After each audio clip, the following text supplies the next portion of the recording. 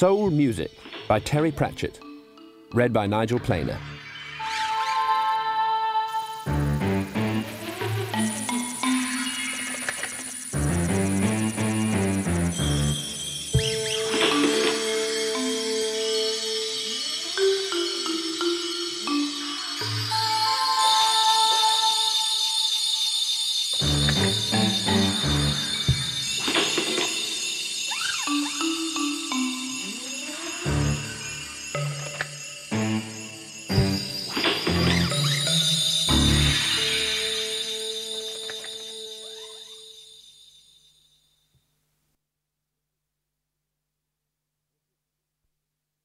The History.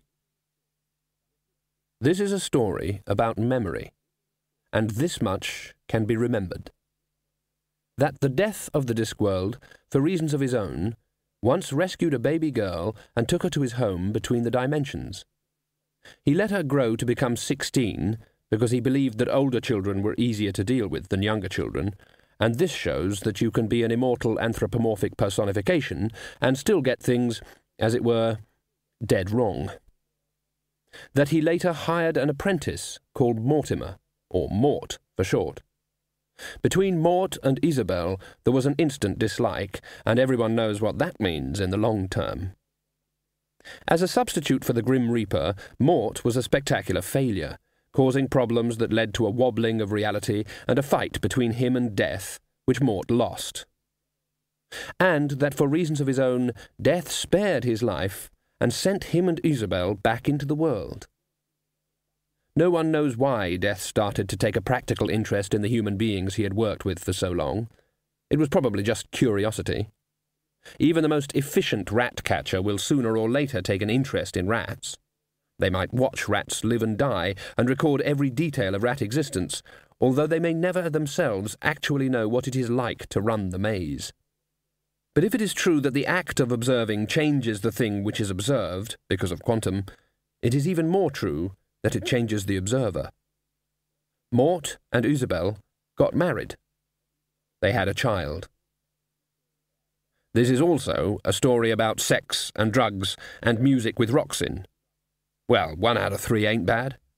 Actually, it's only 33%, but it could be worse. Where to finish? A dark, stormy night. A coach, horses gone, plunging through the rickety, useless fence and dropping tumbling into the gorge below. It doesn't even strike an outcrop of rock before it hits the dried riverbed far below and erupts into fragments. Miss Butts shuffled the paperwork nervously. Here was one from the girl aged 6. What we did on our holidays. What I did on my holidays, I stayed with Grandad. He has a big white horse and a garden. It is all black. We had egg and chips. Then the oil from the coach lamps ignites, and there is a second explosion, out of which rolls, because there are certain conventions, even in tragedy, a burning wheel. And another paper, a drawing done at age 7, all in black. Miss Butts sniffed. It wasn't as though the girl had only a black crayon. It was a fact that the Quirm College for Young Ladies had quite expensive crayons of all colours. And then, after the last of the ember spits and crackles, there is silence, and the watcher, who turns and says to someone in the darkness, "Yes, I could have done something," and rides away. Miss Butts shuffled paper again. She was feeling distracted and nervous, a feeling common to anyone who had much to do with the girl. Paper usually made her feel better. It was more dependable. Then there had been the matter of the accident. Miss Butts had broken such news before. It was an occasional hazard when you ran a large boarding school. The parents of many of the girls were often abroad on business of one sort or another, and it was sometimes the kind of business where the chances of rich reward go hand in hand with the risks of meeting unsympathetic men. Miss Butts knew how to handle these occasions. It was painful, but the thing ran its course. There was shock and tears, and then eventually it was all over. People had ways of dealing with it. There was a sort of script built into the human mind. Life went on. But the child had just sat there. It was the politeness that scared the daylights out of Miss Butts. She was not an unkind woman, despite a lifetime of being gently dried out on the stove of education, but she was conscientious and a stickler for propriety, and thought she knew how this sort of thing should go, and was vaguely annoyed that it wasn't going. If you would like to be alone, to have a cry," she'd prompted, in an effort to get things moving on the right track. "Would that help?" Susan had said. It would have helped Miss Butts. All she'd been able to manage was, "I wonder if, perhaps, you fully understood what I have told you." The child had stared at the ceiling as though trying to work out a difficult problem in algebra, and then said, "I expect I will." It was as if she'd already known, and had dealt with it in some way. Miss Butts had asked the teachers to watch Susan carefully. They'd said that it was hard because... There was a tentative knock on Miss Butts' study door, as if it was being made by someone who'd really prefer not to be heard. She returned to the present. "Come," she said. The door swung open. Susan always made no sound. The teachers had all remarked upon it. It was uncanny, they said. She was always in front of you when you least expected it. "Ah, Susan," said Miss Butts, a tight smile scuttling across her face like a nervous tick over a worried sheep. "Please sit down." "Of course, Miss Butts." Miss Butts shuffled the papers. "Susan?" "Yes, Miss Butts?" "I'm sorry to say that it appears you have been missed in lessons again." "I don't understand, Miss Butts." The headmistress leaned forward. She felt vaguely annoyed with herself, but there was something frankly unlovable about the child. Academically brilliant at the things she liked doing, of course, but that was just it. She was brilliant in the same way that a diamond is brilliant, all edges and chilliness. "Have you been doing it?" she said. "You promised you were going to stop this silliness." "Miss Butts?" "You've been making yourself invisible again, haven't you?" Susan blushed. So, rather less pinkly, did Miss Butts. I mean, she thought it's ridiculous. It's against all reason. It's... Oh, no. She turned her head and shut her eyes. "Yes, Miss Butts?" said Susan, just before Miss Butts said, "Susan!" Miss Butts shuddered. This was something else the teachers had mentioned. Sometimes Susan answered questions just before you asked them. She steadied herself. "You're still sitting there, are you?" "Of course, Miss Butts." Ridiculous. It wasn't invisibility, she told herself. She just makes herself inconspicuous.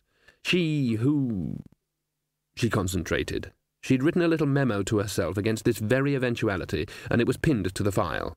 She read, "You are interviewing Susan Stowe-Hellitt. Try not to forget it." "Susan," she ventured. "Yes, Miss Butts?" If Miss Butts concentrated, Susan was sitting in front of her. If she made an effort, she could hear the girl's voice. She just had to fight against a pressing tendency to believe that she was alone. "I'm afraid Miss Cumber and Miss Greggs have complained," she managed. "I'm always in class, Miss Butts." "I dare say you are. Miss Traitor and Miss Stamp say they see you all the time." There'd been quite a staff-room argument about that. "Is it because you like logic and maths, and don't like language and history?" Miss Butts concentrated. There was no way the child could have left the room. If she really stressed her mind, she could catch a suggestion of a voice saying, "Don't know, Miss Butts." "Susan, it really is most upsetting when—" Miss Butts paused. She looked around the study, and then glanced at a note pinned to the papers in front of her. She appeared to read it, looked puzzled for a moment, and then rolled it up and dropped it into the wastepaper basket. She picked up a pen, and after staring into space for a moment, turned her attention to the school accounts.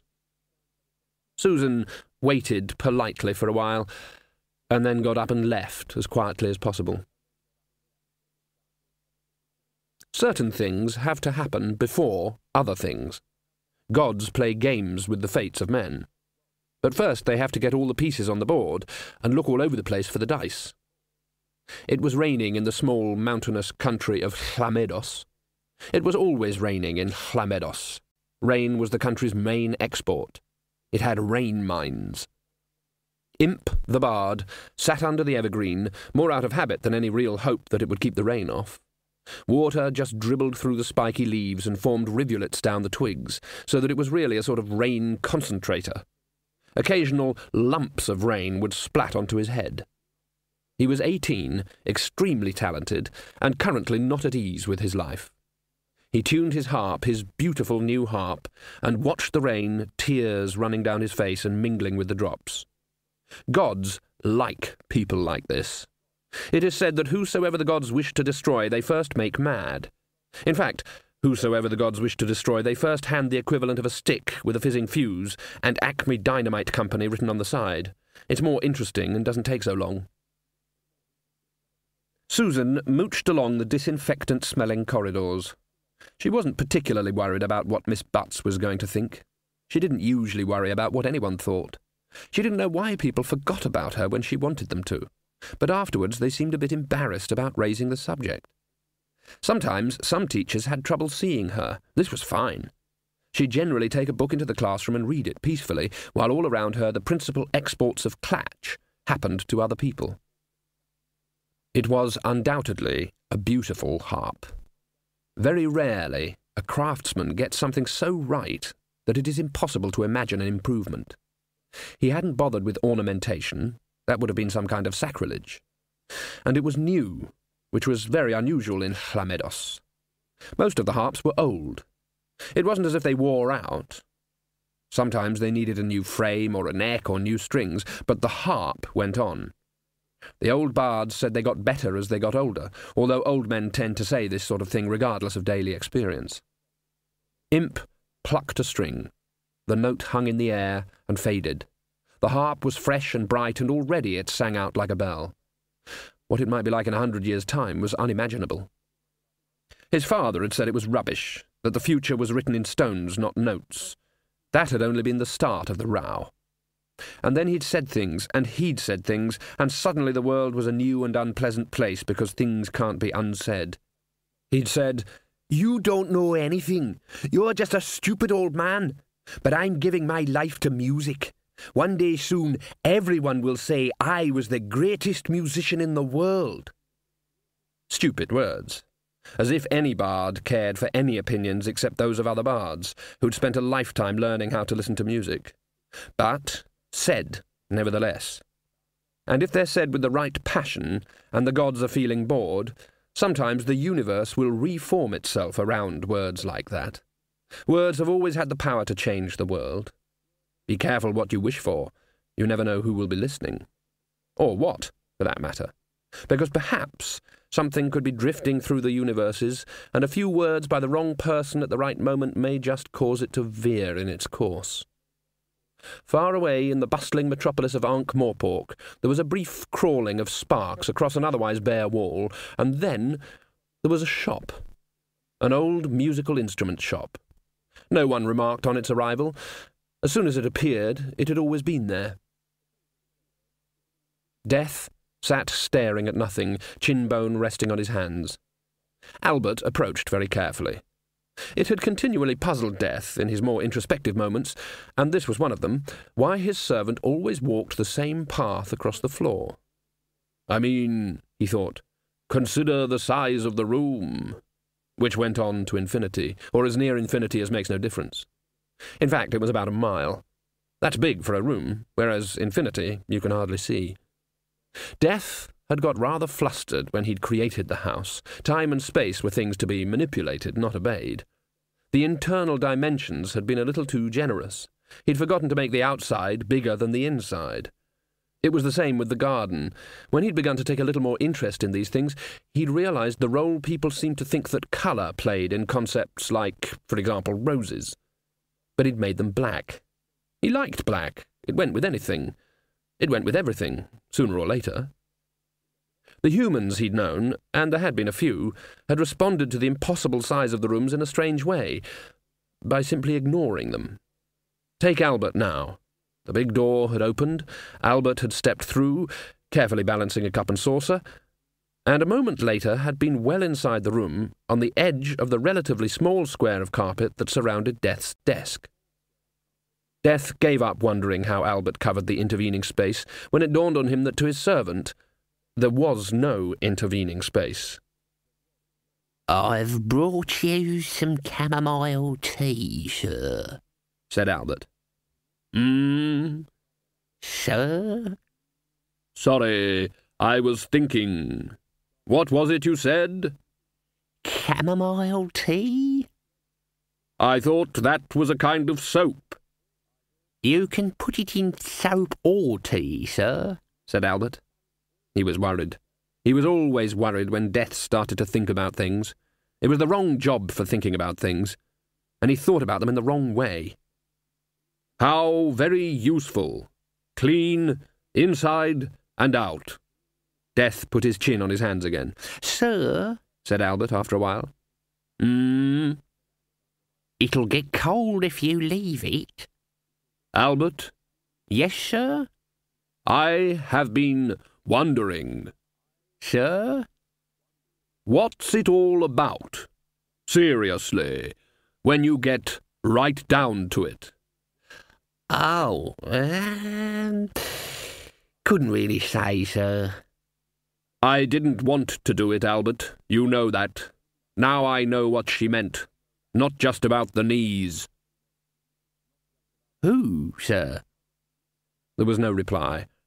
Albert looked back when he'd reached the door. Death was staring into space again. No one could stare quite like him. Not being seen wasn't a big problem. It was the things that she kept seeing that were more of a worry. There were the dreams.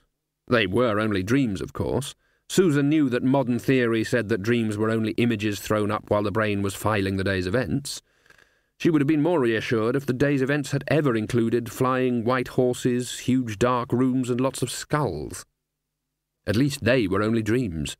She'd seen other things. For example, she'd never mentioned the strange woman in the dormitory the night Rebecca Snell put a tooth under the pillow. Susan had watched her come through the open window and stand by the bed. She looked a bit like a milkmaid and not at all frightening, even though she had walked through the furniture. There had been the jingle of coins. Next morning the tooth had gone, and Rebecca was richer by 1 50-pence coin. Susan hated that sort of thing. She knew that mentally unstable people told children about the tooth fairy, but that was no reason for one to exist. It suggested woolly thinking. She disliked woolly thinking, which in any case was a major misdemeanour under the regime of Miss Butts. It was not otherwise a particularly bad one. Miss Eulalie Butts and her colleague Miss Delcross had founded the college on the astonishing idea that since girls had nothing much to do until someone married them, they may as well occupy themselves with learning things. There were plenty of schools in the world, but they were all run either by the various churches or by the guilds. Miss Butts objected to churches on logical grounds and deplored the fact that the only guilds that considered girls worth educating were the thieves and the seamstresses. But it was a big and dangerous world out there, and a girl could do worse than face it with a sound knowledge of geometry and astronomy under her bodice. For Miss Butts sincerely believed that there were no basic differences between boys and girls. At least, none worth talking about. Well, none that Miss Butts would talk about anyway. And therefore she believed in encouraging logical thought and a healthy inquiring mind among the nascent women in her care, a course of action which is, as far as wisdom is concerned, on a par with going alligator hunting in a cardboard boat during the sinking season. For example, when she lectured to the school, pointed chin trembling, on the perils to be found outside in the town, 300 healthy inquiring minds decided that 1. They should be sampled at the earliest opportunity, and logical thought wondered, 2. Exactly how Miss Butts knew about them. And the high spike-topped walls around the college grounds looked simple enough to anyone with a fresh mind full of trigonometry and a body honed by healthy fencing, calisthenics and cold baths. Miss Butts could make peril seem really interesting. Anyway, that was the incident of the midnight visitor. After a while, Susan considered that she must have imagined it. That was the only logical explanation, and Susan was good at those. Everyone, they say, is looking for something. Imp was looking for somewhere to go. The farm cart that had brought him the last stretch of the way was rumbling off across the fields. He looked at the signpost. One arm pointed to Quirm, the other to Ankh-Morpork. He knew just enough to know that Ankh-Morpork was a big city, but built on loam and therefore of no interest to the Druids in his family. He had 3 Ankh-Morpork dollars and some change. It probably wasn't very much in Ankh-Morpork. He didn't know anything about Quirm, except that it was on the coast. The road to Quirm didn't look very worn, while the one to Ankh-Morpork was heavily rutted. It'd be sensible to go to Quirm to get the feel of city life. It'd be sensible to learn a bit about how city people thought before heading for Ankh-Morpork, which they said was the largest city in the world. It'd be sensible to get some kind of a job in Quirm and raise a bit of extra cash. It'd be sensible to learn to walk before he started to run. Common sense told Imp all these things, so he marched off firmly towards Ankh-Morpork. As far as looks were concerned, Susan had always put people in mind of a dandelion on the point of telling the time. The college dressed its gals in a loose navy-blue woolen smock that stretched from neck to just above the ankle, practical, healthy, and as attractive as a plank.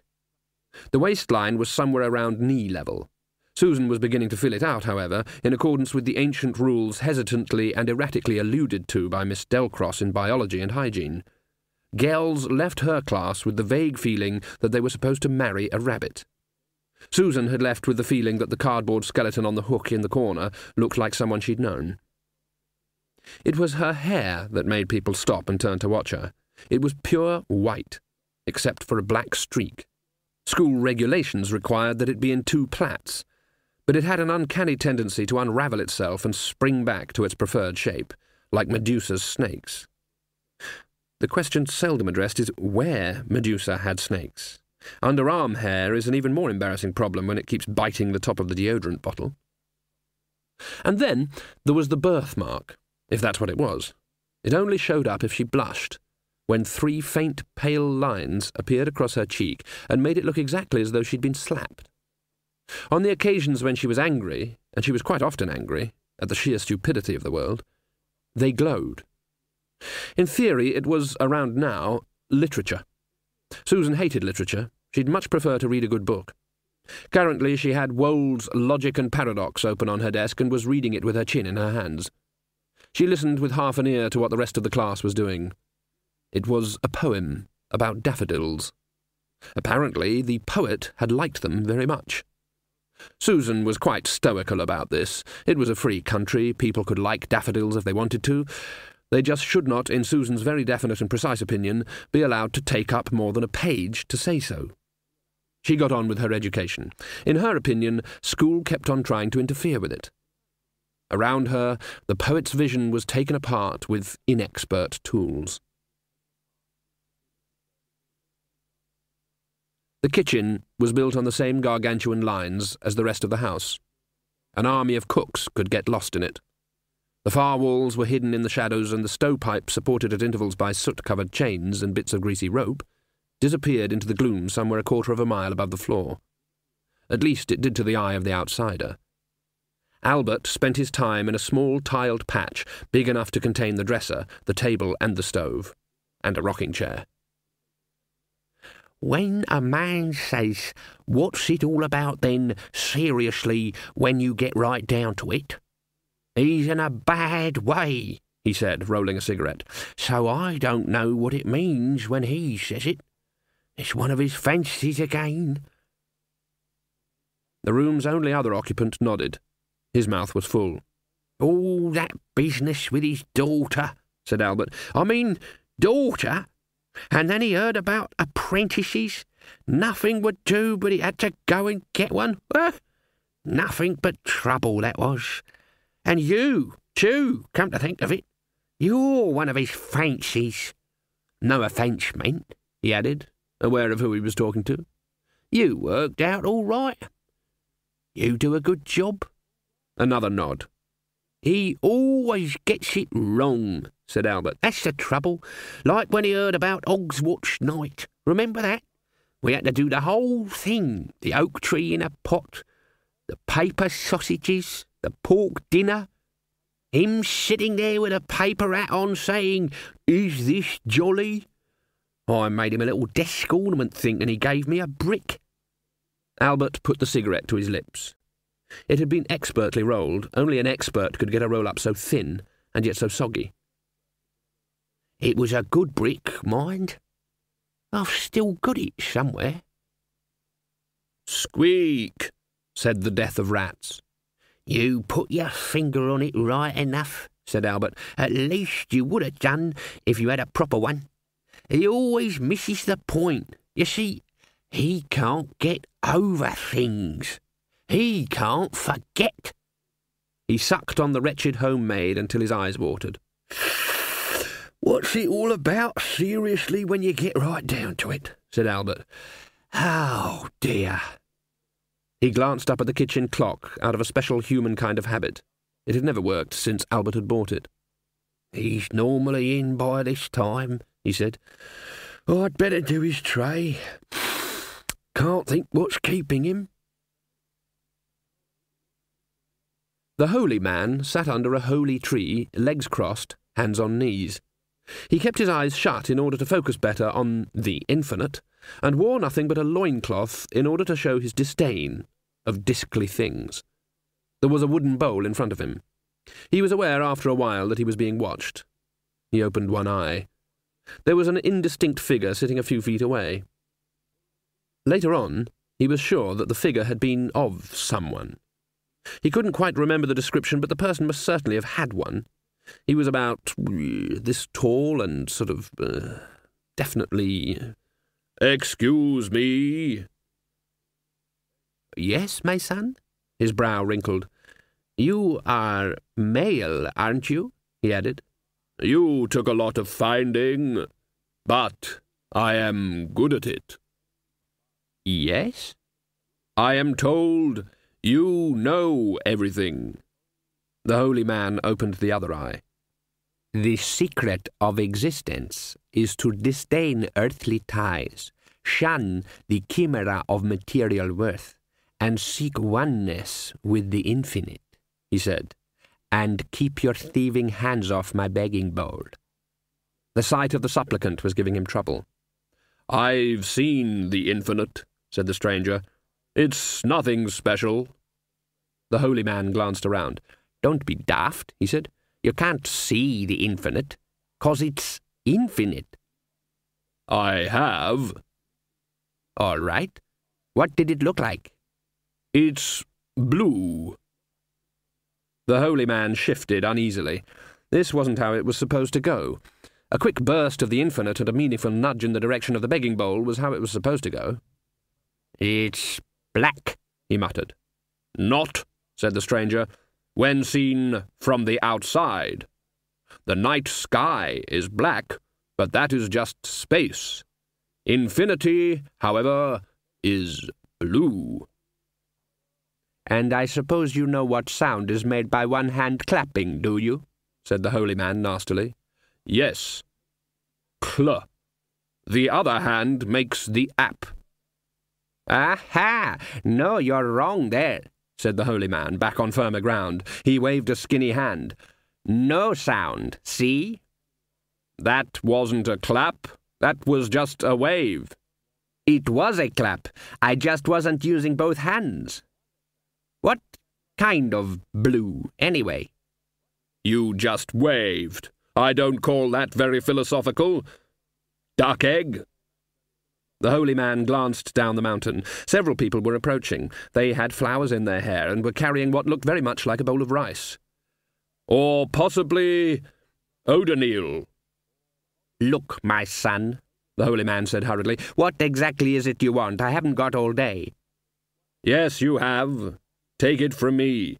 What do you want? Why do things have to be the way they are? Well...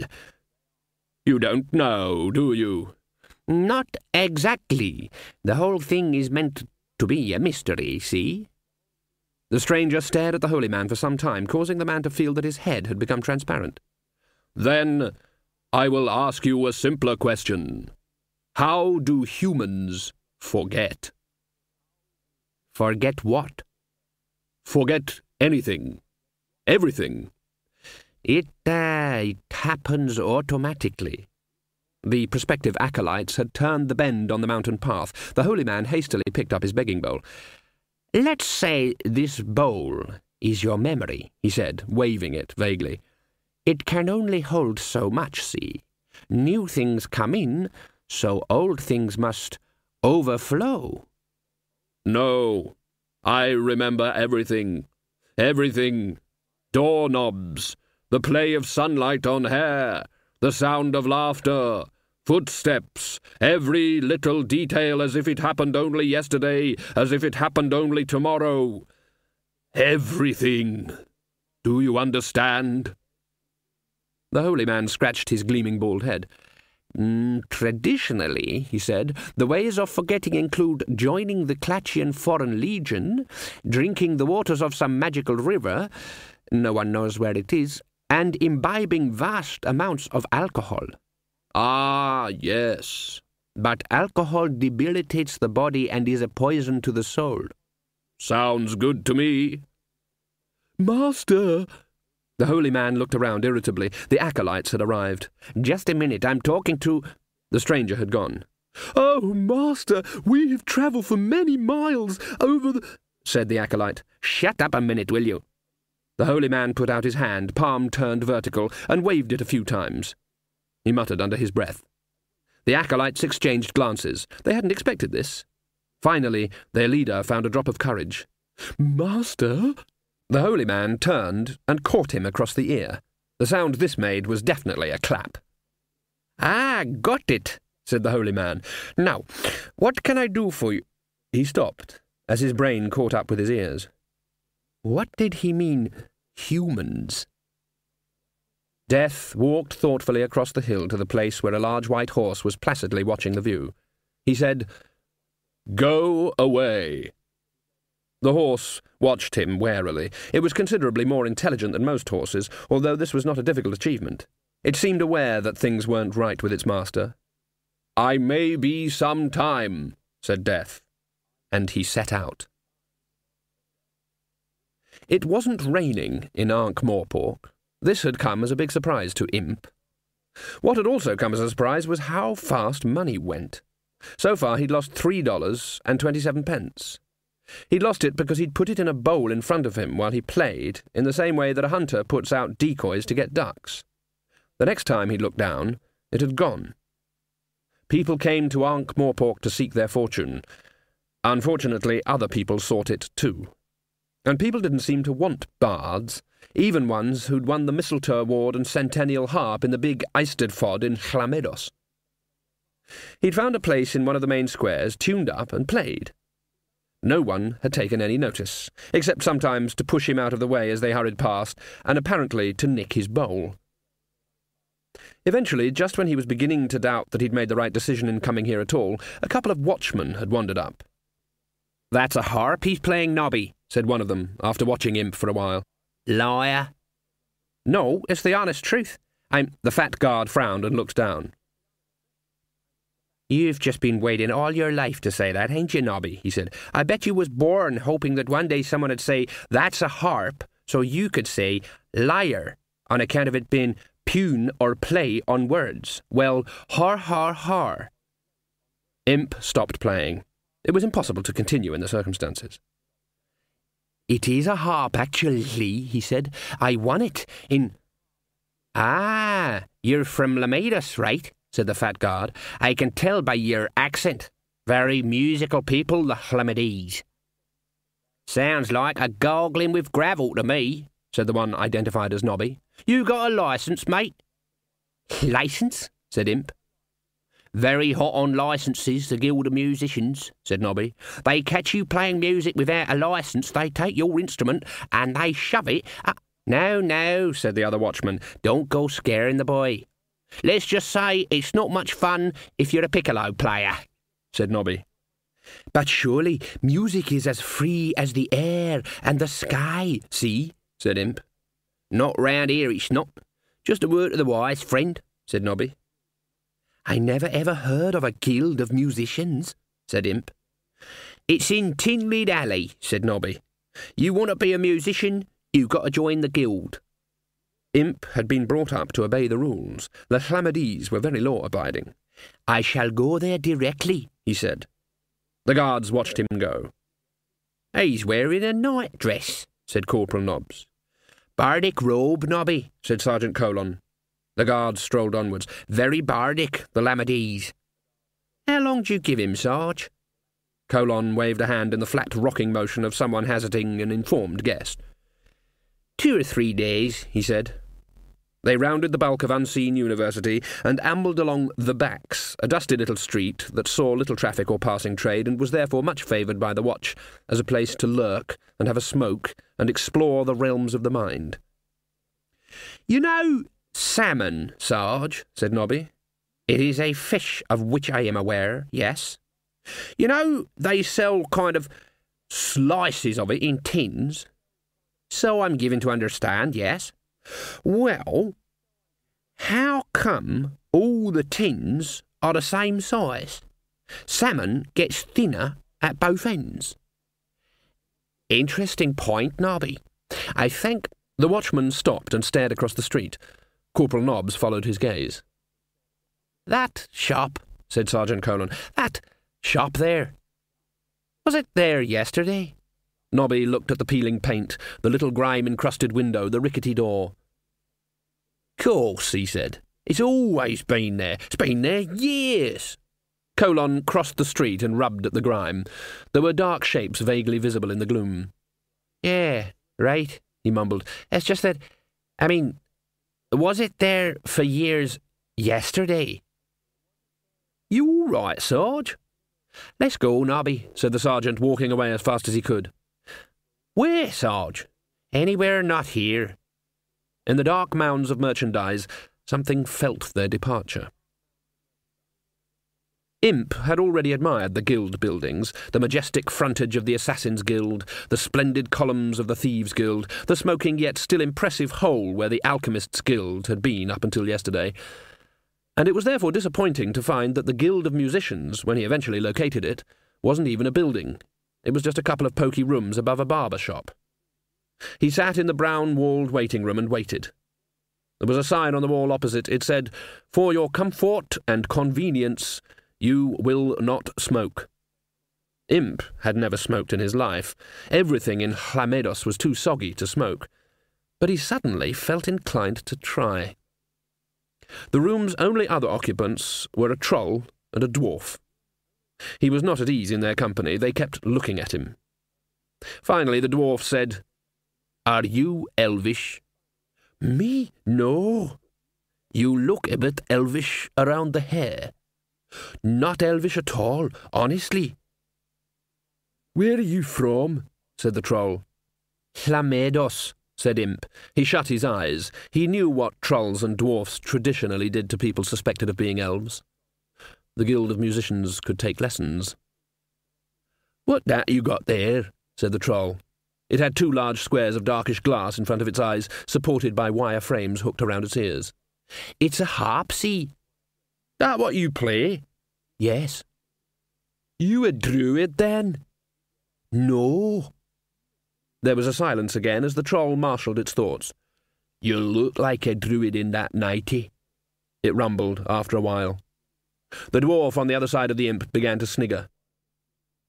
Trolls disliked druids, too. Any sapient species which spends a lot of time in a stationary rock-like pose objects to any other species which drags it 60 miles on rollers and buries it up to its knees in a circle. It tends to feel it has cause for disgruntlement. "Everyone dresses like this in Hlamedos, see?" said Imp. "But I'm a bard. I'm not a druid. I hate rocks." "Whoops," said the dwarf quietly. The troll looked Imp up and down, slowly and deliberately. Then it said, without any particular trace of menace, "You not long in this town?" "Just arrived," said Imp. "I won't even reach the door," he thought. "I'm going to be mashed into a pulp." "Here is some free advice, what you should know. It is free advice I am giving you gratis for nothing. In this town, rock is a word for troll. A bad word for troll used by stupid humans. You call a troll a rock, you got to be prepared to spend some time looking for your head, especially if you looks a bit elvish around the ears. This is free advice because you are a bard and a maker of music, like me." "Right, thank you. Yes," said Imp, awash with relief. He grabbed his harp and played a few notes. That seemed to lighten the atmosphere a bit. Everyone knew elves had never been able to play music. "Lias Bluestone," said the troll, extending something massive with fingers on it. "Imp e Killin," said Imp. "Nothing to do with moving rocks around at all in any way." A smaller, more knobbly hand was thrust up at Imp from another direction. His gaze travelled up its associated arm, which was the property of the dwarf. He was small, even for a dwarf. A large bronze horn lay across his knees. "Glodson," said the dwarf. "You just play the harp?" "Anything with strings on it," said Imp, "but the harp is the queen of instruments, see?" "I can blow anything," said Glod. "Really?" said Imp. He sought for some polite comment. "That must make you very popular." The troll heaved a big leather sack off the floor. "This is what I play," he said. A number of large, round rocks tumbled out onto the floor. Lias picked up one and flicked it with a finger. It went bam. "Music made from rocks," said Imp. "What d'you call it?" "We call it Grieg Hugger," said Lias, "which means music made from rocks." The rocks were all of different sizes, carefully tuned here and there by small nicks carved out of the stone. "May I?" said Imp. "Be my guest." Imp selected a small rock and flicked it with his finger. It went pop. A smaller one went bing. "What do you do with them?" he said. "I bang them together." "And then what?" "What do you mean, and then what?" "What do you do after you bang them together?" "I bang them together again," said Lias, one of nature's drummers. The door to the inner room opened, and a man with a pointed nose peered round it. "You lot together?" he snapped. There was indeed a river, according to legend, one drop of which would rob a man of his memory. Many people assumed that this was the River Ankh, whose waters can be drunk, or even cut up and chewed. A drink from the Ankh would quite probably rob a man of his memory, or at least cause things to happen to him that he would on no account wish to recall. In fact, there was another river that would do the trick. There was, of course, a snag. No one knows where it is, because they're always pretty thirsty when they find it. Death turned his attention elsewhere. $75, said Imp, just to play music? That's $25 registration fee, 20% of fees, and $15 voluntary compulsory annual subscription to the pension fund, said Mr. Cleet, secretary of the guild. But we haven't got that much money. The man gave a shrug which indicated, although the world did indeed have many problems, this was one of them that was not his. But maybe we shall be able to pay when we've earned some, said Imp weakly. If you could just, let us have a week or two.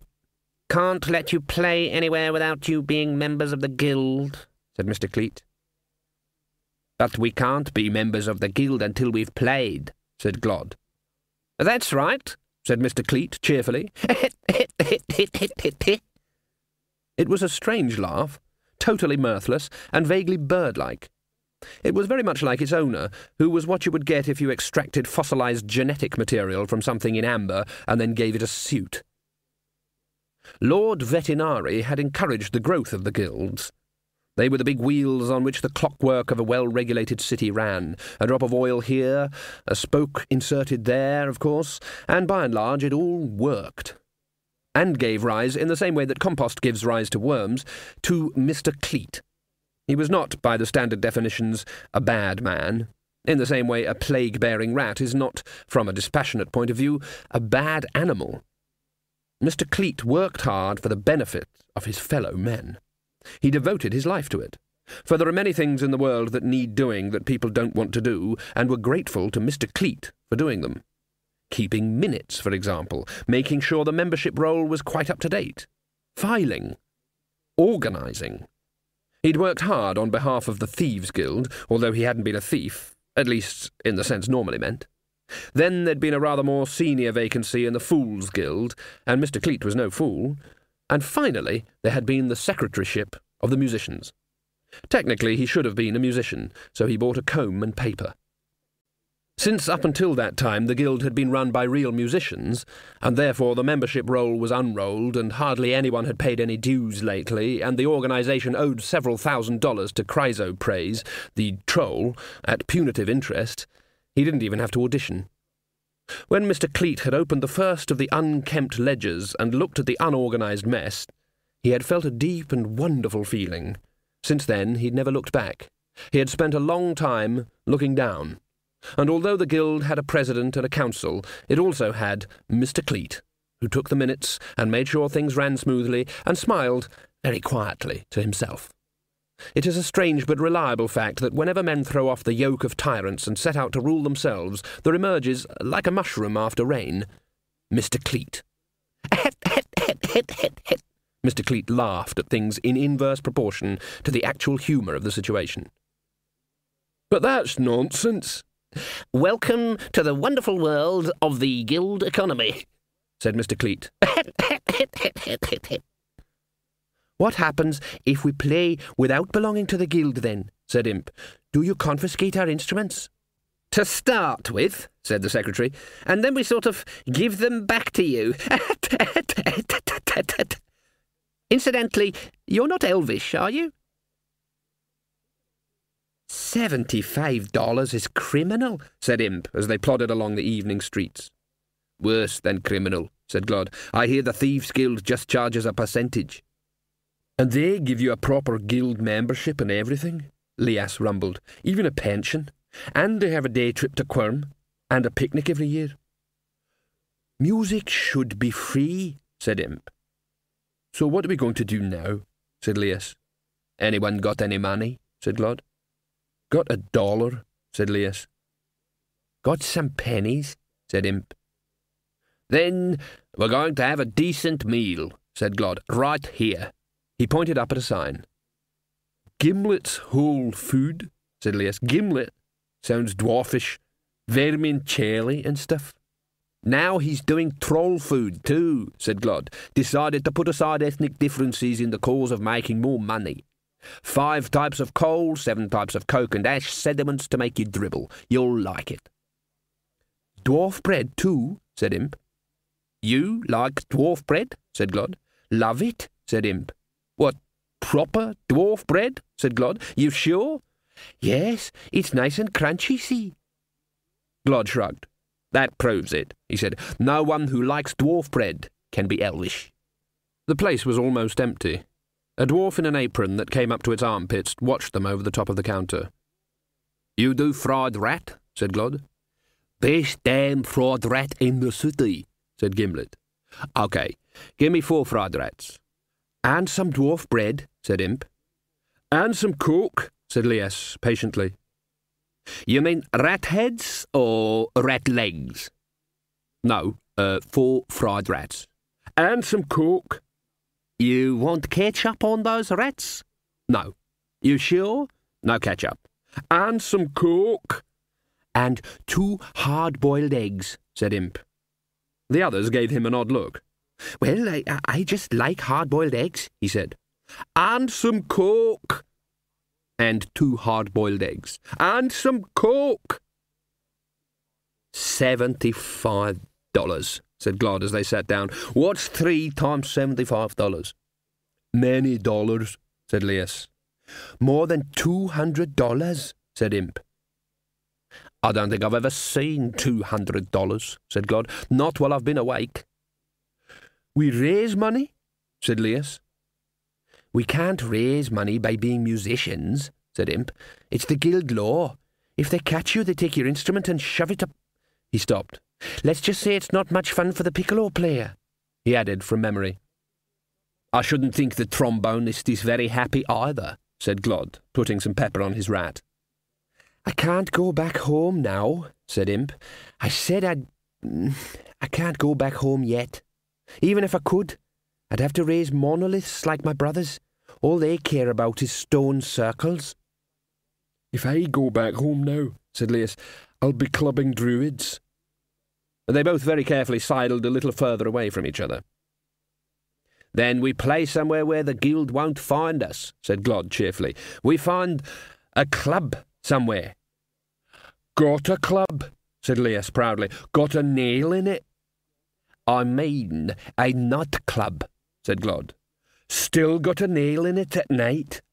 I happen to know, said Glod, abandoning that line of conversation, that there's a lot of places in the city that don't like paying guild rates.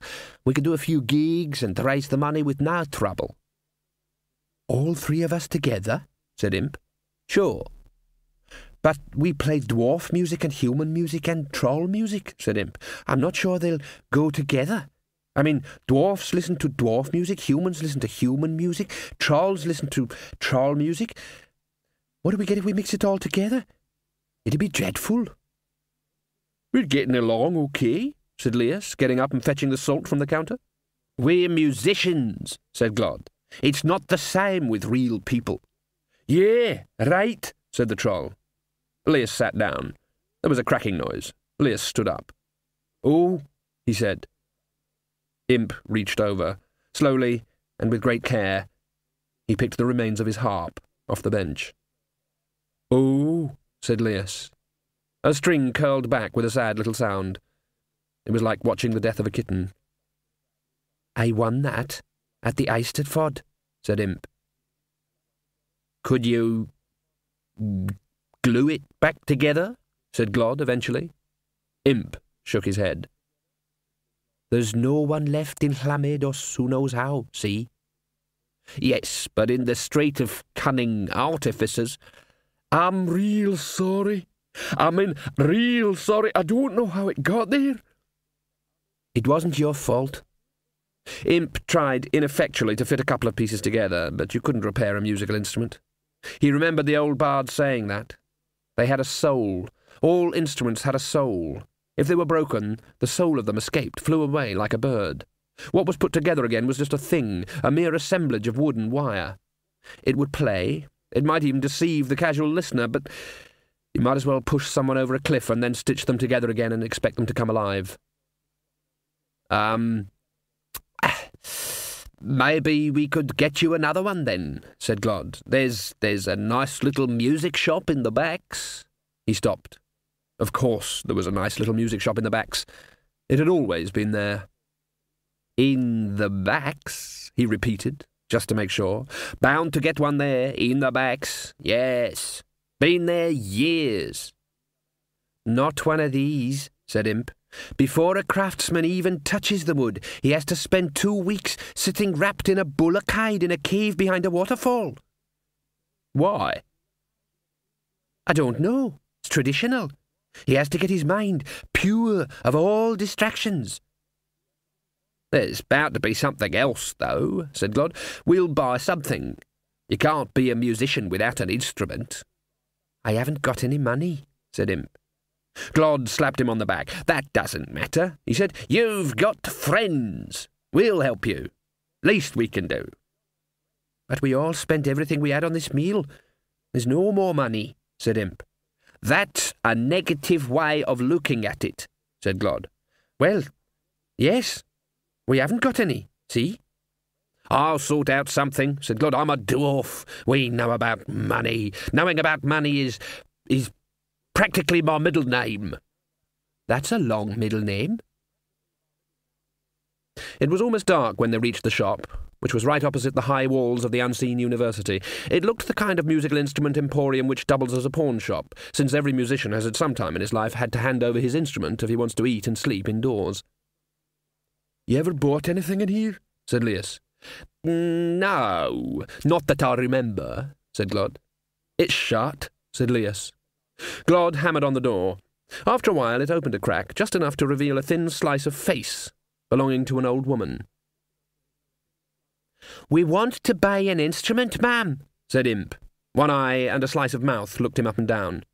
You human? Yes, ma'am. All right, then. The shop was lit by a couple of candles. The old woman retired to the safety of the counter, where she watched them very carefully for any signs of murdering her in bed. The trio moved carefully among the merchandise.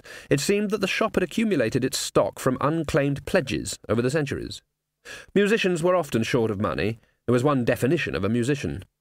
There were battle horns, there were lutes, there were drums. This is junk, said Imp under his breath.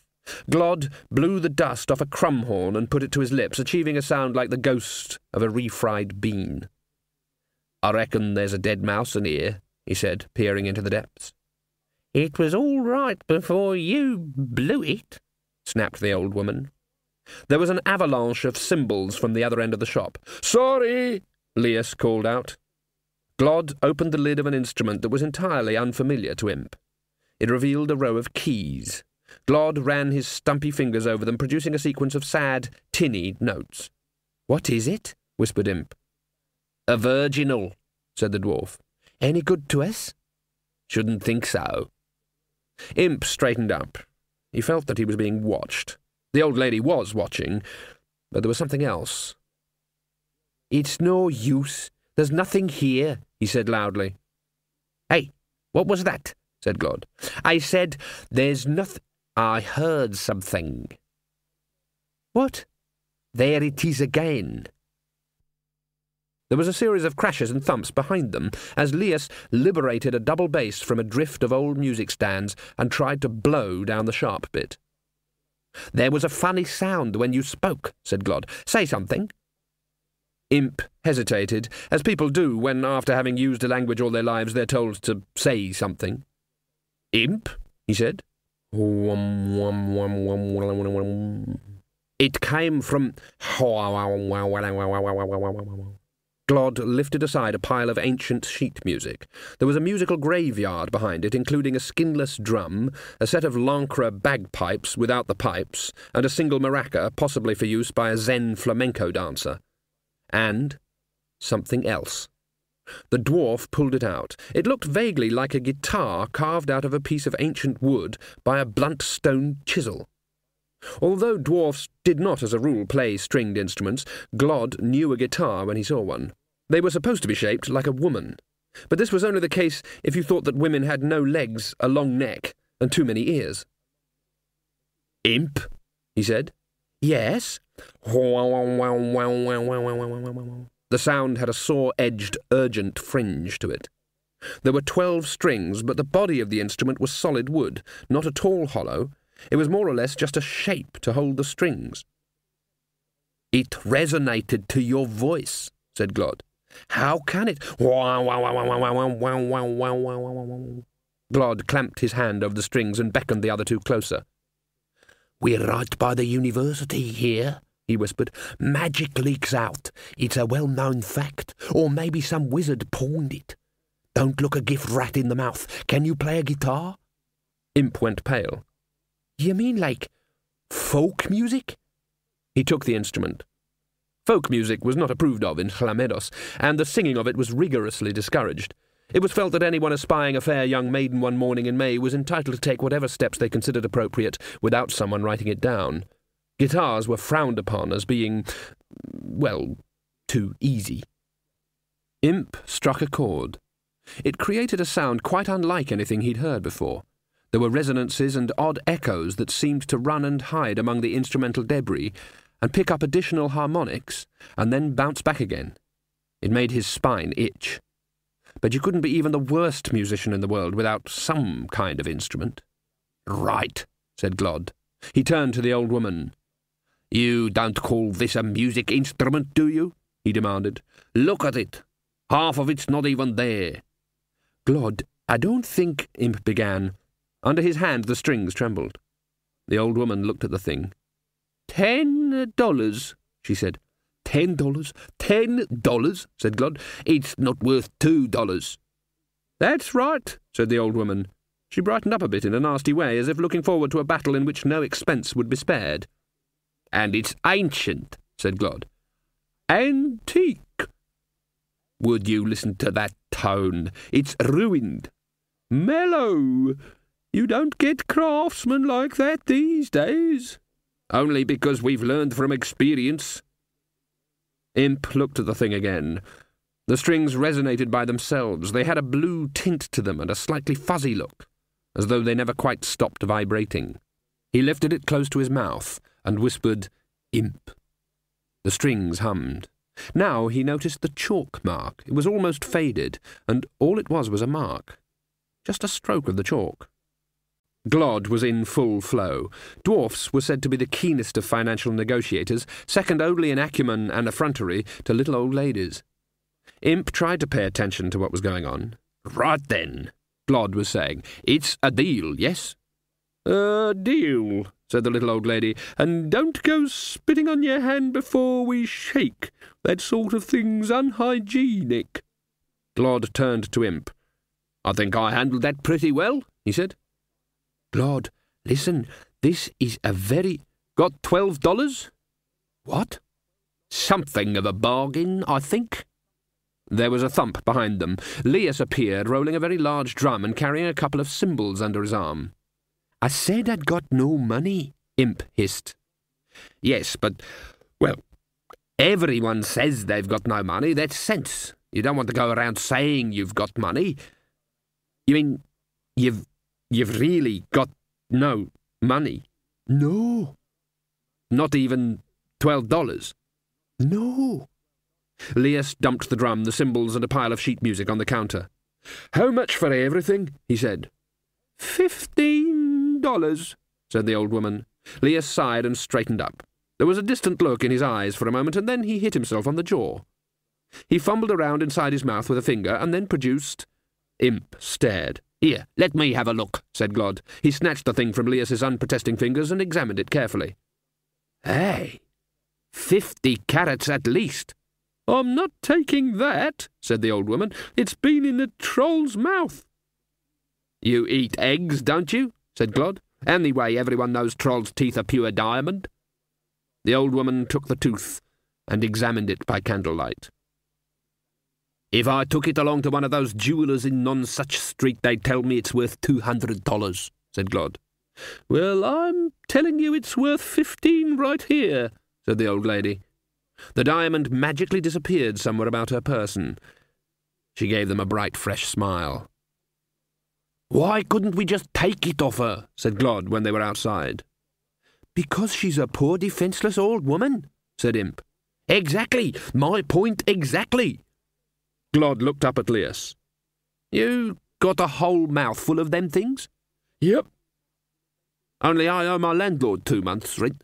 Don't even think about it, said the troll, levelly. Behind them, the door slammed shut. Look, cheer up, said Glod. Tomorrow I'll find us a gig. Don't worry. I know everyone in this city. 3 of us. That's a band.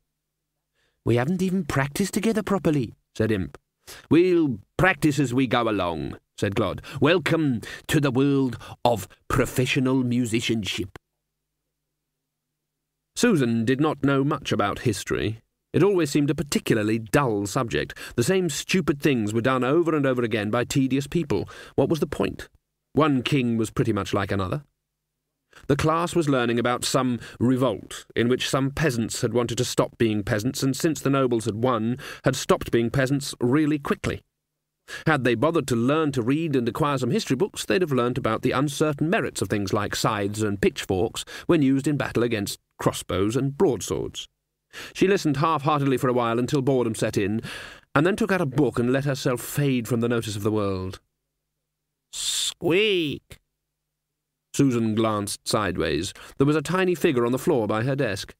It looked very much like a rat skeleton in a black robe, holding a very small scythe. Susan looked back at her book.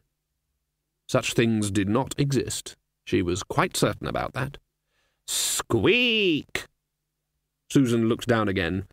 The apparition was still there. There had been cheese on toast for supper the previous night. In books, at least, you were supposed to expect things after a late-night meal like that. "You don't exist," she said. "You're just a piece of cheese." Squeak? When the creature was sure it had got her full attention, it pulled out a tiny hourglass on a silver chain and pointed at it urgently. Against all rational considerations, Susan reached down and opened her hand. The thing climbed onto it, its feet felt like pins, and looked at her expectantly. Susan lifted it up to eye level. All right, perhaps it was a figment of her imagination. She ought to take it seriously. "You're not going to say something like, 'Oh, my paws and whiskers,' are you?" she said quietly. "If you do, I shall go and drop you in the privy." The rat shook its skull. "And you're real?" Squeak, squeak, squeak, squeak, squeak. "Look, I don't understand," said Susan patiently. "I don't speak rodent. We only do Clatchian in modern languages, and I only know how to say, 'My aunt's camel has fallen in the mirage.' And if you are imaginary, you might try to be a bit more lovable. A skeleton, even a small one, is not a naturally lovable object, even if it has got an open countenance and a grin. But the feeling— no, she realised the memory was creeping over her from somewhere that this one was not only real but on her side. It was an unfamiliar concept. Her side had normally consisted of her. The late rat regarded Susan for a moment, and then in one movement gripped the tiny scythe between its teeth and sprang off Susan's hand, landed on the classroom floor, and scuttled away between the desks. "It's not even as if you've got paws and whiskers," said Susan. "Not proper ones, anyway." The skeletal rat stepped through the wall. Susan turned back to her book and ferociously read Knox-Hughes's divisibility paradox, which demonstrated the impossibility of falling off a log. End of CD 1. CD 2. They practised that very night in Glod's obsessively neat lodgings. These were behind a tannery in Phèdre Road, and were probably safe from the wandering ears of the Musicians' Guild. They were also freshly painted and well scrubbed. The tiny room sparkled. You never got cockroaches or rats or any kind of vermin in a dwarf home, at least not while the owner could still hold a frying pan. Glod and Imp sat and watched Lias the troll hit his rocks. "What d'you think?" he said when he'd finished. "Is that all you do?" said Imp after a while. "They're rocks," said the troll patiently. "That's all you can do. Bump, bump, bump." "Can I have a go?" said Glod. He sat behind the array of stones and looked at them for a while. Then he rearranged a few of them, took a couple of hammers out of his toolbox, and tapped a stone experimentally. "Now, let's see," he said. "Bam, bam, bam, bam." Beside Imp, the guitar strings hummed. "Without a shirt," said Glod. "What?" said Imp. "Just a bit of musical nonsense," said Glod, "like shaving a haircut 2 pence. "Sorry?" "Bam, bam, bam, bam, bam, bam." "Shaving a haircut good value for 2 pence, said Lias. Imp looked hard at the stones. Percussion wasn't approved of in Llamidos either. The bards said that anyone could hit a rock or a hollow log with a stick. That wasn't music. Besides, it was, and here they dropped their voices, too animal. The guitar hummed. It seemed to pick up sounds. Imp suddenly had a nagging feeling that there was a lot you could do with percussion. "Can I try?" he said. He picked up the hammers. There was the faintest of tones from the guitar. 45 seconds later, he put down the hammers. The echoes died away. "Why did you hit me on the helmet at the end there?" said Glod carefully. "Oh, sorry," said Imp. "I think I got carried away. I thought you were a symbol." "It was very unusual," said the troll. "The music's in the stones," said Imp. "You just have to let it out. There's music in everything if you know how to find it." "Can I try that riff?" said Lias. He took the hammers and shuffled around behind the stones again. A-bam, bop, bim, bop, bim, bam, boom. "What did you do to them?" he said. "The sound. Wild." "Sounded good to me," said Glod. "Sounded the whole lot better." Imp slept that night wedged between Glod's very small bed and the bulk of Lias. After a while, he snored. Beside him, the strings hummed gently in harmony. Lulled by their almost imperceptible sound, he'd completely forgotten about the harp. Susan awoke. Something was tugging at her ear. She opened her eyes. "Squeak?" "Oh, no." She sat up in bed. The rest of the girls were asleep. The window was open because the school encouraged fresh air. It was available in large amounts for free. The skeletal rat leapt onto the window ledge and then, when it had made sure that she was watching, jumped into the night. As Susan saw it, the world offered 2 choices. She could go back to bed, or she could follow the rat, which would be a stupid thing to do. Soppy people in books did that sort of thing. They ended up in some idiot world with goblins and feeble-minded talking animals. And they were such sad, wet girls. They always let things happen to them without making any effort. They just went around saying things like, "Oh, my goodness me," when it was obvious that any sensible human being could soon get the place properly organised. Actually, when you thought of it like that, it was tempting. The world held too much fluffy thinking. She always told herself that it was the job of people like Susan, if there were any more like her, to sort it out. She pulled on her dressing gown and climbed over the sill, holding on until the last moment and dropping into a flower bed. The rat was a tiny shape scurrying across the moonlit lawn. She followed it around to the stables where it vanished somewhere in the shadows. As she stood feeling slightly chilly and more than slightly an idiot, it returned dragging an object rather bigger than itself. It looked like a bundle of old rags. The skeletal rat walked around the side of it and gave the ragged bundle a good hard kick. All right, all right. The bundle opened one eye, which swiveled around wildly until it focused on Susan. I warn you, said the bundle, I don't do the N-word. I'm sorry, said Susan. The bundle rolled over, staggered upright, and extended two scruffy wings. The rat stopped kicking it. I'm a raven, aren't I? It said. One of the few birds who speak. The first thing people say is, "Oh, you're a raven, go on, say the N-word."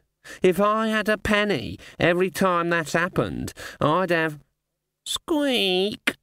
All right, all right. The raven ruffled its feathers. This thing here is the death of rats. Note the scythe and cowl, yes. Death of rats, very big in the rat world. The death of rats bowed. Tends to spend a lot of time under barns and anywhere people have put down a plate of bran laced with strychnine, said the raven. Very conscientious. Squeak. All right, what does he want with me? Said Susan. I'm not a rat. Very perspicacious of you, said the raven. Look, I didn't ask to do this, you know. I was asleep on my skull. Next minute he had a grip on my leg. Being a raven, as I said, I'm naturally an occult bird. Sorry, said Susan. I know this is all one of those dreams, so I want to make sure I understand it. You said you were asleep on your skull. Oh, not on my personal skull, said the raven. It's someone else's. Whose? The raven's eyes spun wildly. It never managed to have both eyes pointing in the same direction. Susan had to resist trying to move around to follow them. How do I know? They don't come with a label on them, it said. It's just a skull. Look, I work for this wizard, right, down in the town. I sit on this skull all day and go, "Gah!" at people. Why? Because a raven sitting on a skull and going, "Gah!" is as much part of your actual wizarding modus operandi as a big dribbling candles and the old stuffed alligator hanging from the ceiling. Don't you know anything? I should have thought anyone knows that who knows anything about anything. Why, a proper wizard might as well not even have bubbling green stuff in bottles as be without his raven sitting on a skull and going, "Gah! Squeak!" Look, you have to lead up to things with humans, said the raven wearily. One eye focused on Susan again. He's not one for subtleties, him. Rats don't argue questions of a philosophical nature when they're dead. Anyway, I'm the only person round here he knows who can talk. Humans can talk, said Susan. Oh, indeed, said the raven. But the key point about humans, a crucial distinction you might say, is that they're not prone to being woken up in the middle of the night by a skeletal rat who needs an interpreter in a hurry. Anyway, humans can't see him. I can see him. Ah, I think you've put your digit on the nub, crux and gist of it all, said the raven. The marrow, as you might say. Look, said Susan, I'd just like you to know that I don't believe any of this. I don't believe there's a death of rats in a cowl carrying a scythe. He's standing in front of you? That's no reason to believe it. I can see you've certainly had a proper education, said the raven sourly. Susan stared down at the death of rats. There was a blue glow deep in its eye sockets. Squeak. The thing is, said the raven, that he's gone again. Who? Your grandfather. Grandad Lezek? How can he be gone again? He's dead. Your, other grandfather, said the raven. I haven't got... Images rose from the mud at the bottom of her mind. Something about a horse, and there was a room full of whispers, and a bathtub that seemed to fit in somewhere, and fields of wheat came into it too. This is what happens when people try to educate their children, said the raven, instead of telling them things. I thought my other granddad was also dead, said Susan. Squeak! The rat says you've got to come with him. It's very important. The image of Miss Butts rose like a Valkyrie in Susan's mind. This was silliness. Oh, no, said Susan. It must be midnight already, and we've got a geography exam tomorrow. The raven opened its beak in astonishment. You can't be saying that, it said. You really expect me to take instructions from a bony rat and a talking raven? I'm going back. No, you're not, said the raven. No one with any blood in them would go back now. You'd never find things out if you went back now. You'd just get educated. But I haven't got time, Susan wailed. Oh, time, said the raven. Time's mainly habit. Time is not a particular feature of things for you. How do you... You'll have to find out, won't you? Squeak! The raven jumped up and down excitedly. Can I tell her? Can I tell her? It squawked. It swiveled its eyes towards Susan.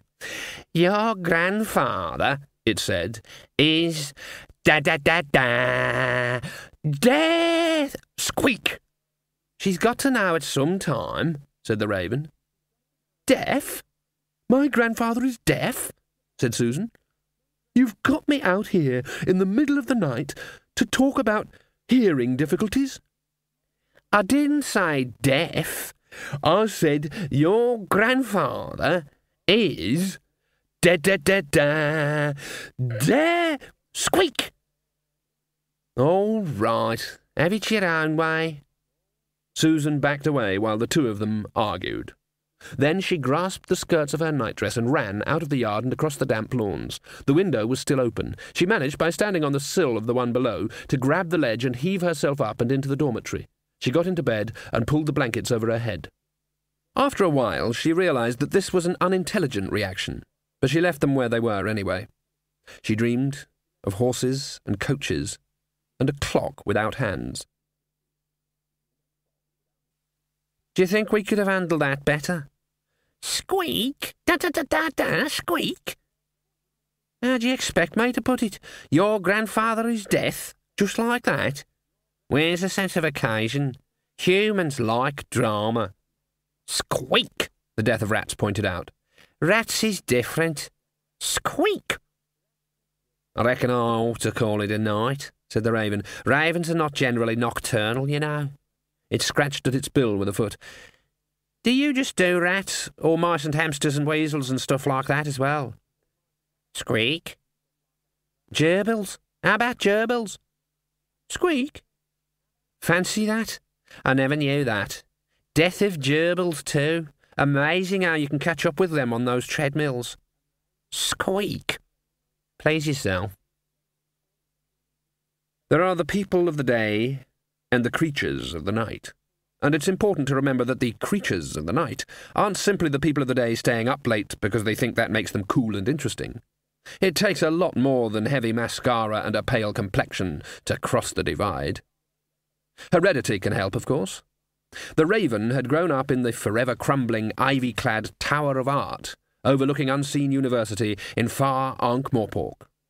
Ravens are naturally intelligent birds, and magical leakage, which has a tendency to exaggerate things, had done the rest. It didn't have a name. Animals don't normally bother with them.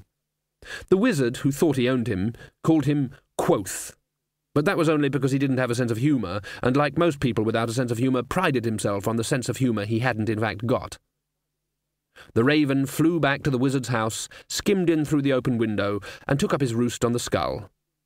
Poor kid, he said. That's destiny for you, said the skull. I don't blame her for trying to be normal, considering. Yes, said the skull.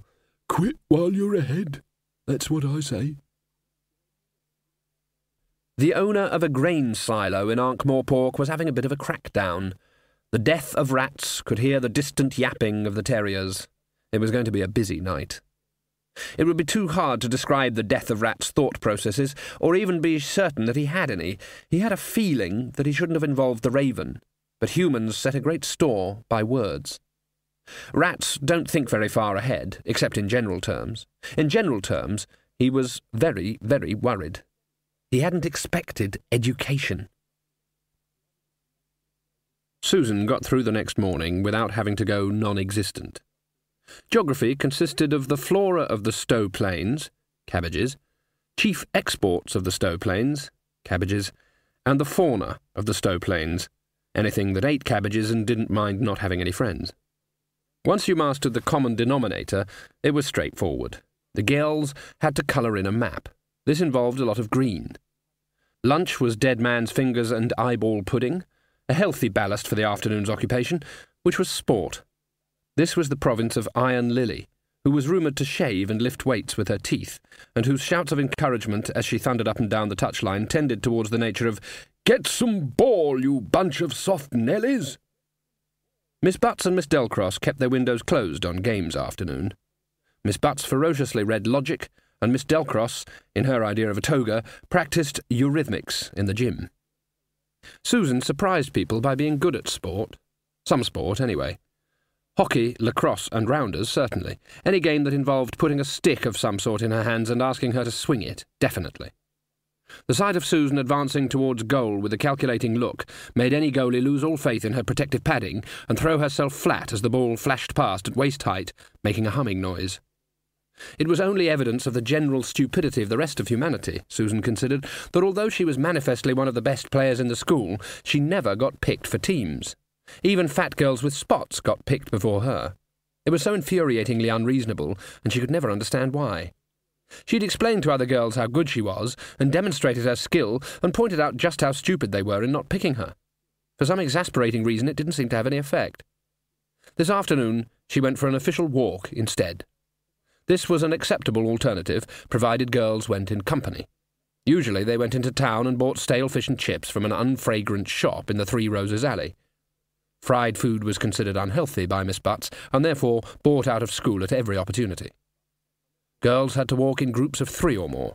Peril, in Miss Butts's conjectural experience, couldn't happen to units of more than 2. In any case, it was certainly unlikely to happen to any group that contained Princess Jade and Gloria Thogsdaughter.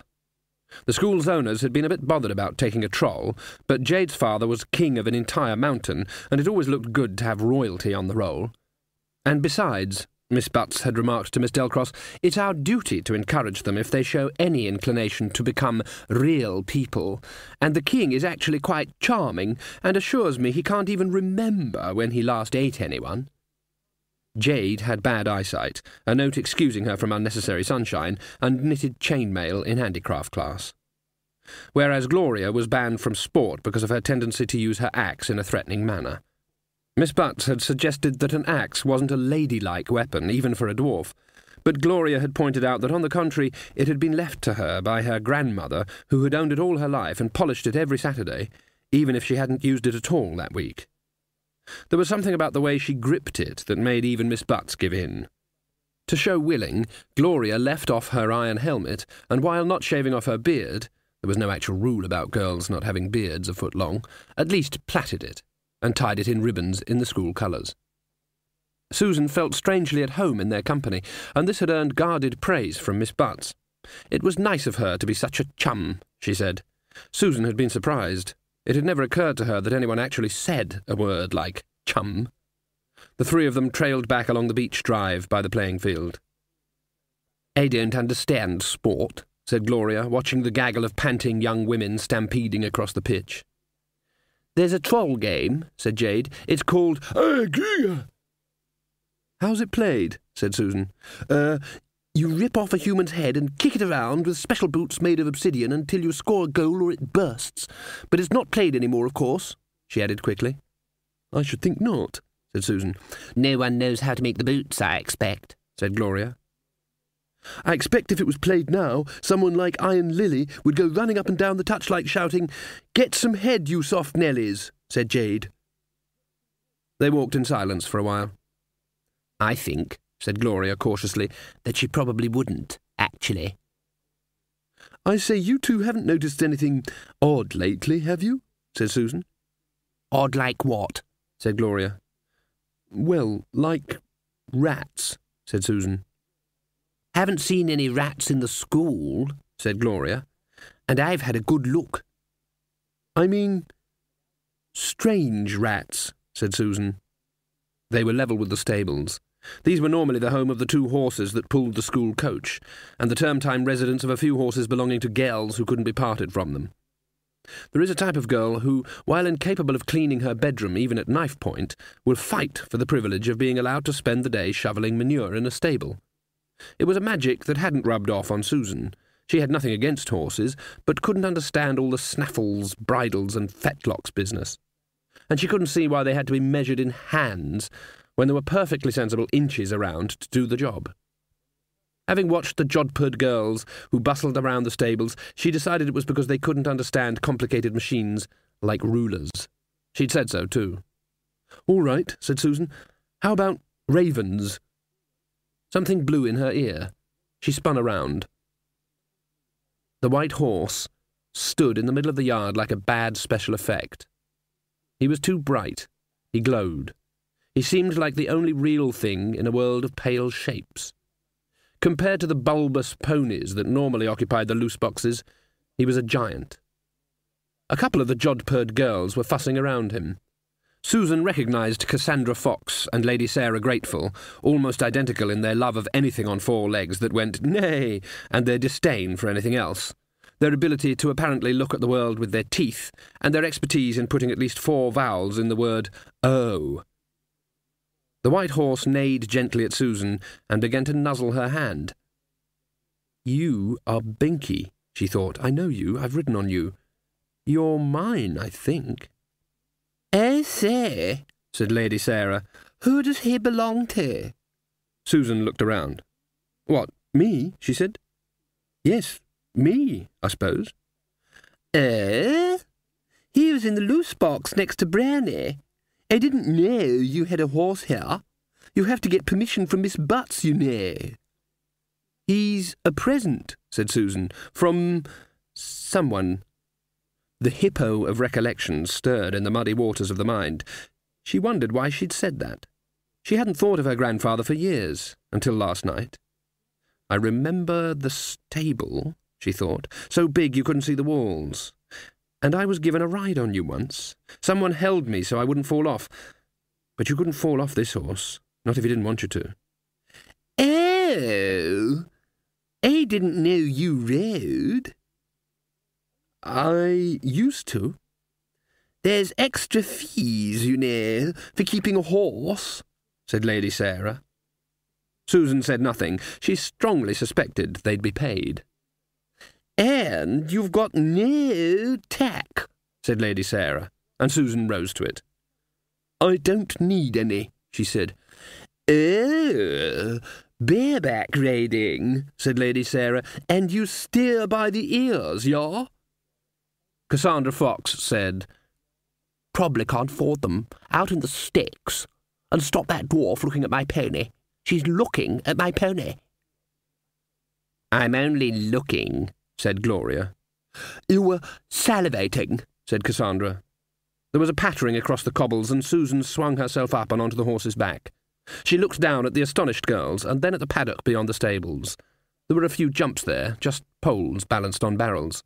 Without her moving a muscle, the horse turned and trotted into the paddock, and turned towards the highest jump. There was a sensation of bunched energy, a moment of acceleration, and the jump passed underneath.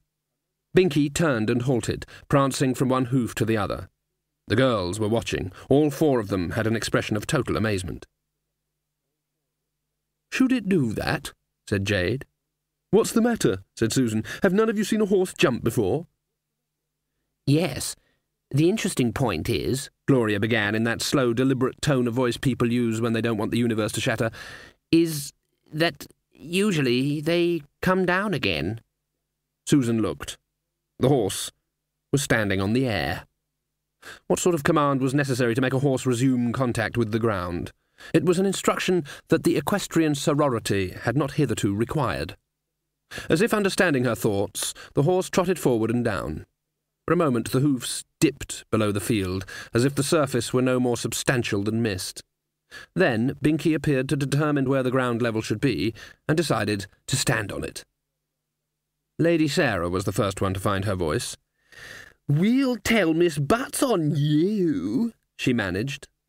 Susan was almost bewildered with unfamiliar fright, but the petty-mindedness in the tone slapped her back to something approaching sanity. "Oh, yes," she said, "and what will you tell her?"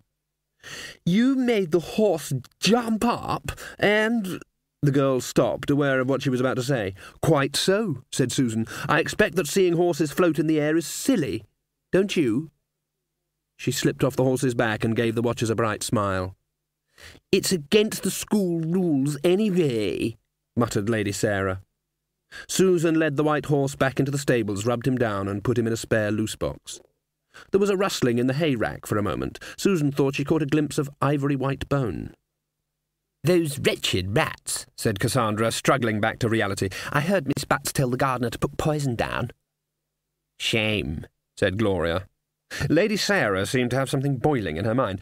"Look, that horse didn't really stand in mid-air, did it?" she demanded. "Horses can't do that." "Then it couldn't have done it," said Susan. "Hang time," said Gloria. "That's all it was, hang time, like in basketball. Bound to be something like that." Until an unfortunate axe incident, Gloria had been captain of the school basketball team. Dwarfs don't have height, but they do have acceleration, and many a visiting team member got a nasty shock when Gloria appeared rising vertically out of the depths. "Yes, that's all it was." "Yes." The human mind has a remarkable ability to heal. So have the trollish and dwarfish minds. Susan looked at them in frank amazement. They'd all seen a horse stand on the air, and now they had carefully pushed it somewhere in their memories and broken off the key in the lock. "Just out of interest," she said, still eyeing the hay rack, "I don't suppose any of you know where there's a wizard in this town, do you?" "I've found us somewhere to play," said Glod. "Where?" said Leas. Glod told them. "The mended drum," said Leas. "They throw axes." "We'd be safe there. The guild won't play in there," said Glod. "Well, yeah, they lose members in there. Their members lose members," said Leas. "We'll get $5, said Glod. The troll hesitated. I could use $5, he conceded. 1/3 of $5, said Glod. Leas's brow creased. "Is that more or less than $5? He said. "Look, it'll get us exposure," said Glod. "I don't want exposure in the drum," said Leas. "Exposure's the last thing I want in the drum. In the drum, I want something to hide behind." "All we have to do is play something," said Glod. "Anything. The new landlord is dead keen on pub entertainment." "I thought they had a one-armed bandit." "Yes, but he got arrested." There's a floral clock in Quirm. It's quite a tourist attraction. It turns out to be not what they expect. Unimaginative municipal authorities throughout the multiverse had made floral clocks, which turn out to be a large clock mechanism buried in a civic flower bed with the face and numbers picked out in bedding plants. Or methane crystals, or sea anemones. The principle is the same. In any case, it soon fills up with whatever is the local equivalent of fast food boxes and derelict lager cans. But the Quirm clock is simply a round flower bed, filled with 24 different types of flower, carefully chosen for the regularity of the opening and closing of their petals. As Susan ran past, the purple bindweed was opening and Love in a Spin was closing. This meant that it was about 10:30. The streets were deserted. Quirm wasn't a night town. People who came to Quirm looking for a good time went somewhere else. Quirm was so respectable that even dogs asked permission before going to the lavatory. At least, the streets were almost deserted. Susan fancied she could hear something following her, fast and pattering, moving and dodging across the cobble so quickly that it was never more than a suspicion of a shape. Susan slowed down as she reached the 3 Roses alley. Somewhere in 3 Roses near the fish shop, Gloria had said. The girls were not encouraged to know about wizards. They did not figure in Miss Butts's universe. The alley looked alien in the darkness. A torch burned in a bracket at one end. It merely made the shadows darker. And halfway along in the gloom there was a ladder leaning against the wall and a young woman just preparing to climb it. There was something familiar about her. She looked around as Susan approached and seemed quite pleased to see her. "Hi," she said. "Got change of $1, miss?" "Pardon?" "Couple of $half-dollars would do. $half is the rate, or I'll take copper. Anything, really." Sorry. No, I only get 50p a week allowance anyway." "Blast. Oh, well, nothing for it." Insofar as Susan could see, the girl did not appear to be the usual sort of young woman who made her living in alleys. She had a kind of well-scrubbed beefiness about her. She looked like a nurse of the sort who assists doctors whose patients occasionally get a bit confused and declare they're a bedspread. She looked familiar, too. The girl took a pair of pliers from a pocket in her dress, shinned up the ladder and climbed in through an upper window. Susan hesitated. The girl had seemed quite businesslike about it all, but in her limited experience people who climbed ladders to get into houses at night were miscreants whom plucky girls should apprehend, and she might at least have gone to look for a watchman, had it not been for the opening of a door further up the alley. 2 men staggered out arm in arm and zigzagged happily towards the main street. Susan stepped back. No one bothered her when she didn't want to be noticed. The men walked through the ladder. Either the men weren't exactly solid, and they certainly sounded solid enough, or there was something wrong with the ladder. But the girl had climbed it, and was now climbing down again, slipping something into her pocket. "Never even woke up, the little cherub," she said. "Sorry?" said Susan. "Didn't have 50p on me," said the girl. She swung the ladder easily up onto her shoulder. "Rules are rules. I had to take another tooth." "Pardon?" "It's all audited, you see. I'd be in real trouble if the dollars and teeth didn't add up. You know how it is." "I do?" "Still can't stay here talking all night. Got 60 more to do." "Why should I know? Do what? Whom to?" said Susan. "Children, of course. Can't disappoint them, can I? Imagine their little faces when they lift up their little pillows, bless 'em." Ladder, pliers, teeth, money, pillows. "You don't expect me to believe you're the tooth fairy?" said Susan suspiciously. She touched the ladder. It felt solid enough. "Not thee," said the girl. "A. I'm surprised you don't know that." She'd sauntered around the corner before Susan asked, "Why me?" "'Cause she can tell," said a voice behind her. "Takes one to know one." She turned. The raven was sitting in a small open window. "You'd better come in," it said. "You can meet all sorts out in that alley." "I already have." There was a brass plate screwed on the wall beside the door. It said, "C.V. Cheesewaller, D.M. Unseen, B. Thou, B.F." It was the first time Susan had ever heard metal speak. "Simple trick," said the raven dismissively. "It senses you looking at it. Just give C.V. Cheesewaller, D.M. Unseen, B. Thou, B.F. Shut up, just give the door a push." "It's locked." The raven gave her a beady-eyed look with its head on one side. Then it said, "That stops you. Ah, well, I'll fetch the key."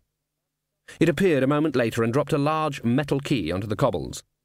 "Isn't the wizard in?" "In, yes. In bed. Snoring his head off." "I thought they stayed up all night." "Not this one. Cup of cocoa around 9, dead to the world at 5 past. "I can't just let myself into his house." "Why not? You've come to see me. Anyway, I'm the brains of the outfit. He just wears the funny hat and does the hand-waving." Susan turned the key. It was warm inside.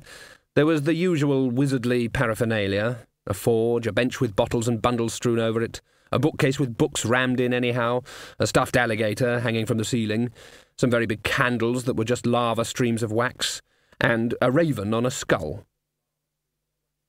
"They get it all out of a catalogue," said the raven. "Believe me, it all comes in a big box. You think candles get dribbly like that by themselves? That's 3 days' work for a skilled candle dribbler." "You're just making that up," said Susan. "Anyway, you can't just buy a skull."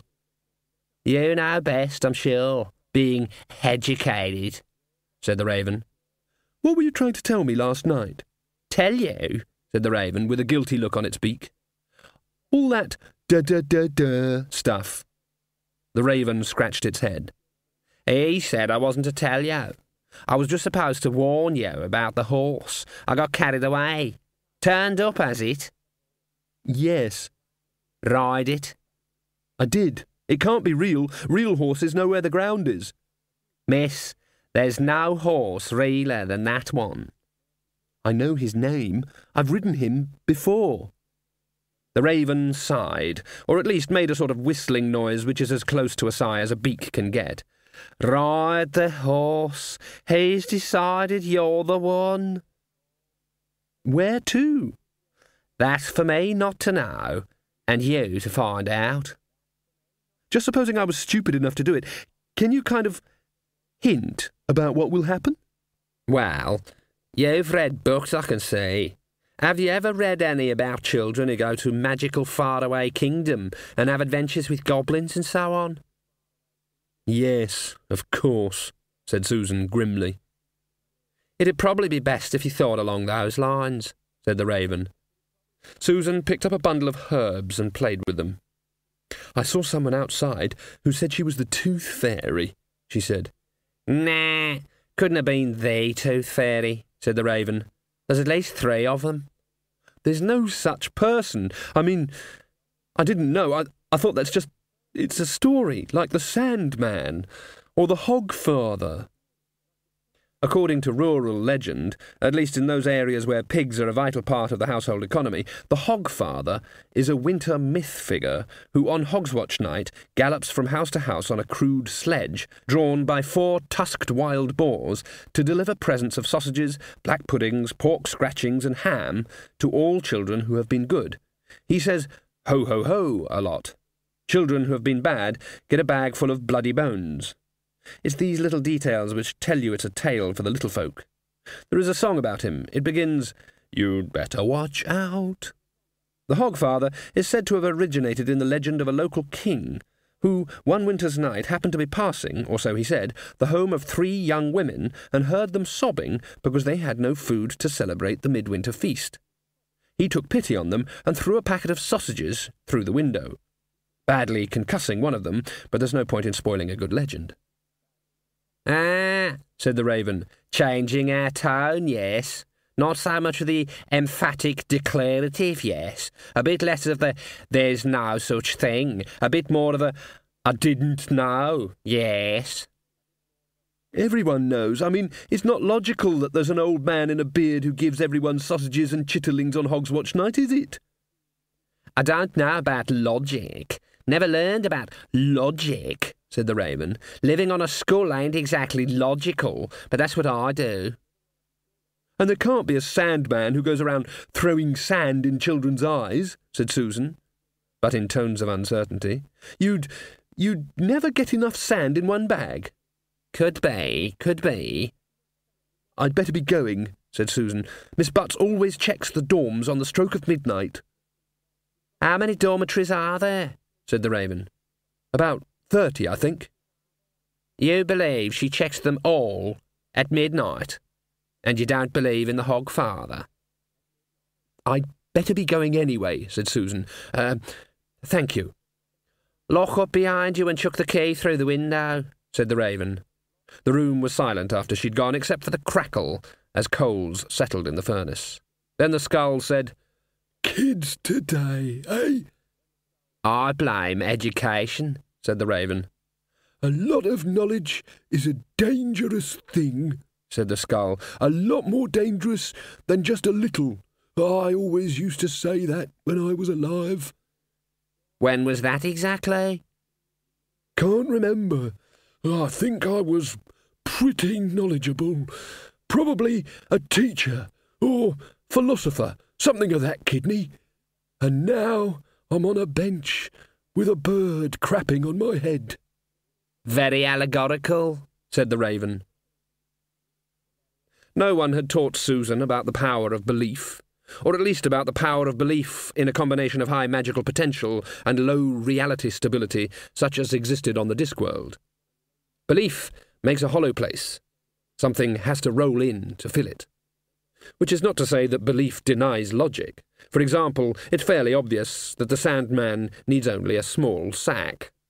On the Discworld, he doesn't bother to take the sand out first. It was almost midnight. Susan crept into the stables. She was one of those people who will not leave a mystery unsolved. The ponies were silent in the presence of Binky. The horse glowed in the darkness. Susan heaved a saddle down from the rack and then thought better of it. If she was going to fall off, a saddle wouldn't be any help, and reins would be about as much use as a rudder on a rock. She opened the door to the loose box. Most horses won't walk backwards voluntarily because what they can't see doesn't exist. But Binky shuffled out by himself and walked over to the mounting block where he turned and watched her expectantly. Susan climbed onto his back. It was like sitting on a table. "All right," she whispered. "I don't have to believe any of this, mind you." Binky lowered his head and whinnied. Then he trotted out into the yard and headed for the field. At the gate he broke into a canter and turned towards the fence. Susan shut her eyes. She felt muscles bunch under the velvet skin, and then the horse was rising, over the fence, over the field. Behind it, in the turf, 2 fiery hoof-prints burned for a second or two. As she passed above the school, she saw a light flicker in a window. Miss Butts was on her rounds. "There's going to be trouble over this," Susan told herself. And then she thought, "I'm on the back of a horse 100 feet up in the air, being taken somewhere mysterious that's a bit like a magic land with goblins and talking animals. There's only so much more trouble I could get into. Besides, is riding a flying horse against school rules?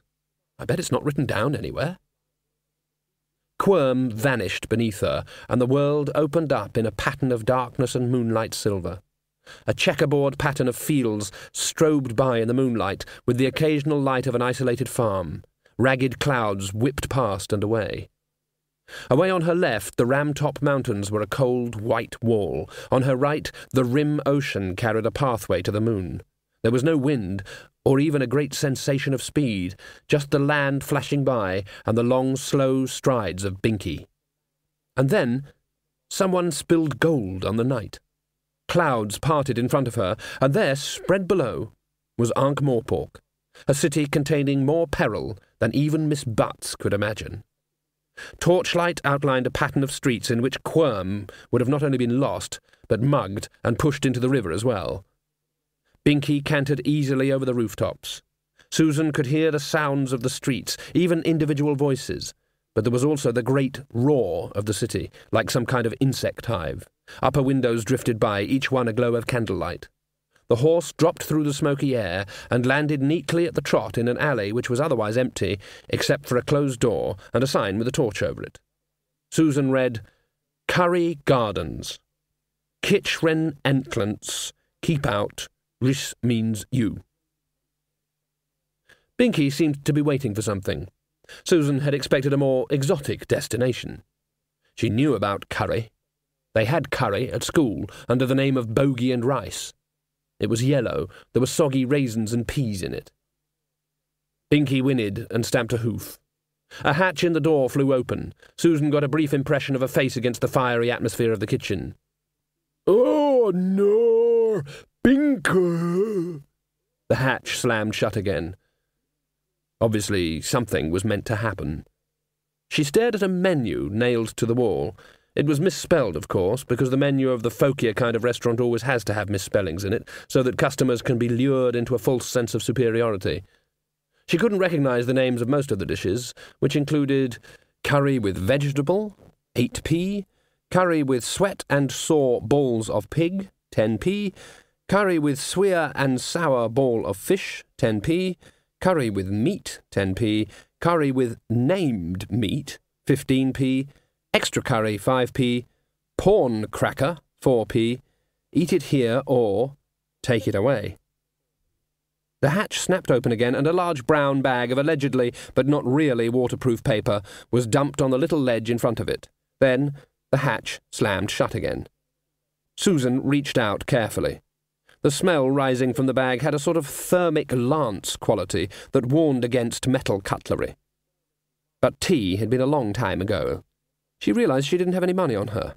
On the other hand, no one had asked her for any. But the world would go to rack and ruin if people didn't recognise their responsibilities. She leaned forward and knocked on the door. "Excuse me, don't you want anything?" There was a shouting and a crash from inside, as if half a dozen people were fighting to get under the same table. "Oh, how nice, thank you. Thank you very much," said Susan politely. Binky walked away slowly. This time there was no bunched leap of muscle power. He trotted into the air carefully, as if some time in the past he'd been scolded for spilling something. Susan tried the curry, several hundred feet above the speeding landscape, and then threw it away as politely as possible. "It was very unusual," she said, "and that's it? You carried me all the way up here for takeaway food?" The ground skimmed past faster, and it crept over her that the horse was going a lot faster now, a full gallop instead of the easy canter, a bunching of muscle. And then the sky ahead of her erupted blue for a moment. Behind her, unseen because light was standing around red with embarrassment, asking itself what had happened, a pair of hoofprints burned in the air for a moment. It was a landscape hanging in space. There was a squat little house with a garden around it. There were fields and distant mountains. Susan stared at it as Binky slowed. There was no depth. As the horse swung around for a landing, the landscape was revealed as a mere surface, a thin-shaped film of existence imposed on nothingness.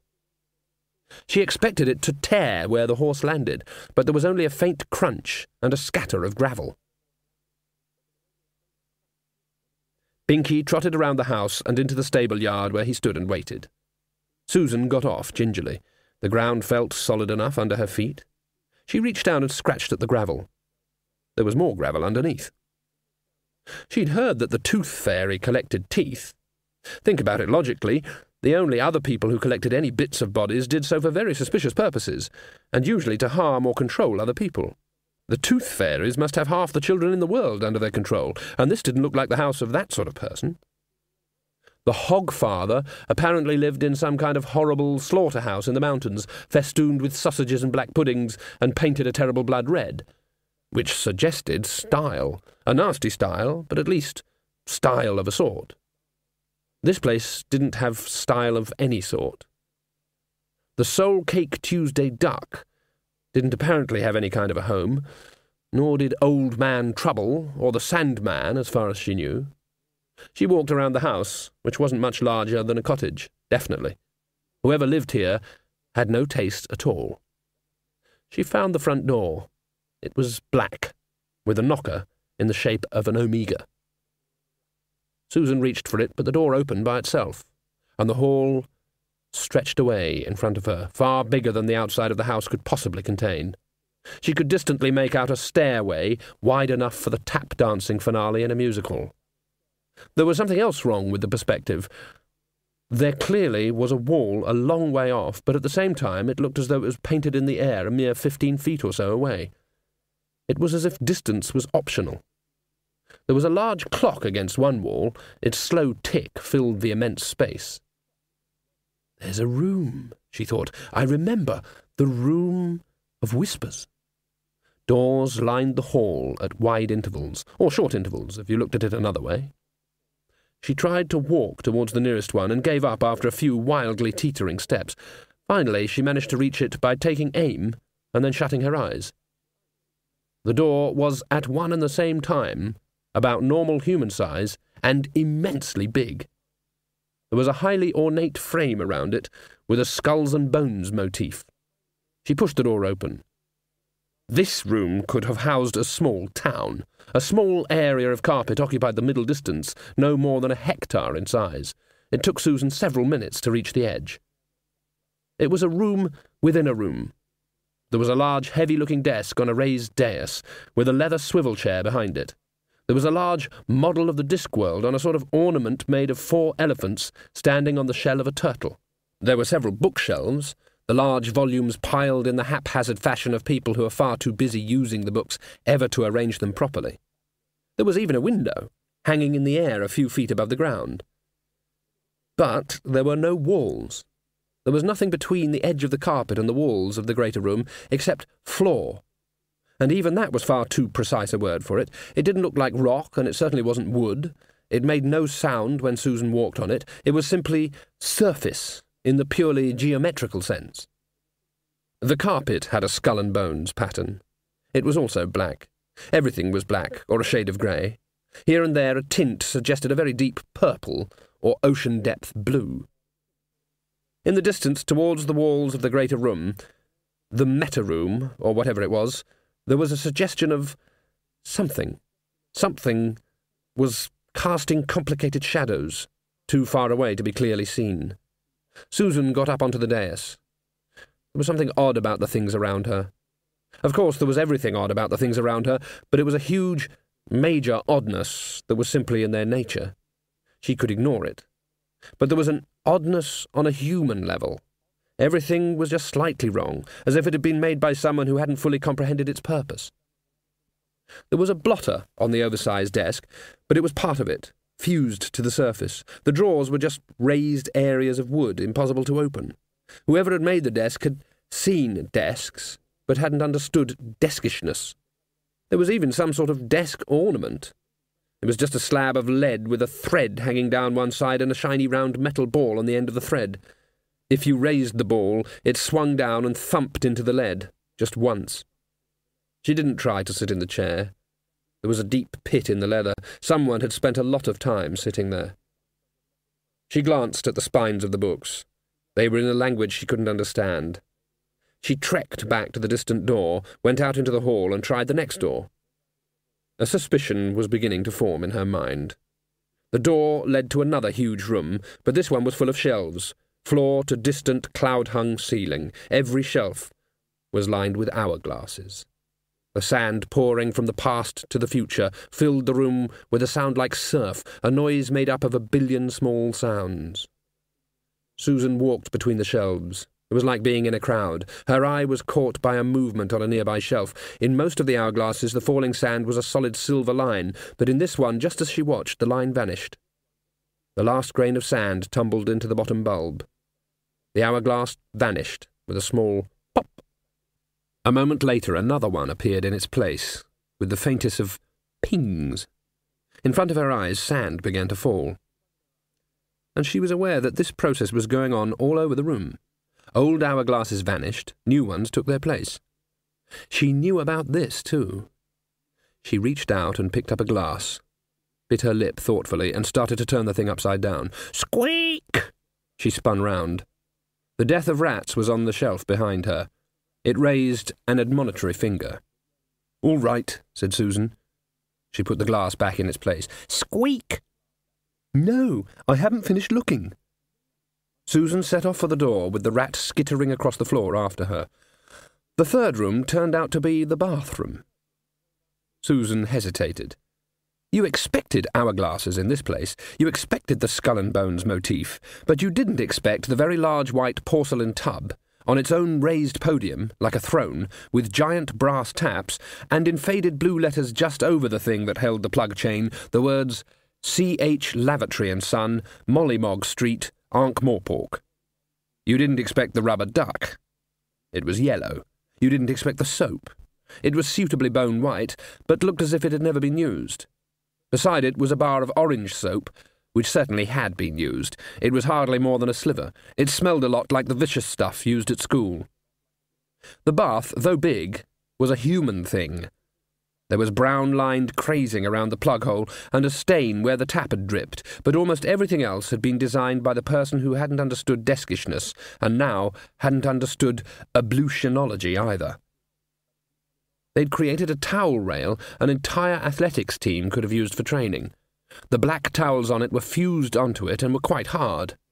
Whoever actually used the bathroom probably dried themselves on the white and blue very worn towel with the initials YMRCIGBSAAM on it. There was even a lavatory, another fine example of C.H. Lavatory's porcelainic art, with the embossed frieze of green and blue flowers on the cistern. And again, like the bath and the soap, it suggested that this room had been built by someone, and then someone else had come along afterwards to add small details. Someone with a better knowledge of plumbing, for a start, and someone else who really understood, that towels should be soft and capable of drying people, and soap should be capable of bubbles. You didn't expect any of it until you saw it, and then it was like seeing it again. The bald towel dropped off the rail and skipped across the floor until it fell away to reveal the death of rats. Squeak! "Oh, all right," said Susan. "Where do you want me to go now?" The rat scurried to the open door and disappeared into the hall. Susan followed it to yet another door. She turned yet another handle. Another room within a room lay beyond. There was a tiny area of lighted tiling in the darkness containing the distant vision of a table, a few chairs, a kitchen dresser, and someone. A hunched figure was sitting at the table. As Susan cautiously approached, she heard the rattle of cutlery on a plate. An old man was eating his supper very noisily. In between forkfuls, he was talking to himself with his mouth full. It was a kind of auto-bad manners. "It's not my fault, Spray. I was against it from the start, but, no, he has to go and," recover piece of ballistic sausage from table, "start getting involved. I told him, it's not as if you're not involved." Stab unidentified fried object. "Oh, no, that's not his way." Spray, jab fork in the air. "Once you get involved like that," I said, "how are you getting out? Tell me that." Make temporary egg and ketchup sandwich. But, oh, no. Susan walked around the patch of carpet. The man took no notice. The death of rats shinned up the table leg and landed on a slice of fried bread. "Oh, it's you. Squeak." The old man looked around. Where? Where?" Susan stepped onto the carpet. The man stood up so quickly that his chair fell over. "Who the hell's are you?" "Could you stop pointing that sharp bacon at me?" "I ask you a question, young woman." "I'm Susan." This didn't sound enough. "Duchess of Stow-Hellit," she added. The man's wrinkled face wrinkled still further as he strove to comprehend this. Then he turned away and threw his hands up in the air. "Oh, yes," he bawled to the room in general. "That just puts the entire tin lid on it, that does." He waved a finger at the death of rats, who leaned backwards. "You cheating little rodent. Oh, yes, I smell a rat here." Squeak? The shaking finger stopped suddenly. The man spun around. "How did you manage to walk through the wall?" "I'm sorry," said Susan, backing away. "I didn't know there was one." "What do you call this thing? Clutchian mist?" The man slapped the air. The hippo of memory wallowed. "Albert," said Susan. "Right?" Albert thumped his forehead with the palm of his hand. "Worse and worse. What have you been telling her?" "He didn't tell me anything except squeak, and I don't know what that means," said Susan. "But look, there's no wall here. There's just—" Albert wrenched open a drawer. "Observe," he said sharply. "Hammer, right? Nail, right? Watch." He hammered the nail into the air, about 5 feet up at the edge of the tiled area. It hung there. "Wall," said Albert. Susan reached out gingerly and touched the nail. It had a sticky feel, a little like static electricity. "Well, it doesn't feel like a wall to me," she managed. "Squeak?" Albert dropped the hammer on the table. He wasn't a small man, Susan realised. He was quite tall, but he walked with the kind of lopsided stoop normally associated with laboratory assistants of an Igor turn of mind. "I give in," he said, wagging his finger at Susan again. "I told him no good'd come of it. He started meddling, and next thing, a mere chit of a girl. Where'd you go?" Susan walked over to the table while Albert waved his arms in the air trying to find her. There was a cheese board on the table and a snuff box, and a string of sausages. No fresh vegetables at all. Miss Butts advocated avoiding fried foods and eating plenty of vegetables for what she referred to as daily health. She put a lot of troubles down to an absence of daily health. Albert looked like the embodiment of them all as he scuttled around the kitchen, grabbing at the air. She sat in the chair as he danced past. Albert stopped moving and put his hand over one eye. Then he turned very carefully. The one visible eye was screwed up in a frantic effort of concentration. He squinted at the chair, his eye watering with effort. "That's pretty good," he said quietly. All right. You're here. The rat and the horse brought you, damn fool things. They think it's the right thing to do. What right thing to do, said Susan, and I'm not what you said. Albert stared at her. The master could do that, he said at last. It's part of the job. I expect you found you could do it a long time ago, eh? Not be noticed when you didn't want to be? Squeak, said the Death of Rats. What? Said Albert. Squeak? He says to tell you, said Albert wearily, that a chit of a girl means a small girl. He thinks you may have misheard me. Susan hunched up in the chair. Albert pulled up another one and sat down. How old are you? 16. Oh, my. Albert rolled his eyes. How long have you been 16? Since I was 15, of course. Are you stupid?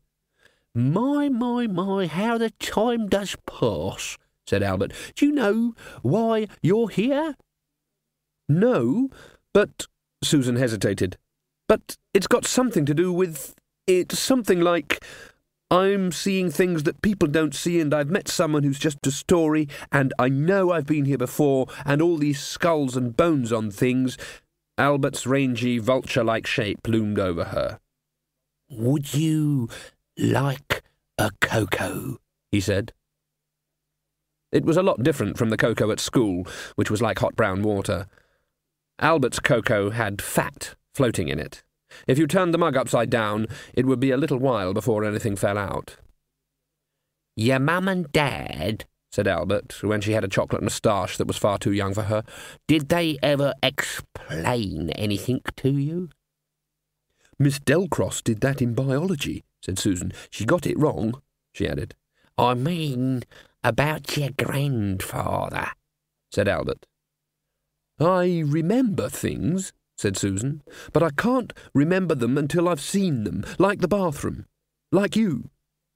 Your mum and dad thought it best you forgot, said Albert. It's in the bone. They was afraid it was going to happen, and it has. You've inherited. Oh, I know about that too, said Susan. It's all about mice and beans and things. Albert gave her a blank look. Look, I'll try to put it tactful, he said. Susan gave him a polite look. Your grandfather is Death, said Albert. You know, the skeleton in the black robe? You rode in on his horse, and this is his house, only he's gone away to think things over, or something. What I reckon's happening is you're being sucked in. It's in the bone. You're old enough now. There's a hole, and it thinks you're the right shape. I don't like it any more than you do. Death, said Susan flatly. Well, I can't say I didn't have suspicions, like the Hogfather and the Sandman and the Tooth Fairy. Yes. Squeak. You expect me to believe that, do you? Said Susan, trying to summon up her most withering scorn. Albert glared back like someone who'd done all his withering a long time ago. It's no skin off my nose what you believe, madam, he said. You really mean the tall figure with the scythe and everything? Yes.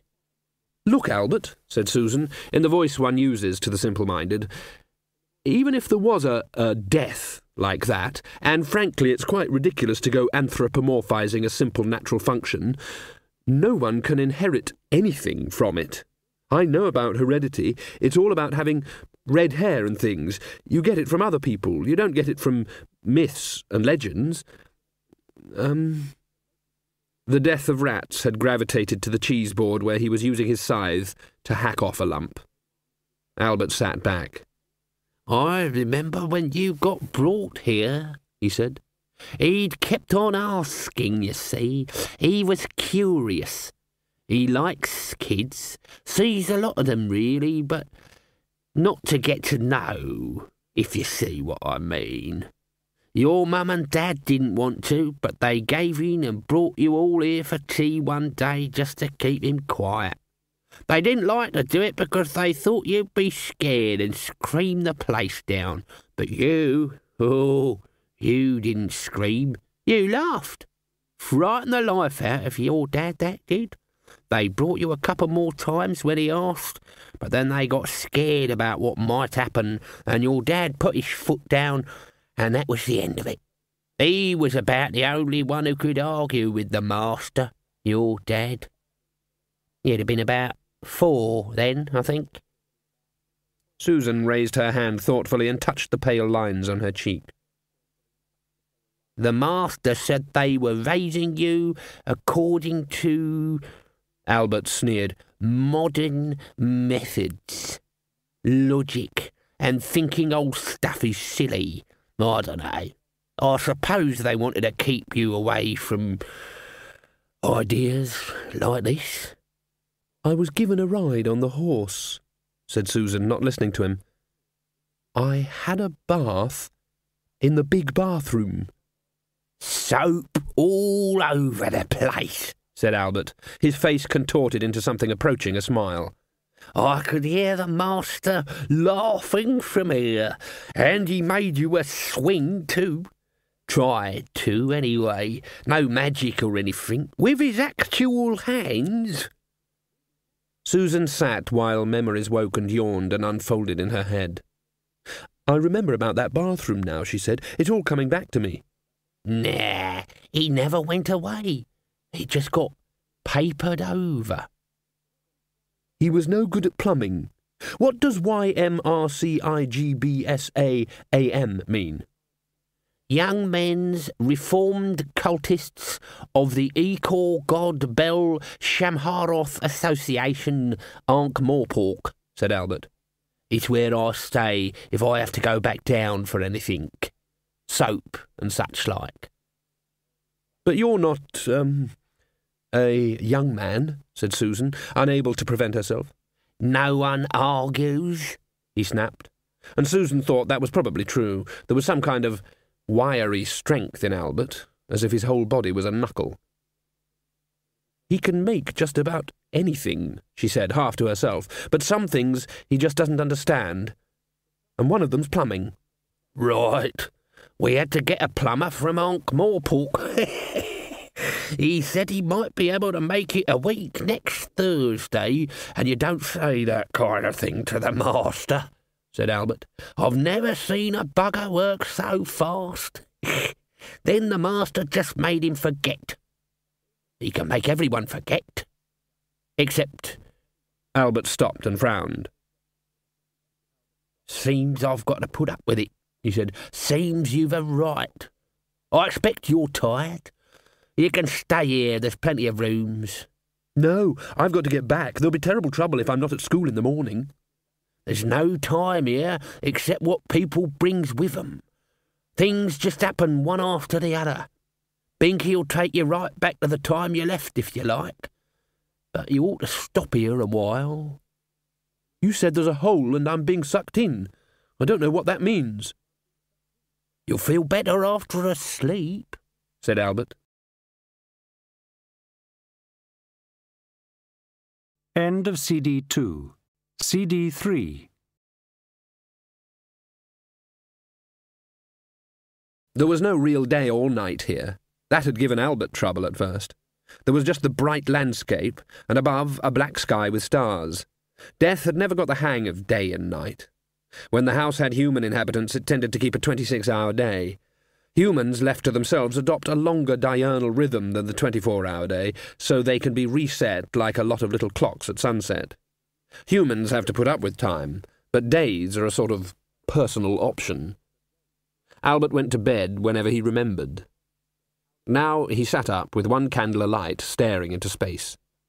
She remembered about the bathroom, he muttered, and she knows about things she couldn't have seen. She couldn't have been told. She's got his memory. She inherited. Squeak, said the Death of Rats. He tended to sit by the fire at nights. Last time he went off, people stopped dying, said Albert, but they ain't stopped dying this time, and the horse went to her. She's filling the hole. Albert glared at the darkness. When he was agitated, it showed by a sort of relentless chewing and sucking activity, as if he was trying to extract some forgotten morsel of tea time from the recesses of a tooth. Now he was making a noise like a hairdresser's U-bend. He couldn't remember ever having been young. It must have happened thousands of years ago. He was 79, but time in Death's house was a reusable resource. He was vaguely aware that childhood was a tricky business, especially towards the end. There was all the business with pimples and bits of your body having a mind of their own. Running the executive arm of mortality was certainly an extra problem. But the point was, the horrible, inescapable point was, that someone had to do it. For, as has been said before, death operated in general rather than particular terms, just like a monarchy. If you were a subject in a monarchy, you are ruled by the monarch, all the time, waking or sleeping, whatever you or they happen to be doing. It's part of the general conditions of the situation. The Queen doesn't actually have to come around to your actual house, hog the chair and the TV remote control, and issue actual commands about how one is parched and one would enjoy a cup of tea. It all takes place automatically, like gravity. Except that, unlike gravity, it needs someone at the top. They don't necessarily have to do a great deal, they just have to be there. They just have to be. Said Albert. Squeak. She'll crack soon enough, said Albert. Oh, yes. You can't be an immortal and a mortal at the same time. It'll tear you in half. I almost feel sorry for her. Squeak, agreed the Death of Rats. And that ain't the worst bit, said Albert. You wait till her memory really starts working. Squeak. You listen to me, said Albert. You'd better start looking for him right away. Susan awoke and had no idea what time it was. There was a clock by the bedside, because Death knew there should be things like bedside clocks. It had skulls and bones and the Omega sign on it, and it didn't work. There were no working clocks in the house, except the special one in the hall. Any others got depressed and stopped or unwound themselves all in one go. Her room looked as though someone had moved out yesterday. There were hairbrushes on the dressing table and a few odds and ends of makeup. There was even a dressing gown on the back of the door. It had a rabbit on the pocket. The cosy effect would have been improved if it hadn't been a skeletal one. She had a rummage through the drawers. This must have been her mother's room. There was a lot of pink. Susan had nothing against pink, in moderation, but this wasn't it. She put on her old school dress. The important thing, she decided, was to stay calm. There was always a logical explanation for everything, even if you had to make it up. Squiff. The Death of Rats landed on the dressing-room table, claws scrabbling for a purchase. He removed the tiny scythe from his jaws. "I think," said Susan carefully, "that I would like to go home now, thank you." The little rat nodded and leapt. It landed on the edge of the pink carpet and scurried away across the dark floor beyond. When Susan stepped off the carpet, the rat stopped and looked around in approval. Once again she felt she'd passed some sort of test. She followed it out into the hall and then into the smoky cavern of the kitchen. Albert was bent over the stove. "Morning," he said, out of habit rather than any acknowledgement of the time of day. "You want fried bread with your sausages? There's porridge to follow." Susan looked at the mess sizzling in the huge frying pan. It wasn't a sight to be seen on an empty stomach, although it could probably cause one. Albert could make an egg wish it had never been laid. "Haven't you got any muesli?" she said. "Is that some kind of sausage?" said Albert suspiciously. "It's nuts and grains." "Any fat in it?" "I don't think so." "How are you supposed to fry it, then?"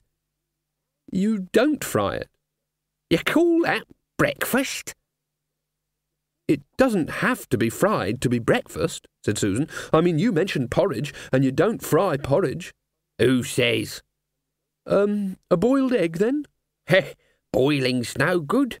It don't kill off all the germs." "Boil me an egg, Albert."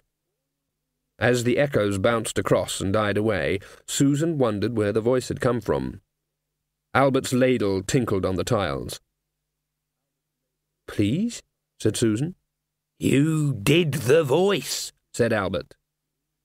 "Don't bother about the egg," said Susan. The voice had made her jaw ache. It worried her even more than it worried Albert. After all, it was her mouth. "I want to go home." "You are home," said Albert. "This place? This isn't my home." "Yeah? What's the inscription on the big clock?" "Too late," said Susan promptly. "Where are the beehives?" "In the orchard." "How many plates have we got?" 7. Susan shut her mouth firmly. "See? It's home to part of you," said Albert.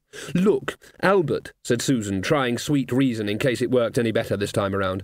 "Maybe there is someone sort of in charge of things, but I'm really no one special. I mean—" "Yeah?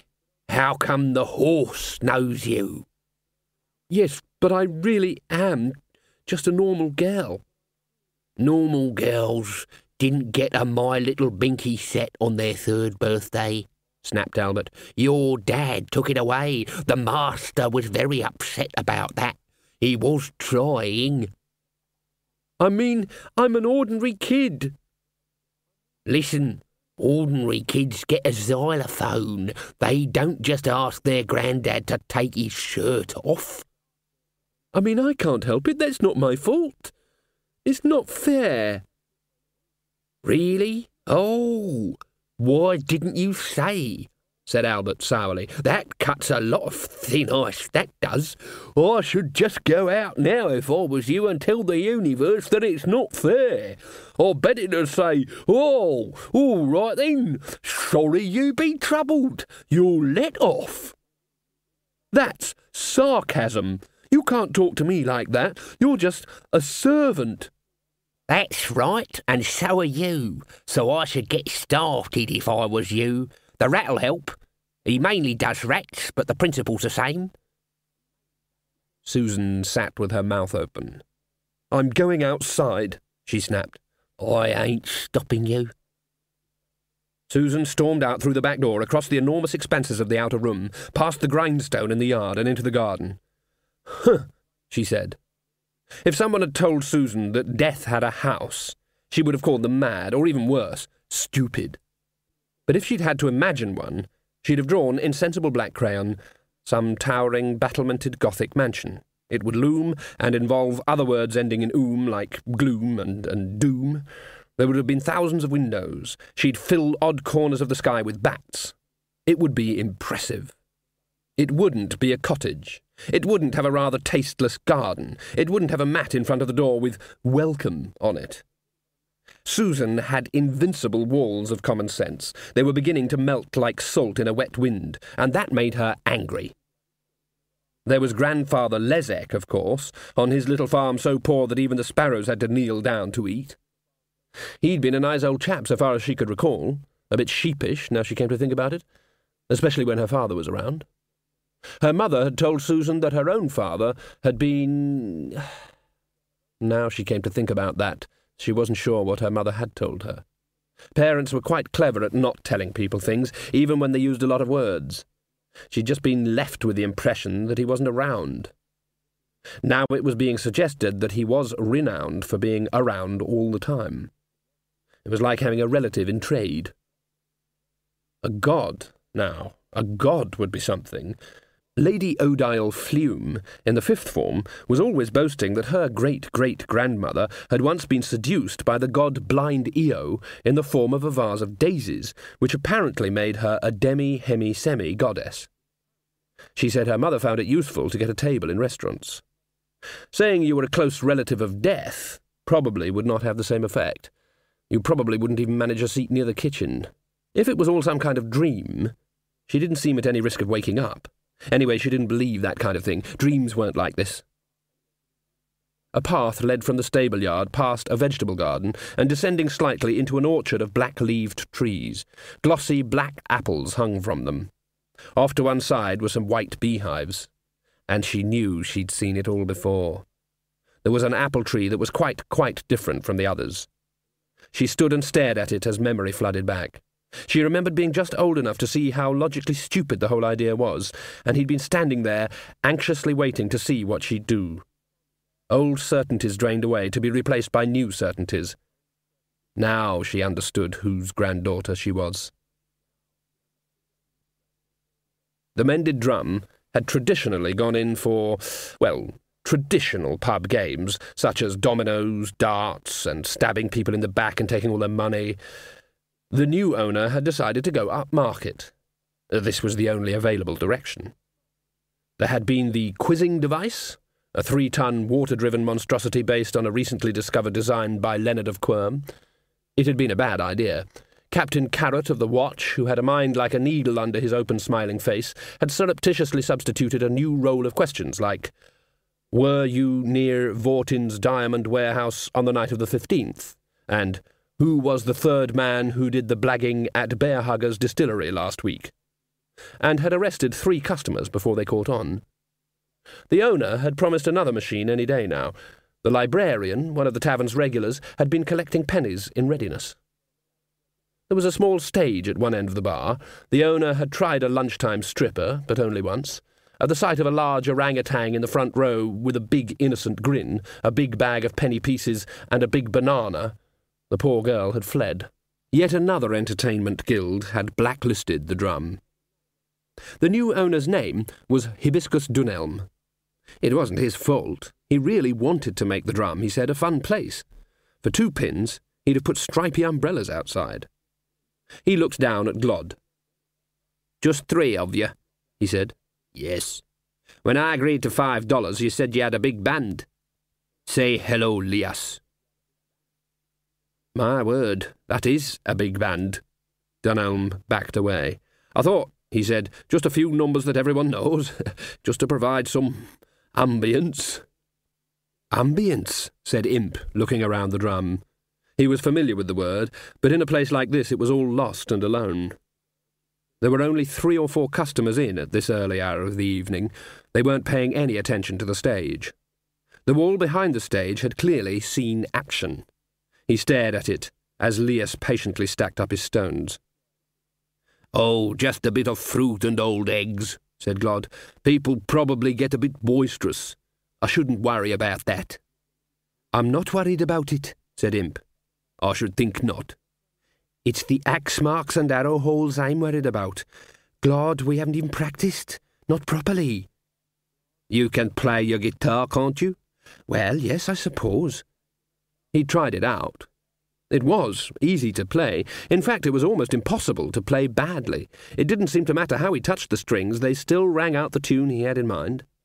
It was in solid form the kind of instrument you dream about when you first start to play, the one you can play without learning. He remembered when he'd first picked up a harp and struck the strings, confidently expecting the kind of lambent tones the old men coaxed from them. He'd got a discord instead. But this was the instrument he dreamed of. "Well, stick to the numbers everyone knows," said the dwarf. "The wizard's staff and gathering rhubarb, stuff like that. People like songs they can snigger along to." Imp looked down at the bar.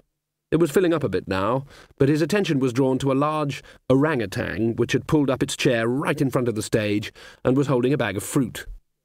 "Glod, there's an ape watching us." "Well," said Glod, unfolding a string bag, "it's an ape. This is Ankh-Morpork, that's how things are here." Glod removed his helmet and unfolded something from inside. "Why have you got a string bag?" said Imp. "Fruit's fruit, waste not, want not. If they throw eggs, try to catch 'em." Imp slung the guitar's strap over his shoulder. He tried to tell the dwarf, but what could he say? This is too easy to play? He hoped there was a god of musicians, and there is. There are many, one for almost every type of music. Almost every type. But the only one due to watch over Imp that night was Reg, god of club musicians, who couldn't pay much attention because he'd also got 3 other gigs to do. "We ready?" said Lias, picking up his hammers. The others nodded. "Let's give 'em the wizard's staff, then," said Glod. "That always breaks the ice." "OK," said the troll. He counted on his fingers. 1, 2, 1, 2, many, lots. The first apple was thrown 7 seconds later. It was caught by Glod, who didn't miss a note. But the first banana curved viciously and grounded in his ear. "Keep playing," he hissed. Imp obeyed, ducking a fusillade of oranges. In the front row, the ape opened his bag and produced a very large melon. "Can you see any pears?" said Glod, taking a breath. "I like pears." "I can see a man with a throwing axe. Does it look valuable?" An arrow vibrated in the wall by Leas's head. It was 3 in the morning. Sergeant Colon and Corporal Nobbs were reaching the conclusion that anyone who intended to invade Ankh-Morpork probably wasn't going to do so now, and there was a good fire back in the watch-house. "We could leave a note," said Nobby, blowing on his fingers. "You know, come back tomorrow, sort of thing." He looked up. A solitary horse was walking under the gate arch, a white horse with a sombre, black-clad rider. There was no question of, "Halt, who goes there?" The night watch walked the streets at strange hours and had become accustomed to seeing things not generally seen by mortal men. Sergeant Colon touched his helmet respectfully. "Evening, your lordship," he said. Good evening." The guards watched the horse walk out of sight. "Some poor bugger's in for it, then," said Sergeant Colon. "He's dedicated, you got to admit it," said Nobby. "Out all hours, always got time for people." "Yeah." The guards stared into the velvety dark. Something not quite right, thought Sergeant Colon. "What's his first name?" said Nobby. They stared some more. Then Sergeant Colon, who still hadn't quite been able to put his finger on it, said, "What do you mean, what's his first name?" "What's his first name?" "He's Death," said the sergeant. "Death? That's his whole name. I mean, what do you mean? You mean like Keith Death?" "Well, why not? He's just Death, isn't he?" "No, that's just his job." "What do his friends call him?" "What do you mean, friends?" "All right, please yourself. Let's go and get a hot rum.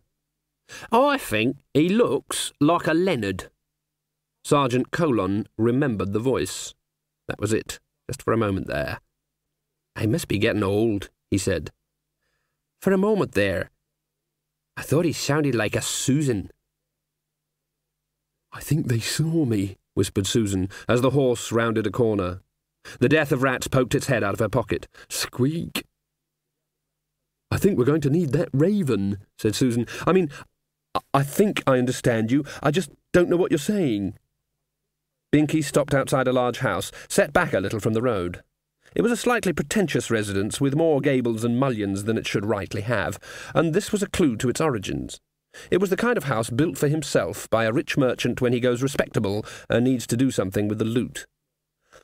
"I'm not happy about this," said Susan. "It can't possibly work. I'm human. I have to go to the toilet and things like that. I can't just walk into people's houses and kill them." "Squeak? Well, all right, not kill, but it's not good manners, however you look at it." A sign on the door said, "Tradesman to rear entrance." "Do I count as a—" "Squeak!" Susan normally would never have dreamed of asking. She'd always seen herself as a person who went through the front doors of life. The Death of Rats scuttled up the path and through the door. "Hang on, I can't—" Susan looked at the wood. She could. Of course she could. More memories crystallized in front of her eyes. After all, it was only wood. It had rotted a few hundred years. By the measure of infinity, it hardly existed at all. On average, considered over the lifetime of the multiverse, most things didn't. She stepped forward. The heavy oak door offered as much resistance as a shadow. Grieving relatives were clustered around the bed, where, almost lost in the pillows, was a wrinkled old man. At the foot of the bed, paying no attention whatsoever to the keening around it, was a large, very fat ginger cat. "Squeak." Susan looked at the hourglass. The last few grains tumbled through the pinch. The Death of Rats, with exaggerated caution, sneaked up behind the sleeping cat and kicked it hard. The animal awoke, turned, flattened its ears in terror, and leapt off the quilt. The Death of Rats sniggered. One of the mourners, a pinch-faced man, looked up. He peered at the sleeper. "That's it," he said. "He's gone." "I thought we were going to be here all day," said the woman next to him, standing up. "Did you see that wretched old cat move? Animals can tell, you know. They've got this sixth sense." "Well, come on there. I know you're here somewhere," said the corpse. It sat up.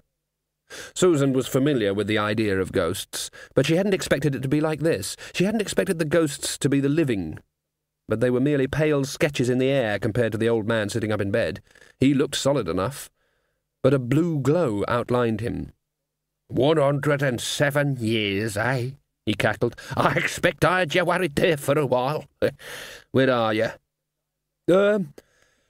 Here," said Susan. "Oh, female, eh?" said the old man. "Well, well, well."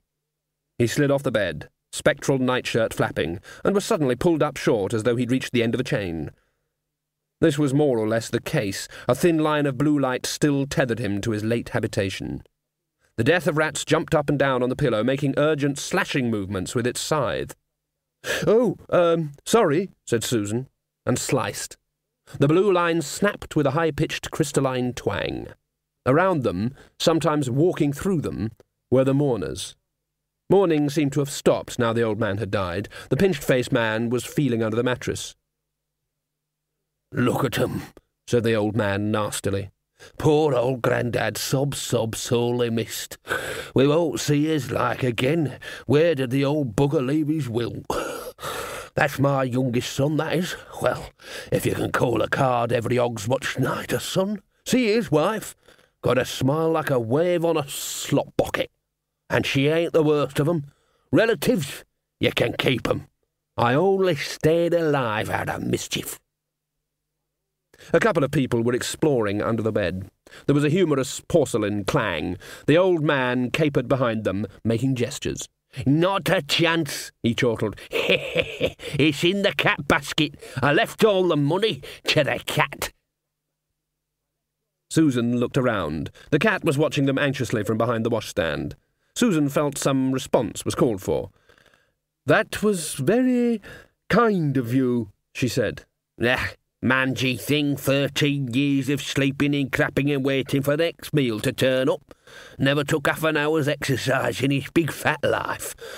Up until they found the will, anyway. Then he's going to be the richest, fastest cat in the world." The voice faded. So did its owner. "What a dreadful old man," said Susan. She looked down at the death of rats, who was trying to make faces at the cat. "What'll happen to him?" "Squeak." "Oh." Behind them, a former mourner tipped a drawer out onto the floor. The cat was beginning to tremble. Susan stepped out through the wall. Clouds curled behind Binky like a wake. "Well, that wasn't too bad. I mean, no blood or anything, and he was very old and not very nice." "That's all right then, is it?" The raven landed on her shoulder. "What are you doing here?" "Rat Death here said I could have a lift. I've got an appointment." "Squeak." The death of rats poked its nose out of the saddlebag. "Are we a cab service?" said Susan coldly. The rat shrugged and pushed a lifetimer into her hand. Susan read the name etched on the glass. Wolf son. Sounds a bit hublandish to me. The death of rats clambered up Binky's mane and took up station between the horse's ears, tiny robe flapping in the wind. Binky cantered low over a battlefield. It wasn't a major war, just an intertribal scuffle. Nor were there any obvious armies. The fighters seemed to be two groups of individuals, some on horseback who happened coincidentally to be on the same side. Everyone was dressed in the same sort of furs and exciting leatherware, and Susan was at a loss to know how they told friend from foe. People just seemed to shout a lot and swing huge swords and battle-axes at random. On the other hand, anyone you managed to hit instantly became your foe, so it probably all came out all right in the long run. The point was that people were dying, and acts of incredibly stupid heroism were being performed. "Squeak!" The death of rats pointed urgently downward. "G down." Binky settled on a small hillock. Right," said Susan. She pulled the scythe out of its holster. The blade sprang into life. It wasn't hard to spot the souls of the dead. They were coming off the battlefield arm in arm, friend and hitherto foe alike, laughing and stumbling straight towards her. Susan dismounted and concentrated. She said, anyone here been killed and called Wolf? Behind her, the death of rats put its head in its paws. Hello? No one took any notice. The warriors trooped past. They were forming a line on the edge of the battlefield and appeared to be waiting for something. She didn't have to do all of them. Albert had tried to explain, but a memory had unfolded anyway. She just had to do some, determined by timing or historical importance, and that meant all the others happened. All she had to do was keep the momentum going. "You've got to be more assertive," said the raven, who had alighted on a rock. "That's the trouble with women in the professions. Not assertive enough." "Why do you want to come here?" she said. "This is a battlefield, isn't it?" said the raven patiently. "You've got to have ravens afterwards." Its freewheeling eyes swivelled in its head. "Carrion regardless, as you might say." "You mean everyone gets eaten?" "Part of the miracle of nature," said the raven. "That's horrible," said Susan. Black birds were already circling in the sky. "Not really," said the raven. "Horses for courses, you might say." One side, if that's what you could call it, was fleeing the field of battle with the others in pursuit. The birds started to settle on what was, Susan realised with horror, an early breakfast.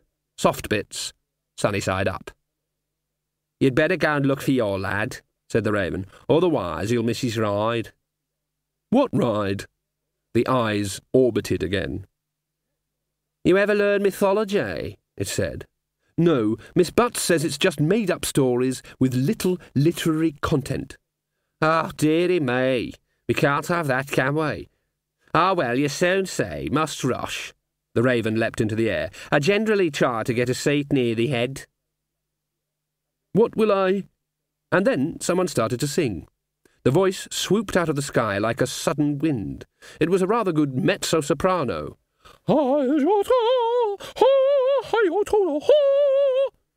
And after it, mounted on a horse, almost as fine as Binky, was a woman. Very definitely, a lot of woman. She was as much woman as you could get in one place without getting two women. She was dressed in chainmail, a shiny 46D cup breastplate, and a helmet with horns on it. The assembled dead cheered as the horse cantered in for a landing. There were 6 other singing horsewomen plunging out of the sky behind it. "Isn't it always the same?" said the raven, flapping away. "You can wait for hours without seeing one, and then you get 7 all at once." Susan watched in astonishment as each rider picked up a dead warrior and galloped up into the sky again. They disappeared abruptly a few hundred yards up and reappeared again almost instantly for a fresh passenger.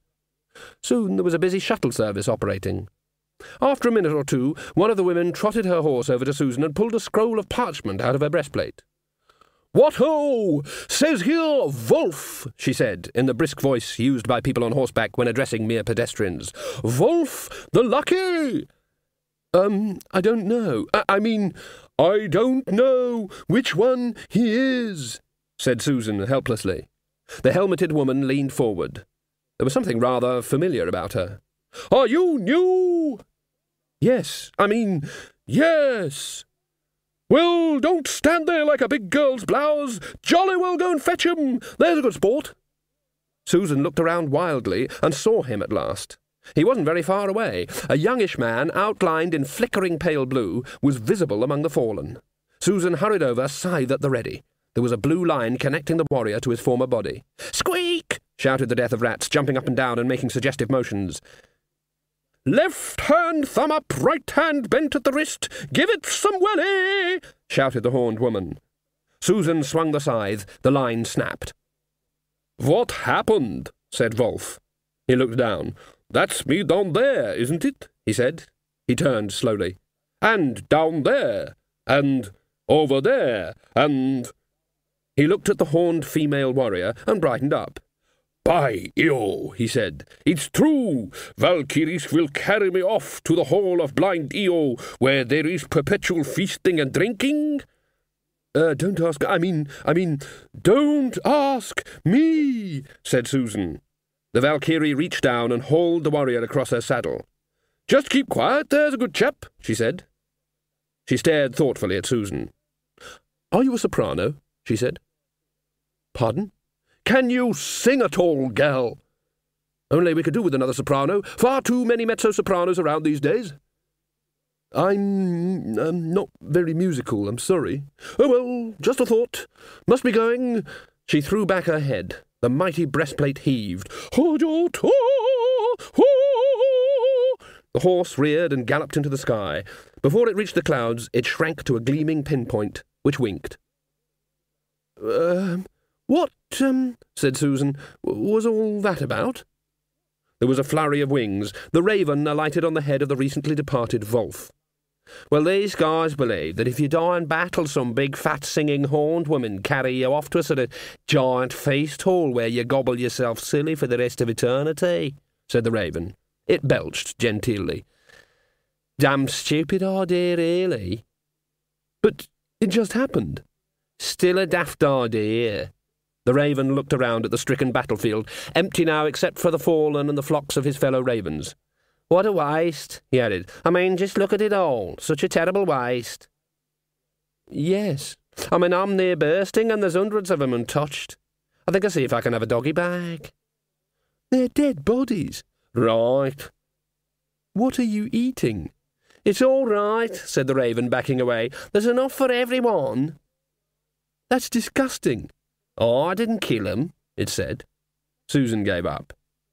She looked a lot like Iron Lily, she said as they walked back to the patient horse. Our gym mistress. Sounded like her, too.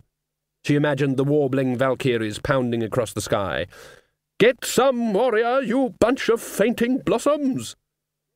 Convergent evolution, said the raven. Often happens. I read once where apparently the common octopus has an eye almost exactly the same as the human eyeball. You were going to say something like, except for the taste, weren't you? Said Susan. Never crossed my mind, said the raven indistinctly. Sure? Let go, please. Susan released her grip. This is dreadful, she said. This is what he used to do. There's no element of choice. Squeak. But what if they don't deserve to die? Squeak. The death of rats contrived to indicate, quite effectively, that in that case they could apply to the universe and point out that they didn't deserve to die, in which case it was up to the universe to say, "Oh, didn't you? Oh, well, that's all right then, you can go on living."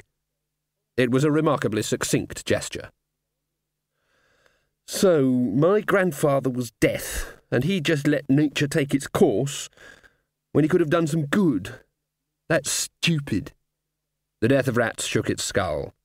I mean, was Wolf on the right side? Said Susan. Hard to say, said the raven. He was a Vasung. The other side were Burgunds. Apparently it all started with a Burgund carrying off a Vasung woman a few 100 years ago. Or it may have been the other way round. Well, the other side invaded their village. There was a bit of a massacre, and then the other ones went to the other village and there was another massacre. After that, you might say, there was some residual bad feeling. Very well then, said Susan. Who's next? Squeak. The death of rats landed on the saddle. It leaned down and with some effort hauled another hourglass out of the pack. Susan read the label. It said, Imp I Kalin. Susan had a sensation of falling backwards. I know this name, she said. Squeak. I remember it from somewhere, said Susan. It's important. He's important. The moon hung over the desert of Clatch like a huge ball of rock. It wasn't much of a desert to be graced by so impressive a moon.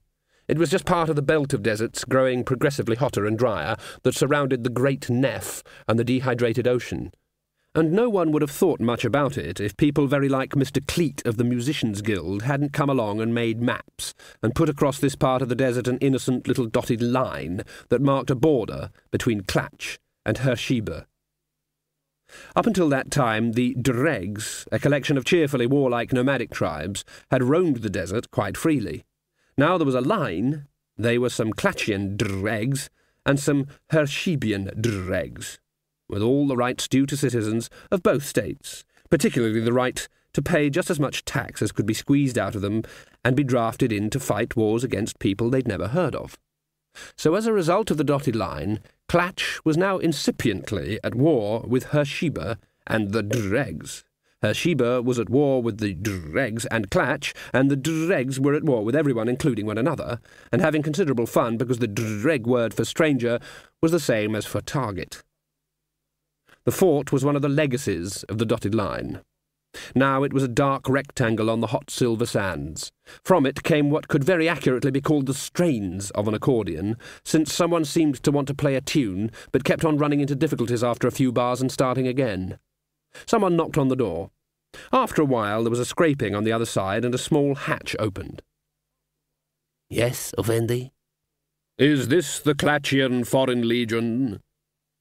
The face of the little man on the other side of the door went blank. He said, "You got me there. Hang on the moment." The hatch shut. There was a whispered discussion on the other side of the door. The hatch opened. Yes, it appears we are what was that again? Right, got it, the Clatchian Foreign Legion, yes. What was it you were wanting? "I wish to join." Join. Join what? "The Clatchian Foreign Legion." Where's that? There was some more whispering. Right, sorry, yes, that is us. The doors swung open. The visitor strode in. A legionary with corporal stripes on his arm walked up to him. "You'll have to report to..." His eyes glazed a little. "You know, big man, 3 stripes, tip of my tongue a moment ago." "Sergeant." "Right," said the corporal with relief. "What's your name, soldier?" You don't have to say, actually. That's what the Clatchian Foreign Legion? What it's all about. People join to with your mind, you know, when you can't, things that happened, Forget? Right. The man's face went blank. Wait a minute, would you? He looked down at his sleeve. Corporal, he said. He hesitated, looking worried. Then an idea struck him, and he pulled at the collar of his vest and twisted his neck until he could squint, with considerable difficulty, at the label thus revealed. Corporal Medium. Does that sound right? I don't think so. Corporal Hand Wash Only? Probably not. Corporal Cotton? It's a possibility. Right. Welcome to the Clatchian Foreign Legion. Right. The pay is $3 a week and all the sand you can eat. I hope you like sand. I see you can remember about sand. Believe me, you won't ever forget sand, said the corporal bitterly. I never do. What did you say your name was? The stranger remained silent. Not that it matters, said Corporal Cotton. The Clatchian Foreign Legion? Right. We give you a new name. You start out afresh. He beckoned to another man. The legionary, size 15, sir. Right. Take this man away and get him, he snapped his fingers irritably. Clothes. Everyone wears them. Sand-coloured. Uniform? The corporal blinked. For some inexplicable reason, the word bone kept elbowing its way into the melting, flowing mess that was his consciousness. Right, he said. It's a 20-year tour, legionary. I hope you're man enough for it. I like it already, said Death. I suppose it's legal for me to go into licensed premises, said Susan, as Ankh-Morpork appeared on the horizon again. Squeak? The city slid under them again. Where there were wider streets and squares, she could make out individual figures. She thought, if only they knew I was up here. And despite everything, she couldn't help feeling superior. All the people down there had to think about were, well, ground-level things, mundane things. It was like looking down at ants. She'd always known she was different, much more aware of the world, when it was obvious that most people went through it with their eyes shut and their brains set to simmer. It was comforting in a way to know that she was different, the feeling wrapped around her like an overcoat. Binky landed on a greasy jetty. On one side the river sucked at the wooden pilings. Susan slid off the horse, unshipped the scythe, and stepped inside the mended drum. There was a riot going on. The patrons of the drum tended to be democratic in their approach to aggressiveness. They liked to see that everyone got some. So although it was the consensus of the audience that the trio were lousy musicians and therefore a suitable target, various fights had broken out because people had been hit by badly aimed missiles or hadn't had a fight all day or were just trying to reach the door. Susan had no difficulty in spotting Imp E. Kalin. He was at the front of the stage, his face a mask of terror. Behind him was a troll with a dwarf trying to hide behind it. She glanced at the hourglass. Just a few more seconds. He was really rather attractive in a dark, curly-haired sort of a way. He looked a little elvish and familiar. She'd felt sorry for Wolf, but at least he was on a battlefield. Imp was on a stage. You didn't expect to die on stage. I'm standing here with a scythe and an hourglass waiting for someone to die. He's not much older than me, and I'm not supposed to do anything about it. That's silly. And I'm sure I've seen him before. No one actually tried to kill musicians in the drum. Axes were thrown and crossbows fired in a good-humoured, easy-going way. No one really aimed, even if they were capable of doing so. It was more fun watching people dodge. A big, red-bearded man grinned at Lias and selected a small throwing axe from his bandolier. It was okay to throw axes at trolls. They tended to bounce off. Susan could see it all. It had bounced off and hit Imp. No one's fault, really. Worse things happened at sea. Worse things happened in Ankh-Morpork all the time, often continuously. The man doesn't even mean to kill him. It's so sloppy. That's not how things should go. Someone ought to do something about it. She reached over to grab the axe handle. Squeak! Shut up. Whoom! Imp stood like a discus thrower as the cord filled the noisy room. It rang like an iron bar dropped on a library floor at midnight. Echoes bounced back from the corners of the room. Each one bore its own load of harmonics. It was an explosion of sound in the same way that a Hogswatch night rocket explodes, each falling spark exploding again. Imp's fingers caressed the strings, picking out 3 more chords. The axe-thrower lowered his axe. This was music that had not only escaped, but had robbed a bank on the way out. It was music with its sleeves rolled up and its top button undone, raising its hat and grinning and stealing the silver. It was music that went down to the feet by way of the pelvis without paying a call on Mr. Brain. The troll picked up his hammers, looked blankly at his stones, and then began to beat out a rhythm.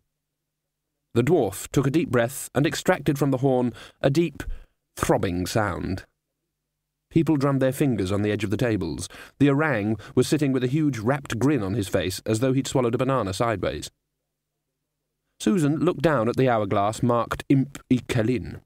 The top bulb was now quite empty of sand, but something blue flickered in there. She felt tiny pin-like claws scrabble up her back and find purchase on her shoulder. The death of rats looked down at the glass. Squeak, it said quietly. Susan still wasn't good on rat, but she thought she knew uh-oh when she heard it. Imp's fingers danced over the strings, but the sound that came from them was no relative to the tones of harp or lute. The guitar screamed like an angel who had just discovered why it was on the wrong side. Sparks glittered on the strings. Imp himself had his eyes shut and was holding the instrument close to his chest, like a soldier holding a spear at the port. It was hard to know who was playing what, and still the music flooded out. The librarian's hair was standing on end all over his body. The ends crackled. It made you want to kick down walls and ascend the sky on steps of fire.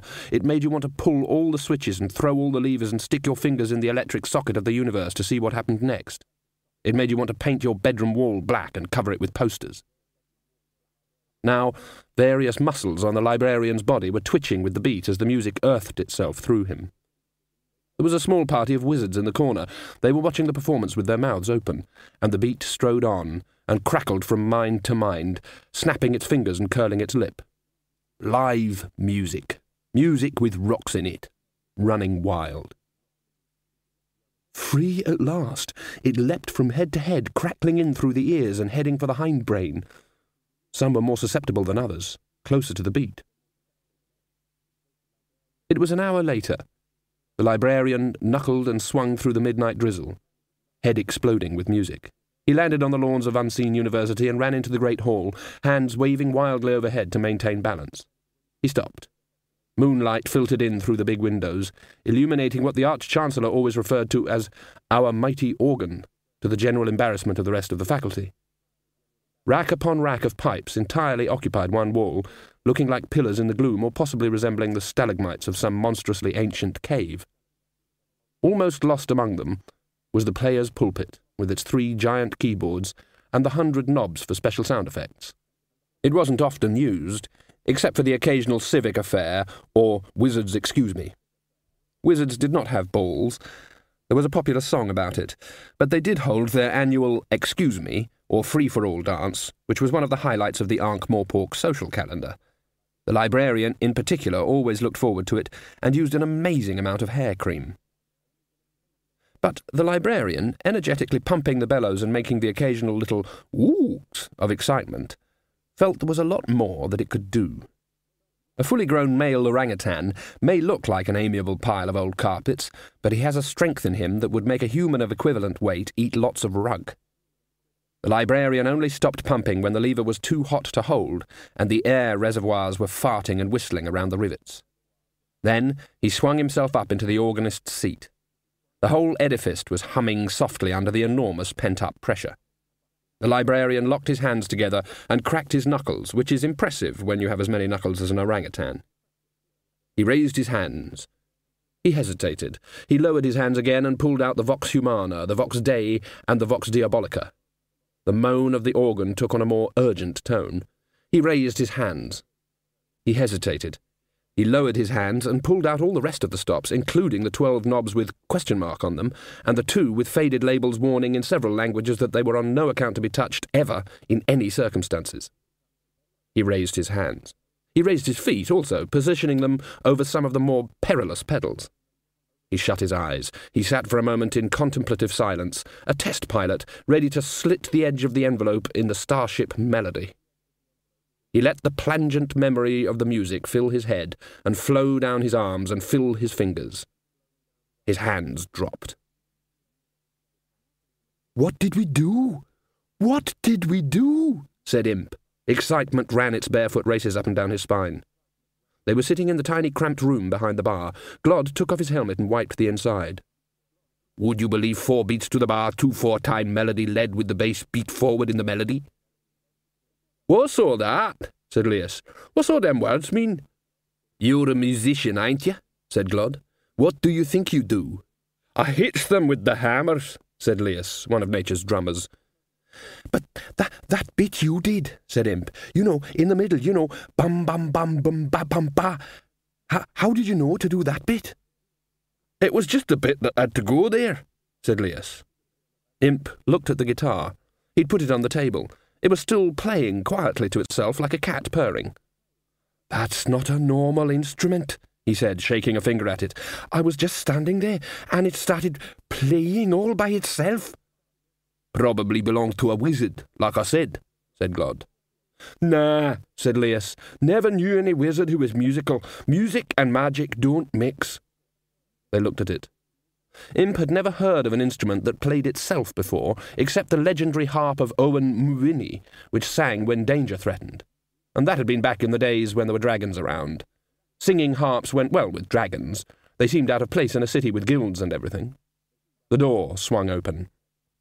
"That was astonishing, boys," said Hibiscus Dunelm. "Never heard anything like it. Can you come back tomorrow night? Here's your $5. Glod counted the coins. We did 4 encores, he said darkly. I'd complain to the guild if I was you, said Hibiscus. The trio looked at the money. It looked very impressive to people whose last meal had been 24 hours ago. It wasn't guild rate. On the other hand, it had been a long 24 hours. If you come back tomorrow, said Hibiscus, I'll make it $6. How about that? Oh, wow, said Glod. Mustrum Ridcully was jolted upright in bed because the bed itself was being gently vibrated across the floor. So it had happened at last. They were out to get him. The tradition of promotion in the university by filling dead men's shoes, sometimes by firstly ensuring the death of the man in those shoes, had lately ceased. This was largely because of Ridcully himself, who was big and kept himself in trim, and as 3 late-night aspirants to the Arch-Chancellorship had found, also had very good hearing. They had been variously hung out of the window by their ankles, knocked unconscious with a shovel, and had their arm broken in 2 places. Besides, Ridcully was known to sleep with 2 loaded crossbows by his bed. He was a kind man, and probably wouldn't shoot you in both ears. That sort of consideration encouraged a more patient type of wizard. Everyone dies sooner or later. They could wait. Ridcully took stock and found his first impression was mistaken. There appeared to be no murderous magic going on. There was just sound, cramming the room to every corner. Ridcully shuffled into his slippers and went out into the corridor, where other members of the faculty were milling around and blearily asking one another what the hell was happening. Plaster rained down on them from the ceiling in a steady fog. Who's causing that din? Shouted Ridcully. There was a mute chorus of unheard replies and much shrugging of shoulders. Well, I will find out, growled the Arch-Chancellor and set off for the stairs with the others trailing after him. He walked without his knees or elbows bending very much, a sure sign of a forthright man in a bad temper. The trio said nothing all the way out of the drum. They said nothing all the way to Gimlet's delicatessen. They said nothing while they waited in the queue, and then all they said was, So, right, that's 1 Quattro Rodenti with extra newts, hold the chilies, 1 Clatchian Hots with double salami, and a 4 strata, no pitch blend. They sat down to wait. The guitar played a little 4-note riff. They tried not to think about it. They tried to think about other things. I think I'll change my name, said Lias, eventually. I mean, Lias. Not a good name for the music business. What'll you change it to? Said Glod. I thought... Don't laugh. I thought... Cliff, said Lias. Cliff? Good troll name, very stony, very rocky, nothing wrong with it, said Cliff, nay Lias, defensively. Well, yes, but, I don't know, I mean, well, Cliff. Can't see anyone lasting long in this business with a name like Cliff. Better than Glod, anyway. I'm sticking with Glod, said Glod, and Imp is sticking with Imp, right? Imp looked at the guitar. It's not right, he thought. I hardly touched it. And I feel so tired. Not sure, he said wretchedly. Not sure if Imp is the right name for this music. His voice trailed off. He yawned. Imp, said Glod after a while. Said Imp. And he'd felt someone was watching him out there. That was daft, of course. He couldn't say to someone, I was on stage and I thought someone was watching me. They'd say, Really? That's really occult, that is. Imp, said Glod. Why are you snapping your fingers like that? Imp looked down. Was I? Yes. Just thinking. My name. It's not right for this music either. What does it mean in real language? Said Glod. Well, all my family are Ekelins, said Imp, ignoring the insult to an ancient tongue. It means of the holly. That's all that grows in Llameros, you see. Everything else just rots. I wasn't going to say, said Cliff, but Imp sounds a bit like elf to me. It just means small shoot, said Imp. You know, like a bud. Bud Ekelin, said Glod. Buddy. Worse than Cliff, in my opinion. Ah, I think it sounds right, said Imp. Glod shrugged and pulled a handful of coins out of his pocket. "We've still got more than $4, he said. "I know what we should do with it, too." "We should put it towards guild membership," said the new buddy. Glod stared into the middle distance. "No," he said. "We haven't got the sound right. I mean, it was very good. Very new." He stared hard at Imp cum Buddy. "But there's still something missing." The dwarf gave Buddy, nay Imp, another penetrating stare. "Do you know you're shaking all over?" he said, "moving around on your seat like you've got a pant full of ant." "I can't help it," said Buddy. He wanted to sleep, but a rhythm was bouncing around inside his head. "I saw it too," said Cliff. "When we was walking here, you were bouncing along." He looked under the table. "And you is tapping your feet." "And you keep snapping your fingers," said Glod. "I can't stop thinking about the music," said Buddy. "You're right. We need—" He drummed his fingers along the table.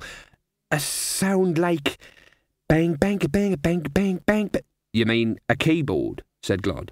"Do I?" "They've got one of those new pianofortes just over the river in the opera house," said Glod. "Yeah, but that sort of thing ain't for our kind of music," said Cliff. "That sort of thing is for big fat guys in powdered wigs." "I reckon," said Glod, giving Buddy another lopsided stare, "if we put it anywhere near Buddy, it'll be for our kind of music soon enough. So go and get it." "I heard where it cost $400, said Cliff. "No one's got that many teeth." "I didn't mean buy it," said Glod. "Just borrow it for a while." "That's stealing," said Cliff. "No, it's not," said the dwarf. "We'll let them have it back when we finish with it." "Oh, that's all right then." Buddy wasn't a drummer or a troll, and he could see the technical flaw in Glod's argument, and a few weeks ago he'd have said so. But then he'd been a good circle-going boy from the valleys who didn't drink, didn't swear, and played the harp at every druidic sacrifice. Now he needed that piano. The sound had been nearly right. He snapped his fingers in time with his thoughts. "But we ain't got anyone to play it," said Cliff. "You get the piano," said Glod. "I'll get the piano player." And all the time they kept glancing at the guitar. The wizards advanced in a body towards the organ. The air around it vibrated as if superheated. "What an unholy noise!" shouted the lecturer in recent runes. "Oh, I don't know," screamed the dean. "It's rather catchy."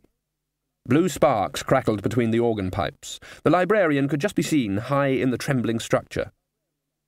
"Who's pumping it?" screamed the senior wrangler. Ridcully looked around at the side. The handle seemed to be going up and down by itself. I'm not having this," he muttered. "Not in my damn university. It's worse than students." And he raised his crossbow and fired, right at the main bellows. There was a long drawn-out wail, in the key of A, and then the organ exploded. The history of the subsequent seconds was put together during a discussion in the uncommon room, where the wizards went for a stiff drink, or in the bursar's case, a warm milk, shortly afterwards. The lecturer in recent runes swore that the 60-foot gravissimo organ pipe went skywards on a pillar of flame. The chair of indefinite studies and the senior wrangler said that when they found the librarian upside down in one of the fountains in Sartor Square, outside the university, he was going "ook, ook" to himself and grinning. The bursar said that he'd seen a dozen naked young women bouncing up and down on his bed, but the bursar occasionally said things like this anyway, especially when he'd been indoors a lot. The dean said nothing at all. His eyes were glazed. Sparks crackled in his hair. He was wondering if he'd be allowed to paint his bedroom black. The beat went on. The life timer of Imp stood in the middle of the huge desk. The death of rats walked around it, squeaking under his breath. Susan looked at it too. There was no doubt that all the sand was in the bottom bulb, but something else had filled the top and was pouring through the pinch. It was pale blue and coiling in frantically on itself like excited smoke. "Have you ever seen anything like it?" she said. "Squeak." "Nor me." Susan stood up. The shadows around the walls, now that she'd got used to them, seemed to be of things, not exactly machinery, but not exactly furniture either. There had been an orrery on the lawn at college. The distant shapes put her in mind of it, although what stars it measured and in what dark courses she really couldn't say. They seemed to be projections of things too strange even for this strange dimension. She'd wanted to save his life, and that was right, she knew it. As soon as she'd seen his name, well, it wasn't important. She'd inherited some of Death's memory. She couldn't have met the boy, but perhaps he had. She felt that the name and the face had established themselves so deeply in her mind now that the rest of her thoughts were forced to orbit them. Something else had saved him first. She held the lifetimer up to her ear again. She found herself tapping her foot, and realized that the distant shadows were moving. She ran across the floor, the real floor, the one outside the boundaries of the carpet. The shadows looked more like mathematics would be if it was solid. There were vast curves of something. Pointers like clock hands, but longer than a tree, moved slowly through the air. The death of rats climbed onto her shoulder. "I suppose you don't know what's happening?" "Squeak?" Susan nodded. Rats, she supposed, died when they should. They didn't try to cheat or return from the dead. There were no such things as zombie rats. Rats knew when to give up. She looked at the glass again. The boy, and she used the term as girls will of young males several years older than them, the boy had played a chord on the guitar or whatever it was, and history had been bent, or had skipped or something. Something besides her didn't want him dead.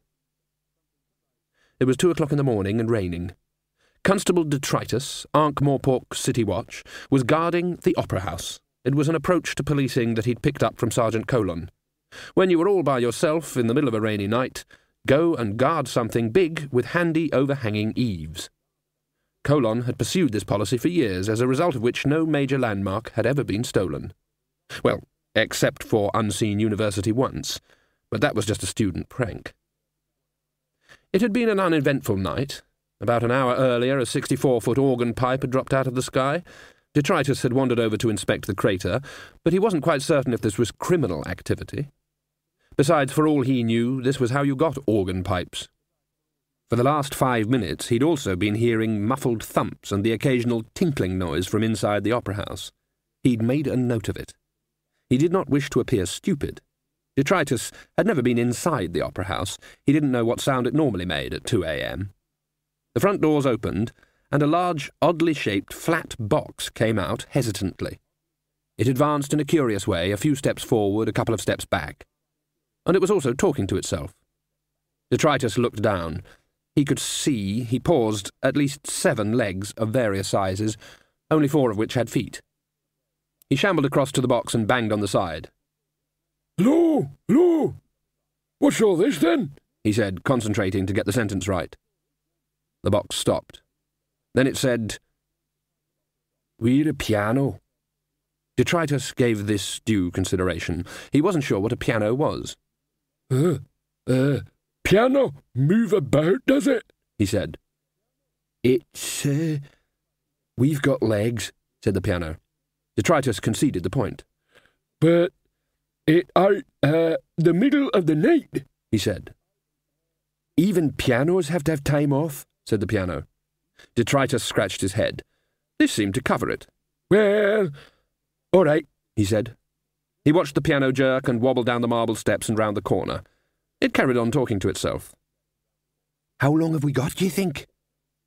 "We ought to make it to the bridge. He's not clever enough to be a drummer." "But he's a policeman." "So?" "Cliff?" "Yep." "We might get caught." "He can't stop us. We're on a mission from Glod." "Right." The piano tottered onward through the puddles for a little while, and then asked itself, "Buddy?" "Yup." "Why did I just say that?" "Say what?" "About us being on a mission, you know, from Glod." "Well, the dwarf said to us go and get the piano, and his name is Glod, so—" Yeah, right. But he could have stopped us. I mean, there's nothing special about some mission from some dwarf. "Maybe you were just a bit tired." "Maybe that's it," said the piano gratefully.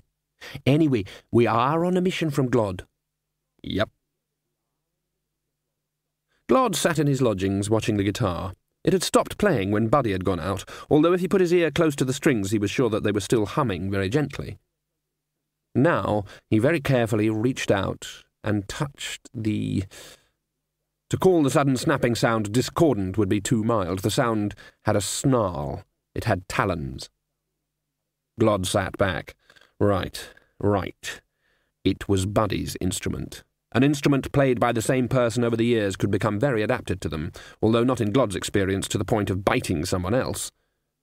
Buddy hadn't had it a day yet, but the principle maybe was the same. It was an old dwarf legend about the famous horn of Fergal, which sounded itself when danger was near, and also in the presence, for some reason, of horseradish. And there was even an Ankh-Morpork legend, wasn't there, about some old drum in the palace or somewhere that was supposed to bang itself if an enemy fleet was seen sailing up the Ankh? The legend had died out in recent centuries, partly because this was the age of reason, and also because no enemy fleet could sail up the Ankh without a gang of men with shovels going in front. And there was a troll story about some stones that on frosty nights... The point was that magical instruments turned up every so often. Glod reached out again. All right.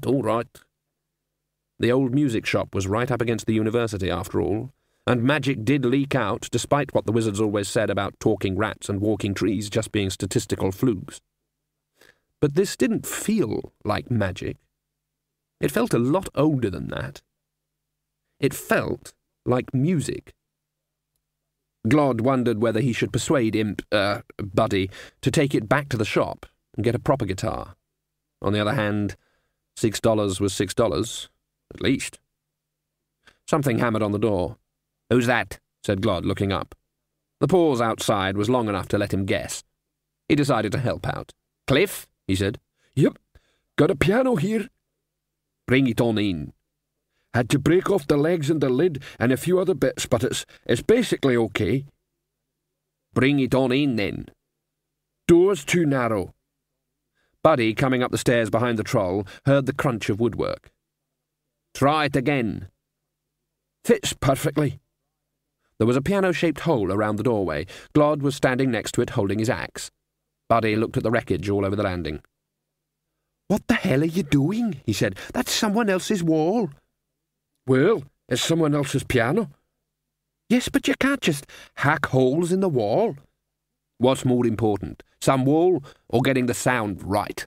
said Glod. Buddy hesitated. Part of him thought, "That's ridiculous, it's only music." Another part of him thought, rather more sharply, "That's ridiculous, it's only a wall." All of him said, "Oh, since you put it like that. But what about the piano player?" "I told you, I know just where to find one," said Glod. A tiny part of him was amazed. "I've hacked a hole in my own wall. It took me days to nail that wallpaper on properly." End of CD 3. CD 4.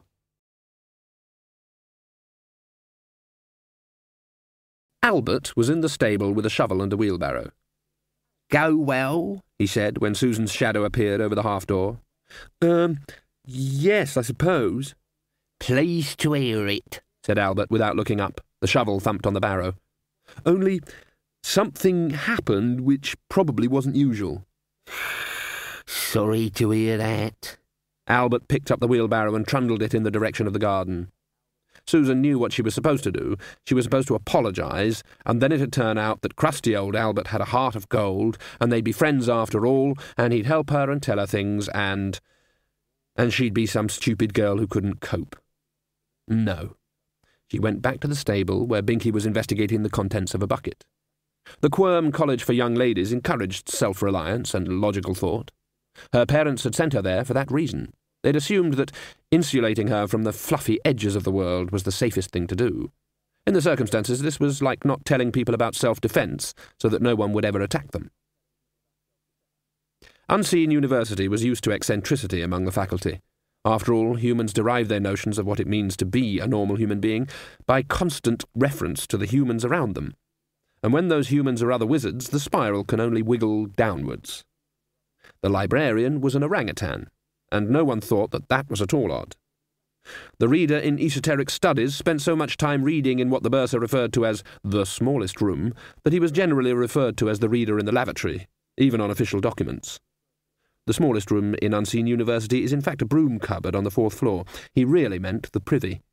The reader had a theory that all the really good books in any building, at least all the really funny ones, the ones with cartoons about cows and dogs, and captions like, "As soon as he saw the duck, Elmer knew it was going to be a bad day," gravitate to a pile in the privy, but no one ever has time to read all of them, or even knows how they came to be there.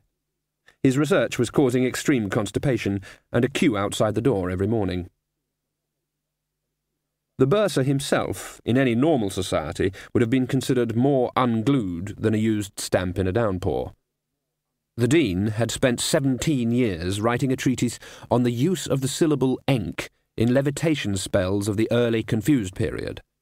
The Arch-Chancellor, who regularly used the long gallery above the Great Hall for archery practice, and had accidentally shot the bursar twice, thought the whole faculty was as crazy as loons, whatever a loon was.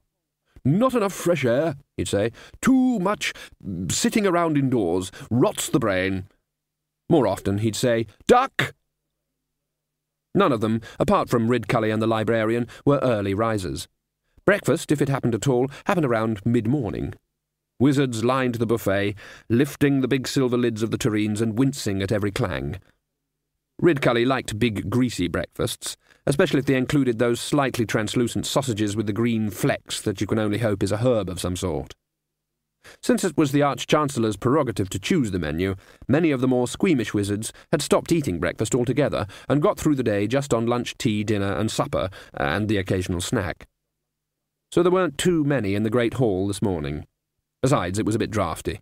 Workmen were busy somewhere up on the roof. Ridcully put down his fork. "All right. Who's doing it?" he said. "Own up, that man." "Doing what, Arch-Chancellor?" said the senior wrangler. "Someone's tapping his foot." The wizards looked along the table. The dean was staring happily into space. "Dean?" said the senior wrangler. The dean's left hand was held not far from his mouth. The other was making rhythmic stroking motions somewhere in the region of his kidneys. "I don't know what he thinks he's doing," said Ridcully, "but it looks unhygienic to me." "I think he's playing an invisible banjo, Arch-Chancellor," said the lecturer in recent runes. "Well, it's quiet at least," said Ridcully. He looked at the hole in the roof, which was letting unaccustomed daylight into the hall. "Anyone seen the librarian?" The orangutan was busy. He had holed up in one of the library cellars, which he currently used as a general workshop and book hospital.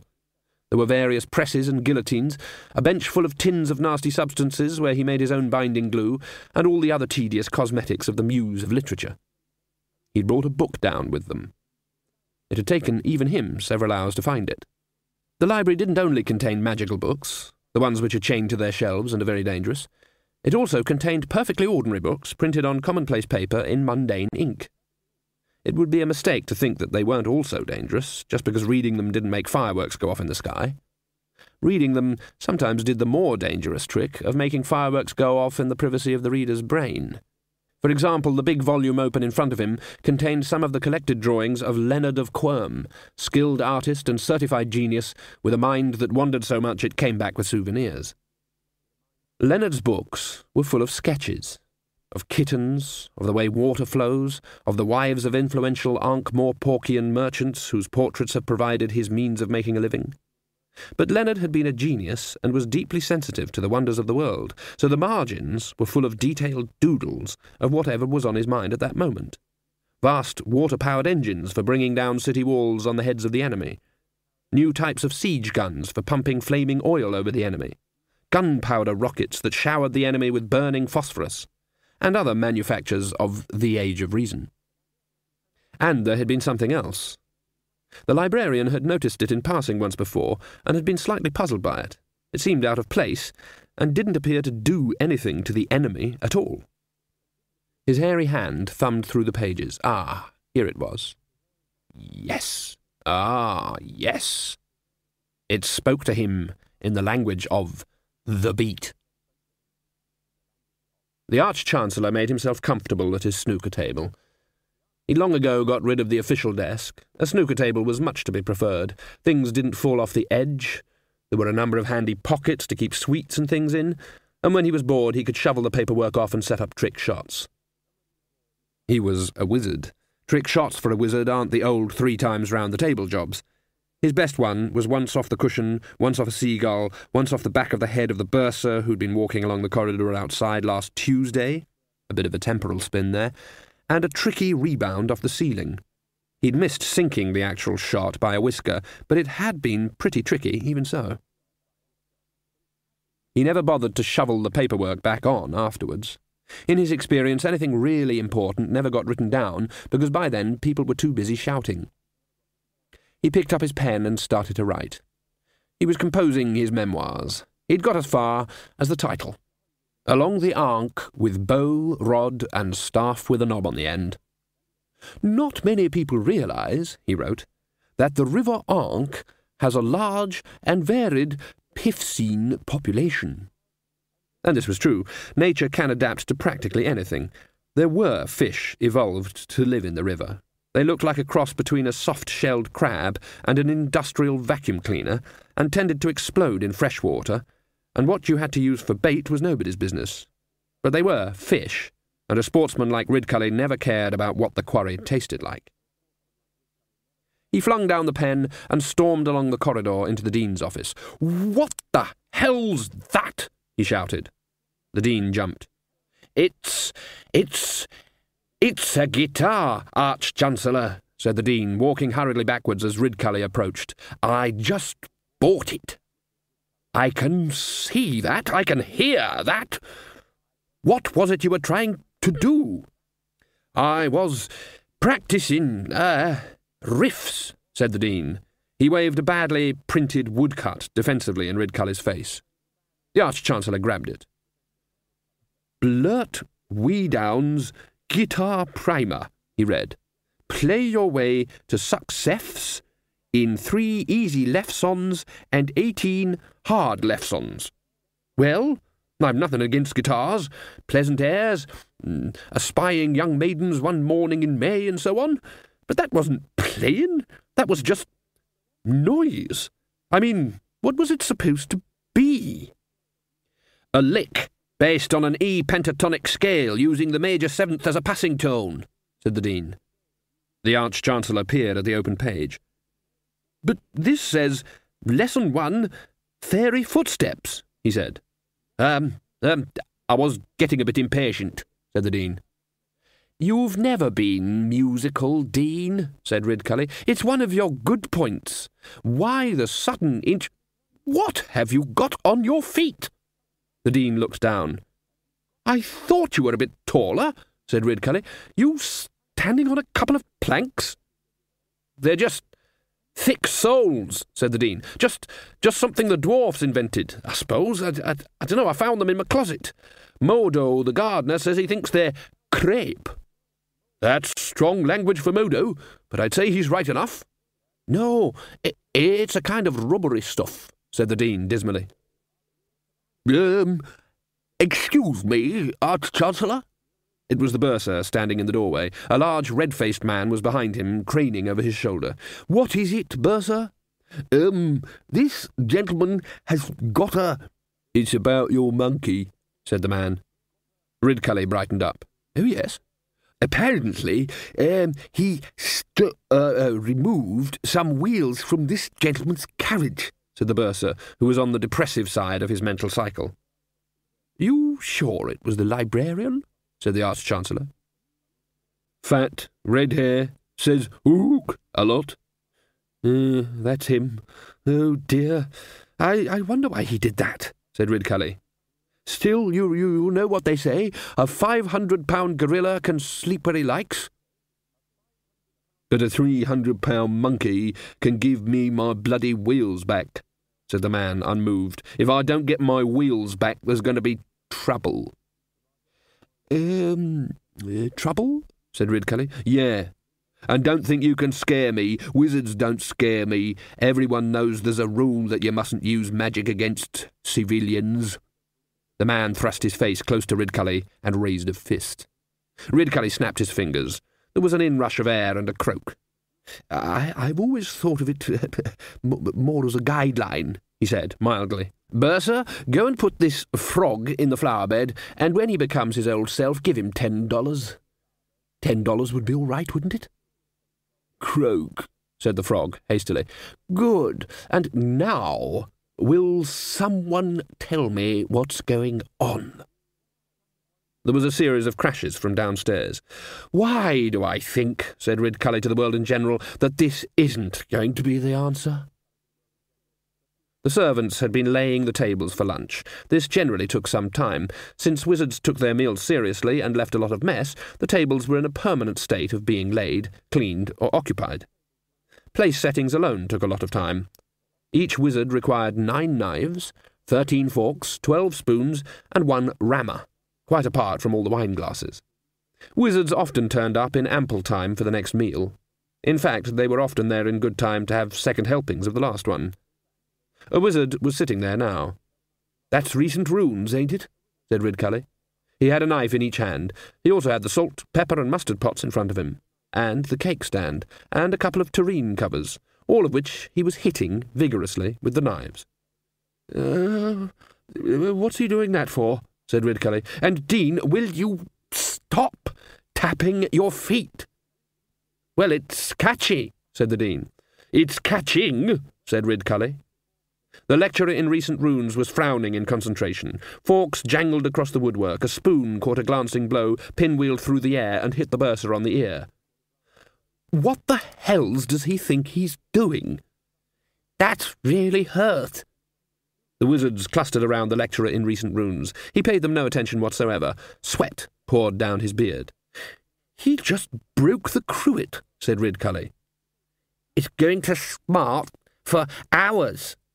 Ah, yes, he's as hot as mustard, said the Dean. I'd take that with a pinch of salt, said the senior wrangler. Ridcully straightened up. He raised a hand. Now, someone's about to say something like, I hope the watch don't catch up with him, aren't you? He said. Or, that's a bit of a sauce. Or, I bet you're all trying to think of something silly to say about pepper. I'd just like to know what's the difference between this faculty and a bunch of pea-brained idiots. Ha, ha, ha, said the bursar nervously, still rubbing his ear. It wasn't a rhetorical question. Ridcully snatched the knives out of the lecturer's hands.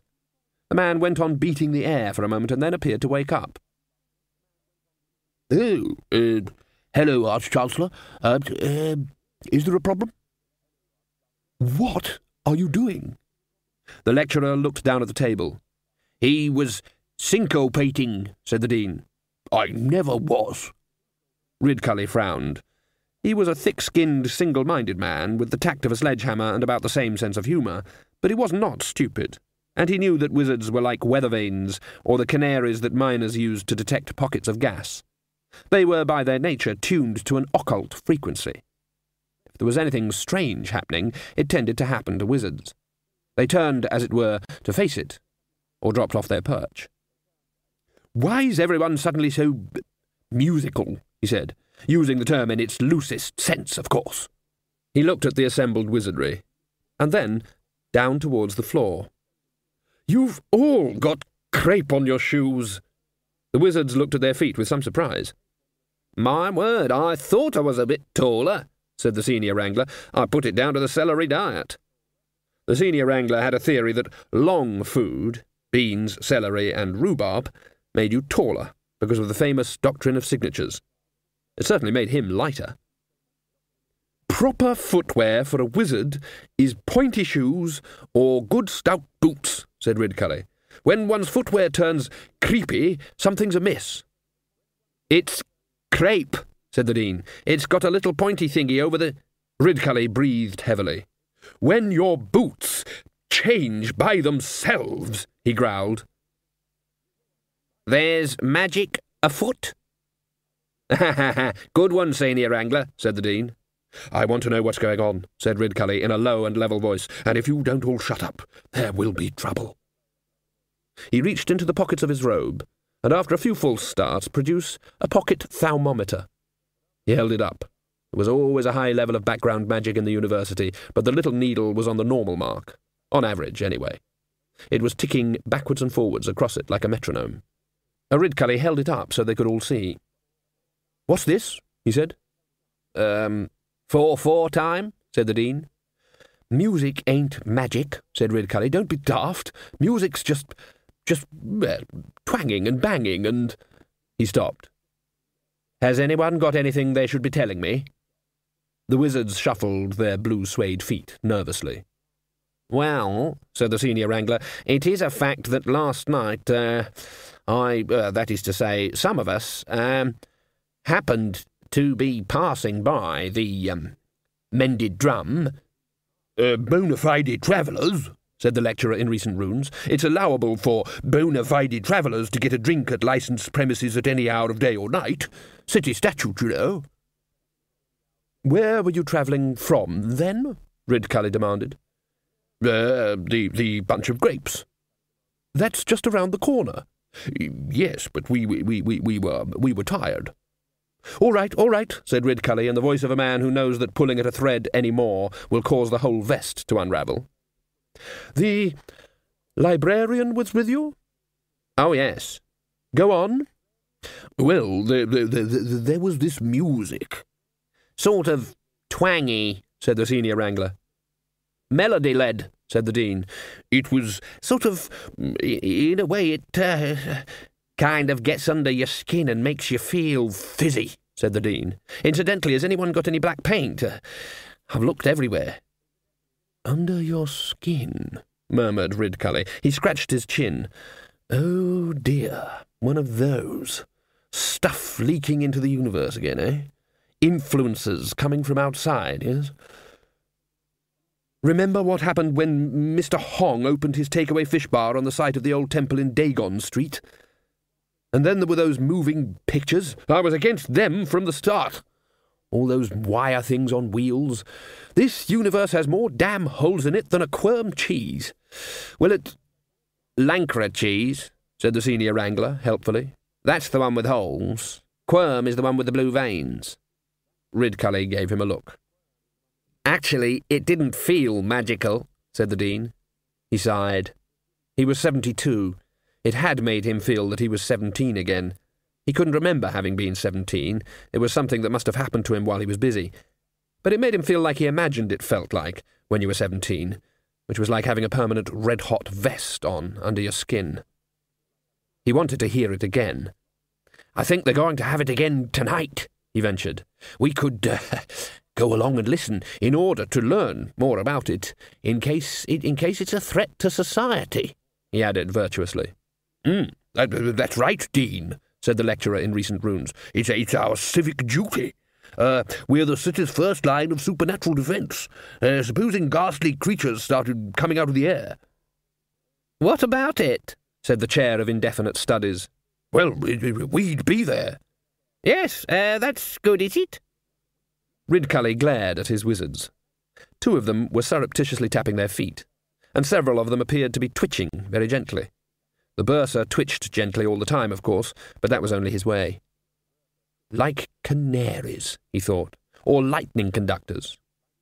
All right, he said reluctantly, we'll go, but we won't draw attention to ourselves. Certainly, Arch-Chancellor. And everyone's to buy their own drink. Oh. Corporal, possibly Cotton, saluted in front of the fort sergeant, who was trying to shave. It's the new recruit, sir, he said. He won't obey orders. The sergeant nodded and then looked blankly at something in his own hand. Rather, sir, said the corporal helpfully. He just keeps on saying things like, it's not happening yet. Have you tried burying him up to his neck in sand? That usually works. It's a bit, a thing, nasty to people. Oh, had it a moment ago. The corporal snapped his fingers. That thing, cruel, that's it. We don't give people the pit these days. This is the sergeant glanced at the palm of his left hand, where there were several lines of writing. The Foreign Legion. Yes, sir. All right, sir. He's weird. He just sits there all the time. We call him Bo Nidal, sir. The sergeant peered bemusedly at the mirror.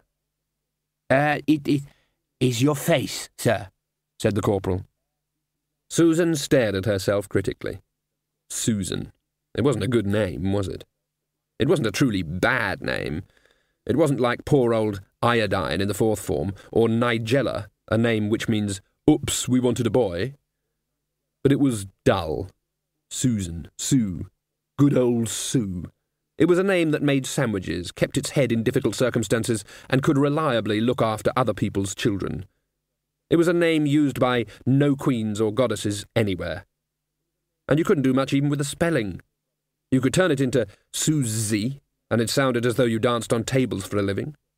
You could put in a Z and a couple of N's and an E, but it still looked like a name with extensions built on. It was as bad as Sarah, a name that cried out for a prosthetic H. Well, at least she could do something about the way she looked. It was the robe.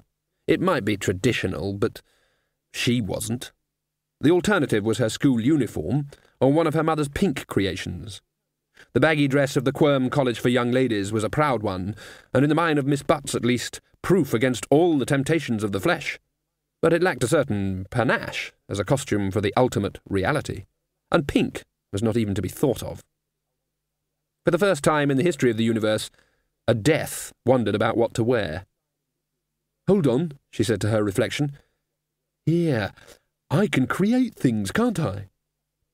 She held out her hand and thought, cup. A cup appeared. It had a skull and bones pattern around the rim. "Ah," said Susan, "I suppose a pattern of roses is out of the question. Probably not right for the ambience, I expect." She put the cup on the dressing table and tapped it.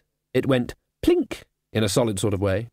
"Well then," she said, "I don't want something soppy and posy. No silly black lace or anything worn by idiots who write poetry in their rooms and dress like vampires and are vegetarians really."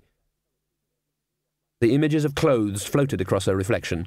It was clear that black was the only option, but she settled on something practical and without frills.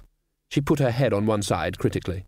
Well, maybe a bit of lace," she said, "and perhaps a bit more bodice." She nodded at her reflection in the mirror. Certainly it was a dress that no Susan would ever wear, although she suspected that there was a basic Susanness about her which would permeate it after a while. "It's a good job you're here," she said, "or I'd go totally mad. Ha ha ha." Then she went to see her grandfather. Death. There was one place he had to be. Glod wandered quietly into the university library. Dwarfs respected learning, provided they didn't have to experience it. He tugged at the robe of a passing young wizard. "There's a monkey runs this place, right?" he said. "Big, fat, hairy monkey, hands a couple of octaves wide." The wizard, a pasty-faced postgraduate student, looked down at Glod with the disdainful air a certain type of person always reserves for dwarfs. It wasn't much fun being a student in Unseen University. You had to find your pleasures where you could. He grinned a big, wide, innocent grin. "Why, yes," he said. "I do believe right at this moment he's in his workroom in the basement, but you have to be very careful how you address him." "Is that so?" said Glod. "Yes, you have to be sure to say, 'Do you want a peanut, Mr. Monkey?'" said the student wizard. He signalled a couple of his colleagues. "That's so, isn't it? He has to say, 'Mr. Monkey.'" Oh, yes, indeedy," said a student. "Actually, if you don't want him to get annoyed, it's best to be on the safe side and scratch under your arms. That puts him at his ease." And go, ugh, ugh, ugh," said a third student. "He likes that." Well, thank you very much," said Glod. "Which way do I go?" "We'll show you," said the first student. "That's so very kind." "Don't mention it." "Only too glad to help." The three wizards led Glod down a flight of steps and into a tunnel. Light filtered down through the occasional pane of green glass set in the floor above. Every so often, Glod heard a snigger behind him. The librarian was squatting down on the floor in a long, high cellar. Miscellaneous items had been scattered on the floor in front of him. There was a cartwheel, odd bits of wood and bone, and various pipes, rods, and lengths of wire that somehow suggested that around the city people were puzzling over broken pumps and fences with holes in. The librarian was chewing the end of a piece of pipe and looking intently at the heap. "That's him," said one of the wizards, giving Glod a push. The dwarf shuffled forward. There was another outburst of muffled giggling behind him. He tapped the librarian on the shoulder. "Excuse me." "Ooh?" "Those guys just called you a monkey," said Glod, jerking a thumb in the direction of the door. "I'd make them say sorry if I was you." There was a creaking metallic noise, followed very closely by a scuffling outside as the wizards trampled one another in their effort to get away. The librarian had bent the pipe into a U-shape, apparently without effort. Glod went to the door and looked out. There was a pointy hat on the flagstones, trampled flat. "That was fun," he said. "If I'd just asked them where the librarian was, they'd have said, 'Bugger off, you dwarf.' You have to know how to deal with people in this game." He came back and sat down beside the librarian. The ape put a smaller bend in the pipe. "What are you making?" said Glod. "Ook, ook, ook, ook." "My cousin Modo is the gardener here," said Glod. "He says you're a mean keyboard player." He stared at the hands busy in the pipe bending.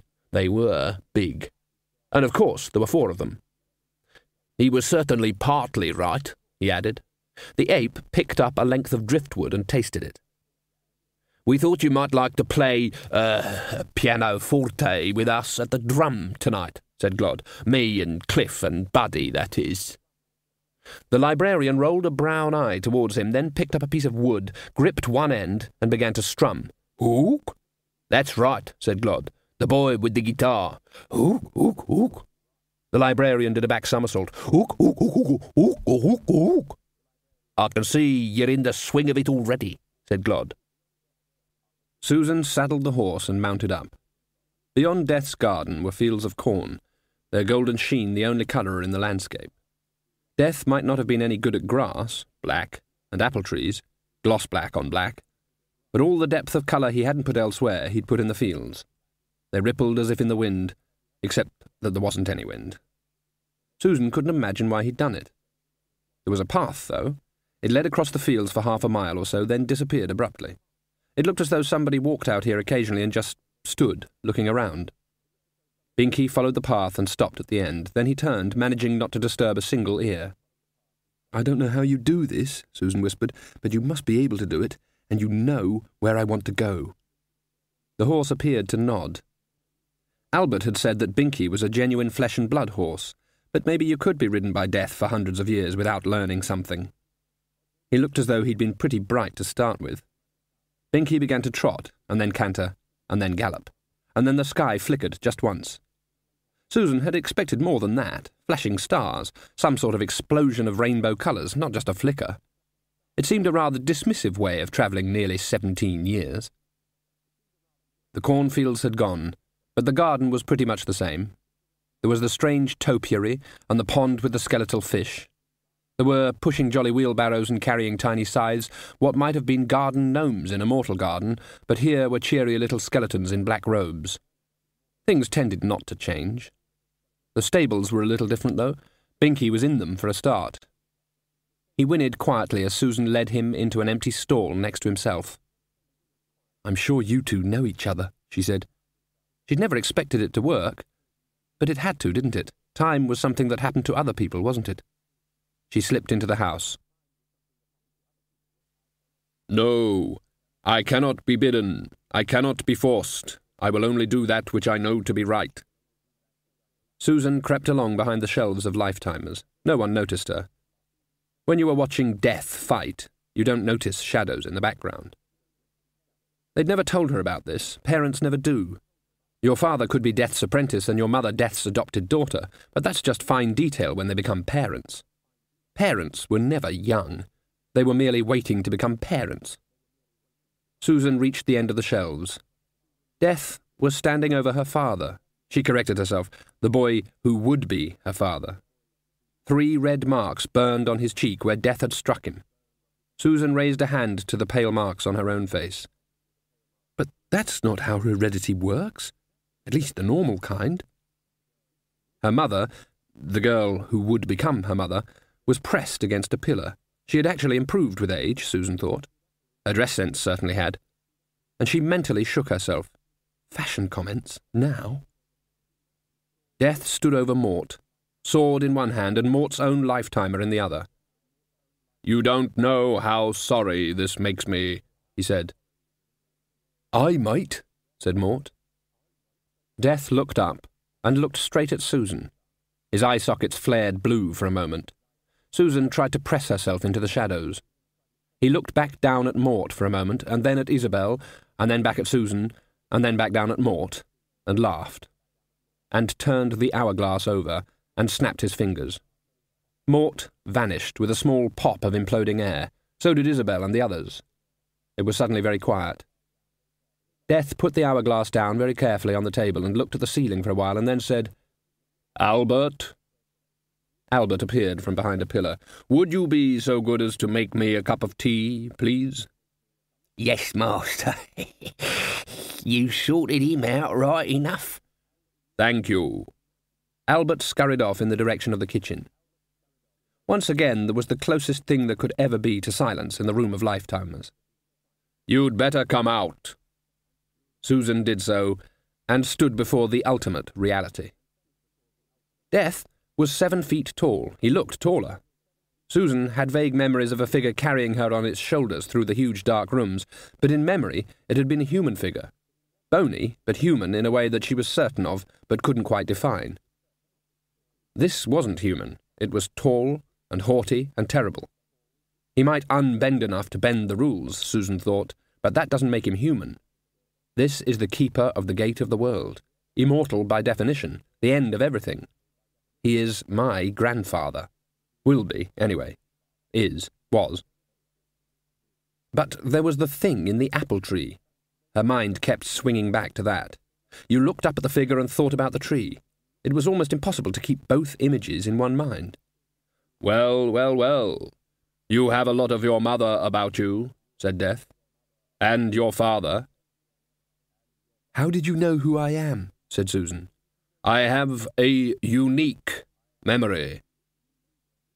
"How can you remember me? I haven't even been conceived yet." "I did say unique. Your name is Susan, but—" "Susan?" said Death bitterly. "They really wanted to make sure, didn't they?" He sat down in his chair, steepled his fingers, and looked at Susan over the top of them.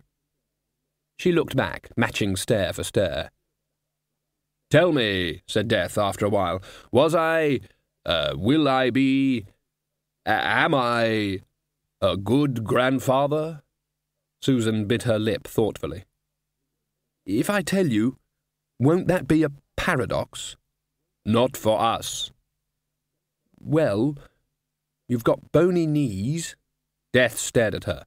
"Bony knees?" Sorry. "You came here to tell me that?"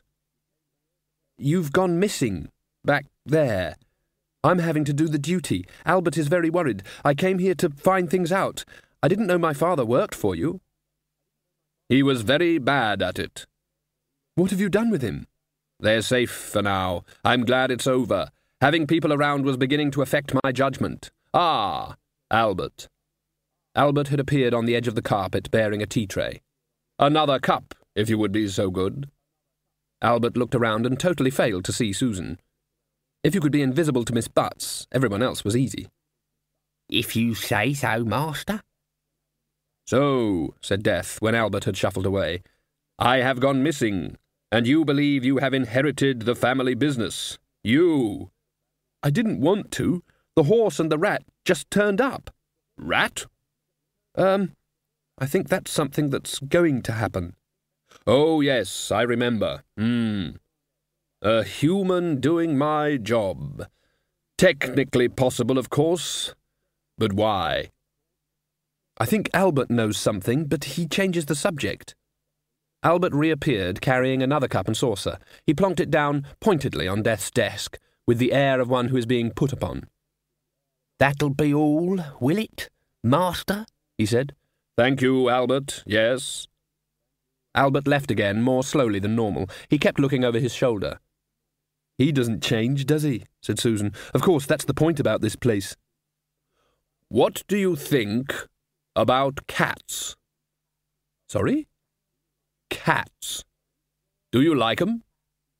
"They're, Susan hesitated. "All right, but a cat's just a cat." "Chocolate," said Death. Do you like chocolate? I think it's possible to have too much, said Susan. You certainly don't take after Isabel. Susan nodded. Her mother's favourite dish had been genocide by chocolate. And your memory? You have a good memory? Oh, yes, I remember things. About how to be death. About how it's all supposed to work. Look, just then you said you remembered about the rat, and it hasn't even happened. Death stood up and strode across to the model of the Discworld. Morphic resonance, he said, not looking at Susan. Damn. People don't begin to understand it. Soul harmonics. It's responsible for so many things. Susan pulled out Imp's lifetimer. Blue smoke was still pouring through the pinch. Can you help me with this? She said. Death spun round. I should never have adopted your mother. Why did you? Death shrugged. What's that you've got there? He took Buddy's lifetime from her and held it up. Ah, interesting. Do you know what it means, Grandad? I've not come across it before, but I suppose it's possible, in certain circumstances. It means, somehow, that he has rhythm in his soul. Grandad. Oh, no, that can't be right. That's just a figure of speech. And what's wrong with Grandad? Grandfather I can live with. Grandad, one step away from Gramps, in my opinion. Anyway, I thought you believed in logic. Calling something a figure of speech doesn't mean it's not true. Death waved the hourglass vaguely. For example, he said, many things are better than a poke in the eye with a blunt stick. I've never understood the phrase. Surely, a sharp stick would be even worse. Death stopped. I'm doing it again. Why should I care what the wretched phrase means, or what you call me? Unimportant. Getting entangled with humans clouds the thinking. Take it from me. Don't get involved. But I am human. I didn't say it was going to be easy, did I? Don't think about it. Don't feel. You're an expert, are you? Said Susan hotly. I may have allowed myself some flicker of emotion in the recent past, said Death, but I can give it up any time I like. He held up the hourglass again. It's an interesting fact that music, being of its nature immortal, can sometimes prolong the life of those intimately associated with it, he said. I've noticed that famous composers in particular hang on for a long time. Deaf as posts, most of them, when I come calling. I expect some god somewhere finds that very amusing. Death contrived to look disdainful. It's their kind of joke. And, of course, one that misfires. Deafness doesn't prevent composers hearing the music. It prevents them hearing the distractions. He set the glass down and twanged it with a bony digit. It went whum. He has no life. He has music. Music's taken him over? You could put it like that. Making his life longer? Life is extensible. It happens occasionally among humans, not often, usually tragically, in a theatrical kind of way. But this isn't another human. This is music. He played something on some sort of stringed instrument, like a guitar. Death turned. Indeed? Well, well, well. Is that important? It is interesting. Is it something I should know? It is nothing important. A piece of mythological debris. Matters will resolve themselves. You may depend upon it. What do you mean, resolve themselves? He will probably be dead in a matter of days. Susan stared at the lifetimer. But that's dreadful. Are you romantically involved with the young man? What? No. I've only ever seen him once. Your eyes didn't meet across a crowded room or anything of that nature? No, of course not. Why should you care, then? Because he's a human being, that's why, said Susan, surprised at herself. I don't see why people should be messed around like that, she added lamely. That's all. Oh, I don't know. He leaned down again until his skull was on a level with her face. "But most people are rather stupid and waste their lives. Have you not seen that? Have you not looked down from the horse at a city and thought how much it resembled an ant-heap, full of blind creatures who think their mundane little world is real? You see the lighted windows, and what you want to think is that there may be many interesting stories behind them, but what you know is that really there are just dull souls, mere consumers of food who think their instincts are emotions and their tiny lives of more account than a whisper of wind." The blue glow was bottomless. It seemed to be sucking her own thoughts out of her mind. "No," whispered Susan. "No, I've never thought like that." Death stood up abruptly and turned away. "You may find that it helps," he said. "But it's all just chaos," said Susan. "There's no sense to the way people die. There's no justice." "Ah!" "You take a hand," she persisted. "You just saved my father." "I was foolish. To change the fate of one individual is to change the world. I remember that. So should you." Death still hadn't turned to face her. "I don't see why we shouldn't change things if it makes the world better," said Susan. "Ha! Are you too scared to change the world?" Death turned. The very sight of his expression made Susan back away. He advanced slowly towards her. His voice, when it came, was a hiss. "You say that to me? You stand there in your pretty dress and say that to me? You prattle on about changing the world? Could you find the courage to accept it? To know what must be done and do it, whatever the cost? Is there one human anywhere in the world who knows what duty means?" His hands opened and shut convulsively. "I said you must remember. For us, time is only a place. It's all spread out. There is what is and what will be. If you change that, you carry the responsibility for the change, and that is too heavy to bear." "That's just an excuse." Susan glared at the tall figure. Then she turned and marched out of the room. "Susan?" She stopped halfway across the floor, but didn't turn round. "Yes?" "Really bony knees?" "Yes." It was probably the first piano case that had ever been made, and made out of a carpet at that. Cliff swung it easily onto his shoulder and picked up his sack of rocks in the other hand. "Is it heavy?" said Buddy. Cliff held the piano up on one hand and weighed it reflectively. "A bit," he said. The floorboards creaked underneath him. "Do you think we should have took all the bits out?" "It's bound to work," said Glod. "It's like a coach. The more bits you take off, the faster it goes. Come on." They set out. Buddy tried to look as inconspicuous as a human can look if he is accompanying a dwarf with a big horn, an ape, and a troll carrying a piano in a bag. "I'd like a coach," said Cliff, as they headed for the drum. "Big black coach, with all that liver on it." "Liver?" said Buddy. He was beginning to get accustomed to the name. "Shields and that." "Oh, livery. And that." "What did you get if you had a pile of gold, Glod?" said Buddy. In its bag the guitar twanged gently to the sound of his voice.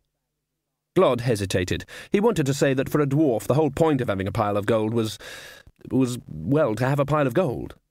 It didn't have to do anything other than just be as audacious as gold could be. "Dunno," he said. "Never thought I'd have a pile of gold. What about you?" "I swore I'd be the most famous musician in the world." "That's dangerous, that kind of swear," said Cliff. Ook. "Isn't it what every artist wants?" said Buddy. "In my experience," said Glod, "what every true artist really wants, is to be paid." "And famous," said Buddy.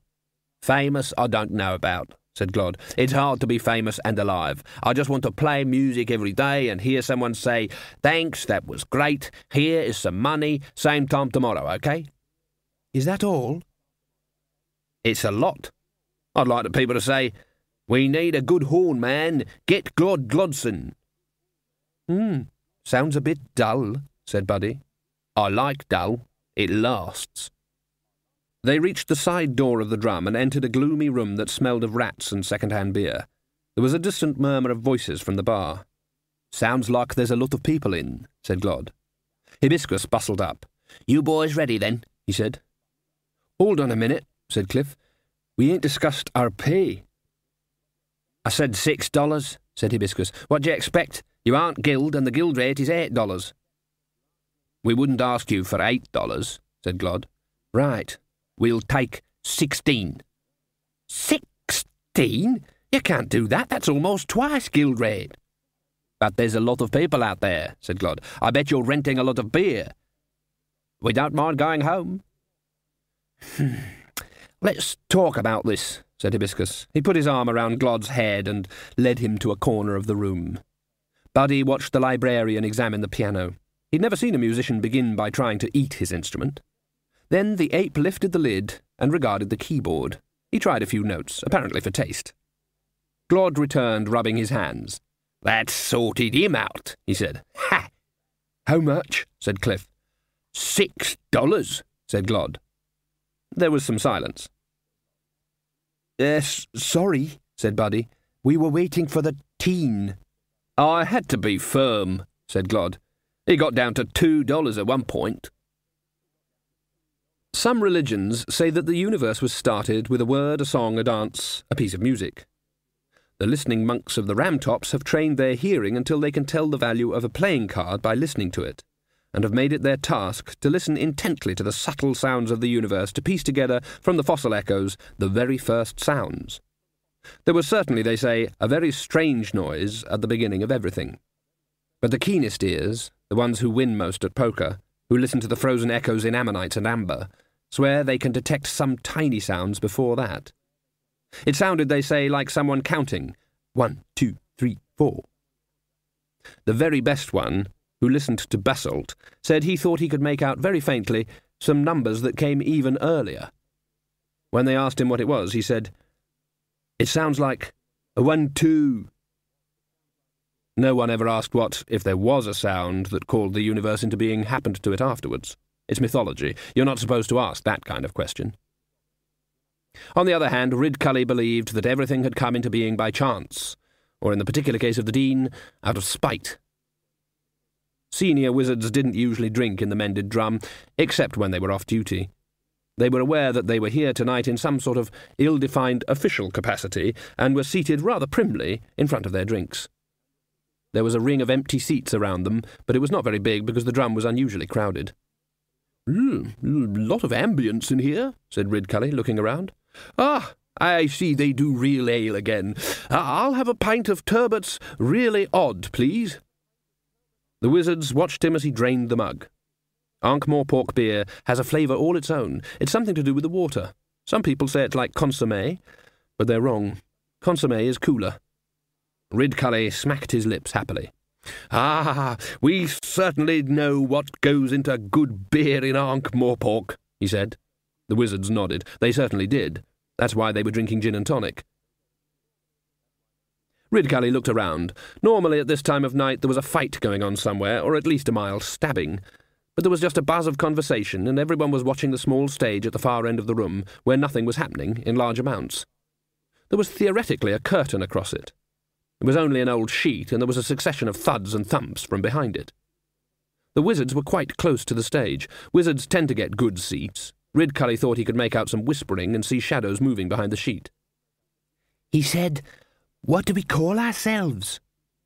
"Cliff, Buddy, Glod, and the librarian. I thought he knew that."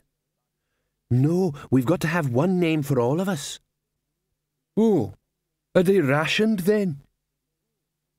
"Something like the Merry Troubadours, maybe." "Ooh. Glod and the Glodettes?" "Oh, yes. How about Cliff and the Cliffettes?" "Ook, ook, ook, ook, ook." "No, we need a different type of name, like the music." "How about Gold? Good dwarf name." "No, something different from that." "Silver, then." "Ooh." "I don't think we should name ourselves after any kind of heavy metal, Glod." "What's so special? We're a band of people who play music." Names are important. The guitar is special. How about the band with Buddy's guitar in it? Ooh. Something shorter. The universe held its breath. The band with rocks in. I like it. Short and slightly dirty, just like me. Ooh. We ought to think up a name for the music, too. It's bound to occur to us sooner or later. Ridcully looked around the bar. On the opposite side of the room was Cut-Me-Own-Throat Dibbler, Ankh-Morpork's most spectacularly unsuccessful businessman. He was trying to sell someone a felonious hot dog, a sign that some recent surefire business venture had collapsed. Dibbler sold his hot sausages only when all else failed. It wasn't the taste. Plenty of hot dogs taste bad, but Dibbler had now actually managed to produce sausages that didn't taste of anything. It was weird. No matter how much mustard, ketchup and pickle people put on them, they still didn't taste of anything. Not even the midnight dogs they sell to drunks in Helsinki can quite manage that. He gave Ridcully a wave at no charge. The next table was occupied by Satchelmouth Lemon, one of the Musicians' Guild recruiting officers, with a couple of associates whose apparent knowledge of music extended only to the amount of percussion available on the human skull. His determined expression suggested that he was not there for his health, although the fact that the guild officers had a mean look about them rather hinted that he was there for other people's health, mostly in order to take it away. Ridcully brightened up. The evening might just possibly be more interesting than he'd expected. There was another table near the stage. He nearly didn't notice it, and then his gaze swivelled back to it of its own accord. There was a young woman sitting there all by herself. Of course, it wasn't unusual to see young women in the drum, even unaccompanied young women. They were generally there in order to become accompanied. The odd thing was that although people were jammed along the benches, she had space all round her. She was quite attractive in a skinny way, Ridcully thought. What was the tomboy word? Gammon or something. She was wearing a black lace dress of the sort worn by healthy young women who want to look consumptive, and had a raven sitting on her shoulder. She turned her head, saw Ridcully looking at her, and vanished, more or less. He was a wizard, after all. He felt his eyes watering as she flickered in and out of vision. Ah, well, he'd heard the Tooth Fairy girls were in the city these days. It'd be one of the night people. They probably had a day off just like everyone else. A movement on the table made him look down. The Death of Rats skrittered past, carrying a bowl of peanuts. He turned back to the wizards. The Dean was still wearing his pointy hat. There was also something slightly shiny about his face. You look hot, Dean, said Ridcully. Oh, I'm lovely and cool, Arch-Chancellor, I assure you, said the Dean. Something runny oozed past his nose. The lecturer in recent runes sniffed suspiciously. Is someone cooking bacon? He said. Take it off, Dean, said Ridcully. You'll feel a lot better. Smells more like Mrs. Palm's House of Negotiable Affection to me, said the senior wrangler. They looked at him in surprise. I just happened to walk past once. Runes, please take the Dean's hat off for him, will you? Said Ridcully. I assure you. The hat came off. Something long and greasy, and very nearly the same pointy shape, flopped forward. Dean, said Ridcully eventually, what have you done to your hair?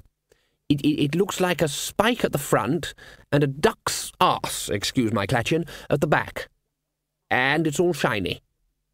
Lord, that'd be the bacon smell, said the lecturer. That's true, said Ridcully. But what about the floral smell? Mumble, mumble, mumble, mumble, lavender, mumble, mumble, mumble, said the Dean sullenly. Pardon, Dean?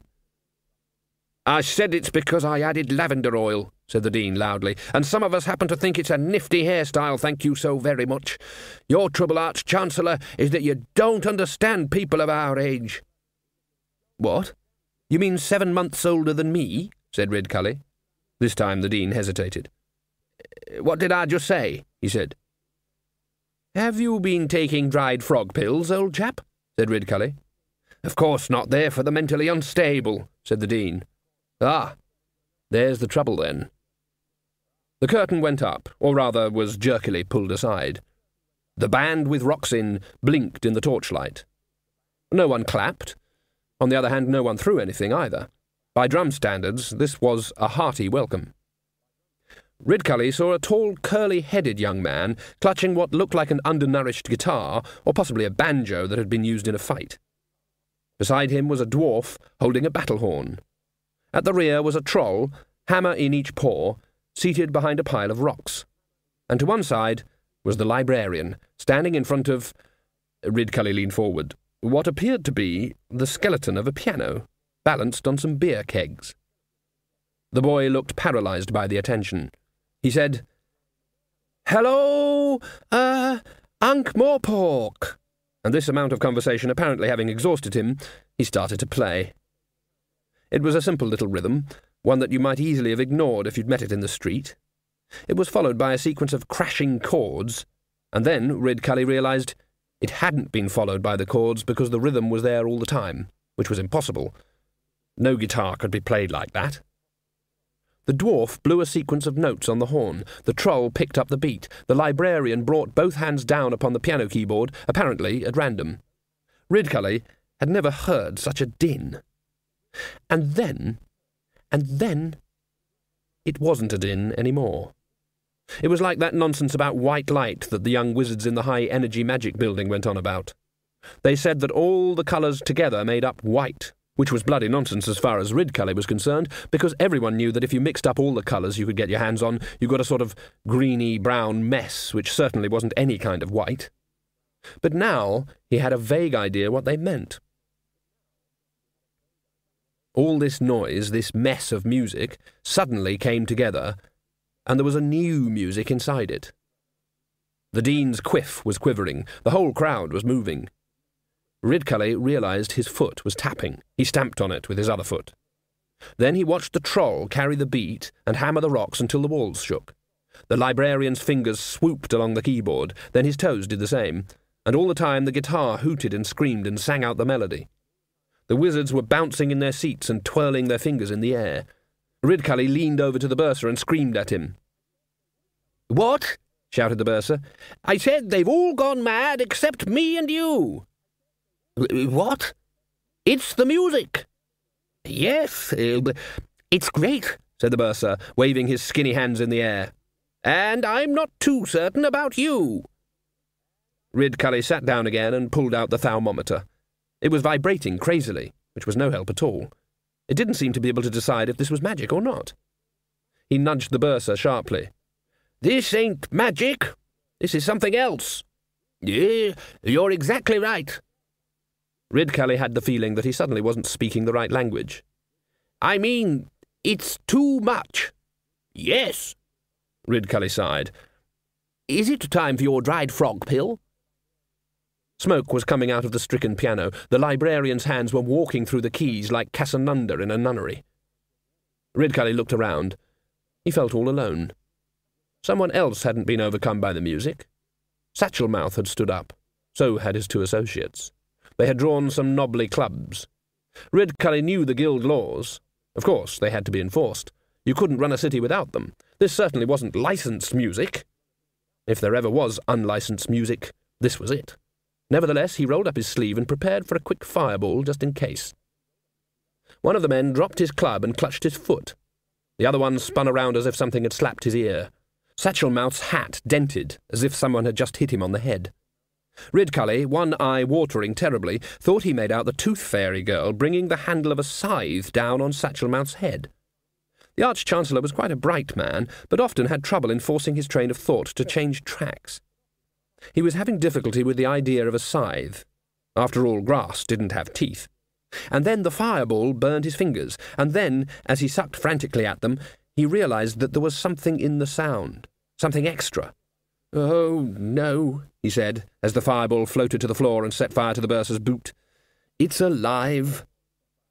He grabbed the beer mug, finished the contents hurriedly, and rammed it upside down on the tabletop. The moon shone over the Clatchian desert in the vicinity of the dotted line. Both sides of it got exactly the same amount of moonlight, although minds like Mr. Cleats deplored this state of affairs. The sergeant strolled across the packed sand of the parade ground. He stopped, sat down, and produced a cheroot. Then he pulled out a match, reached down and struck it on something sticking out of the sand, which said, "Good evening." I expect you've had enough, eh, soldier? Said the sergeant. Enough what, sergeant? 2 days in the sun, no food, no water. I expect you're delirious with thirst and are just begging to be dug out, huh? Yes, it is certainly very dull. Dull? I am afraid so. Dull? It's not meant to be dull, it's the pit. It's meant to be a horrible physical, mental torture. After 1 day of it, you're supposed to be, The sergeant glanced surreptitiously at some writing on his wrist. A raving madman. I've been watching you all day. You haven't even groaned. I can't sit in my thing. You sit in it. There's papers and things in it. Office. Working with you outside like this. I can't bear it. Beau Nidal glanced upwards. He felt it was time for a kindly gesture. Help! Help! Help! Help! He said. The sergeant sagged with relief. This assists people to forget, does it? Forget? People forget everything when they're given their, the pit. Yes, that's it, the pit. Ah. Do you mind if I ask a question? What? Do you mind if perhaps I have another day? The sergeant opened his mouth to reply, and the dregs attacked over the nearest sand dune. Music, said the patrician. Ah, tell me more. He leaned back in an attitude that suggested attentive listening. He was extremely good at listening. He created a kind of mental suction. People told him things just to avoid the silence. Besides, Lord Vetinari, the supreme ruler of Ankh-Morpork, rather liked music. People wondered what sort of music would appeal to such a man. Highly formalized chamber music, possibly, or thunder and lightning opera scores. In fact, the kind of music he really liked was the kind that never got played. It ruined music, in his opinion, to torment it by involving it on dried skins, bits of dead cat and lumps of metal hammered into wires and tubes. It ought to stay written down on the page in rows of little dots and crotchets, all neatly caught between lines. Only there was it pure. It was when people started doing things with it that the rot set in. Much better to sit quietly in a room and read the sheets, with nothing between yourself and the mind of the composer but a scribble of ink. Having it played by sweaty fat men and people with hair in their ears and spit dribbling out of the end of their oboe, well, the idea made him shudder. Although not much, because he never did anything to extremes. So, and then what happened, he said. And then he started singing, Your Honour, said Cumbling Michael, licensed beggar and informal informant. A song about great fiery balls. The patrician raised an eyebrow. Pardon? Something like that. Couldn't really make out the words, the reason being the piano exploded. Ah, I imagine this interrupted the proceedings somewhat. Nah, the monkey went on playing what was left, said Cumbling Michael. And people got up and started cheering and dancing and stamping their feet like there was a plague of cockroaches. And you say the men from the Musicians' Guild were hurt? It were dead strange. They were white as a sheet afterwards. At least, Cumbling Michael thought about the state of his own bedding. White as some sheets. The patrician glanced at his reports while the beggar talked. It had certainly been a strange evening. A riot at the drum, well, that was normal, although it didn't sound exactly like a typical riot, and he'd never heard of wizards dancing. He rather felt he recognised the signs. There was only one thing that could make it worse. Tell me, he said, what was Mr. Dibbler's reaction to all this? What, Your Honour? A simple enough question, I should have thought. Cumbling Michael found the words, But how did you know old Dibbler was there? I never said, arranging themselves for the attention of his larynx, and then had second, third, and fourth thoughts about saying them. He just sat and stared, Your Honour, with his mouth open, and then he rushed right out. I see. Oh dear. Thank you, Cumbling Michael. Feel free to leave. The beggar hesitated. Foul old Ron said as Your Honour sometimes pays for information, he said. Did he? Really? He said that, did he? Well, that is interesting. Vetinari scribbled a note in the margin of a report. Thank you. Don't let me detain you. No. God's bless Your Honour, said Cumbling Michael, and ran for it. When the sound of the beggar's boots had died away, the patrician strolled over to the window, stood with his hands clasped behind his back, and sighed. There were probably city-states, he reasoned, where the rulers only had to worry about the little things. Barbarian invasions, the balance of payments, assassination, the local volcano erupting. There weren't people busily opening the door of reality and metaphorically saying, "Hi, come on in, pleased to see you, what a nice axe you have there. Incidentally, can I make some money out of you since you're here?" Sometimes Lord Vetinari wondered what had happened to Mr. Hong. Everyone knew, of course, in general terms, but not exactly what. What a city! In the spring the river caught fire. About once a month the Alchemists' Guild exploded. He walked back to his desk and made another brief note. He was rather afraid that he was going to have someone killed. Then he picked up the third movement of Fondel's Prelude in G major and settled back to read. End of CD 4. CD 5.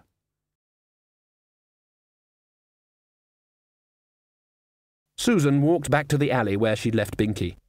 There were half a dozen men lying around on the cobbles, clutching parts of themselves and moaning. Susan ignored them.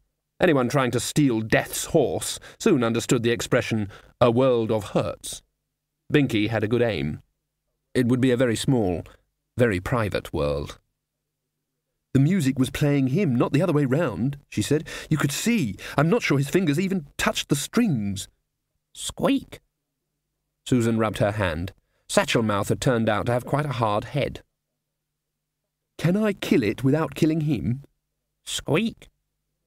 Not a hope, the Raven translated. It's all that's keeping him alive. "But, Grandad, he said it'll end up killing him anyway." It's a big, wide, wonderful universe, all right, said the Raven. Squeak.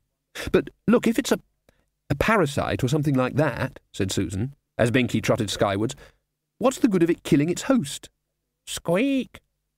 He says, you've got him there, said the Raven. Drop me off over Quirm, will you? "What does it want him for?" said Susan. "It's using him, but what for?"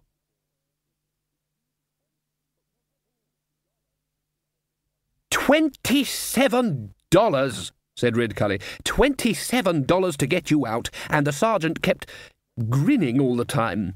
Wizards arrested. Oh. He walked along the row of crestfallen figures. "I mean, how often does the watch get called in to the drum?" said Ridcully. "I mean, what did you think you were doing?" "Mumble, mumble, mumble, mumble," said the Dean, looking at the floor. "I'm sorry?" "Mumble, mumble, mumble, dancing, mumble, mumble, mumble." "Dancing," said Ridcully levelly, walking back along the row. "That's dancing, is it?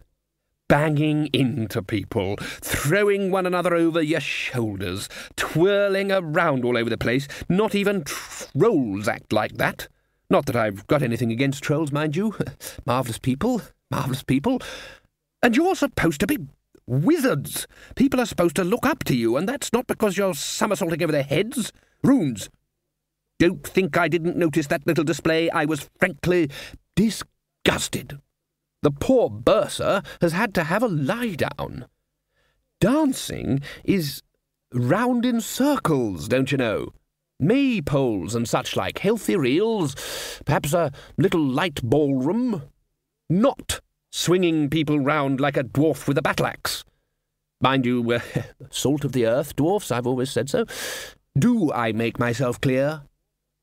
"Mumble, mumble, mumble, mumble, everyone was doing it, mumble, mumble," said the Dean, still looking at the floor. I never thought I'd say this to any wizard over the age of 18, but you're all gated until further notice, shouted Ridcully. Being confined to the campus was not much of a punishment.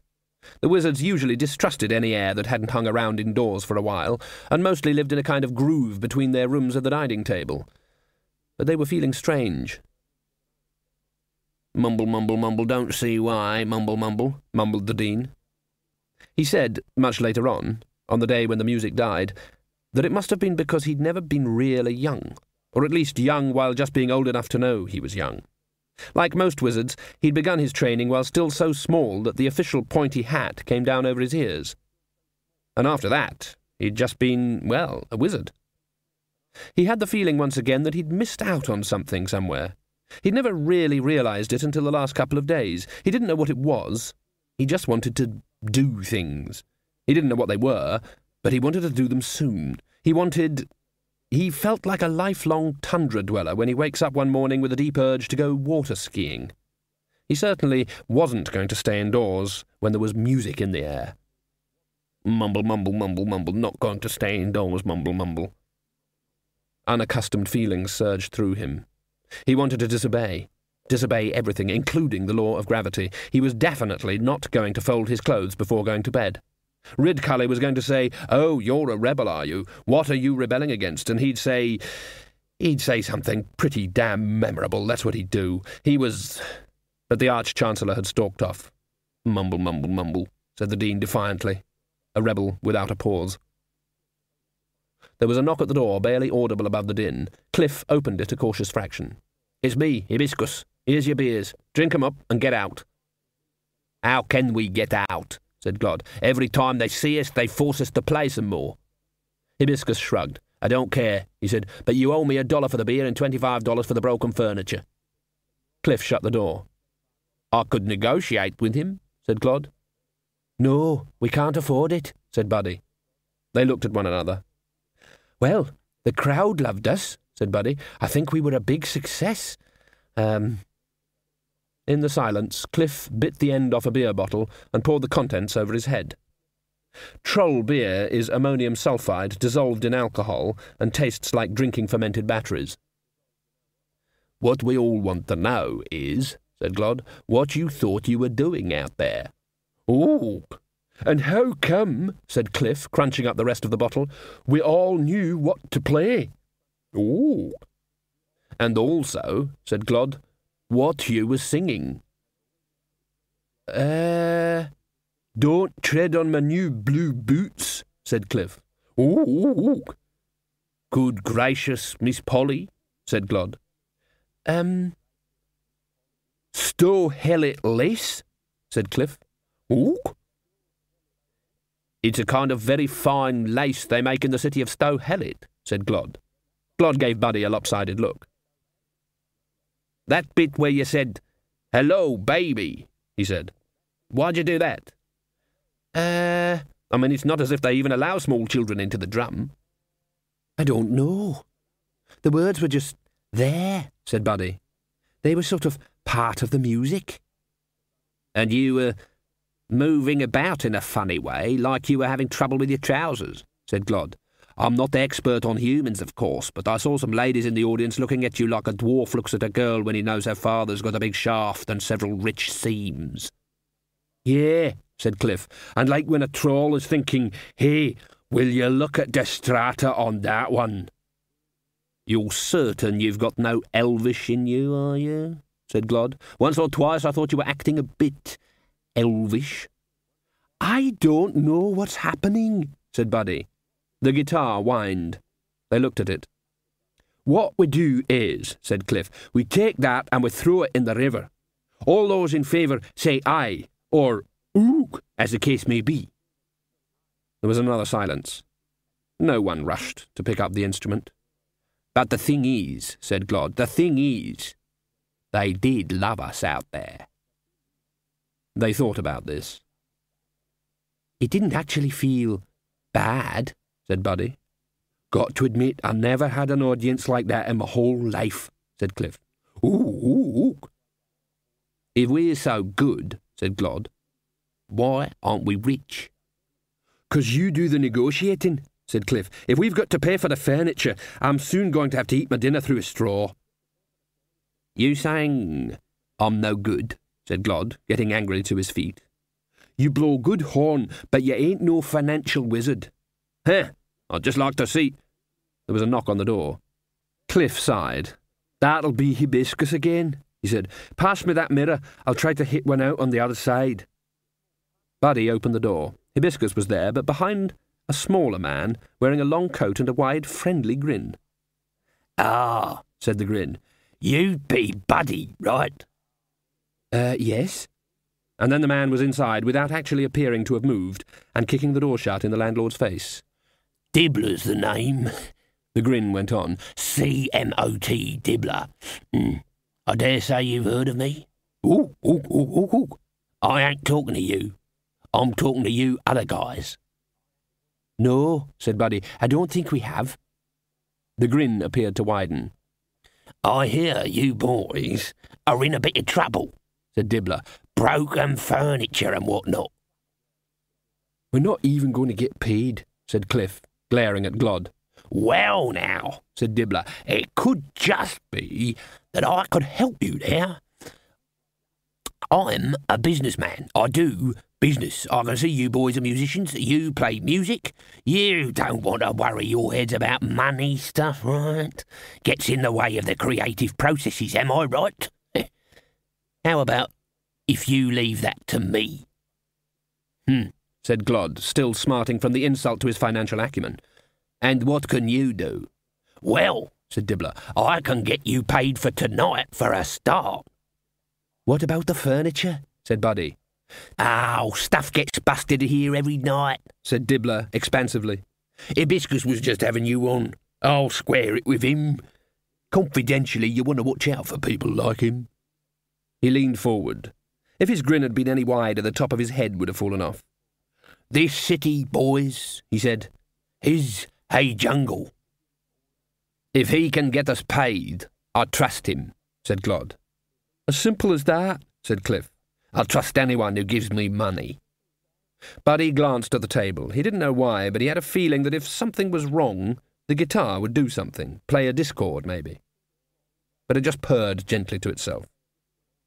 Oh, all right, if it means I get to keep my teeth, I'm all for it, said Cliff. OK, said Buddy. Great. We can make beautiful music together. At least you boys can, eh? He pulled out a sheet of paper and a pencil. In Dibbler's eyes, the lion roared. Somewhere high in the ram tops, Susan rode Binky over a cloud bank.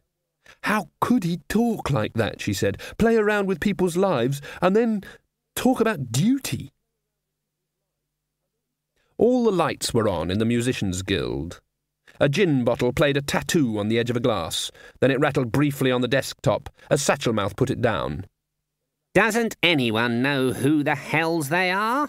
Mr. Cleet said, as Satchelmouth managed to grip the glass on the second try. Someone must know who they are. Dunno about the boy, said Satchelmouth. No one's ever seen him before. And, well, you know trolls. Could have been anyone. One of them was definitely the librarian from the university, said Herbert, Mr. Harpsichord Shuffle, the Guild's own librarian. We can leave him for now, said Cleet. The others nodded. No one really wanted to attempt to beat up the librarian if there was anyone smaller available. What about the dwarf? Oh. Someone said they thought he was Glod Glodson, lives in Phaedra Road somewhere. Cleet growled. Get some of the lads over there right now. I want the position of musicians in this city explained to them right now.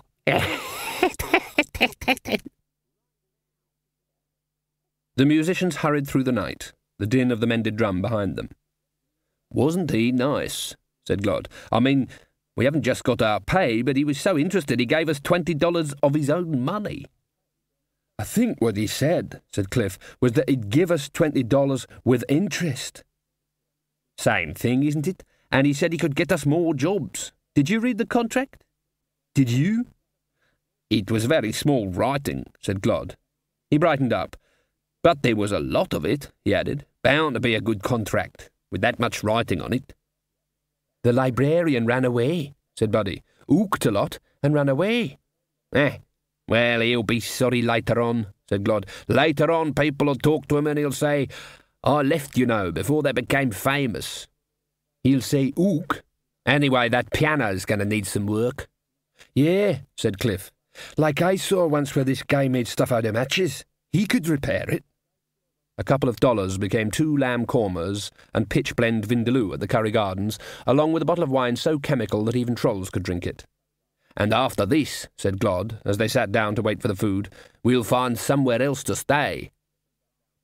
What's wrong with your place? Said Cliff. It's too draughty.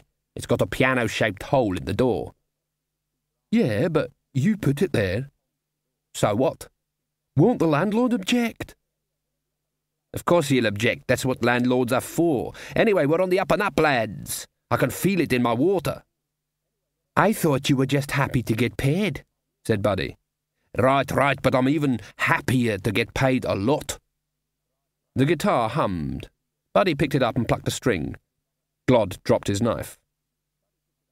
That sounded like a piano, he said.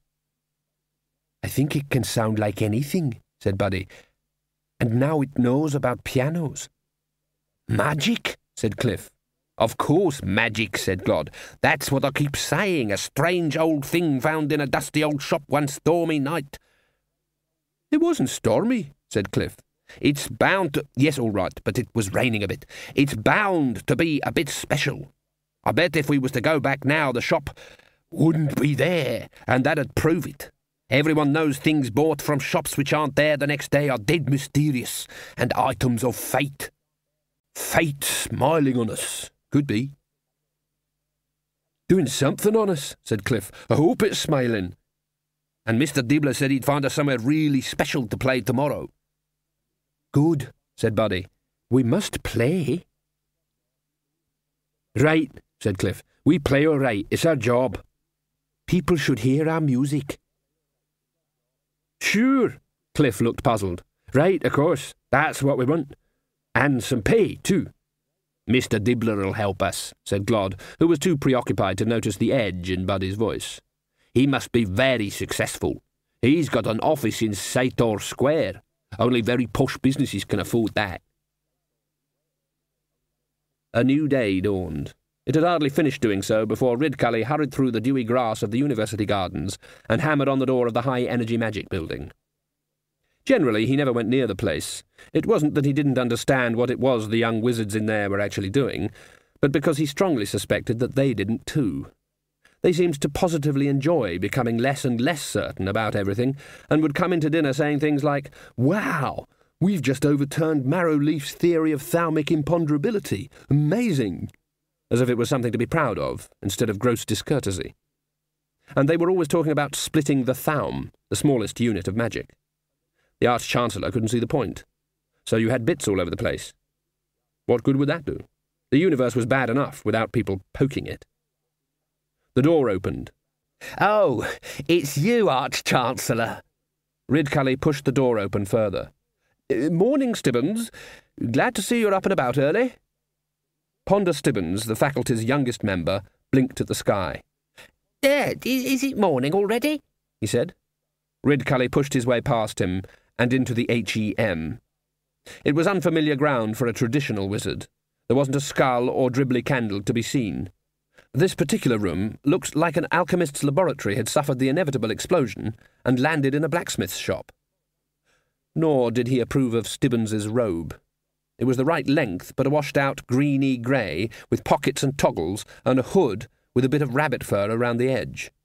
There weren't any sequins or jewels or mystic symbols anywhere, just a blodgy stain where Stibbons' pen leaked. "You ain't been out lately?" said Ridcully. "No, sir.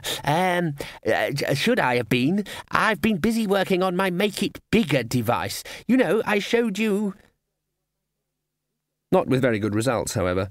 Stibbons spent weeks grinding lenses and blowing glassware, and had finally produced a device which showed the tremendous amount of tiny animals there were in one drop of water from the River Ankh.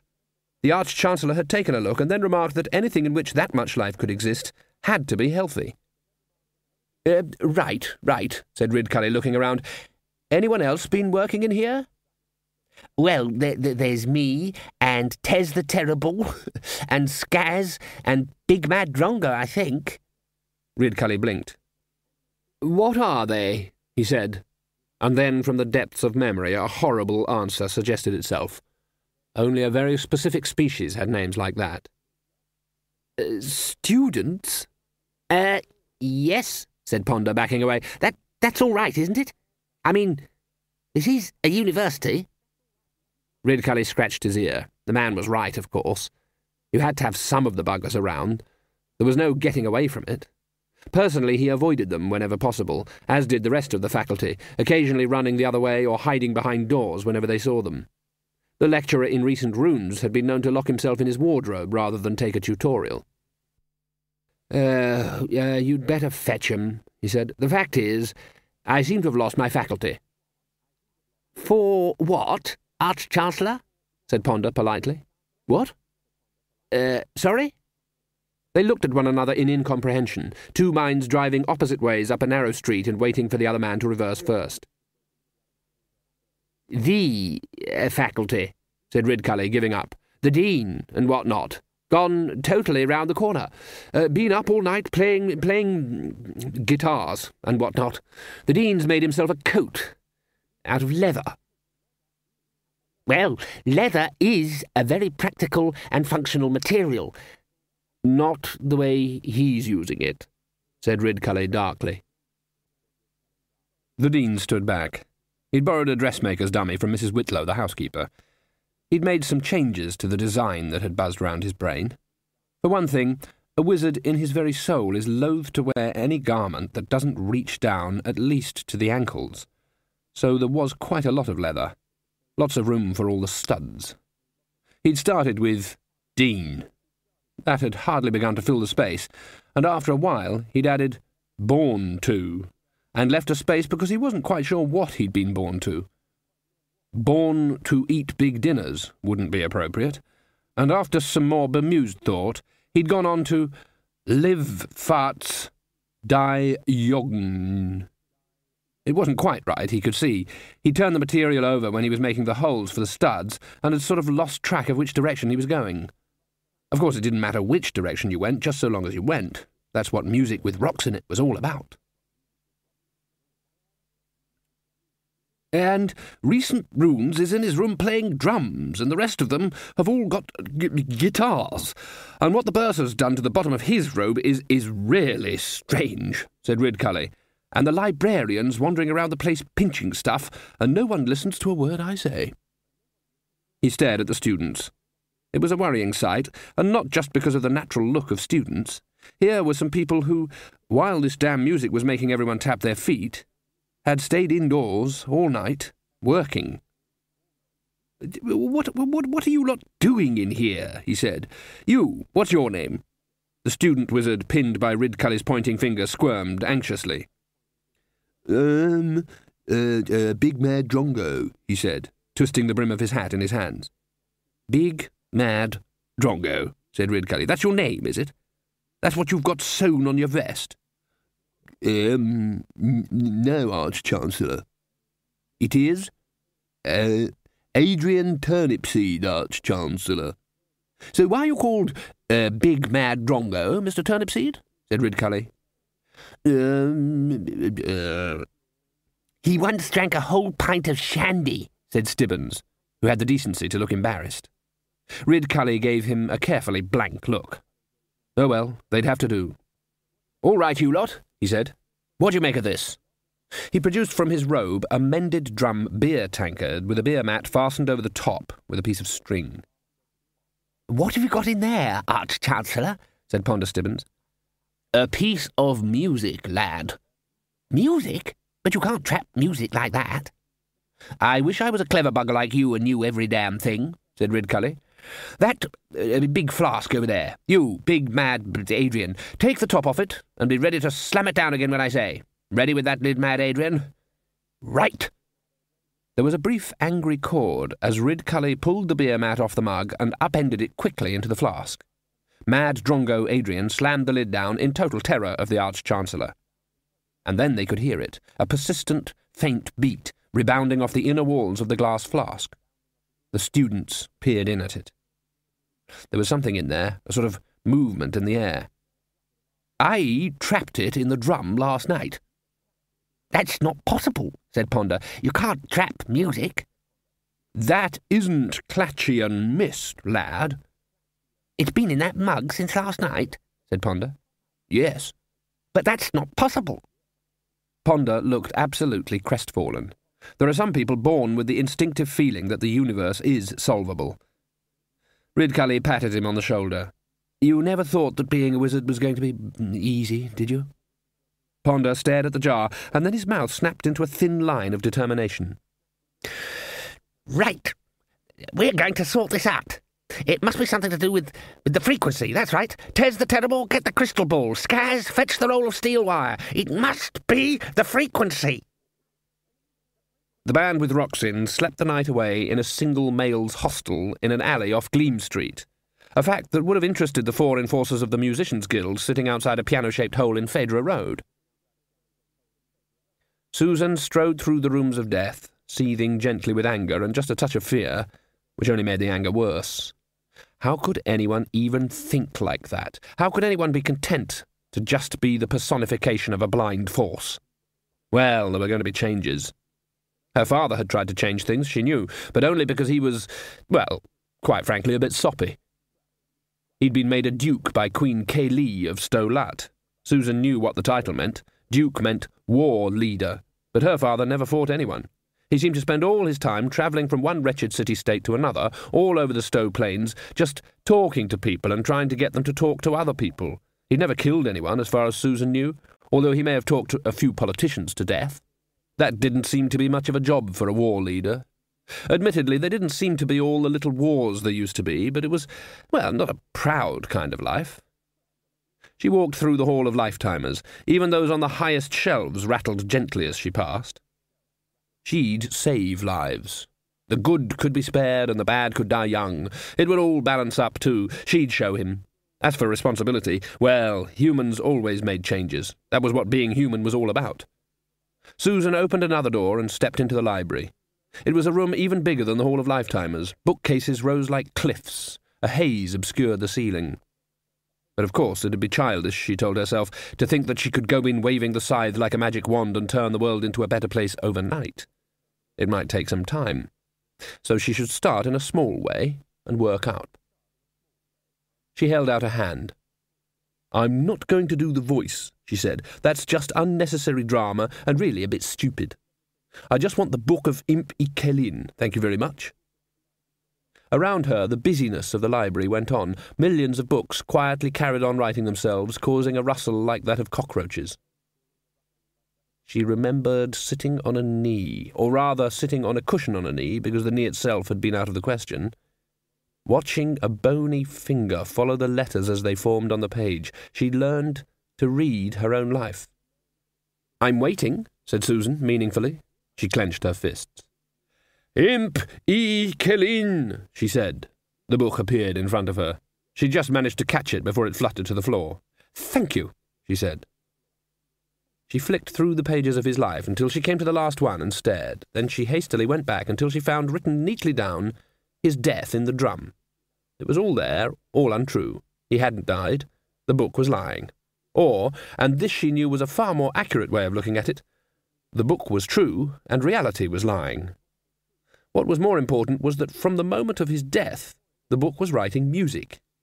Page after page had been covered with neat staves. While Susan watched, a clef drew itself in a series of careful loops. What did it want? Why should it save his life? And it was vitally important that she save him instead. She could feel the certainty like a ball bearing in her mind. It was absolutely imperative. She'd never met him up close. She'd not exchanged a word with him. He was just one person. But it was him she had to save. Grandfather had said she shouldn't do that sort of thing. What did he know about anything? He never lived. Blurt Hwedown made guitars. It was quiet, satisfying work. It took him and Gibson, the apprentice, about 5 days to make a decent instrument, if the wood was available and properly seasoned. He was a conscientious man who devoted many years to the perfection of one type of musical instrument on which he himself was no mean performer. In his experience, guitarists came in 3 categories. There were the ones he thought of as real musicians who worked at the opera house or for one of the small private orchestras. There were the folk singers who couldn't play, but that was all right because most of them couldn't sing either. And then there were the troubadours and other swarthy types who thought a guitar was like a red rose in the teeth, a box of chocolates and a strategically placed pair of socks, another weapon in the battle of the sexes. They didn't play at all, apart from 1 or 2 chords, but they were regular customers. When leaping out of a bedroom window just ahead of an angry husband, the one thing a paramour is least concerned about leaving behind is his instrument. Blurt thought he'd seen them all. Mind you, first thing this morning he'd sold some to some wizards. That was unusual. Some of them had even bought Blurt's guitar primer. The bell rang. "Yes?" Blurt looked at the customer and made a huge mental effort. "Sir?" It wasn't just the leather jerkin. It wasn't just the wristbands with studs. It wasn't just the broadsword. It wasn't just the helmet with the spikes. It was the leather and the studs and the sword and the helmet. This customer couldn't possibly be in categories 1 or 2, Bert decided.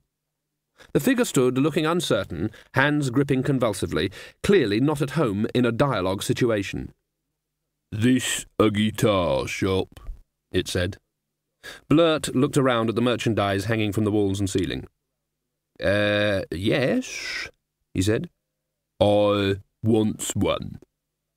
As for category 3, he didn't look like someone used to bothering with chocolates or roses, or even hello.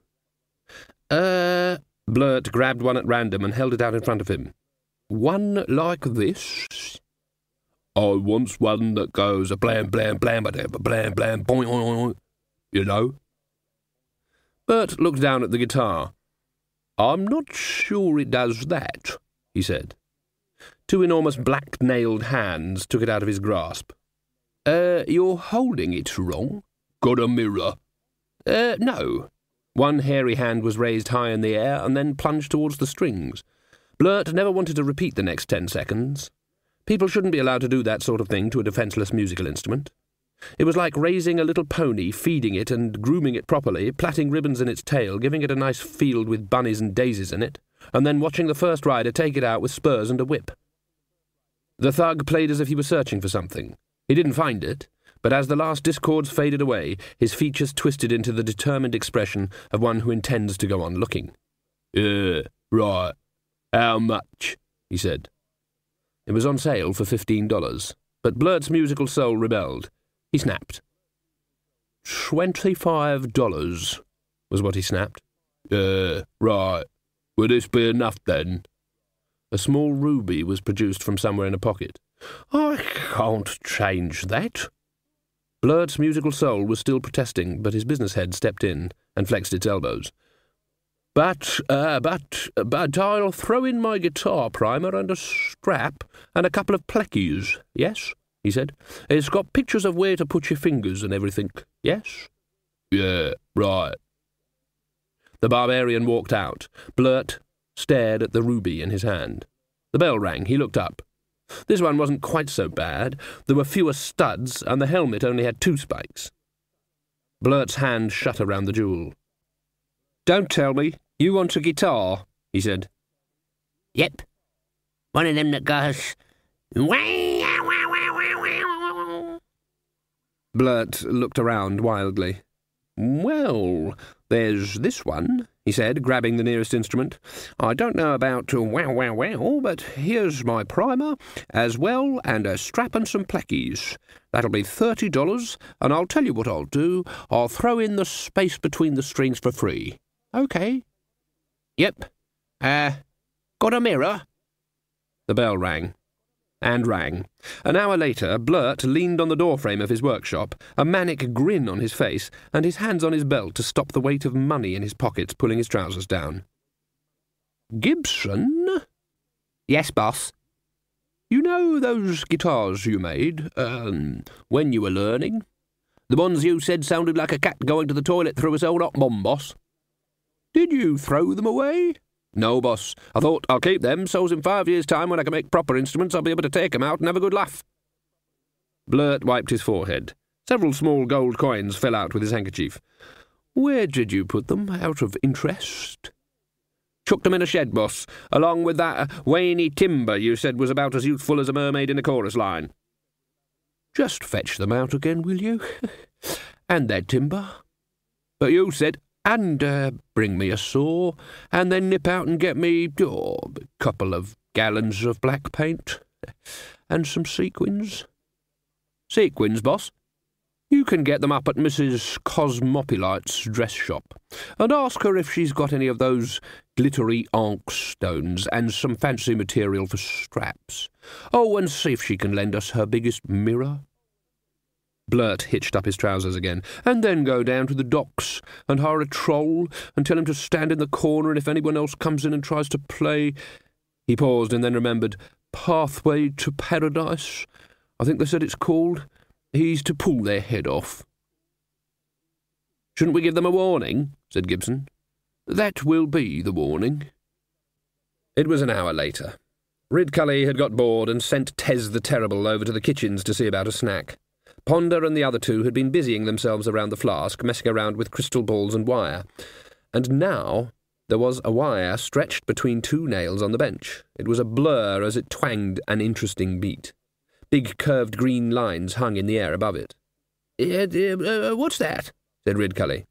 That's what the sound looks like, said Ponder. Sound looks like, said Ridcully. Well, there's a thing. I never saw a sound looking like that. This is what you boys used magic for, is it? Looking at sound? Hey, we've got some nice cheese in the kitchen. How about we go and listen to how it smells? Ponder sighed. It's what sound would be if your ears were eyes, he said. Really? Said Ridcully brightly. Amazing. It looks very complicated, said Ponder. Simple when you look at it from a distance and up close. Very complex. Almost alive, said Ridcully firmly. It was the one known as Skaz. He looked about 7 stone and had the most interesting haircut Ridcully had ever seen, since it consisted of a shoulder-length fringe of hair all round. It was only the tip of his nose poking out which told the world which way he was facing. If he ever developed a boil on the back of his neck, people would think he was walking the wrong way. Yes, Mr. Skaz? Said Ridcully. I read something about this once, said Skaz. Remarkable. How did you manage that? You know, the listening monks up in the Ramtops, they say that there's a background noise to the universe, a sort of echo of some sound. Sounds sensible to me. The whole universe starting up, bound to make a big bang, said Ridcully. It wouldn't have to be very loud, said Ponder. It'd just have to be everywhere, all at once. I read that book. Old Richter the Counter wrote it. The monks are still listening to it, he said. A sound that never fades away. Sounds like loud to me, said Ridcully. Got to be loud to be heard any distance. If the wind's in the wrong direction, you can't even hear the bells on the Assassin's Guild. It wouldn't have to be loud to be heard everywhere, said Ponder. The reason being, at that point, everywhere was all in one place. Ridcully gave him the look people give conjurers who've just removed an egg from their ear. Everywhere was all in one place? Yes. So, where was everywhere else? That was all in one place too. The same place? Yes. Crunched up very small? Ridcully was beginning to show certain signs. If he had been a volcano, natives living nearby would be looking for a handy virgin. In fact, you could say it was crunched up very big, said Ponder, who always walked into it. The reason being, space didn't exist until there was a universe, so anything there was everywhere. And the same everywhere we had just now? Yes. All right, go on. Richter said he thought that the sound came first. One great big complicated chord. The biggest, most complicated sound there ever was. A sound so complex that you couldn't play it within a universe any more than you can open a box with the crowbar that's inside it. One great chord which, as it were, played everything into being. Started the music, if you like. A sort of ta-da, said Ridcully. I suppose so. I thought the universe came into being because some god cut off some other god's wedding tackle and made the universe out of it, said Ridcully. Always seemed straightforward to me. I mean, it's the kind of thing you can imagine happening. Well, now you're telling me someone blew a big hooter, and here we are? I don't know about someone, said Ponder. Noises don't just make themselves, that I do know, said Ridcully. He relaxed a bit, certain in his own mind that reason had prevailed, and patted Ponder on the back. It needs some work, lad, he said. Old Richter was a bit unsound, you know. He thought everything came down to numbers. Mind you, said Ponder, the universe does have a rhythm. Day and night, light and dark, life and death. Chicken soup and croutons, said Ridcully. Well, not every metaphor bears close examination. There was a knock on the door. Tez the Terrible entered, carrying a tray. He was followed by Mrs. Whitlow, the housekeeper. Ridcully's jaw dropped. Mrs. Whitlow curtsied. "Good morning, Your Grace," she said. Her ponytail bobbed. There was a rustle of starched petticoats.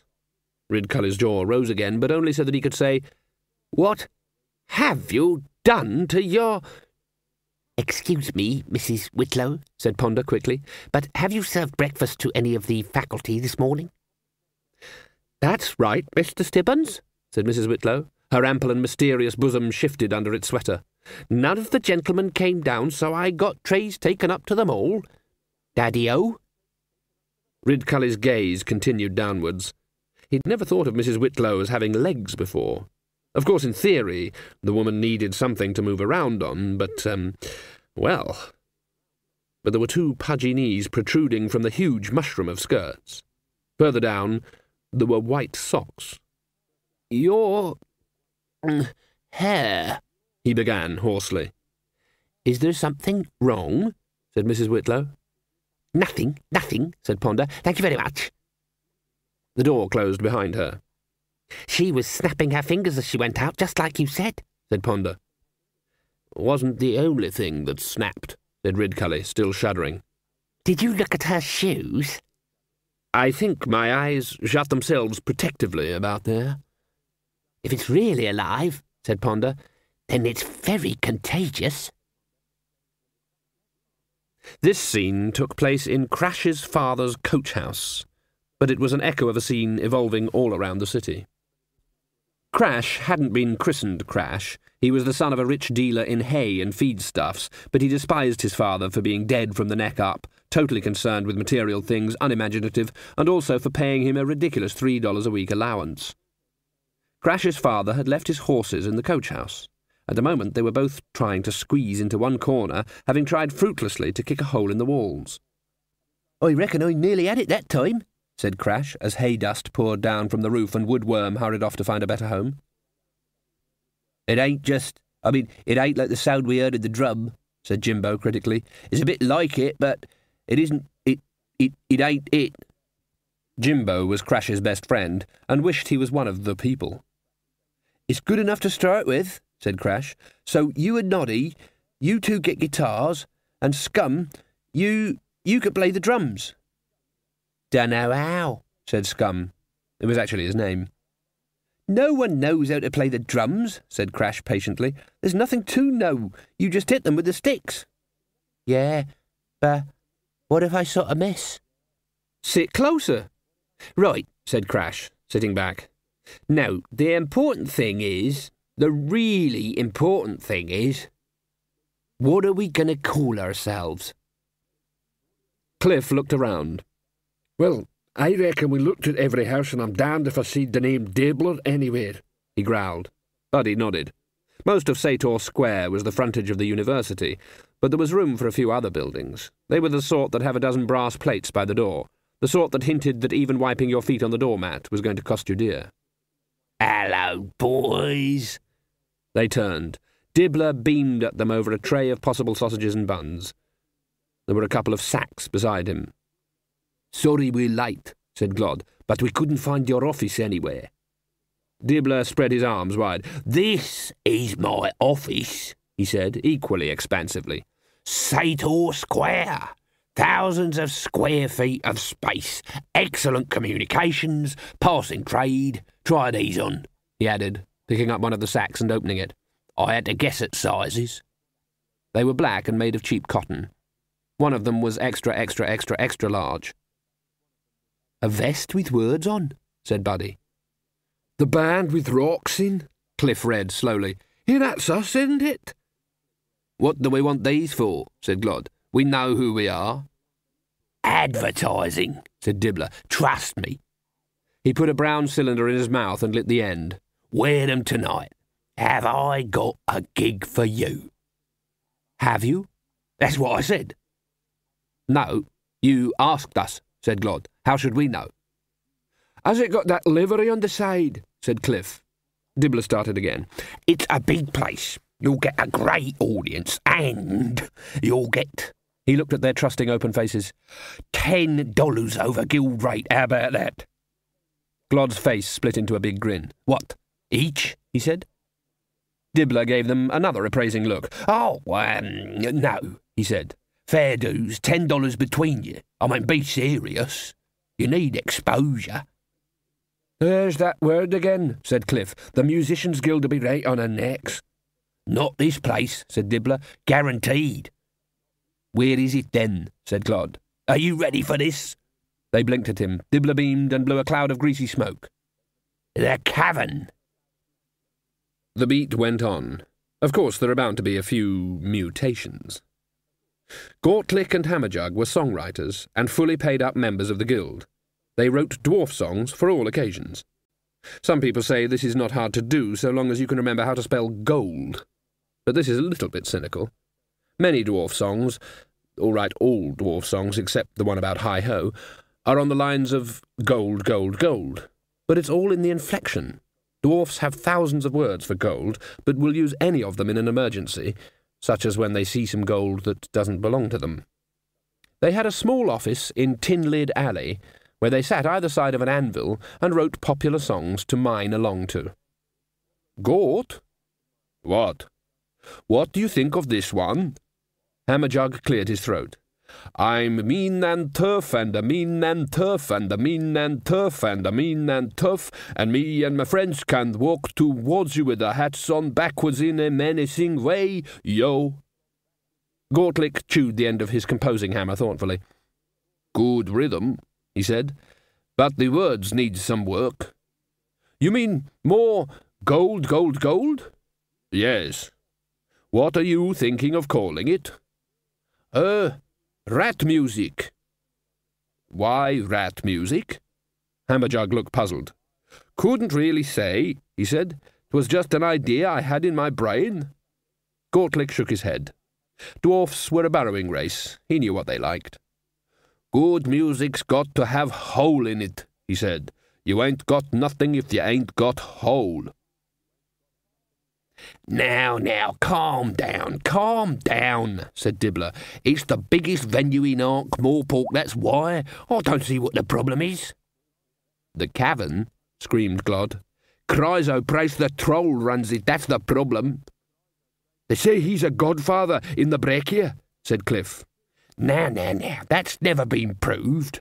"Only 'cause it's very hard to prove things when someone's scooped a hole in your head and buried your feet in it." "There's no need for this prejudice. Just 'cause he's a troll," said Dibbler. "I'm a troll, so I can be prejudiced against trolls, all right. He's one mean motherlode. They say when they found the big Brees gang, none of them had any teeth." "What is the cavern?" said Buddy. "Troll place," said Cliff. "They say..." "It'll be great. Why worry?" said Dibbler. "It's a gambling joint, too." Troll gambling is even simpler than Australian gambling. One of the most popular games is one-up, which consists of throwing a coin in the air and betting on whether it will come down again. "But the guild won't go in there," said Dibbler, "not if they know what's good for them." "And I know what's good for me, too," shouted Glod. "I'm good at knowing that. It's good for me not to go into a troll dive." "They threw axes at you in the drum," said Dibbler reasonably. "Yes, but only in fun. It's not as if they were aiming." "Anyway," said Cliff, "only trolls and damn silly young humans go there who think it clever to drink in Troll Bar. You won't get an audience." Dibbler tapped the side of his nose. "You play," he said. "You'll get an audience. That's my job." "The doors aren't big enough for me to go in," snapped Glod. "They're huge doors," said Dibbler. "They ain't big enough for me, because if you try to get me in there, you'll have to drag the straight in too on account of me holding on to it." "No, be sensible." "No," screamed Glod, "and I'm screaming for all three of us." The guitar whined. Buddy swung it around until he could hold it and played a couple of chords. That seemed to calm it down. "I think it, likes the idea," he said. "It likes the idea," said Glod, simmering down a little bit. "Oh, good. Well, do you know what they do to dwarfs who go into the cavern?" "We do need the money, and it's probably not worse than what the guild'd do for us if we play anywhere else," said Buddy. "And we've got to play." They stood looking at one another. "What you boys should do now," said Dibbler, blowing out a smoke ring, "is find somewhere nice and quiet to spend the day. Have a bit of a rest."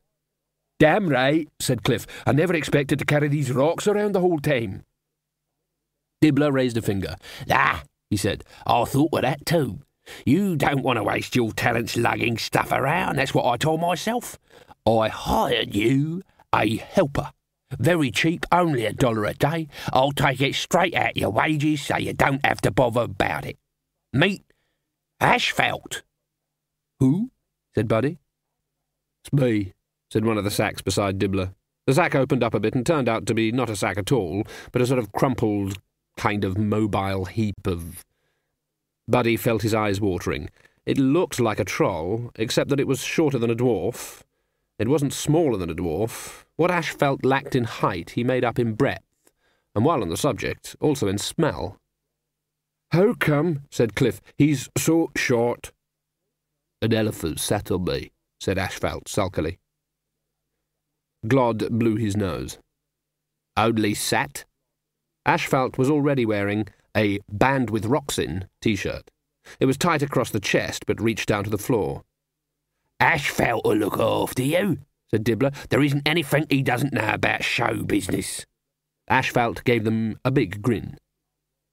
"You'll be okay with me," he said. "I've worked with them all, I have. Been everywhere, done it all." "We could go to the fronts," said Cliff. "No one around there when the university's on holiday." "Good. Got things to organise," said Dibbler. "See you tonight. The cavern, 7 o'clock. He strode off. "You know the funny thing about him," said Glod. "What?" "The way he was smoking that sausage. Do you think he knew?" Ashfelt grabbed Cliff's bag and slung it easily over his shoulder. "Let's go, boss," he said. "An elephant sat on you?" said Buddy as they crossed the square. "Yep, at the circus," said Ashfelt. "I used to muck 'em out." "That's how you got like that?" "No. Didn't get like this till elephants has sat on me 3 or 4 times," said the small flat troll. "Dunno why. I'd be cleaning up after 'em next minute, it'd all be dark." "I'd have quit after the first time, me," said Glod. "Nah," said Ashfelt with a contented smile. "Couldn't do that. Show business is in me soul." Ponder looked down at the thing they had hammered together. "I don't understand it either," he said, "but it looks as though we can trap it in a string, and it makes the string play the music again. It's like an iconograph for sound." They'd put the wire inside the box, which resonated beautifully. It played the same dozen bars over and over again. A box of music," said Ridcully. "My word."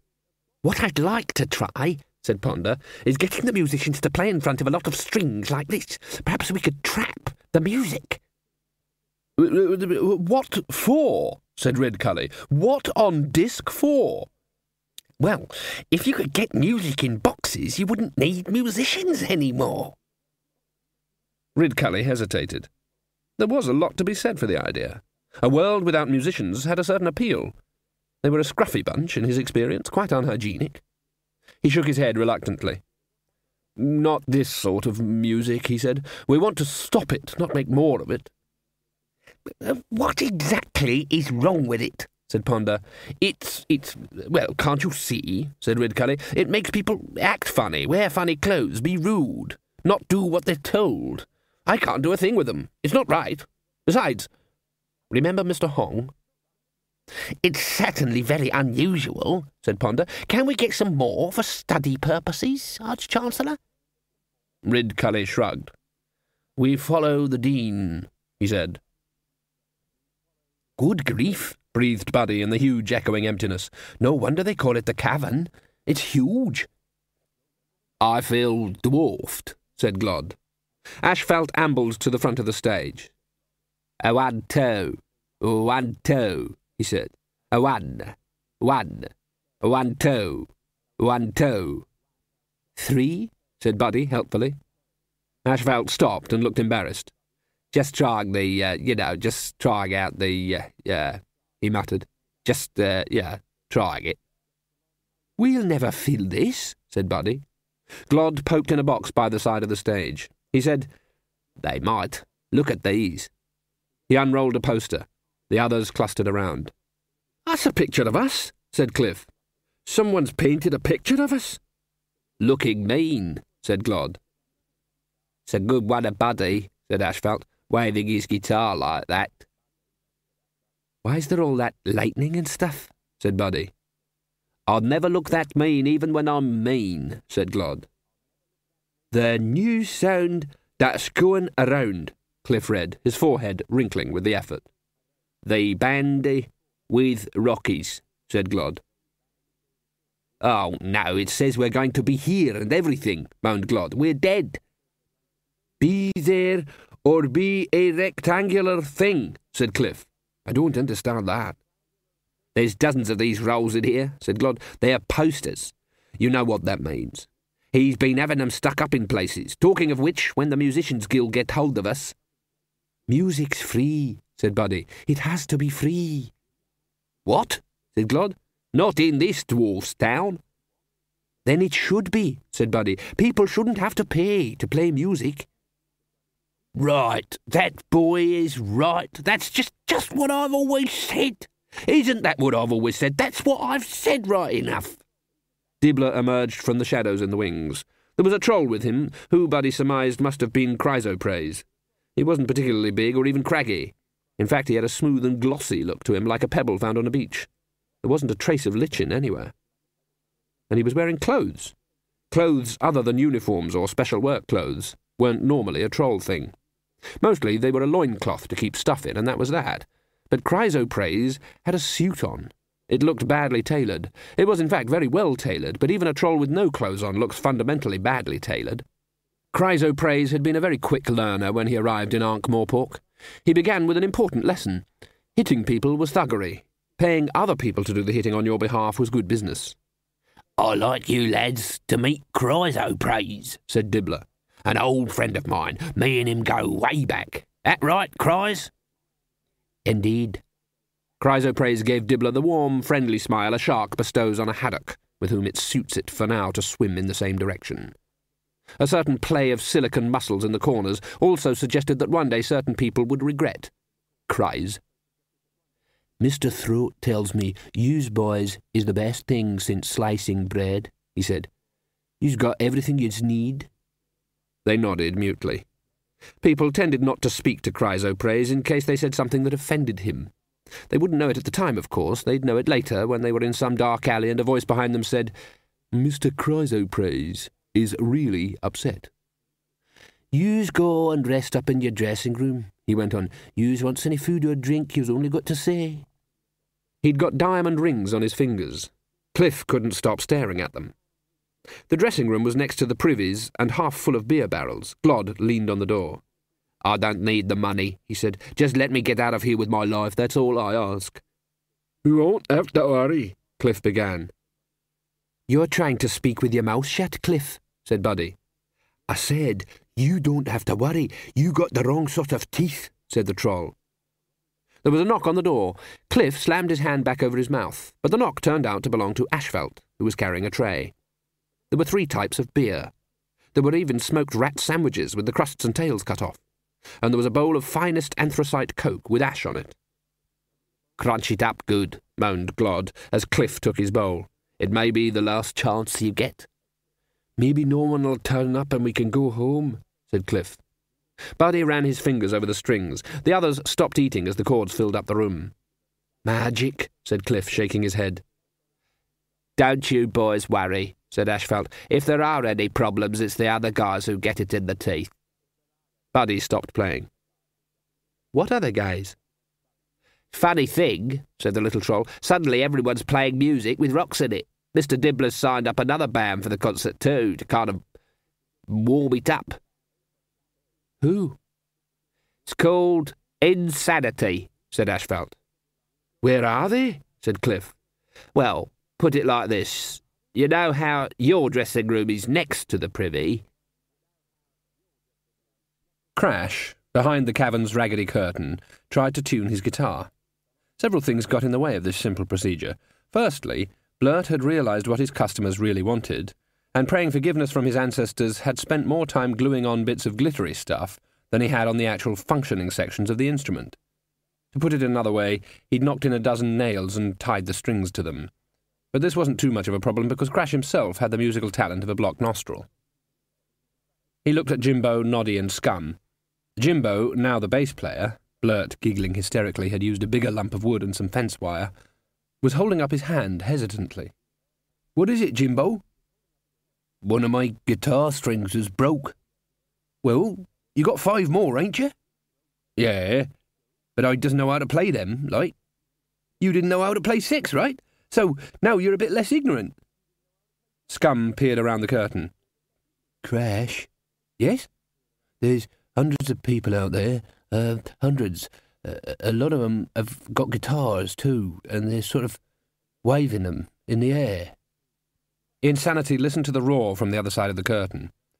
Crash did not have too many brain cells, and they often had to wave to attract one another's attention, but he had a tiny flicker of doubt that the sound that Insanity had achieved, while a good sound, was the sound that he'd heard last night in the drum. The sound made him want to scream and dance, while the other sound made him want to scream and smash Scum's drum kit over its owner's head, quite frankly. Noddy took a peek between the curtains. "Aye, there's a bunch of, I think they're wizards, right, in the front row," he said. "I'm pretty sure they're wizards, but, I mean—" "You can tell, stupid," said Crash. "They've got pointy hats." "Well, there's one with pointy hair," said Noddy. The rest of Insanity applied eyes to the gap. "Looks like a kind of unicorn spike made out of hair." "What's he got on the back of his robe?" said Jimbo. "It says, 'Born to Rune,'" said Crash, who was the fastest reader in the group and didn't need to use his finger at all. "The skinny one's wearing a flared robe," said Noddy. "He must be old. And they've all got guitars. Do you reckon they've come to see us?" "Bound to have," said Noddy. "That's a bodacious audience," said Jimbo.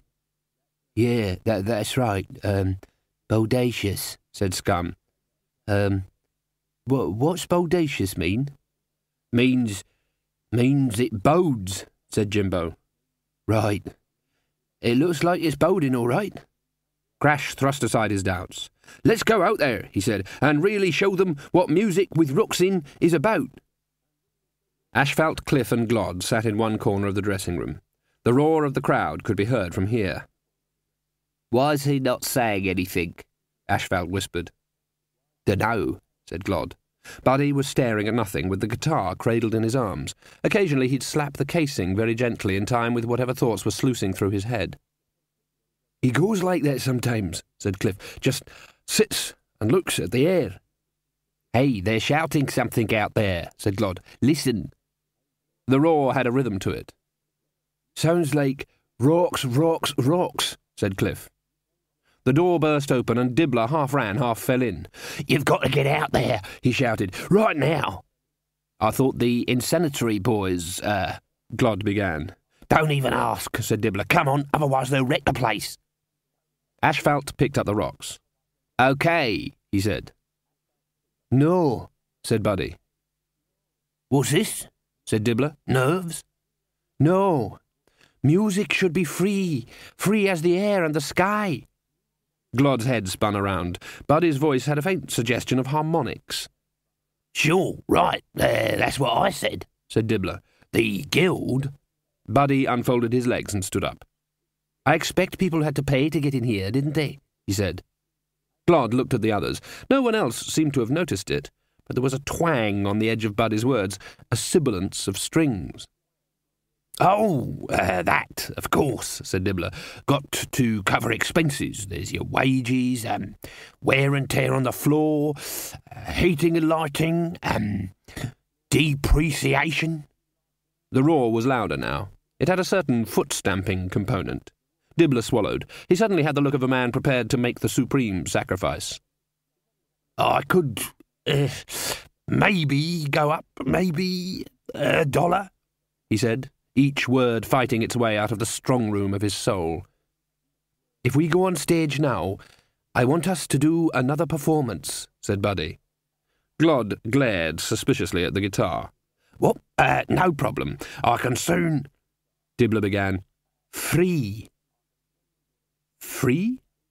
The word got past Dibbler's teeth before they could snap shut. He rallied magnificently. "You don't want paying?" "Certainly, if—" Buddy didn't move. "I mean, we don't get paid and people don't have to pay to listen. As many people as possible." "Free?" "Yes." "Where's the profit in that?"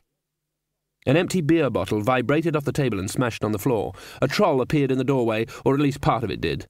It wouldn't be able to get into the room without ripping the doorframe out, but it looked as though it would think twice about doing so.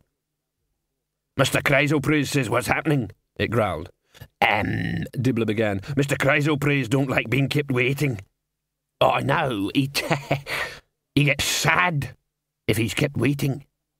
"All right," shouted Dibbler. "Free, and that's cutting me own throat. You know that, don't you?" Buddy played a chord. It seemed to leave little lights in the air. "Let's go," he said softly. "I know this city," Dibbler mumbled, as the band with rocks in hurried towards the vibrating stage. "Tell people something's free and you'll get thousands of them turning up." "Needing to eat," said a voice in his head. It had a twang. "Needing to drink. Needing to buy band with rocks in shirts." Dibbler's face very slowly rearranged itself into a grin. "A free festival," he said. "Right.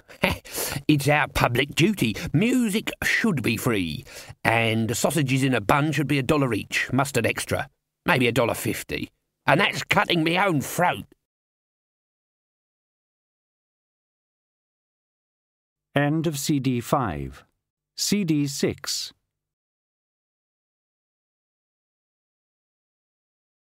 In the wings, the noise of the audience was a solid wall of sound. "There's lots of them," said Glod. "I never played for that many in my entire life." Asphalt was arranging Cliff's rocks on the stage and getting massive applause and catcalls. Glod glanced up at Buddy. He hadn't let go of the guitar all this time. Dwarfs weren't given to deep introspection, but Glod was suddenly aware of a desire to be a long way from here, in a cave somewhere. "Best of luck, you guys," said a flat little voice behind them. Jimbo was bandaging Crash's arm. Thanks," said Cliff. "What happened to you?" "They threw something at us," said Crash. "What?" "Noddy, I think." What could be seen of Crash's face broke into a huge and terrible smile. "We done it, though," he said. "We done music with rocks in, all right. That bit where Jimbo smashed his guitar, they loved that bit." "Smashed his guitar?" "Yeah," said Jimbo with the pride of the artist. "On Scum." Buddy had his eyes closed. Cliff thought he could see a very, very faint glow surrounding him like a thin mist. There were tiny points of light in it. Sometimes Buddy looked very elvish. Asphalt scurried off the stage. "OK, all done," he said. The others looked at Buddy. He was still standing with his eyes shut as if he was asleep on his feet. "We'll get on out there, then," said Glod. "Yeah," said Cliff. "We'll get on out there, will we? Buddy?" Buddy's eyes snapped open suddenly. "Let's rock," he whispered. Cliff had thought that the sound was loud before, but it hit him like a club as they trooped out of the wings. Glod picked up his horn. Cliff sat down and found his hammers. Buddy walked to the centre of the stage, and to Cliff's amazement, just stood there looking down at his feet. The cheering began to subside, and then died away altogether. The huge hall was filled with the hush of hundreds of people holding their breath. Buddy's fingers moved. He picked out 3 simple little chords, and then he looked up. "Hello, Ankh Morpork!" Cliff felt the music rise up behind him and rush him forward into a tunnel of fire and sparks and excitement. He brought his hammers down, and it was music with rocks in. CMOT Dibbler stood out in the street so that he didn't have to hear the music. He was smoking a cigar and doing calculations on the back of an overdue bill for stale buns. "Let's see. OK, have it outside somewhere so there's no rent. Maybe 10,000 people, 1 sausage and a bun each at $1.50. Nah, say $1.75. Mustard 10 pence extra. 10,000 band with rocks in shirts at $5 each. Make that $10. Add stall rental for other traders, because people who like music with rocks in could probably be persuaded to buy anything." He was aware of a horse coming along the street. He paid it no attention until a female voice said, "How do I get in here?" "No chance. Tickets all sold out," said Dibbler, without turning his head. Even banned with rocks in posters, people had been offering $3 just for posters, and Chalky the Troll could knock out 100 at... He looked up. The horse, a magnificent white one, watched him incuriously. Dibbler looked around. Where'd she go? There were a couple of trolls lounging just inside the entrance. Susan ignored them. They ignored her. In the audience, Ponder Stibbons looked both ways and cautiously opened a wooden box. The stretched string inside began to vibrate. "This is all wrong," he shouted in Ridcully's ear. "This is not according to the laws of sound." "Maybe they're not laws," screamed Ridcully. People a foot away couldn't hear him. "Maybe they're just guidelines." "No, there have to be laws." Ridcully saw the Dean try to climb on the stage in the excitement. Ashfalt's huge troll feet landed heavily on his fingers. "Oh, I say, good shot," said the Arch-Chancellor. A prickling sensation on the back of his neck made him look around. Although the cavern was crowded, a space seemed to have formed in the floor. People were pressed together, but somehow this circle was inviolate as a wall. In the middle of it was the girl he'd seen in the drum. She was walking across the floor, holding her dress daintily. Ridcully's eyes watered. He stepped forward, concentrating. You could do almost anything if you concentrated. Anyone could have stepped into the circle if their senses had been prepared to let them know it was there. Inside the circle, the sound was slightly muted. He tapped her on the shoulder. She spun round, startled. "Good evening," said Ridcully. He looked her up and down and then said, "I'm Mustrum Ridcully, Arch-Chancellor of Unseen University. I can't help wondering who you are." The girl looked panicky for a moment. "Well, technically, I suppose I'm Death." Technically? Yes, but not on duty at the moment." "Oh, very glad to hear that." There was a shriek from the stage as Ashfelt threw the lecturer in recent runes into the audience, which applauded. "Can't say I've seen that much of Death," said Ridcully, "but insofar as I have, he's tended to be, well, he, to start with, and a good deal thinner." "He's my grandfather." Ah, really? I didn't even know he was, Ridcully stopped. Well, fancy that. Your grandfather. And you're in the family firm?" "Shut up, you stupid man," said Susan. "Don't you dare patronise me. You see him?" She pointed to the stage where Buddy was in mid-riff. "He's going to die soon because of silliness, and if you can't do anything about it, go away."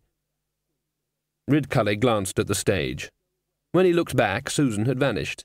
He made a mighty effort and thought he caught a glimpse of her a little way off, but she knew he was looking for her, and he had no chance of finding her now. Ashfelt got back into the dressing room first. There is something very sad about an empty dressing room. It's like a discarded pair of underpants, which it resembles in a number of respects. It's seen a lot of activity. It may even have witnessed excitement and a whole gamut of human passions. And now there's nothing much left but a faint smell. The little troll dumped the bag of rocks on the floor and bit the top off a couple of beer bottles. Cliff entered. He got halfway across the floor and then fell over, hitting the boards with every part of his body at once. Glod stepped over him and flopped onto a barrel. He looked at the beer bottles. He took off his helmet. He poured the beer into the helmet, then he let his head flop forward. Buddy entered and sat down in the corner, leaning against the wall, and Dibbler followed. "Well, what can I say? What can I say?" he said. "Don't ask us," said Cliff from his prone position. "How should we know?" "That was magnificent," said Dibbler. "What's up with the dwarf? Is he drowning?" Glod reached out an arm, without looking, smashed the top off another bottle of beer and poured it over his head. "Mr. Dibbler," said Cliff. "Yes? I think we want to talk. Just us, like, the band, if you don't mind." Dibbler looked from one to the other. Buddy was staring at the wall. Glod was making bubbling noises. Cliff was still on the floor. "OK," he said, and then added brightly, "Buddy, the free performance? Great idea. I'll start organising it right away, and you can do it just as soon as you get back from your tour." "Right. Well, I'll just—" He turned to leave and walked into Cliff's arm, which was suddenly blocking the doorway. "Tour? What tour?" Dibbler backed off a little. A few places, Quirm, Pseudopolis, Stolat." He looked around at them. "Didn't you want that?" "We'll talk about that later," said Cliff. He pushed Dibbler out of the door and slammed it shut. Beer dripped off Glod's beard. "Tour? 3 more nights of this?" "What's the problem?" said Ashfelt. "It was great. Everyone was cheering. You did 2 hours. I had to keep picking him off the stage. I never felt so—" He stopped. "That's it, really," said Cliff. "The thing is, I go on that stage, I sits down not knowing even what we're going to do. Next minute's Buddy's playing something on that thing. Next I'm going ba-bam, bam, boom, cha-ba-bum. I don't know what I'm playing. It just comes in my head and down my arms." "Yes," said Glod. "Me too. Seems to me I'm getting stuff out of that horn I never put in there." "And it ain't like proper playing," said Cliff. "That's what I'm saying. It's more like being played." "You've been in show business a long time, right?" said Glod to Ashfelt. "Yep.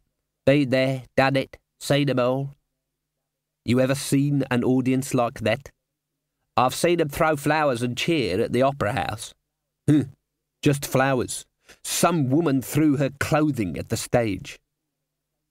"That's right. It landed on my head." "And when Miss Va-Va-Voom did the feather dance down at the Skunk Club in Brewer Street, the whole audience rushed the stage when she was down to the last feather." "That was like this, was it?" "No," the troll admitted.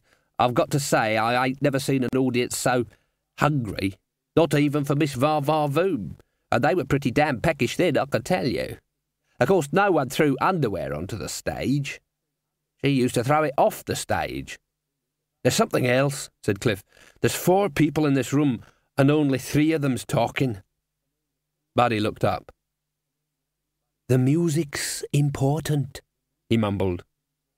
"It ain't music," said Glod. "Music don't do this to people. It don't make them feel like they've been put through a ringer. I was sweating so much I'm going to have to change my vest any day now." He rubbed his nose. "Also, I looked at the audience and I thought they paid money to get in here. I bet it came to more than $10. Ashfelt held up a slip of paper. "Found this ticket on the floor," he said. Glod read it. $1.50, he said. 600 people at $1.50 each. That's $400. 900, said Buddy, in the same flat tone. "But the money isn't important." "The money's not important. You keep on saying that. What kind of a musician are you?" There was still a muted roar from outside. "You want to go back playing for 6 people in some cellar somewhere after this?" said Buddy. "Who's the most famous horn player there ever was, Glod?" "Brother Charnel," said the dwarf promptly. "Everyone knows that. He stole the altar gold from the Temple of Offla and had it made into a horn and played magical music until the gods caught up with him and pulled his—" "Right," said Buddy, "but if you went out there now and asked who the most famous horn player is, would they remember some felonious monk? Or would they shout for Glod Glodson?" Glod hesitated. "Right," said Buddy. "Think about that. A musician has to be heard. You can't stop now. We can't stop now." Glod waved a finger at the guitar. "It's that thing," he said. "It's too dangerous." "I can handle it." "Yes, but where's it going to end?" "It's not how you finish that matters," said Buddy. "It's how you get there." "That sounds elvish to me." The door burst open again. Said Dibbler. "Boys, if you don't come back and play something else, then we're in the deep brown—" "Can't play," said Glod. "I've run out of breath through lack of money." "I said $10, didn't I?" said Dibbler. "Each," said Cliff. Dibbler, who hadn't expected to get away with less than 100, waved his hands in the air. "Gratitude, is it? You want me to cut me own throat?" "We'll help if you like," said Cliff. All right. $30, said Dibbler, and I'll go without me tea. Cliff looked at Glod, who was still digesting the thing about the most famous horn player in the world. "There's lots of dwarfs and trolls in the audience," said Cliff. "Cavern deep, mountain high," said Glod. "No," said Buddy. "What then?" "I'll think of something." The audience spilled out into the street. The wizards gathered around the dean, snapping their fingers. "Wella, wella, wella, wella," sang the dean happily. "It's gone midnight," said the lecturer in recent runes, snapping his fingers, "and I don't care a bit. What shall we do now?" "We could have a rumble," said the dean. "That's true," said the chair of indefinite studies. "We did miss dinner." "We missed dinner," said the senior wrangler. "Wow, that's music with rocks in. We just don't care." "No, I meant—" The dean paused. He wasn't quite sure, now he came to really think about it, what he had meant. "It's a long walk back to the university," he conceded. "I suppose we could at least stop for a coffee or something." "Maybe a doughnut or two," said recent runes. "And perhaps some cake," said the chair. "I could just fancy some apple pie," said the senior wrangler. "And some cake." "Coffee," said the dean. "Yes, a coffee bar. That's right." "What's a coffee bar?" said the senior wrangler. Like a chocolate bar," said recent runes. The missed dinner, hitherto forgotten, was beginning to loom large in everyone's stomachs. The dean looked down at his shiny new leather robe. Everyone had said how good it was. They'd admired Born to Rune. His hair was right, too. He was thinking of shaving off his beard, but just leaving the side bits because that felt right. And coffee. Yes, coffee was in there somewhere. Coffee was all part of it. And there was the music. That was in there. That was everywhere.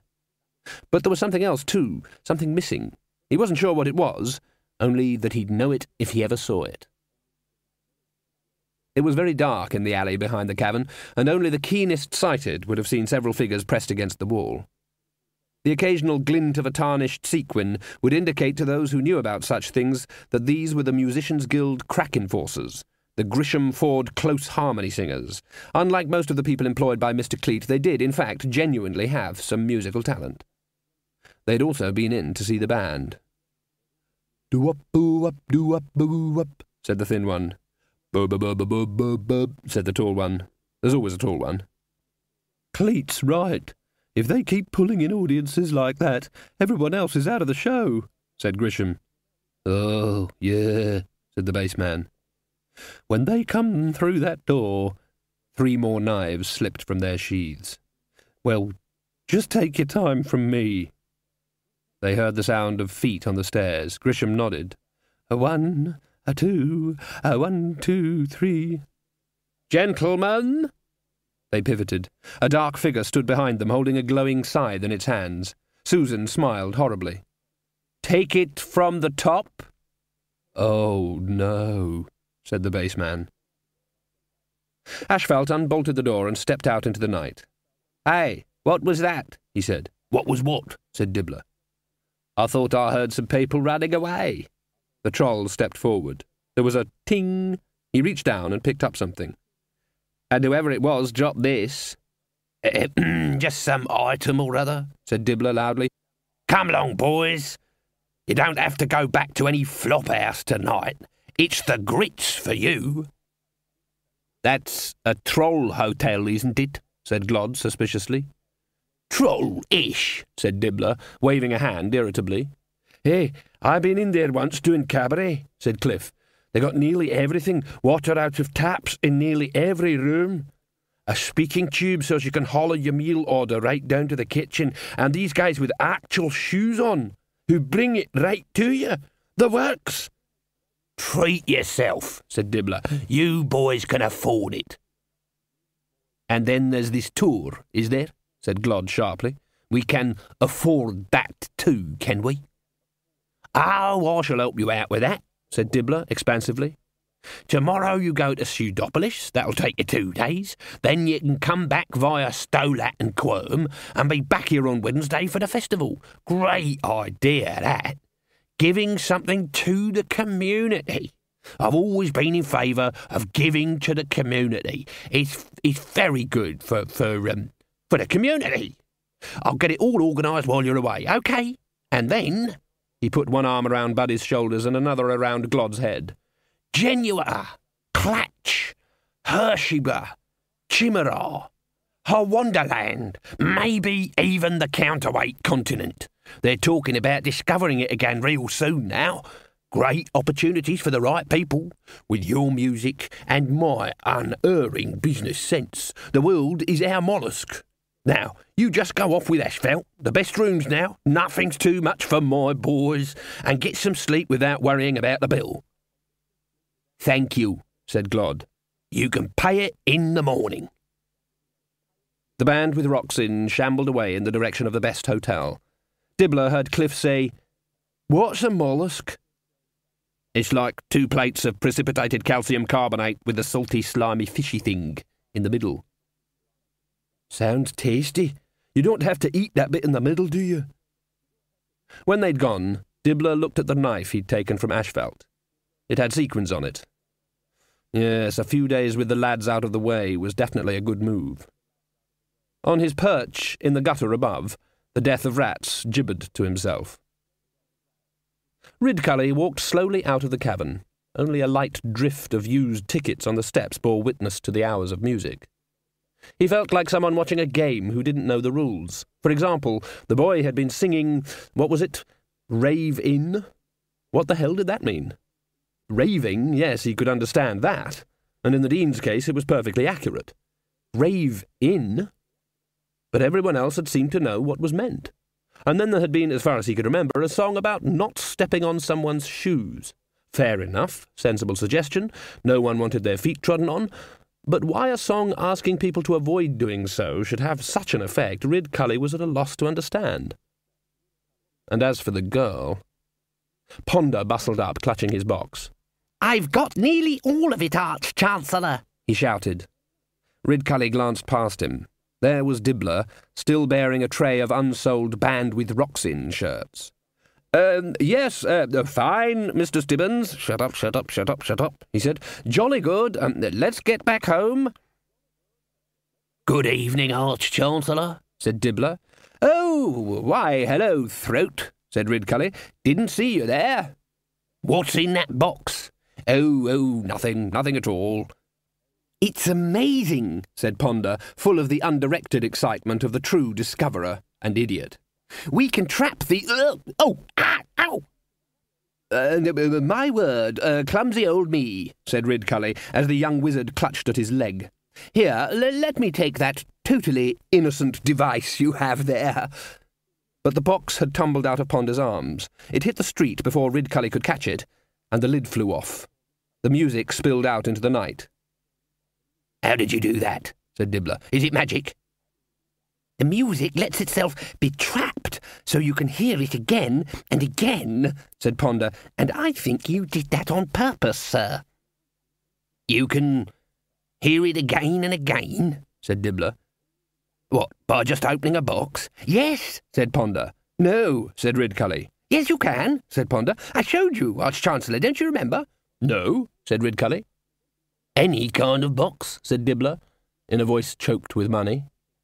"Oh, yes, but you have to stretch a wire inside so the music has somewhere to live and— Ow! Ouch! Ow!" "Can't think what's come over me with these sudden muscular spasms," said Ridcully. "Come, Mr. Stibbons, let us not waste any more of Mr. Dibbler's valuable time." "Oh, you're not wasting it," said Dibbler. "Boxes full of music, eh?" "We'll take this one," said Ridcully, snatching it up. "It's an important magical experiment." He frog-marched Ponder away, which was a little hard because the youth was bent double and wheezing.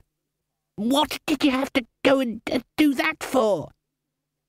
"Mr. Stibbons, I know you to be a man who seeks to understand the universe. Here's an important rule. Never give a monkey the key to the banana plantation. Sometimes you can just see an accident waiting to— Oh, no." He let Ponder go and waved vaguely up the street. "Got any theories about that, young man?" Something golden brown and viscous was oozing out onto the street from what was just possibly, behind the mounds of the stuff, a shop. As the two wizards watched, there was a tinkle of glass, and the brown substance began to emerge from the second floor. Ridcully stamped forward and scooped up a handful, leaping back before the wall could reach him. He sniffed at it. "Is it some ghastly emanation from the dungeon dimensions?" said Ponder. "Shouldn't think so. Smells like coffee," said Ridcully. "Coffee?" "Coffee-flavoured froth, anyway. Now, why is it I have this feeling that there's going to be wizards in there somewhere?" A figure lurched out of the foam, dripping brown bubbles. "Who goes there?" said Ridcully. "Ah, yes. Did anyone get the number of that ox cart? Another doughnut if you'd be so good," said the figure brightly, and fell over into the froth. "That sounded like the bursar to me," said Ridcully. "Come along, lad. It's only bubbles." He strode into the foam. After a moment's hesitation, Ponder realised that the honour of young wizardry was at stake, and pushed his way in behind him. Almost immediately, he bumped into someone in the fog of bubbles. Hello?" "Who's that?" "It's me, Stibbons. I've come to rescue you." "Good. Which way is out?" There were some explosions somewhere in the coffee cloud, and a popping noise. Ponder blinked. The level of bubbles was sinking. Various pointy hats appeared like drowned logs in a drying lake. Ridcully waded over, coffee froth dripping from his hat. "Something bloody stupid's been going on here," he said, "and I'm going to wait quite patiently until the Dean owns up." "I don't see why you should assume it was me," muttered a coffee-coloured column. "Well, who was it then?" "The Dean said the coffee ought to be frothy," said a mound of foam of a senior Wranglish persuasion, "and he did some simple magic, and I rather think we got carried away." "Ah, so it was you, Dean." "Yes, all right, but only by coincidence," said the Dean testily. "Out of here, all of you," said Ridcully. "Back to the university this minute." "I mean, I don't see why you should assume it's my fault, just because sometimes it might happen to be me who—" The froth had sunk a bit more, to reveal a pair of eyes under a dwarfish helmet. "Excuse me," said a voice still under the bubbles, "but who's going to pay for all this? That's $4, thank you very much." "The bursar's got the money," said Ridcully quickly. "Not any more," said the senior wrangler. "He bought 17 doughnuts." "Sugar?" said Ridcully. "You let him eat sugar? You know that makes him, a bit funny. Mrs. Whitlow said she'd give notice if we let him get anywhere near sugar again." He herded the damp wizards towards the door. "All right, my good man, you can trust us. We're wizards. I shall have some money sent round in the morning." You expect me to believe that, do you?" said the dwarf. It had been a long night. Ridcully turned and waved his hand at the wall. There was a crackle of octarine fire, and the words, "I owe you $4," burned themselves into the stone. "Oh, right you are, then. No problem there," said the dwarf, ducking back into the froth. "I shouldn't think Mrs. Whitlow is going to worry," said the lecturer in recent runes as they squelched through the night. "I saw her and some of the maids at the concert. You know, the kitchen girls, Molly, Polly, and Dolly. They were screaming." "I didn't think the music was that bad," said Ridcully. "No, not in pain. I wouldn't say that," said the lecturer in recent runes, beginning to go red. "But when the young man was waggling his hips like that—" "He definitely looks elvish to me," said Ridcully. I think she threw some of her under things on to the stage." This silenced even Ridcully, at least for a while. Every wizard was suddenly busy with his own private thoughts. "What, Mrs. Whitlow?" the chair of indefinite studies began. "Yes." "What, her?" I think so." Ridcully had once seen Mrs. Whitlow's washing line. He'd been impressed. He'd never believed there was so much pink elastic in the world.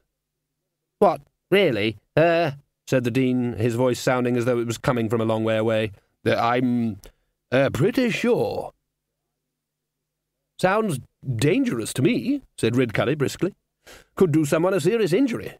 Now then, you lot, back to the university, right now for cold baths all round." "Really? Her, said the chair of indefinite studies. Somehow none of them felt able to leave the idea alone. "Make yourself useful and find the bursar," snapped Ridcully, "and I'd have you lot up in front of the university authorities first thing in the morning if it wasn't for the fact that you are the university authorities." Foul old Ron, professional maniac and one of Ankh-Morpork's most industrious beggars, blinked in the gloom. Lord Vetinari had excellent night vision, and unfortunately a well-developed sense of smell. "And then what happened?" he said, trying to keep his face turned away from the beggar. Because the fact was that although in actual size foul old Ron was a small hunched man in a huge grubby overcoat, in smell he filled the world. In fact, foul old Ron was a physical schizophrenic. There was foul old Ron, and there was the smell of foul old Ron, which had obviously developed over the years to such an extent that it had a distinct personality. Anyone could have a smell that lingered long after they'd gone somewhere else, but the smell of foul old Ron could actually arrive somewhere several minutes before he did, in order to spread out and get comfortable before he arrived. It had evolved into something so striking that it was no longer perceived with the nose, which shut down instantly in self-defence. People could tell that foul old Ron was approaching by the way their earwax started to melt. "No, bugger it, wrong side out, I told him, bugger him." The patrician waited. With foul old Ron, you had to allow time for his wandering mind to get into the same vicinity as his tongue. "Spying on me with magic. No. I told him, bean soup, see here. And then everyone was dancing, you see. And then afterwards there were two of the wizards in the street, and one of them was going on about catching the music in a box. And Mr. Dibbler was interested, and then the coffee house exploded, and they all went back to the university, bugger it. Bugger it, see if I don't." The coffee house exploded, did it? Frothy coffee all over the place, Your Honour, bugger it. Yes, and so on," said the patrician, waving a thin hand. "And that's all you can tell me?" Well, bugger. Foul old Ron caught the patrician's eye and got a grip on himself. Even in his own highly individualized sanity, he could tell when not to punish his threadbare luck. His smell wandered around the room, reading documents and examining the pictures. "They say," he said, that he drives all the women mad. He leaned forward. The patrician leaned back. They say, after he moved his hips like that, Mrs. Whitlow threw her what's-names onto the stage. The patrician raised an eyebrow. What's-names? You know. Foul old Ron moved his hands vaguely in the air. A pair of pillowcases? Mm-mm. 2 sacks of flour? Some very baggy trousers? Oh, I see. My word. Were there any casualties? Dunno, Your Honour. There's something I do know. Yes? Cumbling Michael says, Your Honour, sometimes pays for information. Yes, I know. I can't imagine how these rumours get about, said the patrician, getting up and opening a window. I shall have to have something done about it. Once again, foul old Ron reminded himself that while he was probably insane, he definitely wasn't as mad as all that. Only I got this, Your Honour, he said, pulling something out of the horrible recesses of his clothing. It says writing on it, Your Honour. It was a poster in glowing primary colours. It couldn't have been very old, but an hour or two as foul old Ron's chest warmer had aged it considerably. The patrician unfolded it with a pair of tweezers. Them's the pictures of the music players, said foul old Ron, helpfully. And that's writing. And then there's more writing. There, look. Mr. Dibbler had Chalky the Troll run him off just now, but I nipped in after, and threatened to breathe on everyone, less'n they gives me one. I'm sure that worked famously, said the patrician. He lit a candle and read the poster carefully. In the presence of foul old Ron, all candles burned with a blue edge to the flame. Free festival of music with rocks in it, he said. That's where you don't have to pay to go in, said foul old Ron helpfully. Bugger 'em. Buggery. Lord Vetinari read on. In Hyde Park, next Wednesday. Well, a public open space, of course. I wonder if there'll be many people there. Lots, Your Honour. There was hundreds couldn't get into the cavern. And the band looks like that, do they? Said Lord Vetinari, scowling like that. Sweating most of the time I saw 'em, said foul old Ron. Be there or be a rectangular thing, said the patrician. This is some sort of occult code, do you think?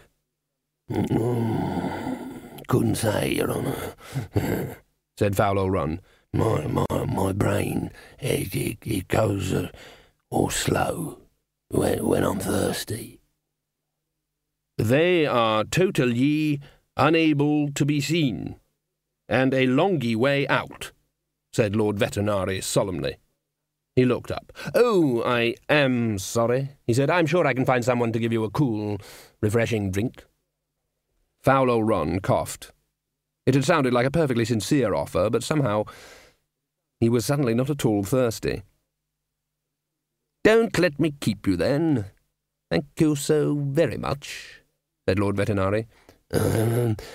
Yes? Nothing. Very good. When Ron had buggered down the stairs, the patrician tapped his pen thoughtfully on the paper and stared at the wall. The pen kept bouncing on the word free. Finally, he rang a small bell. A young clerk put his head round the door. Ah, Drumknot, said Lord Vetinari. Just go and tell the head of the Musicians' Guild he wants a word with me, will you?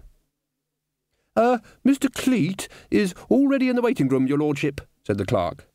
Does he by any chance have some kind of poster with him? Yes, your lordship. And is he very angry? This is very much the case, your lordship. It's about some festival. He insists you have it stopped. Dear me. And he demands that you see him instantly. Ah. Then leave him for, say, 20 minutes, then show him up. Yes, your lordship. He keeps saying that he wants to know what you are doing about it. Good. Good. Then I can ask him the same question. The patrician sat back. Si non confectus, non reficiat. That was the motto of the veterinaries. Everything worked if you just let it happen. He picked up a stack of sheet music and began to listen to Salami's Prelude to a Nocturne on a Theme by Bubbler. After a while he looked up. Don't hesitate to leave, he snapped. The smell slunk away. Squeak! Don't be stupid. All I did was frighten them off. It's not as though I hurt them. What's the good of having the power if you can't use it? The death of rats put his nose in his paws. It was a lot easier with rats. Rats had featured largely in the history of Ankh-Morpork. Shortly before the patrician came to power, there was a terrible plague of rats. The city council countered it by offering 20 pence for every rat tail. This did, for a week or two, reduce the number of rats, and then people were suddenly queuing up with tails. The city treasury was being drained, and no one seemed to be doing much work. And there still seemed to be a lot of rats around. Lord Vetinari had listened carefully while the problem was explained, and had solved the thing with one memorable phrase which said a lot about him, about the folly of bounty offers, and about the natural instinct of Ankh-Morporkians in any situation involving money. Tax the rat farms. C.M.O.T. Dibbler often did without sleep too. He generally had to meet Chalky at night. Chalky was a large troll, but tended to dry up and flake in daylight.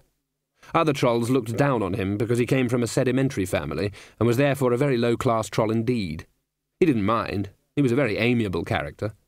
He did odd jobs for people who needed something unusual in a hurry and without entanglements, and who had clinking money. And this job was pretty odd.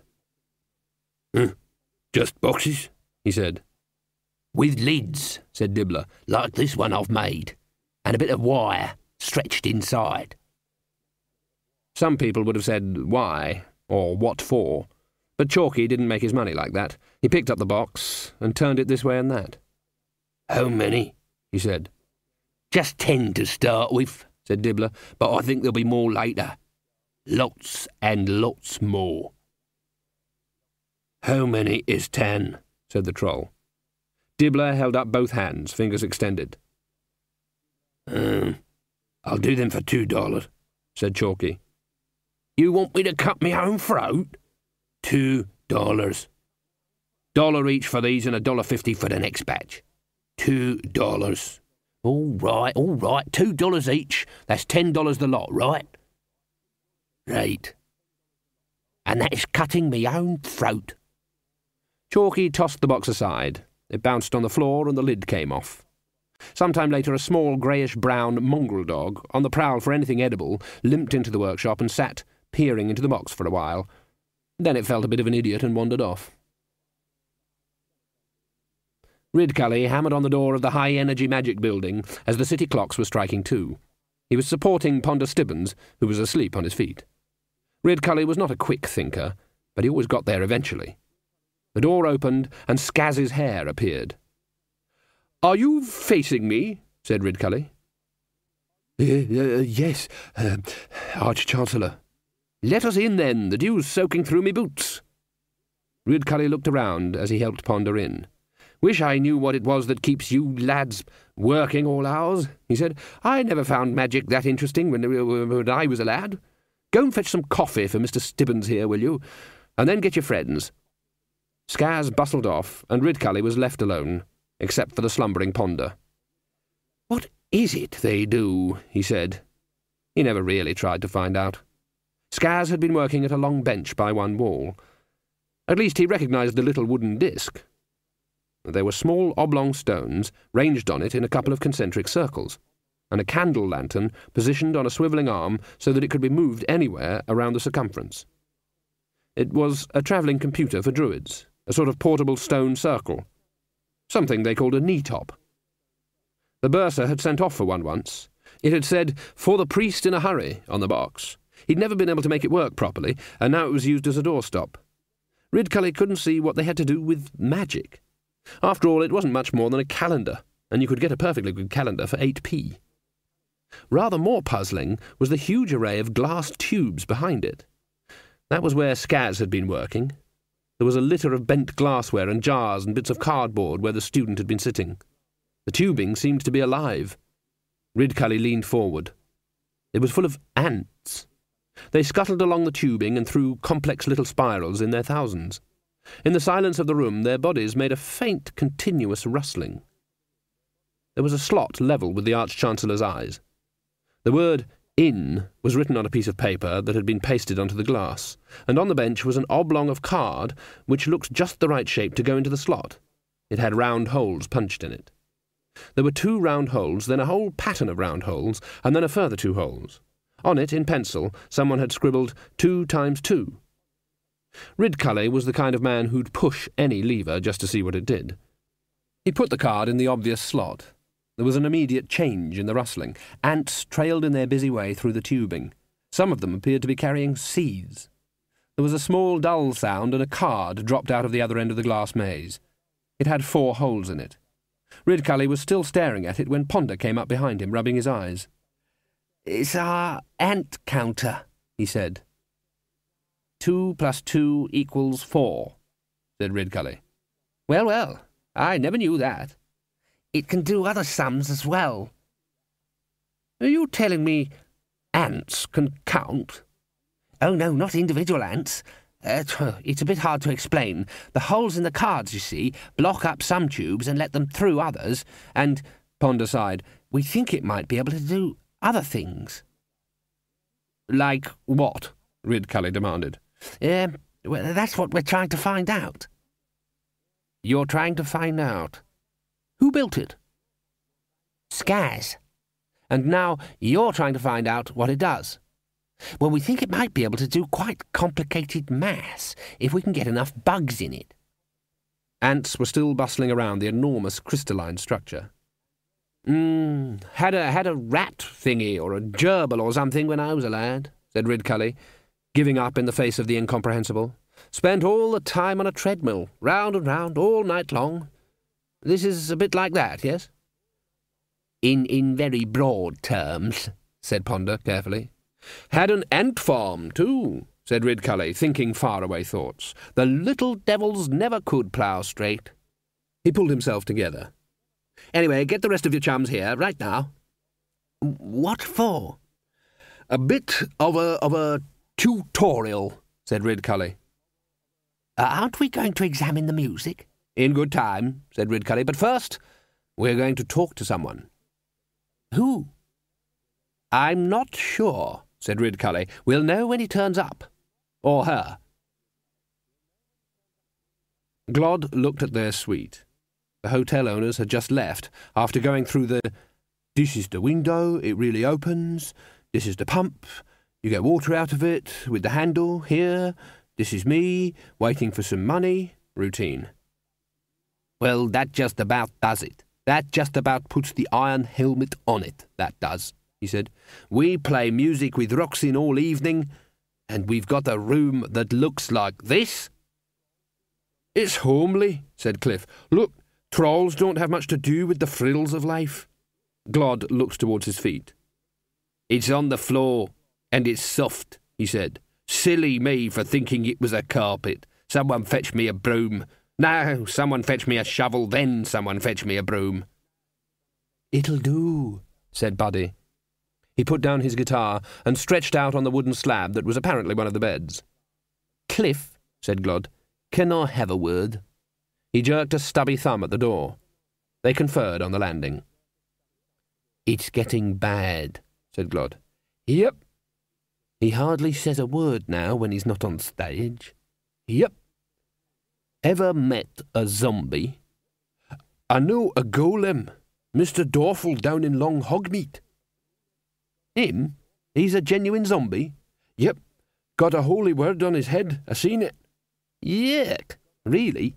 I'll buy sausages from him. Anyway, what about zombies? You couldn't tell from the taste. I thought he was really a good sausage maker. What were you saying about zombies? Funny how you can know someone for years and then find out they've got feet of clay. Zombies, said Cliff patiently.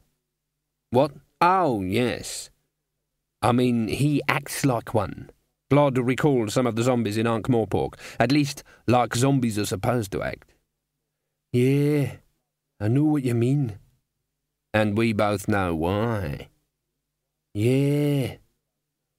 Why? The guitar. Oh, that, yeah. When we're on stage, that thing is in charge. In the silence of the room, the guitar lay in the dark by Buddy's bed, and its strings vibrated gently to the sound of the dwarf's voice. OK, so what do we do about it? Said Cliff.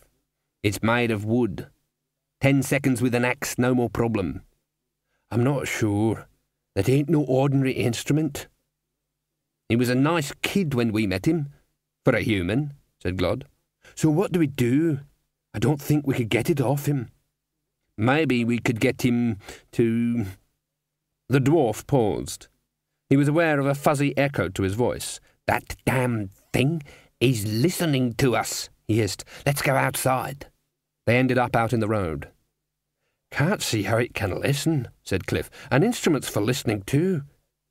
The strings listen, said Glod flatly. This is not an ordinary instrument. Cliff shrugged. There's one way we could find out, he said. Early morning fog filled the streets. Around the university, it was sculpted into curious forms by the slight magical background radiation.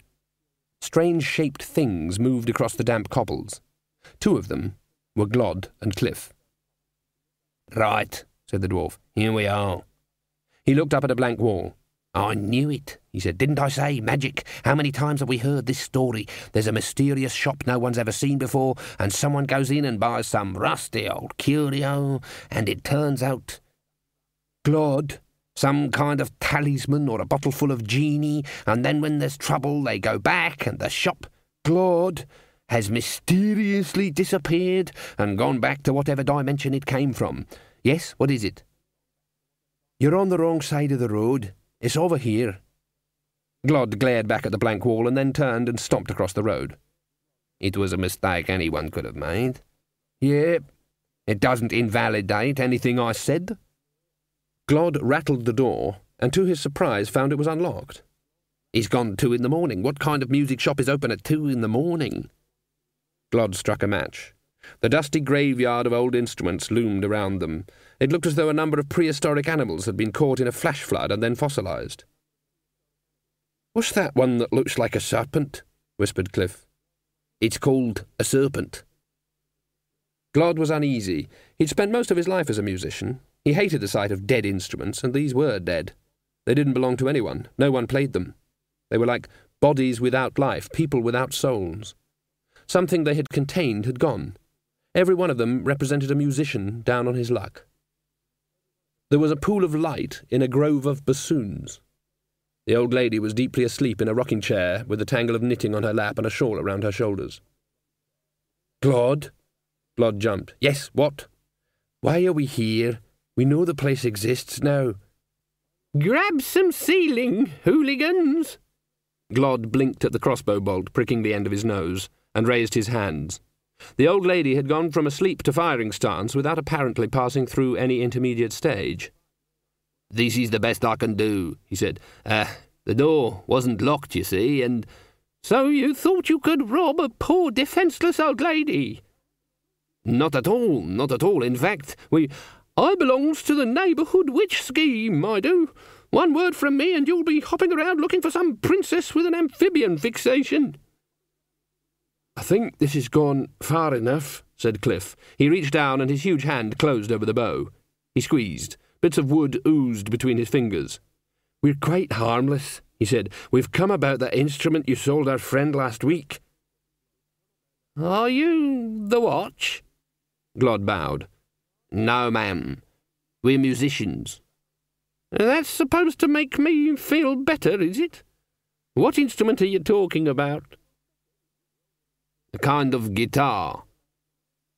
The old woman put her head on one side. Her eyes narrowed. "I won't take it back, you know," she said. "It was sold fair and square. Good working condition, too." "We just want to know where you got it from." "Never got it from nowhere," said the old lady. "It's always been here. Don't blow that." Glod nearly dropped the flute he'd nervously picked up from the debris. "Or we'll be knee-deep in rats," said the old lady. She turned back to Cliff. "It's always been here," she repeated. "It's got a 1 chalked on it," said Glod. "It's always been here," said the woman, "ever since I had the shop." "Who brought it in?" "How should I know? I never asks their name. People don't like that, they just gets the number." Glod looked at the flute. There was a yellowing tag attached to it, on which the number 431 had been scrawled. He stared along the shelves behind the makeshift counter. There was a pink conch shell. That had a number on it, too. He moistened his lips and reached out. "If you blow that, you just better have a sacrificial virgin and a big cauldron of breadfruit and turtle meat standing by," said the old lady. There was a trumpet next to it. It looked amazingly untarnished. "And this one," he said. "It'll make the world end and the sky fall on me if I give it a tootle, will it?" "Interesting you should say that," said the old lady. Glod lowered his hand, and then something else caught his eye. "Good grief," he said. "Is that still here? I'd forgotten about that." "What is it?" said Cliff, and then looked where Glod was pointing. "That. We've got some money. Why not?" "Yeah, it might help. But you know what Buddy said. We'd never be able to find... It's a big city, and if you can't find it in Ankh-Morpork, you can't find it anywhere." Glod picked up half a drumstick and looked thoughtfully at a gong half buried in a pile of music stands. "I shouldn't," said the old lady. "Not if you don't want 777 skeletal warriors springing out of the earth." Glod pointed. "We'll take this. $2. "Hey, why should we pay anything? It's not as though it's yours." "Pay up," said Cliff with a sigh. "Don't negotiate." Glod handed over the money with bad grace, snatched the bag the old lady gave him, and strutted out of the shop. "Fascinating stock you have here," said Cliff, staring at the gong. The old lady shrugged. "My friend's a bit annoyed because he thought you one of those mysterious shops you hear about in folk tales," Cliff went on. "You know, here today, gone tomorrow. He was looking for you on the other side of the road." "Sounds daft to me," said the old lady, in a voice to discourage any further unseemly levity. Cliff glanced at the gong again, shrugged and followed Glod. The woman waited until their footsteps had died away in the fog. And then she opened the door and peered up and down the street. Apparently satisfied by its abundance of emptiness, she went back to her counter and reached for a curious lever underneath. Her eyes glowed green for a moment. "Oh, forget my own head next," she said, and pulled. There was a grinding of hidden machinery. The shop vanished. A moment later, it reappeared on the other side of the road. Buddy lay looking at the ceiling. How did food taste? It was hard to remember. He'd eaten meals over the last few days. He must have done, but he couldn't remember the taste. He couldn't remember much of anything except the playing. Glod and the rest of them sounded as if they were talking through a thick gauze. Ashfelt had wandered off somewhere. He swung himself off the hard bed and padded over to the window.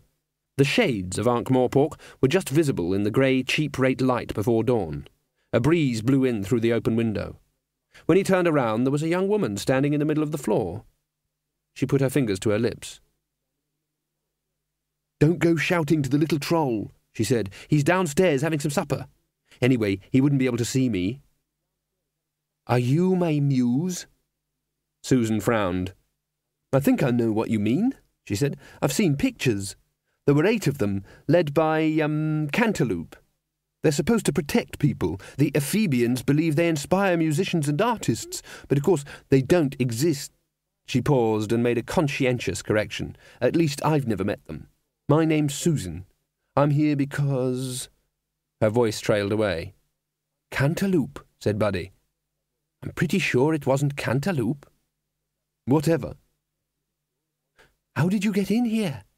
Look, sit down. Right. Well, you know how some things, like the muses, as you said, people think that some things are represented by people? A look of temporary understanding informed Buddy's perplexed features. Like the Hogfather representing the spirit of the Midwinter Festival, he said. Right. Well, I'm sort of in that business, said Susan. It doesn't exactly matter what I do. You mean you're not human? Oh, yes, but I'm doing a job. I suppose thinking of me as a muse is probably as good as anything, and I'm here to warn you. A muse for music with rocks in. Not really, but listen, hey, are you all right? Don't know. You look all washed out. Listen, the music is dangerous. Buddy shrugged. Oh, you mean the Guild of Musicians? Mr. Dibbler says not to worry about that. We're leaving the city for... Susan stamped forward and picked up the guitar.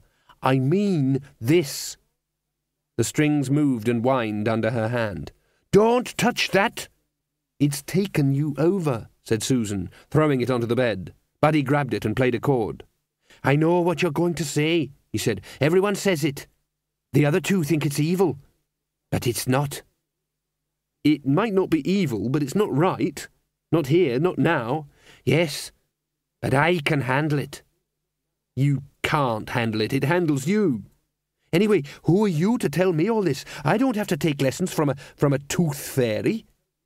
Listen, it'll kill you. I'm sure of it. So I'm supposed to stop playing then? Susan hesitated. Well, not exactly, because then... Well, I don't have to listen to mysterious occult women. You probably don't even exist, so you can just fly back to your magic castle, okay? Susan was temporarily speechless. She was reconciled to the irredeemable dumbness of most of mankind, particularly the section of it that stood upright and shaved in the mornings, but she was also affronted. No one had ever talked to death like this, at least not for long. All right, she said, reaching out and touching his arm, but you'll see me again. And you won't like it much, because, let me tell you, I happen to be...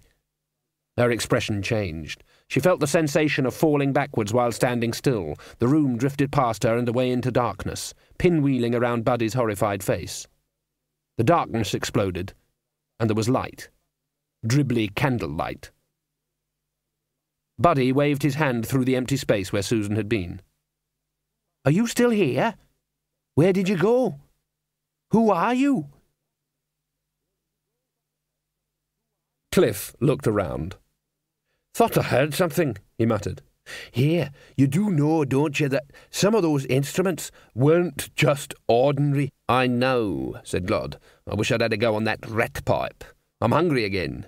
I mean, they were mythological. Yes. So, how come they end up in a second-hand music shop? Ain't you ever hocked your stones? Oh, sure, said Cliff. Everyone does some time or other. You know that. Sometimes it's all you got if you want to see another meal. Well, there you are, then. You said it. It's something every working musician's going to do sooner or later. Yeah, but the thing that Buddy... I mean, it's got the number 1 on it. Yes. Glod peered up at a street sign. Cunning artificers, he said. Here we are. Look. Half the workshops are still open, even at this time of night. He shifted the sack. Something cracked inside it. You knock that side, I'll knock this. Yeah, all right. But I mean, number 1. Even the conch shell was number 52. Who used to own the guitar? Don't know, said Glod, knocking on the first door. But I hope they never come back for it. And that, said Ridcully, is the rite of Ashkente. Quite easily done. You have to use a fresh egg, though. Susan blinked. There was a circle drawn on the floor. Strange, unearthly shapes surrounded it, although when she adjusted her mindset, she realized that these were perfectly ordinary students. "Who are you?" she said. "What's this place? Let me go this instant." She strode across the circle and rebounded from an invisible wall. The students were staring at her in the manner of those who have heard of the species female, but have never expected to get this close to one. "I demand that you let me go." She glared at Ridcully. "Aren't you the wizard I saw last night?" That's right," said Ridcully, "and this is the rite of Ashk Ente. It calls death into the circle, and he, or as it may be in this case she, can't leave until we say so. There's a lot of stuff in this book here, spelled with funny long S's, and it goes on about abjuring and conjuration, but it's all show, really. Once you're in, you're in. I must say your predecessor, a bit of a pun there, was a lot more gracious about it." Susan glared. The circle played tricks with her ideas of space. It seemed most unfair. "Why have you summoned me, then?" she said. "That's better. That's more according to the script," said Ridcully. "We are allowed to ask you questions, you see, and you have to answer them, truthfully." "Well, would you like to sit down? A glass of something?" "No." Just as you like. This new music. Tell us about it." "You summoned death to ask that?" "I'm not sure who we've summoned," said Ridcully. "Is it really alive?" "I think so." "Does it live anywhere?" "It seems to have lived in one instrument, but I think it's moving around now. Can I go?" "No. Can it be killed?" "I don't know." "Should it be here?" "What?" "Should it be here?" Ridcully repeated patiently. "Is it something that's supposed to be happening?" Susan suddenly felt important. Wizards were rumoured to be wise. In fact, that's where the word came from the old wise ars, literally one who, at bottom, is very smart. But they were asking her things. They were listening to her. Pride sparkled in her eyes. "I don't think so. It's turned up here by some kind of accident. This isn't the right world for it." Ridcully looked smug. "That's what I thought. This isn't right, I said. It's making people try and be things that they aren't. How can we stop it?" "I don't think you can. It's not susceptible to magic." "Right. Music's not. Any music. But something must be able to make it stop. Show her your box, Ponder." Yes, here." He lifted the lid. Music, slightly tinny but still recognisable, drifted out into the room. "Sounds like a spider trapped in a matchbox, doesn't it?" said Ridcully. "You can't reproduce music like that on a piece of wire in a box," said Susan. "It's against nature." Ponder looked relieved. That's what I said," he said. But it does it anyway. It wants to." Susan stared at the box. She began to smile. There was no humour in it. "It's unsettling people," said Ridcully. And look at this." He pulled a roll of paper out of his robe and unfolded it. "Caught some lad trying to paste this onto our gates, blooming cheek. So I took it off him, and I told him to hop it, which was—" Ridcully looked smugly at his fingertips. "Quite appropriate, as it turned out. It's going on about some festival of music with rocks in. It'll all end with monsters from another dimension breaking through. You can rely on that. That's the sort of thing that happens a lot in these parts." "Excuse me," said Big Mad Adrian, his voice cargoed with suspicion. "I don't want to cause any trouble, right? But is this death or not? I've seen pictures and they didn't look like her." "We did the right stuff," said Ridcully, and this is what we got." "Yes, but my father's a herring fisherman, and he doesn't just find herring in his herring nets," said Skaz.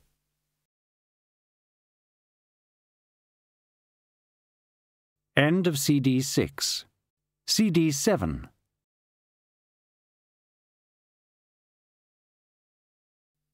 "Yeah, she could be anyone," said Tez the Terrible. "I thought Death was taller and bonier." She's just some girl messing about," said Skaz. Susan stared at them. "She hasn't even got a scythe," said Tez. Susan concentrated. The scythe appeared in her hands, its blue-edged blade making a noise like a finger dragged around the rim of a glass. The student straightened up. "But I've always thought it was time for a change," said Tez. "Right. It's about time girls got a chance in the professions," said Skaz. "Don't you dare patronise me!" "That's right," said Ponder. "There's no reason why death has to be male. A woman could be almost as good as a man in the job." "You're doing it, very well," said Ridcully. He gave Susan an encouraging smile. She rounded on him. "I'm deaf," she thought.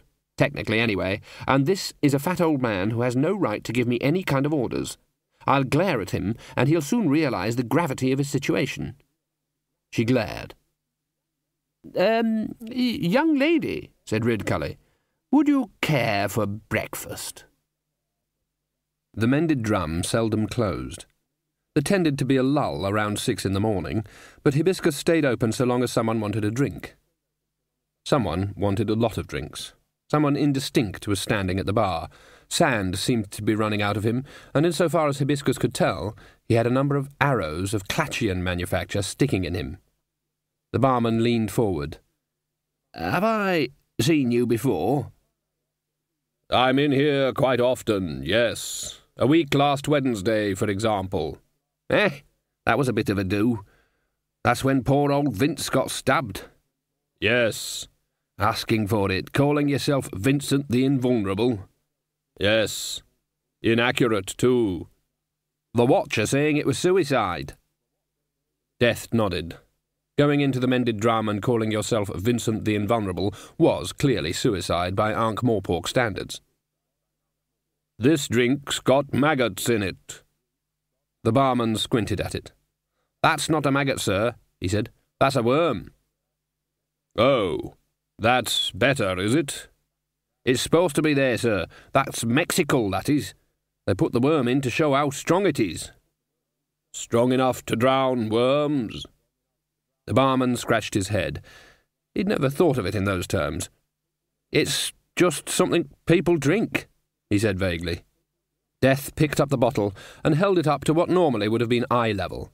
The worm rotated forlornly. "What's it like?" he said. "Well, it's a sort of... I wasn't talking to you." "Breakfast?" said Susan. "Breakfast?" "It must be coming up to that time," said the Arch-Chancellor. "It's a long time since I last had breakfast with a charming young woman." "Good grief, you're all just as bad as each other," said Susan. "Very well, scratch charming," said Ridcully evenly. "But the sparrows are coughing in the trees, and the sun is peeping over the wall, and I smell cooking, and having a meal with death is a chance that doesn't happen to everyone. You don't play chess, do you?" "Extremely well," said Susan, still bewildered. "Thought as much. All right, you fellows, you can go back to prodding the universe. Will you step this way, madam?" "I can't leave the circle." "Oh, you can if I invite you. It's all a matter of courtesy. I don't know if you've ever had the concept explained." He reached out and took her hand. She hesitated, then stepped across the chalk line. There was a slight tingling feeling. The students backed away hurriedly. "Go on, get on with it," said Ridcully. "This way, madam." Susan had never experienced charm before. Ridcully possessed quite a lot of it, in a twinkly-eyed kind of way. She followed him across the lawns to the great hall. The breakfast tables had been laid out, but they were unoccupied. The big sideboard had sprouted copper tureens like autumn fungi. 3 rather young maids were waiting patiently behind the array. "We tend to help ourselves," said Ridcully conversationally, lifting a cover. "Waiters and so on make too much noise. This is some sort of a joke, is it?" He prodded what was under the cover and beckoned the nearest maid. "Which one are you?" he said. "Molly, Polly, or Dolly?" "Molly, your lordship," said the maid, dropping a curtsy and trembling slightly. "Is there something wrong?" "A wrong, a do wrong," said the other 2 maids. "What happened to the kippers? What's this?" "Looks like a beef patty and a bun," said Ridcully, staring at the girls. "Mrs. Whitlow gave instructions to the cook," said Molly nervously. "It's a yay, it's a burger." "You're telling me," said Ridcully. "And why have you got a beehive made of hair on your head, pray? Makes you look like a matchstick. Please, sir, You went to see the Music with Rocks in concert, did you?" "Yes, sir. Yay, yay, yay, yay, yay, yay, yay." You didn't throw anything on the stage, did you?" "No, sir." "Where's Mrs. Whitlow?" "In bed with a cold, sir." "Not at all surprised." Ridcully turned to Susan. "People are playing silly burgers, I'm afraid." "I only eat muesli at breakfast," said Susan. "There's porridge," said Ridcully. "We do it for the bursar because it's not exciting." He lifted the lid of a tureen. "Yes, still here," he said. "There's some things Music with Rocks in can't change, and one of them's porridge. Let me help you to a ladleful." They sat on either side of the long table. "Well, isn't this nice?" Ridcully said. "Are you laughing at me?" said Susan suspiciously. "Not at all. In my experience, what you mostly get in herring nets is herring. But, speaking as a mortal, a customer, as you might say, I'm interested to know why Death is suddenly a teenage girl instead of the animate Natomy we've come to know. And know." "Natomy?" "Another word for skeleton, probably derived from anatomy." "He's my grandfather." "Ah, yes, you said. And that's true, is it?" "It sounds a bit silly now I come to tell someone else." Ridcully shook his head. "You should do my job for 5 minutes, then tell me about silly," he said. He took a pencil out of his pocket and cautiously lifted the top half of the bun on his plate. "There's cheese in this," he said accusingly. "But he's gone off somewhere, and next thing I know, I've inherited the whole thing. I mean, I didn't ask for it. Why me? Having to go around with this silly scythe thing. That's not what I wanted out of life." "It's certainly not something you get careers leaflets about," said Ridcully. "Exactly. And I suppose you're stuck with it," said Ridcully. "We don't know where he's gone. Albert says he's very depressed about something, but he won't say what." "Dear me. What could depress Death?" "Albert seems to think he might do something silly." "Oh dear. Not too silly, I hope. Could that be possible? It'd be morticide, I suppose.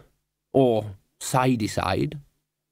To Susan's amazement, Ridcully patted her hand.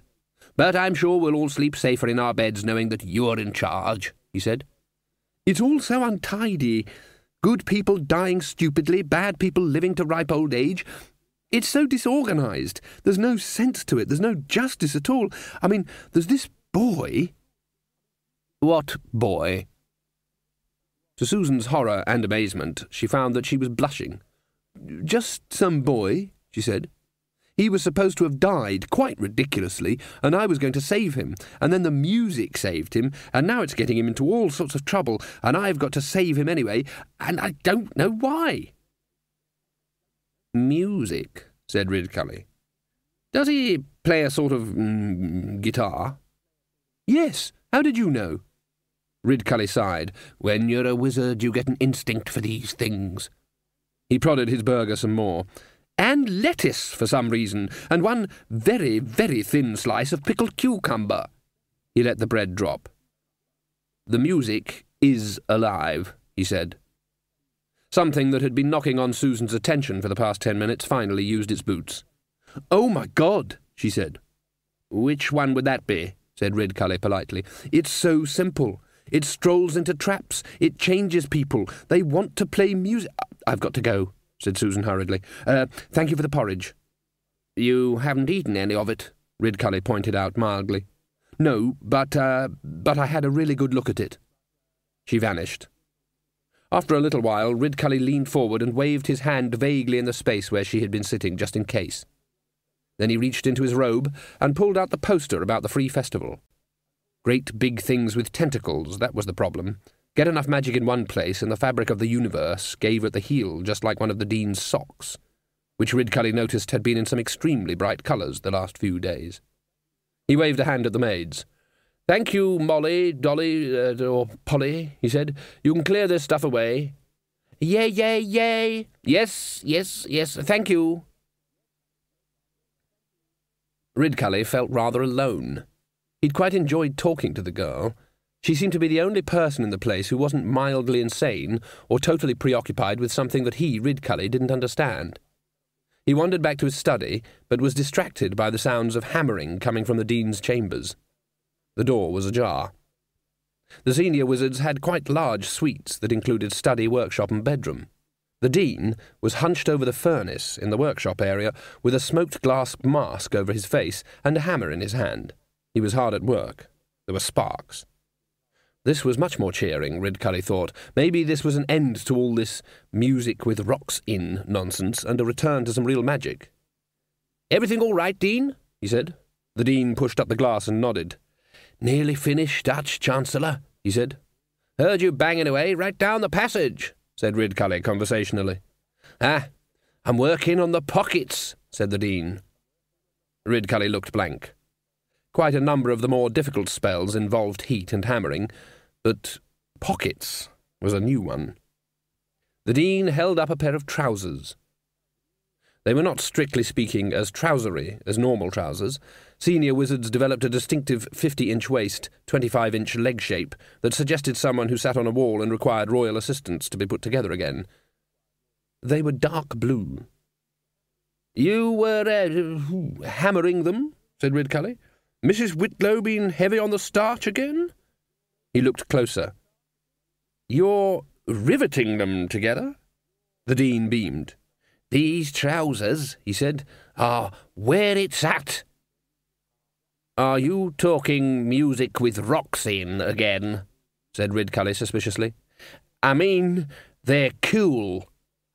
Well, better than a thick robe in this weather, Ridcully conceded. But you're not going to put them on now, are you? Why not? Said the Dean, struggling out of his robe. Wizards in trousers? Not in my university. It's sissy. People would laugh, said Ridcully. You always try and stop me doing anything I want.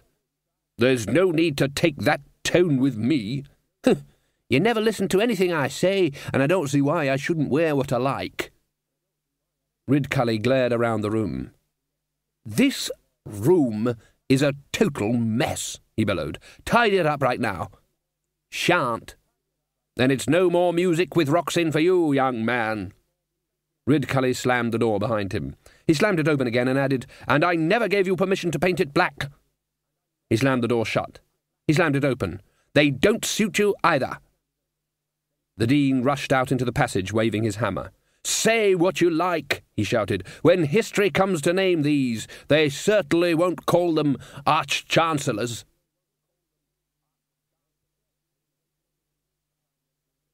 It was 8 in the morning, a time when drinkers are trying either to forget who they are or to remember where they live. The other occupants of the mended drum were hunched over their drinks around the walls and watching an orangutan who was playing barbarian invaders and screaming with rage every time he lost a penny. Hibiscus really wanted to shut. On the other hand, it'd be like blowing up a gold mine. It was all he could do to keep up the supply of clean glasses. Have you forgotten yet? He said. It appears I have only forgotten one thing. What's that? Silly of me to ask, really, seeing as you've forgotten. I have forgotten how to get drunk. The barman looked at the rows and rows of glasses. There were wine glasses, there were cocktail glasses, there were beer mugs, there were steens in the shape of jolly fat men, there was a bucket. I think you're on the right lines, he hazarded. The stranger picked up his most recent glass and wandered over to the barbarian invaders machine. It was made of clockwork of a complex and intricate design. There was a suggestion of many gears and worm drives in the big mahogany cabinet under the game, the whole function of which appeared to be to make rows of rather crudely carved barbarian invaders jerk and wobble across a rectangular proscenium.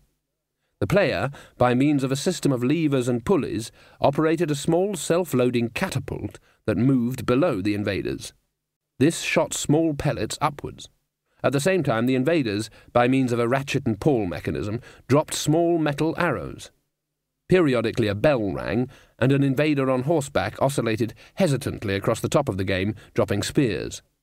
The whole assemblage rattled and creaked continuously, partly because of all the machinery and partly because the orangutan was wrenching both handles, jumping up and down on the fire pedal and screaming at the top of his voice.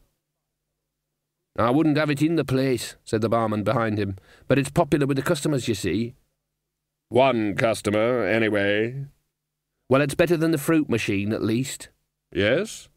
"He ate all the fruit." There was a screech of rage from the direction of the machine. The barman sighed. "You wouldn't think anyone would make so much fuss over a penny, would you?" The ape slammed a $1 coin on the counter and went away with 2 handfuls of change. 1 penny in a slot allowed a very large lever to be pulled. Miraculously, all the barbarians rose from the dead and began their wobbly invasion again. "He poured his drink into it," said the barman.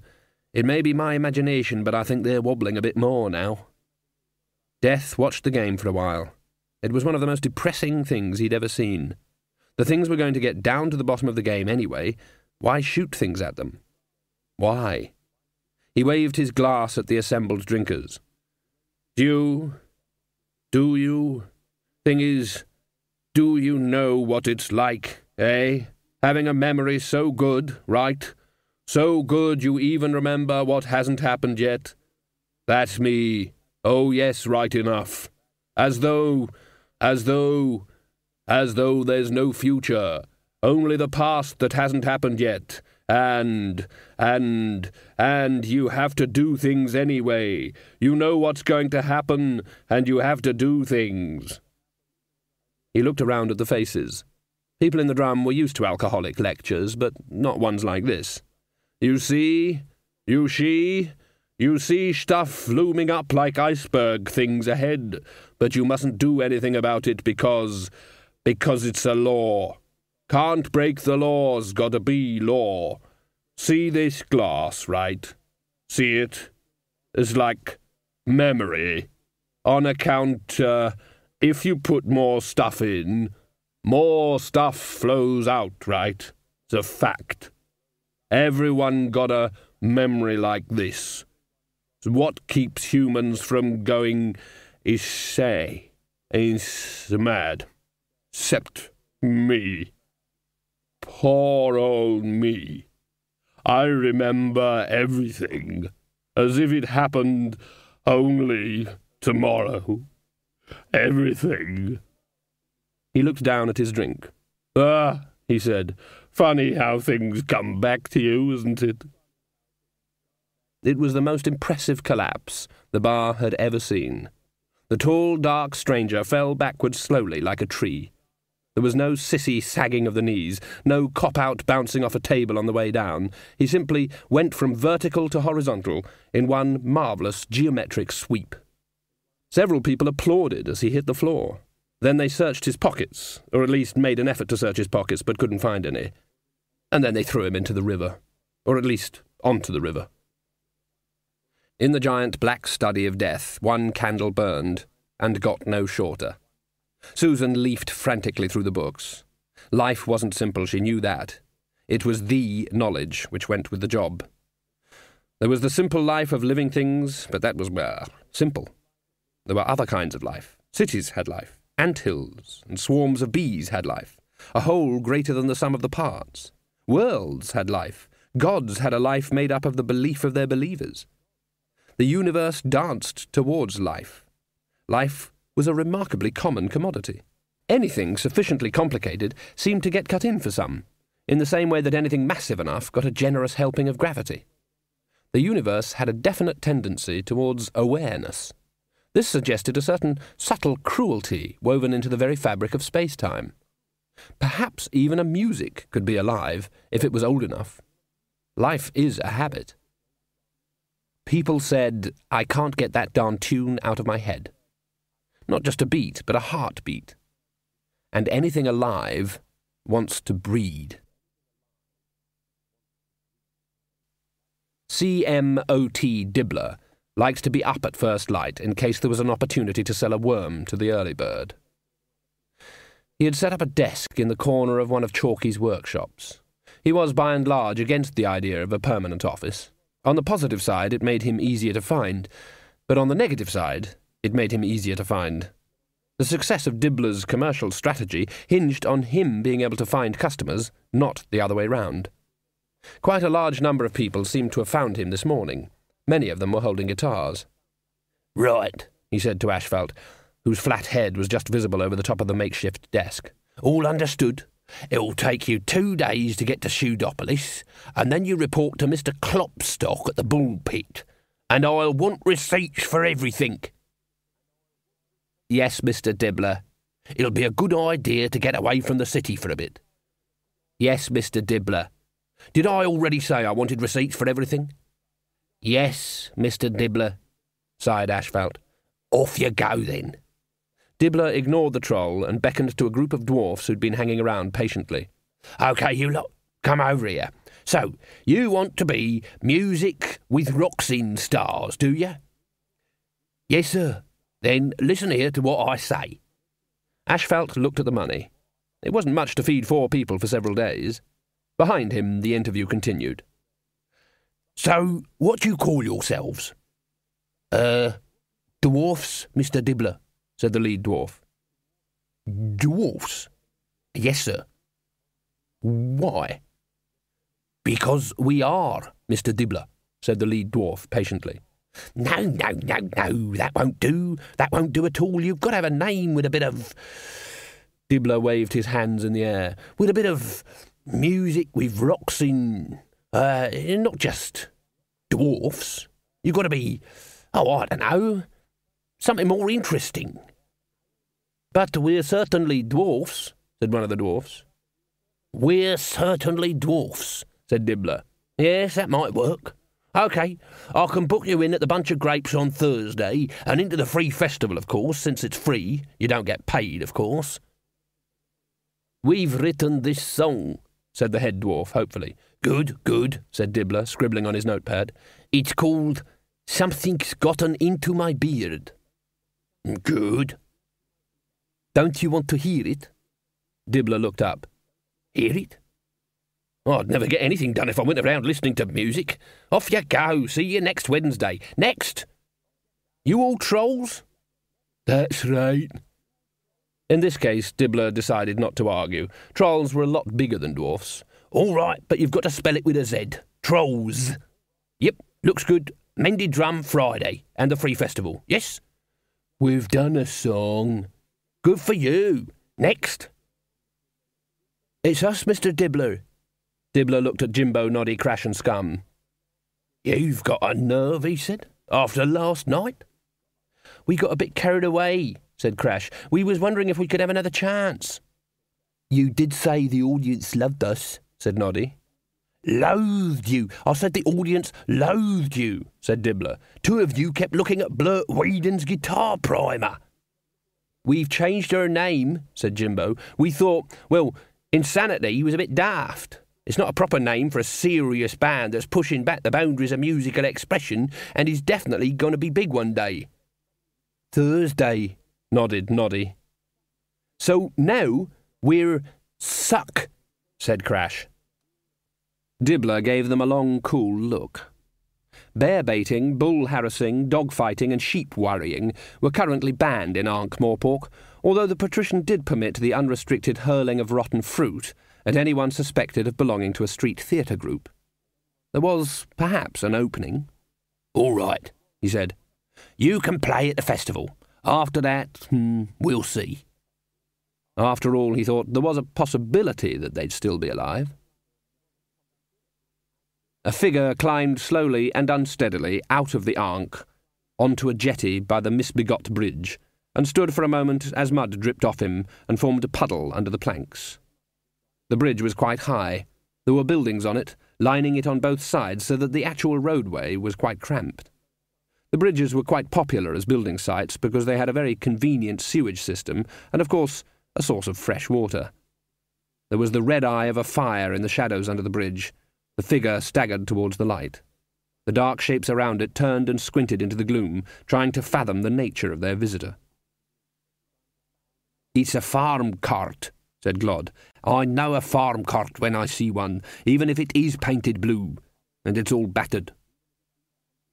It's all you can afford, said Ashfelt. Anyway, I put fresh straw in. I thought we were going in the stagecoach, said Cliff. Oh, Mr. Dibbler says artistes of your calibre shouldn't travel in a common public vehicle, said Ashfeld. Besides, he said you wouldn't want the expense. What do you think, Buddy? Said Glod. Don't mind, said Buddy vaguely. Glod and Cliff shared a glance. I bet if you were to go and see Dibbler and demand something better, you'd get it, said Glod hopefully. It's got wheels, said Buddy. It'll do. He climbed aboard and sat down in the straw. Mr. Dibbler's had some new shirts done, said Ashfeld, aware that there was not a lot of jolliness in the air. It's for the tour. Look, it says on the back, everywhere you're going. Isn't that nice? Yes, when the Musicians' Guild twist our heads round, we'll be able to see where we've been, said Glod. Ashfeld cracked his whip over the horses. They ambled off at a pace that suggested they intended to keep it up all day, and no idiot too soft to really use a whip properly was going to change their minds. No, the buggery, the buggery. The Grawny man, says I, buggery.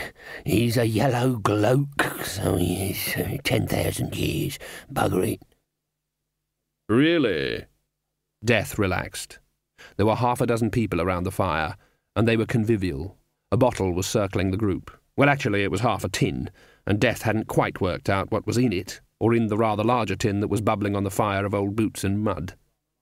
They hadn't asked him who he was. None of them had names, as far as he could tell. They had labels, like Stalling Ken, and Coffin Henry, and Foul Old Ron, which said something about what they were, but nothing about what they had been. The tin reached him. He passed it on as tactfully as he could and lay back peacefully. People without names. People who were as invisible as he was. People for whom death was always an option. He could stay here a while. Free music? Mr. Cleet growled. Free? What sort of idiot makes music for free? At least you put a hat down, get people to drop the odd copper in. Otherwise, what's the point? He stared at the paperwork in front of him for so long that Satchelmouth coughed politely. I'm thinking, said Mr. Cleet. That wretched veterinary. He said it's up to the guilds to enforce guild law. I heard they're leaving the city, said Satchelmouth. On tour. Out in the country, I heard. It's not our law out there. The country, said Mr. Cleet. Yes. Dangerous place, the country. Right, said Satchelmouth. There's turnips for a start. Mr. Cleet's eye fell on the guild's account books. It occurred to him not for the first time that far too many people put their trust in iron and steel when gold made some of the best possible weapons. Is Mr. Downey still head of the Assassin's Guild? He said. The other musicians looked suddenly nervous. Assassins, said Herbert, Mr. Harpsichord Shuffle. I don't think anyone's ever called in the assassins. This is guild business, isn't it? Can't have another guild interfering. That's right, said Satchelmouth. What'd happen if people knew we'd used the assassins? We'd get a lot more members, said Mr. Cleet in his reasonable voice, and we could probably put the subscriptions up. Now, hang on a minute, said Satchelmouth. I don't mind us seeing to people who won't join. That's proper guild behaviour, that is. But assassins, well... Well, what? said Mr. Cleet. They assassinate people. You want free music, do you? said Mr. Cleet. Well, of course I don't want... I don't remember you talking like this when you jumped up and down on that street violinist's fingers last month, said Mr. Cleet. Yes, well, that wasn't like a assassination, said Satchelmouth. I mean, he was able to walk away. Well, crawl away, and he could still earn a living, he added. Not one that required the use of his hands, sure, but... And that penny whistle lad? That one who plays a chord now every time he hiccups? Yeah, but that's not the same as... Do you know Weedown, the guitar maker? Said Mr. Cleet. Satchelmouth was unbalanced by the change in direction. I'm told he's been selling guitars like there was no next Wednesday, said Mr. Cleet, but I don't see any increase in membership. Do you? Well, once people get the idea that they can listen to music for nothing, where will it end? He glared at the other two. Dunno, Mr. Cleet, said Shuffle obediently. Very well, and the patrician has been ironical at me, said Mr. Cleet. I'm not having that again. It's the assassins this time. I don't think we should actually have people killed, said Satchelmouth doggedly. I don't want to hear any more from you, said Mr. Cleet. This is guild business. Yes, but it's our guild. Exactly. So, shut up. The cart rattled between the endless cabbage fields that led to Pseudopolis. I've been on tour before, you know, said Glod, when I was with Snorri Cousin and his brass idiots. Every night a different bed. You forget what day of the week it is after a while. What day of the week is it now? Said Cliff. See, and we've only been on the road, what, 3 hours? Said Glod. Where are we stopping tonight? Said Cliff. Scroat, said Ashfelt. Sounds a really interesting place, said Cliff. Been there before, with the circus, said Ashfelt. It's a one-horse town. Buddy looked over the side of the cart, but it wasn't worth the effort. The rich, silty Stowe Plains were the grocery of the continent, but not an awe-inspiring panorama unless you were the kind of person who gets excited about 53 types of cabbage and 81 types of bean. Spaced every mile or so on the checkerboard of fields was a village, and spaced rather further apart were the towns. They were called towns because they were bigger than the villages. The cart passed through a couple of them. They had 2 streets in the form of a cross, 1 tavern, 1 seed store, 1 forge, 1 livery stable with a name like Joe's Livery Stable, a couple of barns, 3 old men sitting outside the tavern, and 3 young men lounging outside Joe's, swearing that one day really soon now they were going to leave town and make it big in the world outside. Real soon. Any day now. Reminds you of home, eh? Said Cliff, nudging Buddy. What? No, Llamedos is all mountains and valleys, and rain, and mist, and evergreens. Buddy sighed. You had a great house there, I expect, said the troll. Just a shack, said Buddy, made of earth and wood. Well, mud and wood, really. He sighed again. It's like this on the road, said Ashfelt. Melancholy. No one to talk to but each other. I've known people go totally insane. How long has it been now? Said Cliff. 3 hours and 10 minutes, said Glod. Buddy sighed. They were invisible people, Death realized. He was used to invisibility. It went with the job.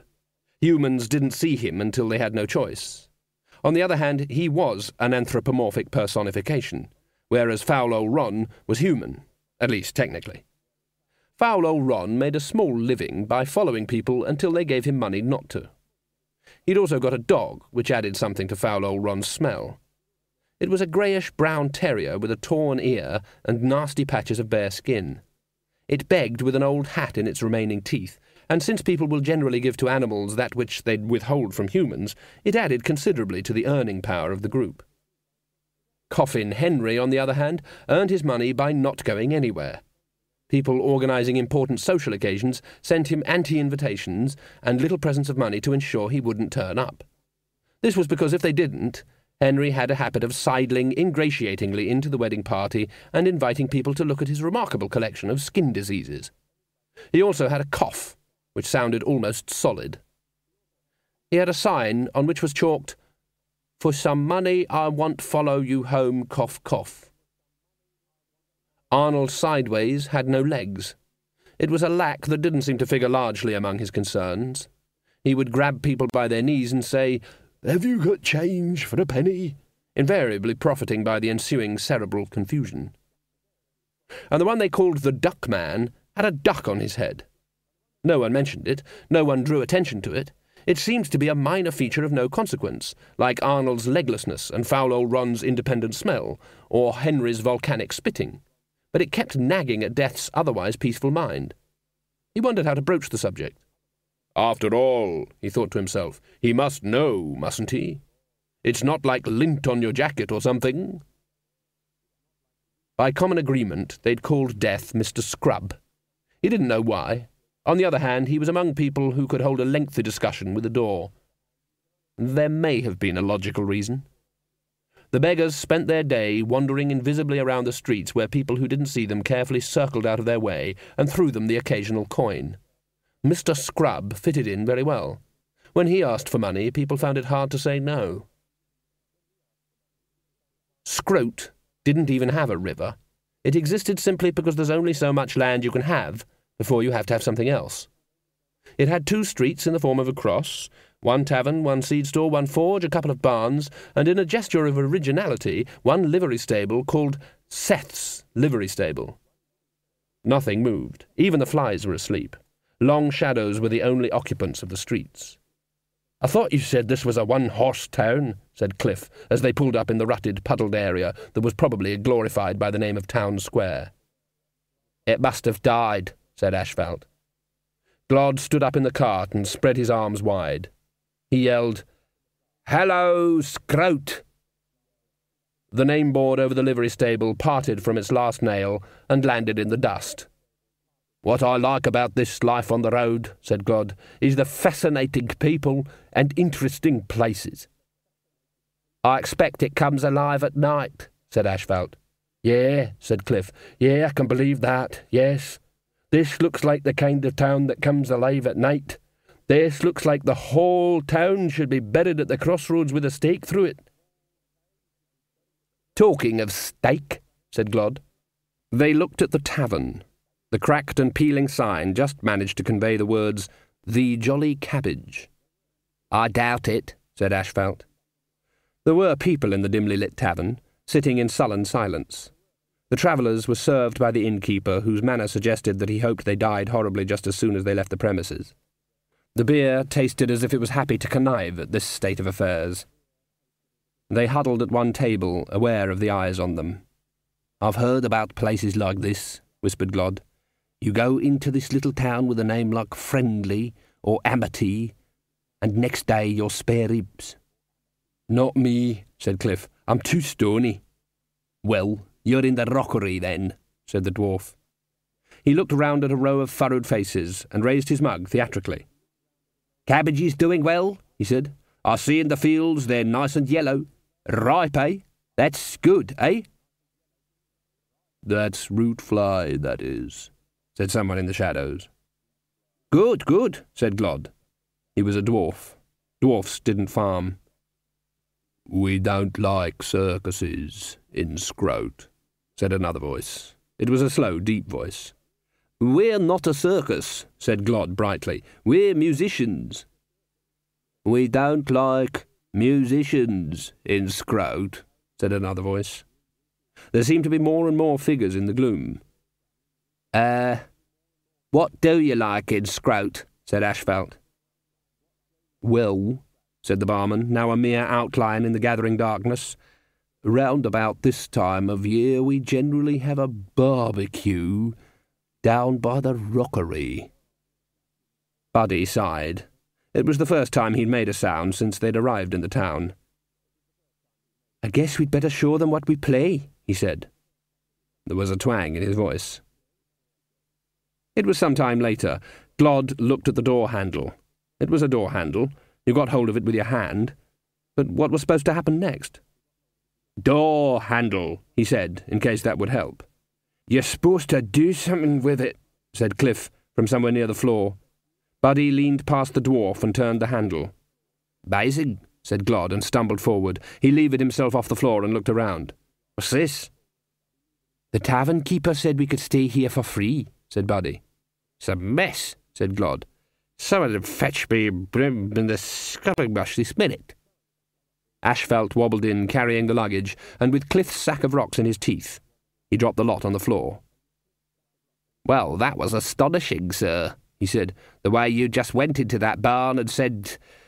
what was it you said?" "Let's do the show right here," said Buddy, lying down on a straw mattress. "Amazing. They must have been coming in from miles around." Buddy stared at the ceiling and played a few chords. "And that barbecue," said Ashfeld, still radiating enthusiasm. "The sauce." "The beef," said Glod. "The charcoal," murmured Cliff happily. There was a wide black ring around his mouth. "And who'd have thought," said Glod, "that you could brew a beer like that out of cauliflowers?" "Had a great head on it," said Cliff. "I thought we were going to be in a bit of trouble there before you played," said Ashfeld, shaking the beetles out of another mattress. "I don't know how you got them dancing like that." "Yes," said Buddy. "And we didn't even get paid," murmured Glod. He slumped back. Shortly there were snores, given a slightly metallic edge by the reverberation in his helmet. When the others were asleep, Buddy put the guitar down on the bed, quietly opened the door and crept downstairs and into the night. Would have been nice if there'd been a full moon, or even a crescent. A full moon would have been better, but there was just a half moon, which never appears in romantic or occult paintings, despite the fact that it is indeed the most magical phase. There was a smell of stale beer, dying cabbages, barbecue embers, and insufficient sanitation. He leaned against Seth's livery stable. It shifted slightly. It was fine when he was on stage, or as it had been tonight, on an old barn door set on a few bricks. Everything was in bright colours. He could feel white-hot images arcing across his mind. His body felt as though it were on fire, but also, and this was the important bit, as if it was meant to be on fire. He felt alive, and then afterwards he felt dead. There was still colour in the world. He could recognise it as colour, but it seemed to be wearing Cliff's smoked glasses. Sounds came as if through cotton wool. Apparently the barbecue had been good. He had Glod's word for that, but to Buddy it had been texture and not much else. A shadow moved across the space between two buildings. On the other hand, he was the best. He knew it, not as some matter of pride or arrogance, but simply as a matter of fact. He could feel the music flowing out of him and into the audience. "This one, sir?" whispered a shadow beside the livery stable as Buddy wandered along the moonlit street. "Yes, this one first, and then into the tavern for the other two. Even the big troll, there's a spot on the back of the neck." "But not Dibbler, sir?" "Strangely, no. He's not here." "Shame. I bought a meat pie off him once." "It's an attractive suggestion, but no one's paying us for Dibbler." The assassins drew their knives. The blades blackened to avoid the tell-tale shine. "I could give you twopence, sir, if that'd help." "It's certainly tempting." The senior assassin pressed himself against the wall as Buddy's footsteps grew louder. He gripped his knife at waist height. No one who knew anything about knives ever used the famous overarm stabbing motion so beloved of illustrators. It was amateurish and inefficient. A professional would strike upwards. The way to a man's heart was through his stomach. He drew his hand back and tensed. An hourglass glowing faintly blue was suddenly thrust in front of his eyes. "Lord Robert Salachi," said a voice by his ear, "this is your life." He squinted. There was no mistaking the name engraved on the glass. He could see every little grain of sand pouring into the past. He turned, took one look at the hooded figure, and ran for it. His apprentice was already 100 yards away and still accelerating. "Sorry, who's that?" Susan tucked the hourglass back into her robe and shook out her hair. Buddy appeared. "You?" "Yes, me," said Susan. Buddy took a step nearer. "Are you going to fade away again?" he said. "No, I have actually just saved your life, as a matter of fact." Buddy looked around at the otherwise empty night. "From what?" Susan bent down and picked up a blackened knife. "This," she said. "I know we've had this conversation before, but who are you? Not my fairy godmother, are you?" "I think you have to be a lot older," said Susan. She backed away. "And probably a lot nicer, too. Look, I can't tell you any more. You're not even supposed to see me. I'm not supposed to be here. Neither are you." "You're not going to tell me to stop playing again, are you?" said Buddy, angrily, because I won't. I'm a musician. If I don't play, what am I then? I might as well be dead. Do you understand? Music is my life. He took a few steps nearer. Why are you following me around? Ashfeld said there'd be girls like you. What on disc do you mean, girls like me? Buddy subsided a bit, but only a little. They follow actors and musicians around, he said, because of, you know, the glamour and everything. Glamour? Some smelly cart and a tavern that smells of cabbages? Buddy held up his hands. Listen, he said urgently. I'm doing all right. I'm working. People are listening to me. I don't need any more help, all right? I've got enough to worry about, so please keep out of my life. There was the sound of running feet, and Ashfeld appeared with the other members of the band behind him. The guitar was screaming, said Ashfeld. Are you all right? You'd better ask her, muttered Buddy. All three of them looked directly at Susan. Who? Said Cliff. She's right in front of you. Glod waved a stubby hand in the air, missing Susan by inches. It was probably that cabbage, said Cliff to Ashfeld. Susan stepped backwards quietly. She's right there, but she's going away now, can't you see?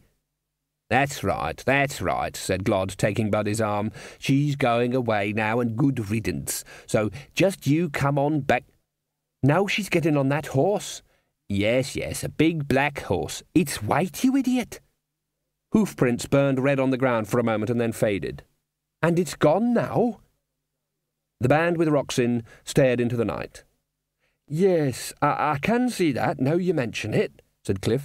There's a horse that isn't there, sure enough. Yes, that's certainly what a horse that's gone looks like, said Ashfeld carefully. None of you saw her? Said Buddy as they manoeuvred him gently back through the pre-dawn greyness. I heard where musicians, really good musicians, got followed around by these half-naked young women called muses, said Glod. Like cantaloupe, said Cliff. We don't call them muses, said Ashfeld, grinning. I told you, when I worked for Bertie the Balladeer and his troubadour rascals, we used to get any amount of young women hanging around. Amazing how legends get started when you come to think about it, said Glod. Just you come along now, my lad. She was there, Buddy protested. She was there. Cantaloupe, said Ashfeld. You sure, Cliff? Read it in a book once, said the troll. Cantaloupe, I'm pretty sure. Something like that. She was there, said Buddy. The raven snored gently on top of his skull, counting dead sheep. The death of rats came through the window in an arc, bounced off a dribbly candle, and landed on all fours on the table. The raven opened one eye. Oh, it's you. Then a claw was round its leg, and the death of rats jumped off the skull and into infinite space. There were more cabbage fields the next day, although the landscape did begin to change a bit. Hey, that's interesting, said Glod. What is? Said Cliff. There's a field of beans over there. They watched it until it was out of sight. Nice of the people to give us all this food, though, said Ashfeld. We shan't be wanting for cabbages, eh? Oh, shut up, said Glod. He turned to Buddy, who was sitting with his chin resting on his arms. Cheer up, we'll be in Pseudopolis in a couple of hours, he said. Good, said Buddy distantly. Glod climbed back into the front of the cart and pulled Cliff towards him. Notice the way he goes all quiet, he whispered. Yep. Do you think it'll be, done by the time we get back? You can get anything done in Ankh-Morpork, said Glod firmly. I must have knocked on every damn door in the Street of Cunning Artificers. $25. You're complaining it ain't your tooth that's paying for it. They both turned to look at their guitarist. He was staring out across the endless fields. She was there, he muttered. Feathers spiralled towards the ground. You didn't have to go and do that, said the raven, fluttering upright. You could simply ask. Squeak. All right, but before would have been better. The raven ruffled its feathers and looked around at the bright landscape under the dark sky. This is the place, then, is it? It said. You sure you're not the death of ravens, too? Squeak? Shape doesn't mean much. Anyway, you've got a pointy snout. What was it you were wanting? The Death of Rats grabbed a wing and pulled. All right, all right.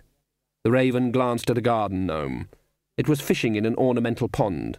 The fish were skeletal, but this didn't seem to interfere with their enjoyment of life, or whatever it was they were enjoying.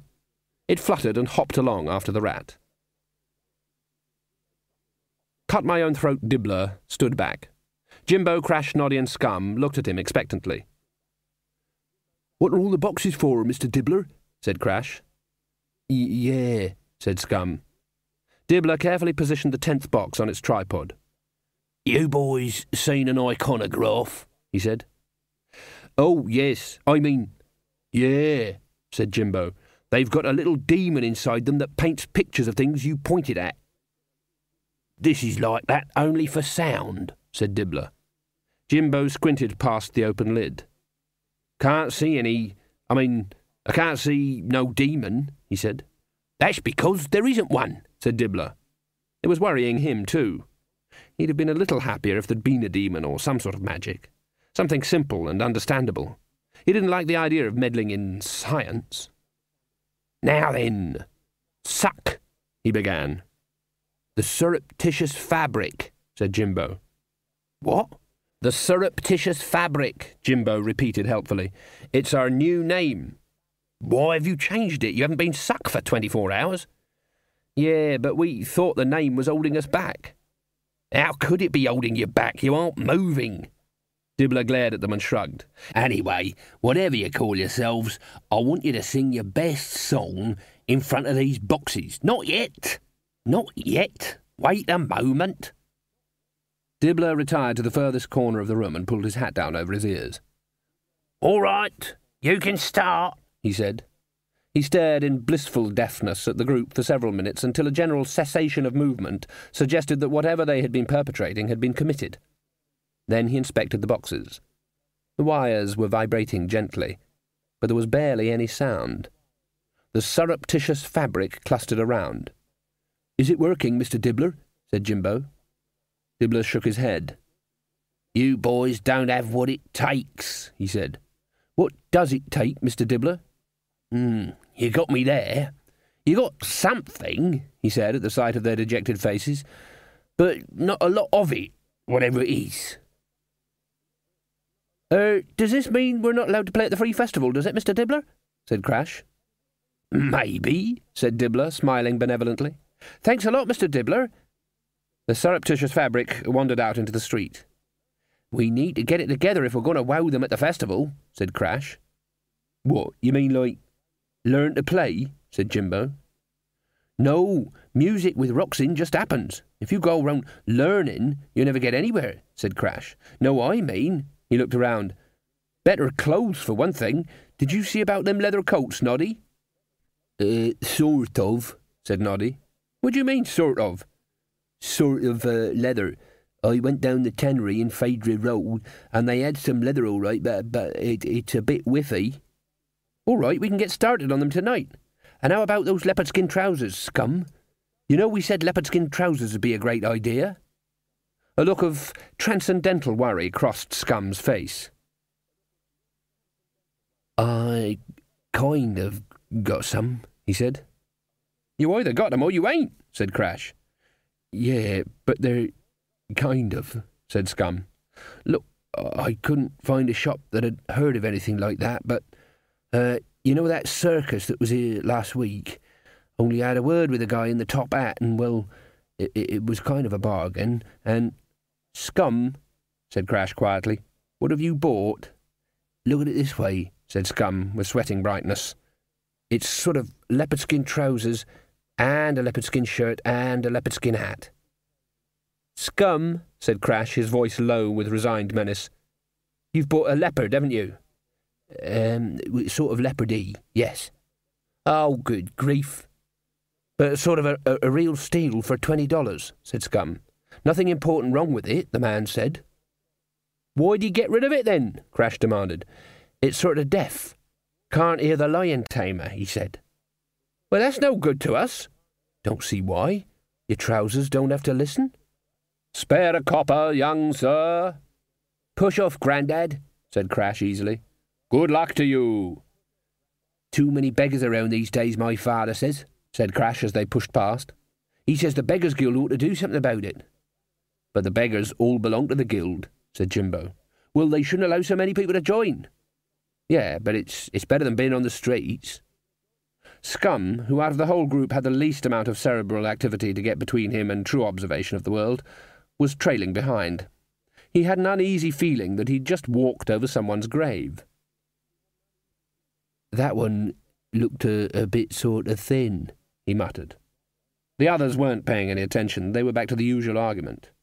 I'm fed up with being surreptitious fabric, said Jimbo. It's a silly name. Really thin, said Scum. He felt in his pocket. Yeah, I liked it best when we were the Whom, said Noddy. But we were only the Whom for half an hour, said Crash.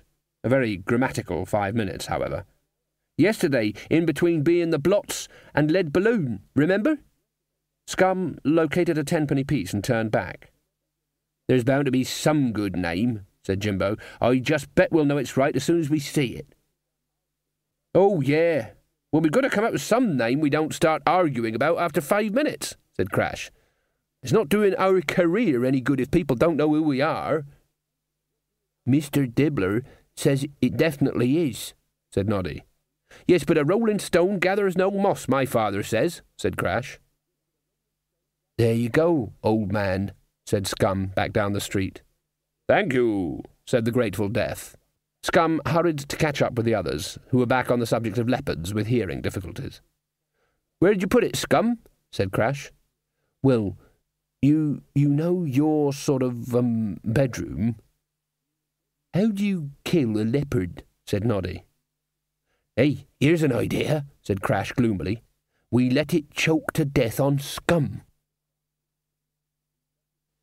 The Raven inspected the hallway clock with the practised eye of one who knows the value of good props. As Susan had noted, it was not so much small as dimensionally displaced. It looked small, but in the same way that something very big a long way away looks small, that is to say, the mind keeps reminding the eyes that they're wrong.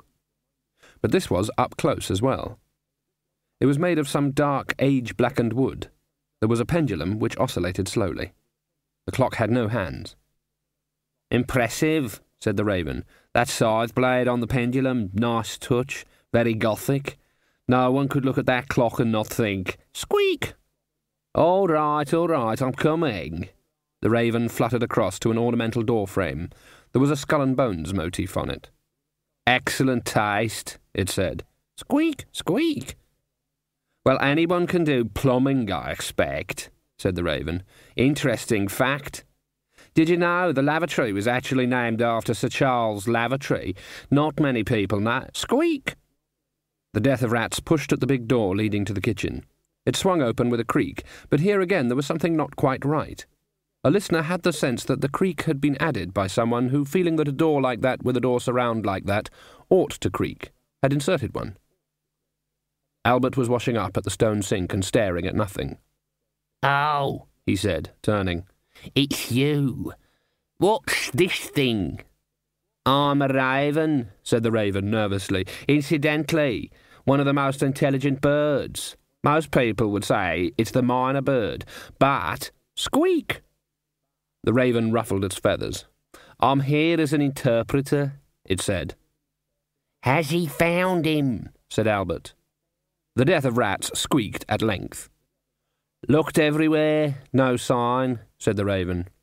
Then he don't want to be found, said Albert. He smeared the grease off a plate with a skull pattern on it. I don't like that. Squeak!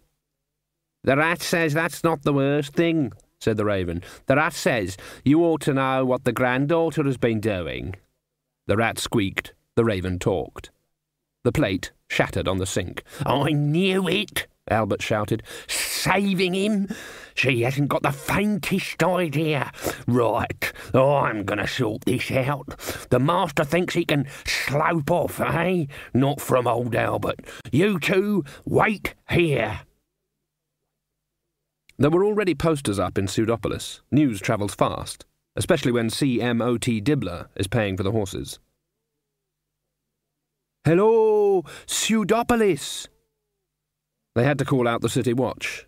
They had to organise a bucket chain from the river. Ashfelt had to stay outside Buddy's dressing room with a club, with a nail in it. Albert, in front of a scrap of mirror in his bedroom, brushed his hair furiously. It was white. At least, long ago it was white. Now it was the colour of a tobacco addict's index finger. "It's my duty, that's what it is," he muttered. "Don't know where he'd be without me. Maybe he does remember the future, but he always gets it wrong.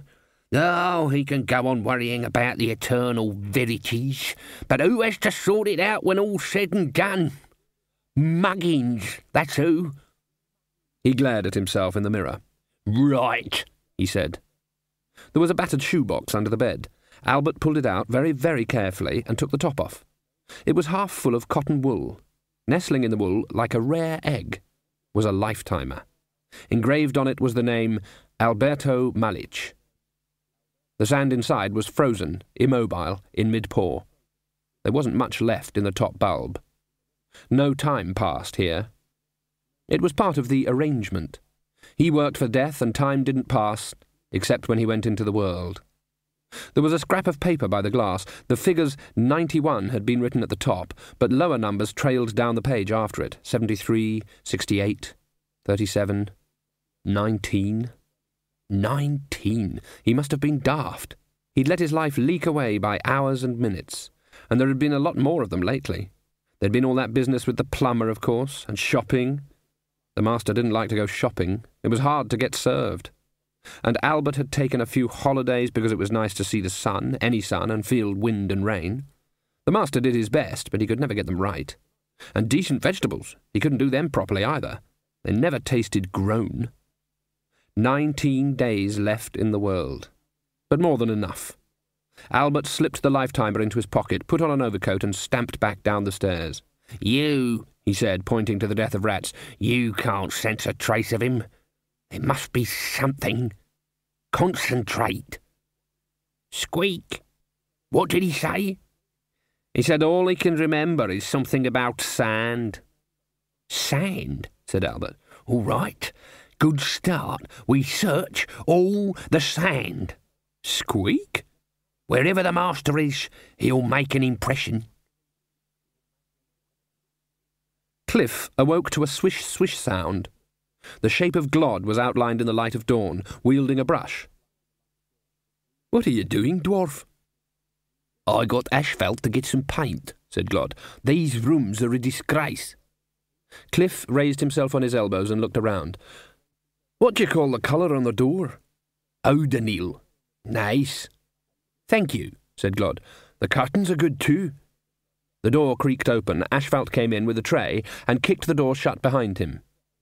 "Oh, sorry," he said. "I'll paint over the mark," said Glod. Ashfelt put the tray down, trembling with excitement. "Everyone's talking about you guys," he said, "and they're saying it was about time they built a new theatre anyway. I've got you eggs and bacon, eggs and rat, eggs and coke, and what was it? Oh, yes, the captain of the watch says if you're still in the city at sunrise, he will personally have you buried alive. I've got the cart all ready by the back door. Young women have been writing things on it in lipstick. Nice curtains, by the way." All three of them looked at Buddy. "He hasn't moved," said Glod. "Flopped down right after the show and out like a light." "He was certainly leaping around last night," said Cliff. Buddy continued to snore, gently. "When we get back," said Glod, "we ought to have a nice holiday somewhere." "That's right," said Cliff, "if we get out of this alive. I'm going to put my rock kit on my back and take a long walk, and the first time someone says to me, 'What are them things on your back?' that's when I'm going to settle down." Ashfelt peered down into the street. "Can you all eat fast?" he said. "Only there's some men in uniform out there, with shovels." End of CD 7. CD 8.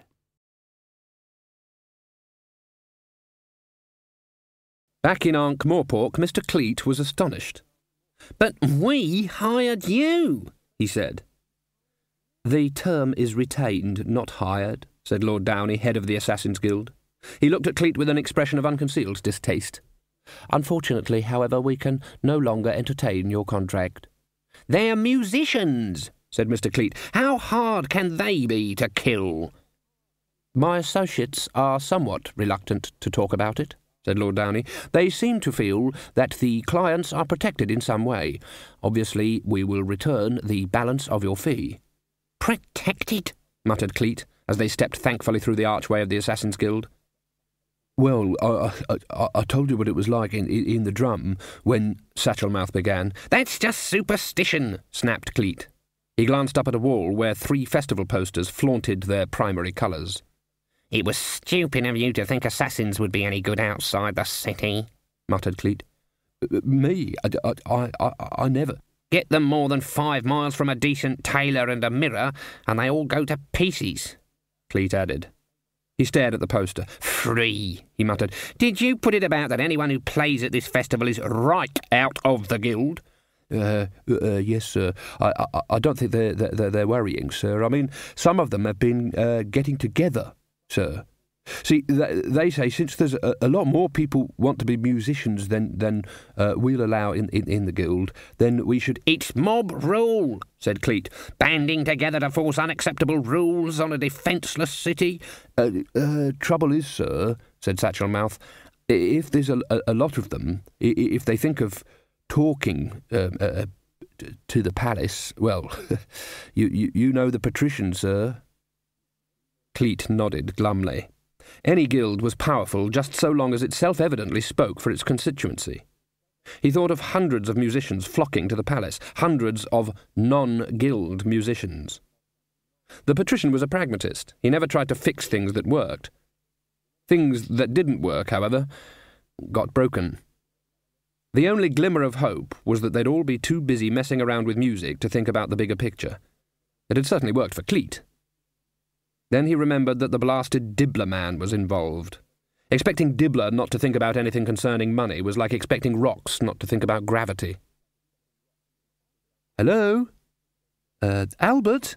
Susan pushed open the kitchen door. The huge room was empty. "Albert!" She tried upstairs. There was her own room, and there was a corridor of doors that didn't open and possibly never could. The doors and frames had an all-in-one moulded-together look. Presumably Death had a bedroom, although proverbially Death never slept. Perhaps he just lay in bed reading. She tried the handles until she found one that turned. Death did have a bedroom. He'd got many of the details right, of course. After all, he saw quite a lot of bedrooms. In the middle of the acres of floor was a large 4-poster bed, although when Susan gave it an experimental prod, it turned out that the sheets were as solid as rock. There was a full-length mirror and a wardrobe. She had a look inside just in case there was a selection of robes, but there was nothing in there except a few old shoes in the bottom. Old shoes always turn up in the bottom of every wardrobe. If a mermaid had a wardrobe, old shoes would turn up in the bottom of it. A dressing table held a jug and basin set with a motif of skulls and omegas, and a variety of bottles and other items. She picked them up one by one. Aftershave lotion, pomade, breath freshener, a pair of silver-backed hairbrushes. It was all rather sad. Death clearly had picked up an idea of what a gentleman should have on his dressing-room table without confronting one or two fundamental questions. Eventually, she found a smaller, narrower staircase. "Albert?" There was a door at the top. "Albert? Anyone?"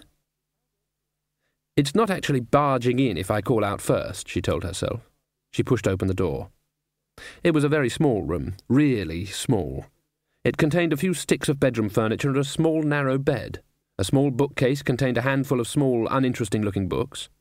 There was a piece of ancient paper on the floor, which, when Susan picked it up, turned out to be covered with numbers, all crossed out except the last one, which was 19. One of the books was Gardening in Difficult Conditions. She went back down to the study. She'd known that there was no one in the house. There was a dead feeling in the air. There was the same feeling in the gardens. Death could create most things, except for plumbing, but he couldn't create life itself. That had to be added like yeast in bread. Without it, everything was beautifully neat and tidy, and boring, boring, boring. This is what it must have been like, she thought, and then one day he adopted my mother. He was curious. She took the path through to the orchard again, and when I was born, Mum and Dad were so afraid that I felt at home here, they brought me up to be, well, a Susan. What kind of name is that for Death's granddaughter? A girl like that should have better cheekbones, straight hair, and a name with V's and X's in it. And there once again was the thing he'd made for her, all by himself, working it all out from first principles. A swing. A simple swing. It was already burning hot in the desert between Clatch and Hershibber. The air shimmied, and then there was a pop. Albert appeared on a sand dune. There was a clay-brick fort on the horizon. "The Clatchian Foreign Legion," he muttered, as sand began its inexorable progress into his boots. Albert trudged towards it, with the death of rats sitting on his shoulder. He knocked on the door, which had a number of arrows in it. After a while, a small hatch slid back. "What do you want, Effendi?" said a voice from somewhere behind it. Albert held up a card. "Have you seen someone who didn't look like this?" he demanded. There was a silence. "Then, let's say, have you seen some mysterious stranger who didn't talk about his past?" said Albert.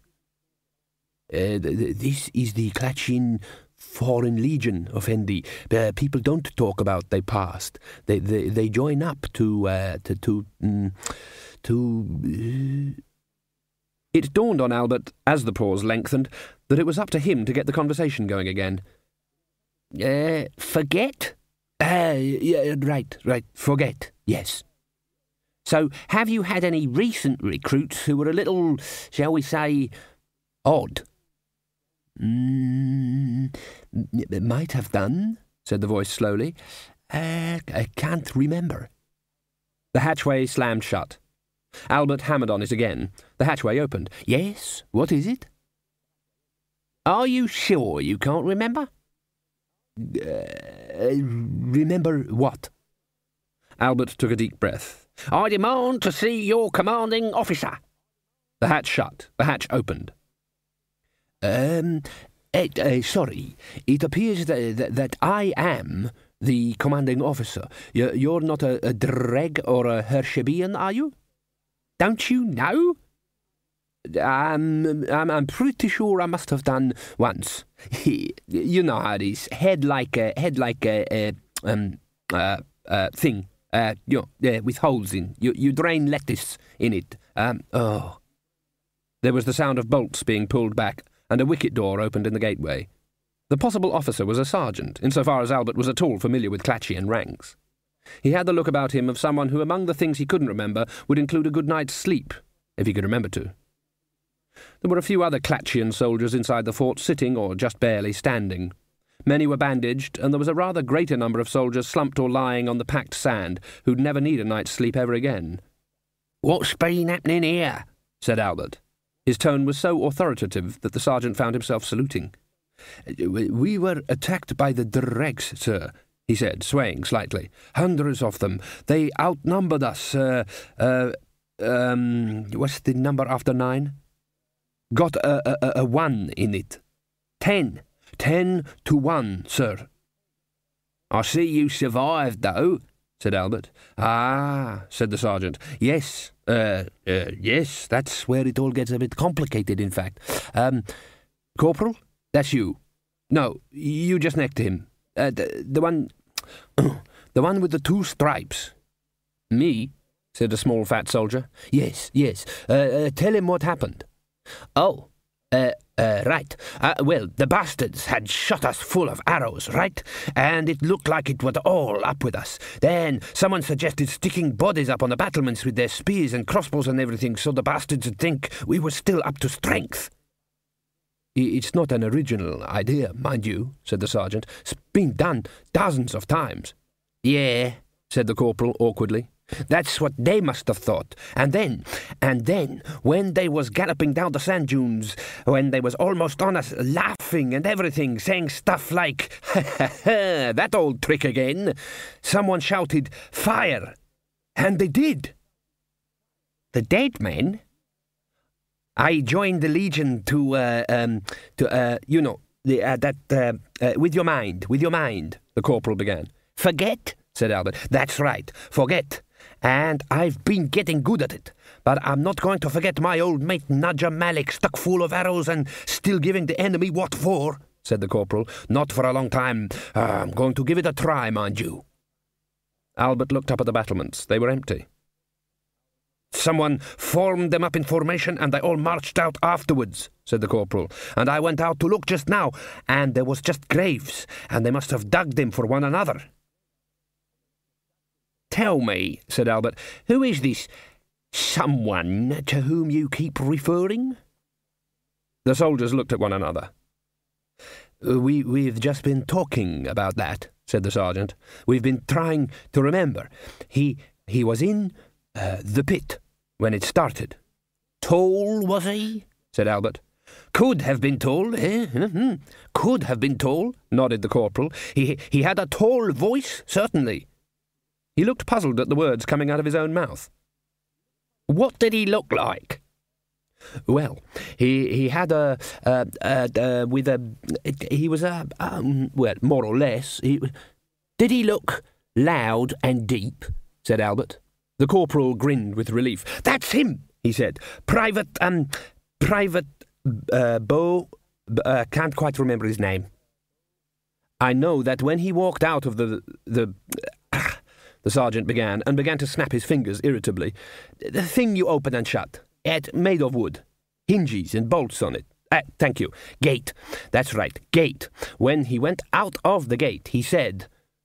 what was it he said, Corporal? He said, every last detail, sir. Albert looked around the fort. So, he's gone. Who? The man you were just telling me about. Oh, yes. Have you any idea who he was, Effendi?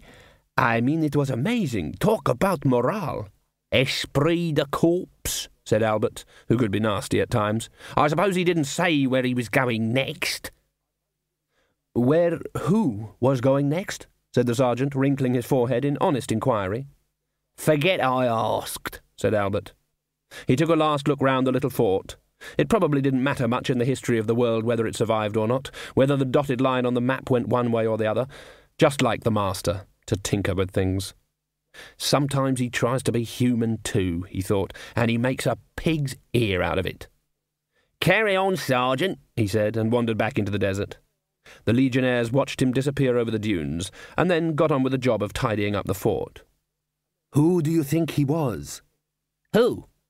The person you just mentioned. Did I? Did you what? Albert crested a dune. From here the dotted line was just visible, winding treacherously across the sand. Squeak! You and me both, said Albert. He removed an extremely grubby handkerchief from a pocket, knotted it in all four corners and put it on his head. Right, he said, but there was a trace of uncertainty in his voice. Seems to me we're not going to be logical about this. Squeak? I mean, we could be chasing him all over the place. Squeak? So maybe we ought to think about this. Squeak? Now, if you were on the disc, definitely feeling a bit strange, and could go absolutely anywhere at all, where would you go? Squeak? Anywhere at all, but somewhere where no one remembers your name. The Death of Rats looked around at the endless, featureless, and above all dry desert. Squeak. You know, I think you're right. It was in an apple tree. He built me a swing, Susan remembered. She sat and stared at the thing. It was quite complicated. Insofar as the thinking behind it could be inferred from the resulting construction, it had run like this. Clearly, a swing should be hung from the stoutest branch. In fact, safety being paramount, it would be better to hang it from the two stoutest branches, one to each rope. They had turned out to be on opposite sides of the tree. Never go back. That was part of the logic. Always press on, step by logical step.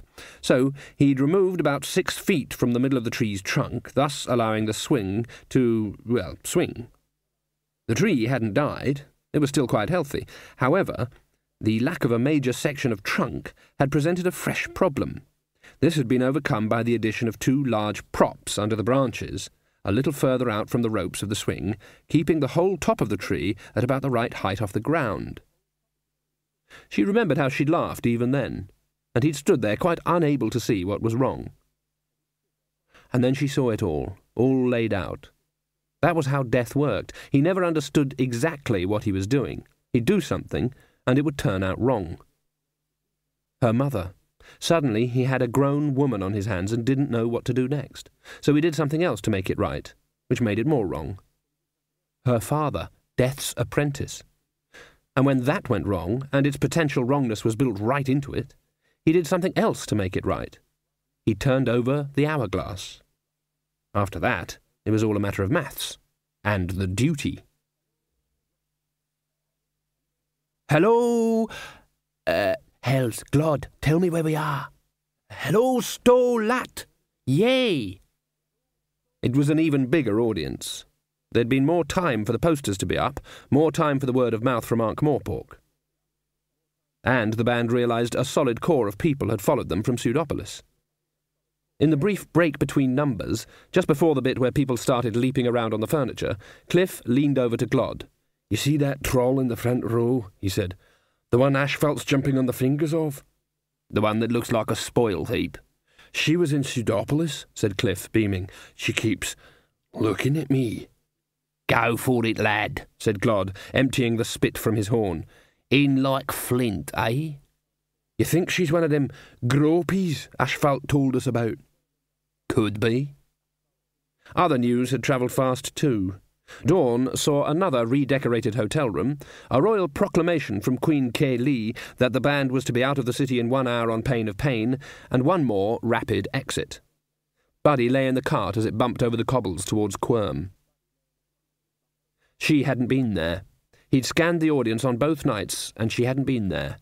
He'd even got up in the middle of the night and walked through the empty streets in case she was looking for him. Now he wondered if she existed. If it came to that, he was only half certain that he existed, except for the times when he was on stage. He half listened to the conversation from the others. "Ashfalt?" "Yes, Mr. Glod?" "Cliff and me can't help noticing something." "Yes, Mr. Glod?" "You've been carrying a heavy leather bag around, Ashfalt." "Yes, Mr. Glod." "It was a bit heavier this morning, I think." "Yes, Mr. Glod." "It's got the money in it, yes?" "Yes, Mr. Glod." "How much?" Mr. Dibbler said I wasn't to worry you with money stuff," said Ashfalt. "We don't mind," said Cliff. "That's right," said Glod. We want to worry." Ashfalt licked his lips. There was something deliberate in Cliff's manner. "About $2,000, Mr. Glod." The cart bounced on for a while. The landscape had changed a little. There were hills and the farms were smaller. $2,000, said Glod. $2,000. $2,000. $2,000. Why do you keep saying $2,000? said Cliff. I've never had a chance to say $2,000. Just don't say it so loud. $2,000! Shh, said Ashfalt desperately, as Glod's shout echoed off the hills. This is bandit country. Glod eyed the satchel. You're telling me, he said. I don't mean Mr. Dibbler. We're on the road between Stolat and Quirm, said Glod patiently. This isn't the Ramtops road, this is civilization. They don't rob you on the road in civilization. He glanced darkly at the satchel again. They wait until you've got into the cities. That's why it's called civilization. Can you tell me the last time anyone was ever robbed on this road? Friday, I believe, said a voice from the rocks. Oh, bugger. The horses reared up and then galloped forward. Ashfalt's crack of the whip had been an almost instinctive reaction. They didn't slow down until they were several miles further along the road. Just shut up about the money, all right? Hissed Ashfalt. I'm a professional musician, said Glod. Of course I'll think about the money. How far is it to Quirm? A lot less now, said Ashfelt. A couple of miles. And after the next hill, the city lay before them, nestling in its bay. There was a cluster of people at the town's gates, which were closed. Afternoon sunlight glittered off helmets. What you call them long sticks with axes on the end? Said Ashfelt. Pikes, said Buddy. There's certainly a lot of them, said Glod. They can't be for us, can they? Said Cliff. We're only musicians. And I can see some men in long robes and gold chains and things, said Ashfelt. Burgers, said Glod. You know that horseman that passed us this morning, said Ashfelt. I'm thinking that maybe news travels. Yeah, but we didn't break up that theatre, said Cliff. Well, you only gave them 6 encores, said Ashfelt. We didn't do all that rioting on the streets. I'm sure the men with the pointy blades will understand that. Maybe they don't want their hotels redecorated. I said it was a mistake, orange curtains with yellow wallpaper. The cart came to a halt. A rotund man with a tricorn hat and a fur-trimmed cloak scowled uncomfortably at the band. Are you the musicians known as the band with rocks in? He said. What seems to be the problem, officer? Said Ashfelt. I am the mayor of Quirm. According to the laws of Quirm, music with rocks in cannot be played in the city. Look, it says so right here. He flourished a scroll. Glod caught it. That ink looks wet to me, he said. Music with rocks in represents a public nuisance, is proven to be injurious to health and morals, and to cause unnatural gyrations of the body, said the man, pulling the scroll back. You mean we can't come into Quirm? Said Glod. You can come in if you must, said the mayor, but you're not to play. Buddy stood up on the cart. But we've got to play, he said. The guitar swung around on its strap. He gripped the neck and raised his strumming hand threateningly. Glod looked around in desperation. Cliff and Ashfelt had put their hands over their ears. Ah, he said, I think what we have here is an occasion for negotiation, yes? He got down from the cart. I expect what your worship hasn't heard of, he said, is the music tax. What music tax? Said Ashfelt and the mayor together. Oh, it's the latest thing, said Glod. On account of the popularity of music with rocks in, music tax, 50 pence a ticket. Must have amounted to, $250 in Stolat, I reckon. More than twice that in Ankh-Morpork, of course. Patrician thought it up. Really? Sounds like veterinary, right enough, said the mayor. He rubbed his chin. Did you say $250 in Stolat, really? That place is hardly any size. A watchman with a feather in his helmet saluted nervously. Excuse me, your worship, but the note from Stolat did say... Just a minute, said the mayor testily. I'm thinking. Cliff leaned down. This is bribery, is it? He whispered. This is taxation, said Glod. The watchman saluted again. But really, sir, the guards at Captain, snapped the mayor, still staring thoughtfully at Glod. This is politics. Please. As well, said Cliff. And to show goodwill, said Glod, it'd be a good idea if we paid the tax before the performance, don't you think? The mayor looked at them in astonishment, a man not certain he could get his mind around the idea of musicians with money. Your worship, the message said... $250, said Glod. Your worship... Now, Captain, said the mayor, apparently reaching a decision, we know that folk are a bit odd in Stolat. It's only music, after all. I said I thought it was an odd note. I can't see the harm in music, and these young people are clearly very successful, he added. This obviously carried a lot of weight with the mayor, as it does with many people. No one likes a poor thief. Yes, he went on, it'd be just like the lats to try that on us. They think we're simple, just because we live out here. Yes, but the pseudopolis... Oh, them stuck-up bunch. Nothing wrong with a bit of music, is there? Especially, the mayor eyed Glod, when it's for the civic good.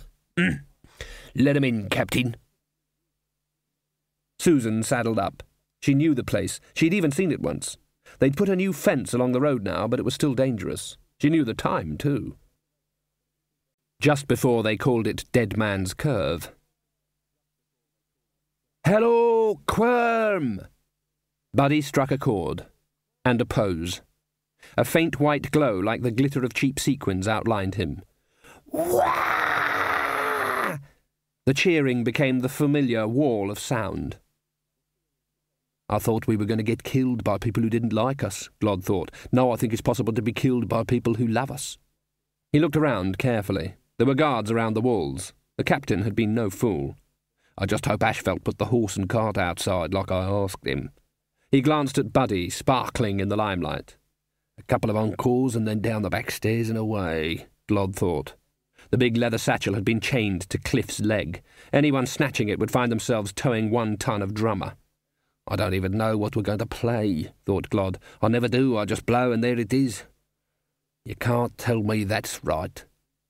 Buddy whirled his arm like a discus thrower, and a chord sprang away and into the ears of the audience. Glod raised the horn to his lips. The sound that emerged was like burning black velvet in a windowless room. "I'm going to die. That's part of the music. I'm going to die really soon. I can feel it. Every day it's getting closer." He glanced at Buddy again. The boy was scanning the audience as if he was looking for someone in the screaming throng. They played There's a Great Deal of Shaking Happening. They played Give Me That Music with Rocks In. They played Pathway to Paradise, and 100 people in the audience swore to buy a guitar in the morning. They played with heart, and especially with soul. They got out after the 9th encore. The crowd was still stamping its feet for more as they climbed through the privy window and dropped into the alley. Ashfelt emptied a sack into the leather satchel. "Another $700, he said, helping them onto the cart. "Right, and we get $10 each," said Glod. "You tell Mr. Dibbler," said Ashfelt, as the horse's hooves clattered towards the gates. "I will." "It doesn't matter," said Buddy. "Sometimes you do it for the money, but sometimes you do it for the show." That'll be the day." Glod fumbled under the seat. Ashfelt had stashed 2 crates of beer there. "There's the festival tomorrow, lads," rumbled Cliff. The gate arch passed above them. They could still hear the stamping from here. "After that we'll have a new contract," said the dwarf, "with lots of zeros in it." "We got zeros now," said Cliff. "Yeah, but they ain't got many numbers in front of 'em, Buddy?" They looked around. Buddy was asleep, the guitar clutched to his chest. "Out like a candle," said Glod. He turned back again. The road stretched ahead of them, pale in the starlight. "You said you just wanted to work," said Cliff. "You said you didn't want to be famous. How'd you like it, having to worry about all that gold and having girls throw their chainmail at you?" "I'd just have to put up with it." "I'd like a quarry," said the troll. "Yeah? Yeah. Heart-shaped." A dark, stormy night. A coach, horses gone, plunged through the rickety, useless fence and dropped tumbling into the gorge below. It didn't even strike an outcrop of rock before it hit the dried riverbed far below and erupted into fragments. Then the oil from the coach lamps ignited, and there was a second explosion, out of which rolled, because there are certain conventions even in a tragedy, a burning wheel. What was strange to Susan was that she felt nothing. She could think sad thoughts, because in the circumstances they had to be sad. She knew who was in the coach. But it had already happened. There was nothing she could do to stop it, because if she'd stopped it, it wouldn't have happened. And she was here watching it happen. So she hadn't, so it had. She felt the logic of the situation dropping into place like a series of huge leaden slabs. Perhaps there was somewhere where it hadn't happened. Perhaps the coach had skidded the other way. Perhaps there had been a convenient rock. Perhaps it hadn't come this way at all. Perhaps the coachman had remembered about the sudden curve. But those possibilities could only exist if there was this one. This wasn't her knowledge. It flowed in from a mind far, far older. Sometimes the only thing you could do for people was to be there. She rode Binky into the shadows by the cliff road and waited. After a minute or two there was a clattering of stones, and a horse and rider came up an almost vertical path from the riverbed. Binky's nostrils flared. Parapsychology has no word for the uneasy feeling you have when you're in the presence of yourself, although strictly speaking humans feel it all the time. Susan watched Death dismount and stand looking down at the riverbed, leaning on his scythe. She thought, but he could have done something, couldn't he? The figure straightened, but did not turn round. Yes, I could have done something. How did you know I was here? Death waved a hand irritably. I remember you. And now understand this. Your parents knew things must happen. Everything must happen somewhere. Do you not think I spoke to them of this? But I cannot give life. I can only grant extension. Changelessness. Only humans can give life, and they wanted to be human, not immortal. If it helps you, they died instantly. Instantly. I've got to ask, Susan thought. I've got to say it, or I'm not human. I could go back and save them? Only the faintest tremor suggested that the statement was a question. Save? For what? A life that has run out? Some things end. I know this. Sometimes I have thought otherwise, but without duty, what am I? There has to be a law. He climbed into the saddle and, still without turning to face her, spurred Binky out and over the gorge. There was a haystack behind a livery stable in Phaedra Road. It bulged for a moment, and there was a muffled swearing. A fraction of a second later there was a bout of coughing, and another much better swear word inside a grain silo down near the cattle market. Very shortly after that, some rotten floorboards in an old feed store in Short Street exploded upwards, followed by a swear word that bounced off a flour sack. "Idiot rodent!" bellowed Albert, fingering grain out of his ear. "Squeak! I should think so. What size do you think I am?" Albert brushed hay and flour off his coat and walked over to the window. "Ah," he said, "let us repair to the mended drum, then." In Albert's pocket, sand resumed its interrupted journey from future to past. Hibiscus Dunelm had decided to close up for an hour. It was a simple process. First, he and his staff collected any unbroken mugs and glasses. This didn't take long. Then there was a desultory search for any weapons with a high resale value, and a quick search of any pockets whose owners were unable to object on account of being drunk, dead, or both. Then the furniture was moved aside, and everything else was swept out of the back door and into the broad brown bosom of the River Ankh, where it piled up and by degrees sank. Finally, Hibiscus locked and bolted the big front door. It wouldn't shut. He looked down. A boot was wedged in it. "We're shut," he said. "No, you ain't." The door ground back, and Albert was inside. "Have you seen this person?" he demanded, thrusting a pasteboard oblong in front of Dunelm's eyes. This was a gross breach of etiquette. Dunelm wasn't in the kind of job where you survived if you told people you'd seen people. Dunelm could serve drinks all night without seeing anyone. "Never seen him before in my life," he said, automatically, without even looking at the card. "You've got to help me," said Albert, "otherwise something dreadful will happen." "Push off." Albert kicked the door shut behind him. "Just don't say I didn't warn you," he said. On his shoulder the Death of Rats sniffed the air suspiciously. A moment later Hibiscus was having his chin pressed firmly into the boards of one of his tables. "Now, I know he'd come in here," said Albert, who wasn't even breathing heavily, "because everyone does, sooner or later. Have another look." "That's a Karok card," said Hibiscus indistinctly. "That's Death." "That's right. He's the one on the white horse. You can't miss him, only he wouldn't look like that in here, I expect." "Let me get this straight," said the landlord, trying desperately to wriggle out of the iron grip. "You want me to tell you if I've seen someone who doesn't look like that?" "He'd have been odd. Odder than most." Albert thought for a moment. "And he'd have drunk a lot, if I know him. He always does." "This is Ankh-Morpork, you know." "Don't be cheeky or I'll get angry." "You mean you're not angry now?" "I'm just impatient. You can try for angry, if you like." "There was someone a few days ago.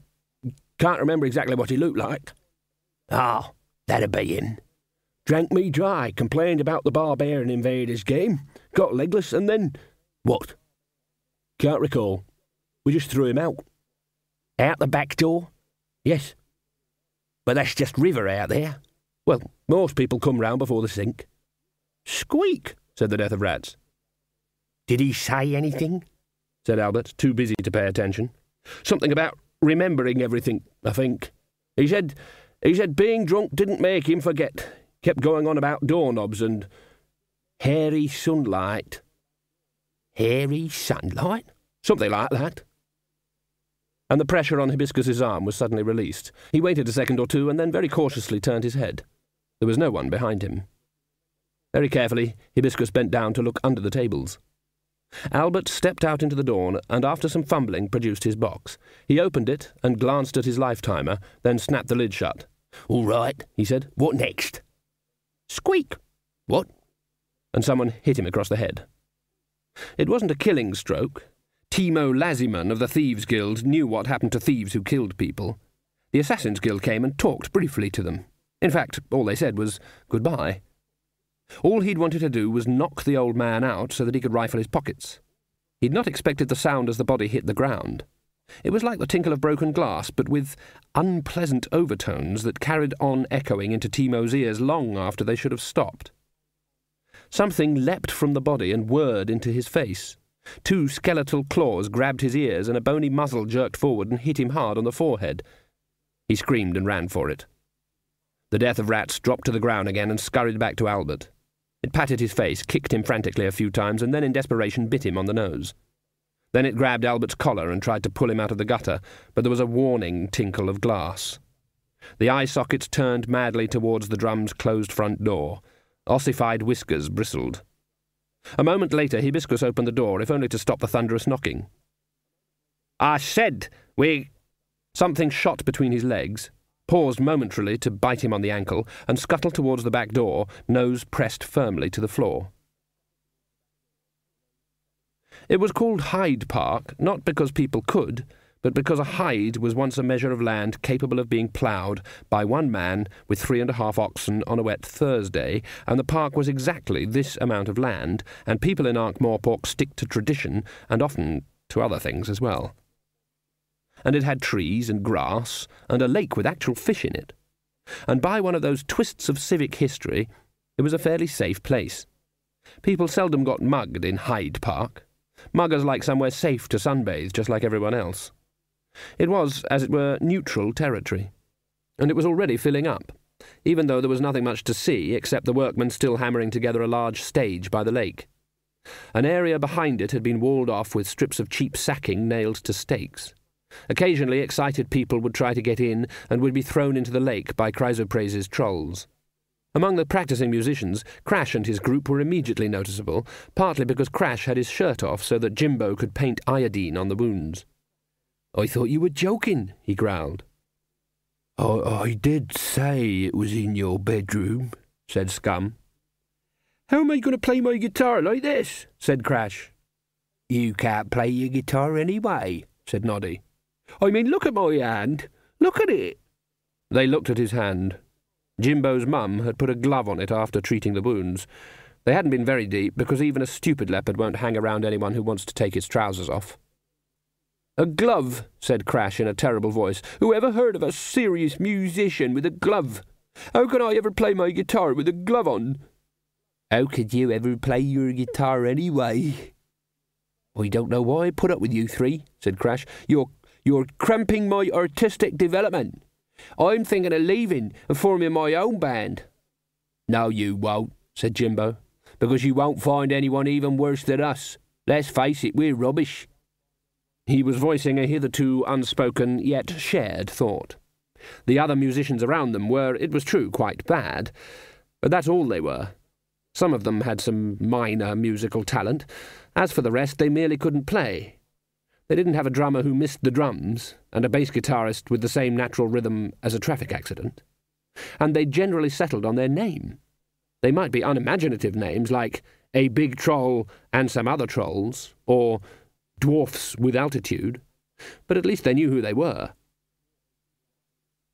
"How about We're a Rubbish Band?" said Noddy, sticking his hands in his pockets. "We may be rubbish," snarled Crash, "but we're music with rocks in rubbish." Well, and how's it all going then?" said Dibbler, pushing his way through the sacking. "It won't be long now. What are you doing here?" "We're in the programme, Mr. Dibbler," said Crash meekly. "How can you be in the programme when I don't know what you're called?" said Dibbler, waving a hand irritably at one of the posters. "Your name up there, is it?" "We're probably where it says and supporting bands," said Noddy. "What happened to your hand?" said Dibbler. "My trousers bit it," said Crash, glowering at Scum. "Honest, Mr. Dibbler, can't you give us one more chance?" "We'll see," said Dibbler, and strode away. He was feeling too cheerful to argue much. The sausages in a bun were selling very fast, but they were just covering minor expenses. There were ways of making money out of music with Roxin that he'd never thought of, and CMOT Dibbler thought of money all the time. For example, there were the shirts. They were of cotton so cheap and thin that it was practically invisible in a good light and tended to dissolve in the wash. He'd sold 600 already, at $5 each. All he had to do was buy them at 10 for $1 from Clatchy and Wholesale Trading and pay Chalky $half each to print them. And Chalky, with untroll-like initiative, had even printed off his own shirts. They said, "Chalky's, 12, the Scours, things done." And people were buying them, paying money to advertise Chalky's workshop. Dibbler had never dreamed that the world could work like this. It was like watching sheep shear themselves. Whatever was causing this reversal of the laws of commercial practice, he wanted in big lumps. He'd already sold the idea to Plugger the shoemaker in New Cobblers. Pluggers, they've got souls, feel the nails. And 100 shirts had just walked out of the shop, which was more than Plugger's merchandise usually did. People wanted clothes just because they had writing on. He was making money, thousands of dollars in a day, and 100 music traps were lined up in front of the stage, ready to capture Buddy's voice. If it went on at this rate, in several billion years, he'd be rich beyond his wildest dreams. Long live music with Roxin. There was only one small cloud in this silver lining. The festival was due to start at noon. Dibbler had planned to put on a lot of the small bad groups first, that is to say, all of them, and finish with the band. So there was no reason to worry if they weren't here right now. But they weren't here right now. Dibbler was worried. A tiny dark figure courted the shores of the Ankh, moving so fast as to be a blur. It zigzagged desperately back and forth, snuffling. People didn't see it, but they saw the rats, black, brown, and grey. They were leaving the go-downs and wharfs by the river, running over one another's backs in a determined attempt to get as far away as possible. A haystack heaved and gave birth to a glod. He rolled out onto the ground and groaned. Fine rain was drifting over the landscape. Then he staggered upright, looked around at the rolling fields, and disappeared behind a hedge for the moment. He trotted back a few seconds later, explored the haystack for a while until he found a part that was lumpier than normal, and kicked it repeatedly with his metal-topped boot. "Oh!" "C-flat," said Glod. "Good morning, Cliff. Hello, world. I don't think I can stand life in the fast ley line, you know, the cabbages, the bad beer, all those rats pestering you all the time." Cliff crawled out. "I must have had some bad ammonium chloride last night," he said. "Is the top of my head still on?" "Yes. Pity."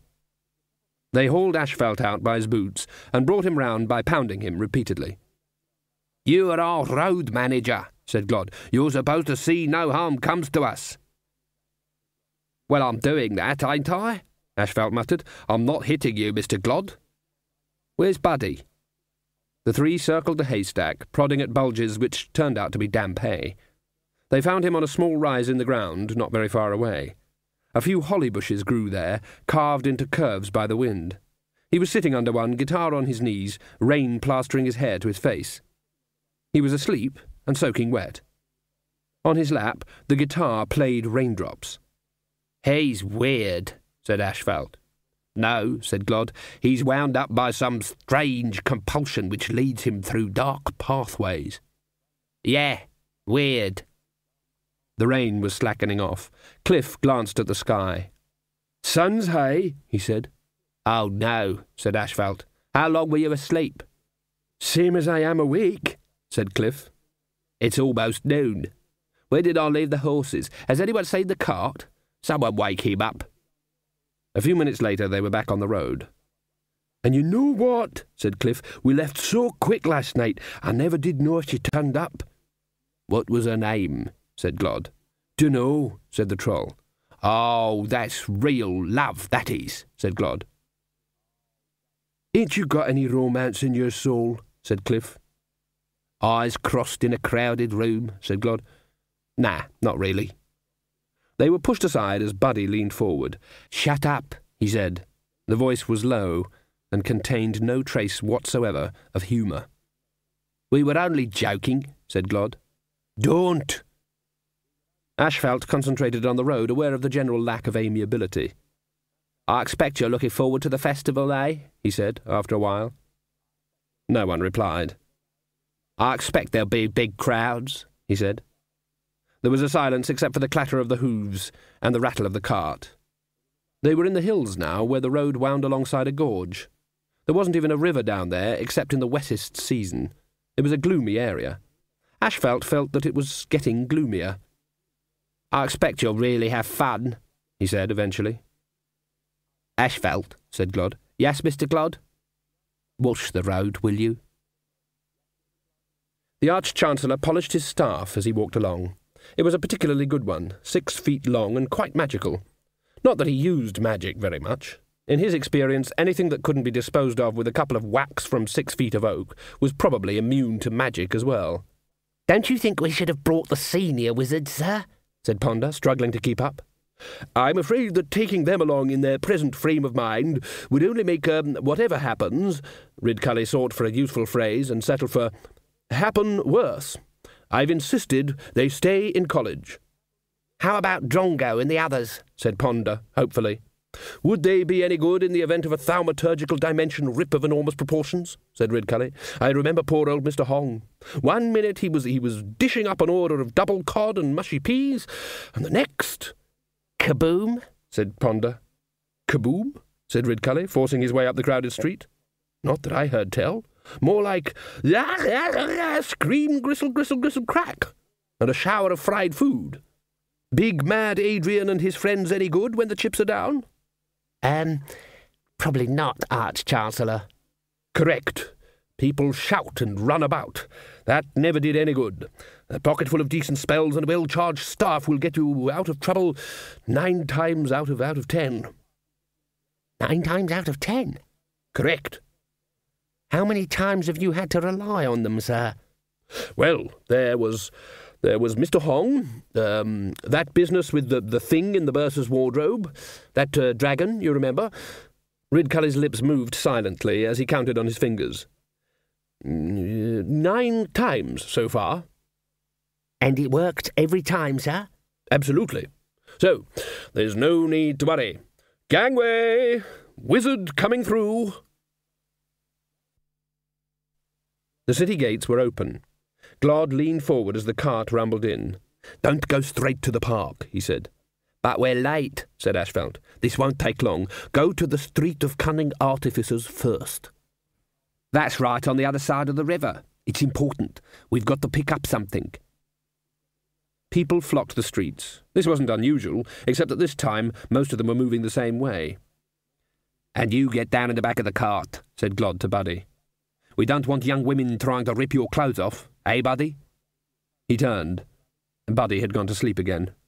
"Speaking for myself," Cliff began. "You've only got a loincloth," said Glod. "Well, they could grab it, couldn't they?" The cart threaded its way through the streets until it turned into Cunning Artificers. It was a street of tiny shops. In this street you could have anything made, repaired, crafted, rebuilt, copied, or forged. Furnaces glowed in every doorway. Smelters smoked in every backyard. Makers of intricate clockwork eggs worked alongside armourers. Carpenters worked next door to men who carved ivory into tiny shapes so delicate that they used grasshoppers' legs cast in bronze for saws. At least one in every 4 craftsmen was making tools to be used by the other 3. Shops didn't just abut, they overlapped. If a carpenter had a big table to make, he relied on the goodwill of his neighbours to make space so that he'd be working on one end of it while 2 jewellers and a potter were using the other end as a bench. There were shops where you could drop in to be measured in the morning and pick up a complete suit of chainmail with an extra pair of pants in the afternoon. The cart stopped outside one small shop, and Glod leapt down and went inside. Ashfelt heard the conversation. "Have you done it?" "Here you are, mister. Right as rain." "Will it play? You know I said where you have to have spent a fortnight wrapped in a bullock hide behind a waterfall before you should touch one of these things." "Listen, mister, for this kind of money, it had me in the shower for 5 minutes with a chamois leather on me head. Don't tell me that's not good enough for folk music." There was a pleasant sound which hung in the air for a moment before being lost in the busy din of the street. "We said $20, right?" "No, you said $20. I said $25. Just a minute then." Glod came out and nodded at Cliff. "All right," he said. "Cough up." Cliff growled, but fumbled for a moment somewhere at the back of his mouth. They heard the cunning artificer say, "What the hell's that?" "A molar. Got to be worth at least. It'll do." Glod came out again with a sack, which he tucked under the seat. "OK," he said. "Head for the park." They went in through one of the back gates, or at least tried to. 2 trolls barred their way. They had the glossy marble patina of Chrysoprase's basic gang thugs. He didn't have henchmen. Most trolls weren't clever enough to hench. "This is for the bands," one said. "That's right," said the other one. "We are the band," said Ashfelt. "Which one?" said the first troll. "I got a list here." "That's right." "We're the band with rocks in," said Glod. "Huh, you ain't them. I've seen them. There's a guy with this glow round him, and when he plays the guitar it goes... That's right." The cord curled around the cart. Buddy was standing up, guitar at the ready. "Oh, wow," said the first troll. "This are amazing."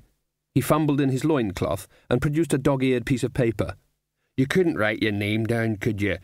My boy Clay, he won't believe I met..." Yes, said Buddy wearily. "Pass it up." "Only it's not for me. It's for my boy Clay," said the troll, jumping from one foot to the other in excitement.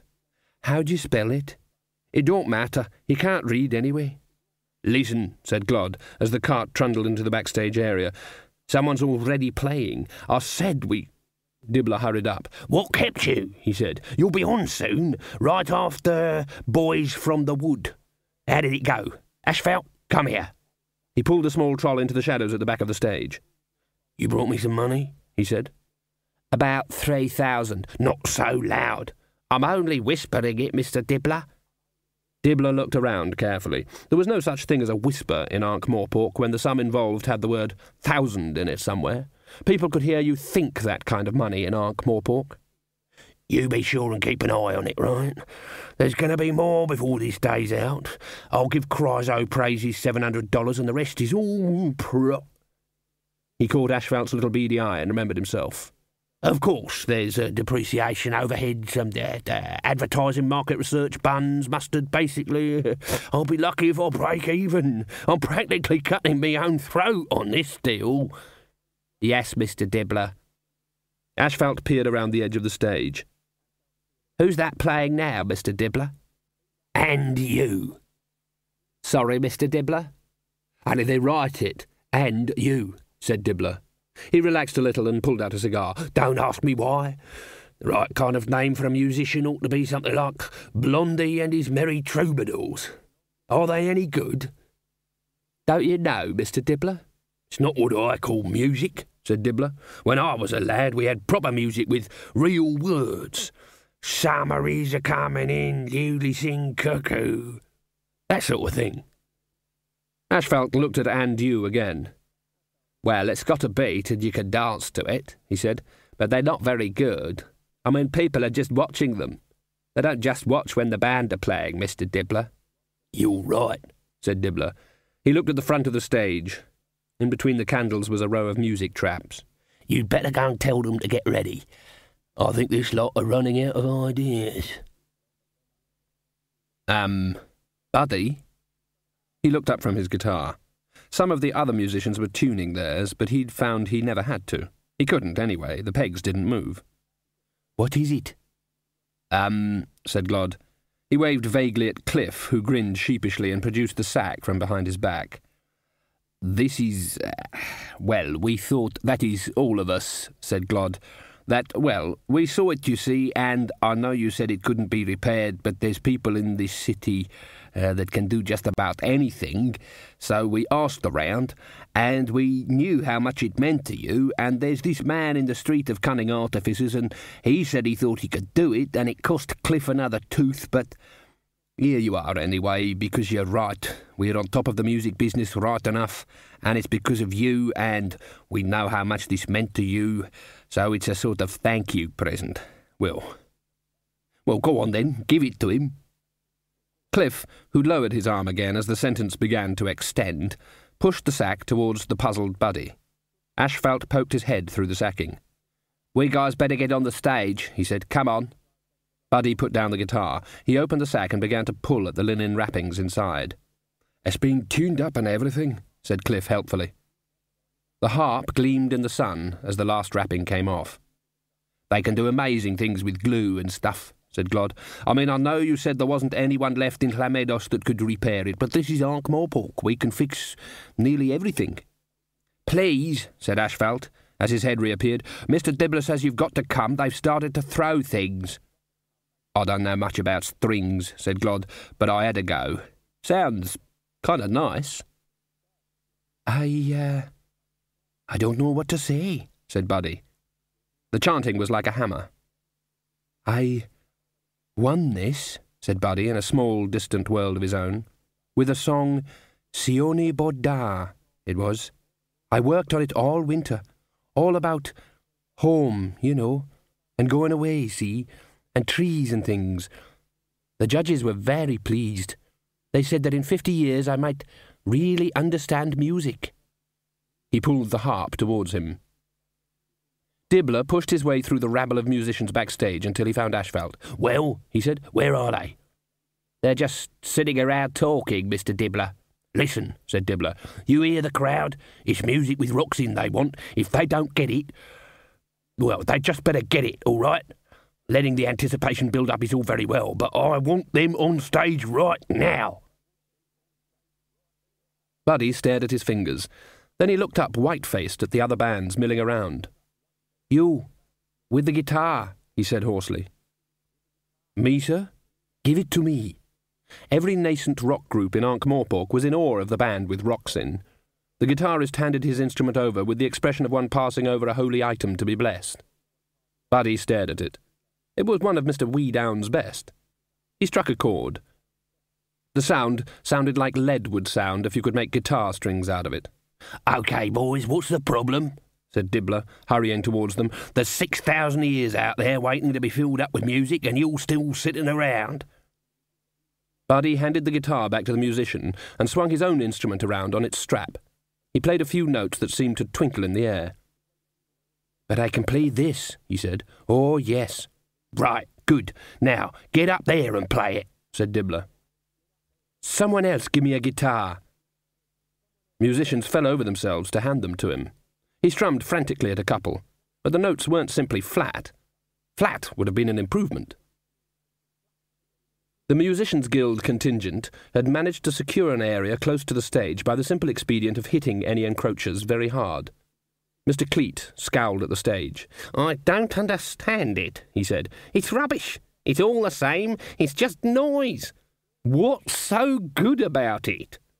Satchelmouth, who had twice had to stop himself tapping his feet, said, "We haven't had the main band yet. Are you sure you want to—" "We're within our rights," said Cleet. He looked around at the shouting people. "There's a hot dog seller over there. Anyone else fancy a hot dog? Hot dog?" The guild men nodded. "Hot dog? Right. That's 3 hot dog—" The audience cheered. It wasn't the way that an audience normally applauds, with it starting at one point and rippling outwards, but all at once, every single mouth opening at the same time. Cliff had knuckled onto the stage. He sat down behind his rocks and looked desperately back towards the wings. Glod trailed on, blinking in the lights. And that seemed to be it. The dwarf turned and said something which was lost in the noise, and then stood looking awkward while the cheers gradually subsided. Buddy came on, staggering slightly as if he'd been pushed. Up until then, Mr. Cleet had thought that the crowd was yelling. And then he realised that it had been a mere murmur of approval compared to what was happening now. It went on and on while the boy stood there, head bowed. "But he's not doing anything," Cleet shouted into Satchelmouth's ear. "Why are they all cheering him for not doing anything?" Can't say, sir," said Satchelmouth. He looked around at the glistening, staring, hungry faces, feeling like an atheist who has wandered into Holy Communion. The applause went on. It redoubled again when Buddy slowly raised his hands to the guitar. "He's not doing anything!" screamed Cleet. He's got us bang to rights, sir," Satchelmouth bellowed. He's not guilty of playing without belonging to the guild if he doesn't play." Buddy looked up. He stared at the audience so intently that Cleet craned to see what it was that the wretched boy was staring at. It was nothing. There was a patch of it right in front of the stage. People were packed tight everywhere else, but there, right in front of the stage, was a little area of cleared grass. It seemed to rivet Buddy's attention. Wah! Cleet rammed his hands over his ears, but the force of the cheering made his head echo. And then, very gradually, layer by layer, it died away. It yielded to the sound of thousands of people being very quiet, which was somehow, Satchelmouth thought, a lot more dangerous. Glod glanced at Cliff, who made a face. Buddy was still standing, staring at the audience. "If he doesn't play," Glod thought, "then we've had it." He hissed at Ashfelt, who sidled over. "Is the cart ready?" "Yes, Mr. Glod." "You filled up the horses with oats?" "Just like you said, Mr. Glod." "OK." The silence was velvet, and it had that quality of suction found in the patrician's study and in holy places and deep canyons, engendering in people a terrible desire to shout or sing or yell their name. It was a silence that demanded, "Fill me up." Somewhere in the darkness someone coughed. Ashfelt heard his name hissed from the side of the stage. With extreme reluctance he sidled over to the darkness where Dibbler was frantically beckoning him. "You know that bag?" said Dibbler. "Yes, Mr. Dibbler. I put it—" Dibbler held up two small but very heavy sacks. "Tip these in and be ready to leave in a big hurry." "Yes, that's right, Mr. Dibbler, because Glod said—" "Do it now." Glod looked around. "If I throw away the horn and helmet and this chainmail shirt," he thought, "I might just get out of here alive. What's he doing?"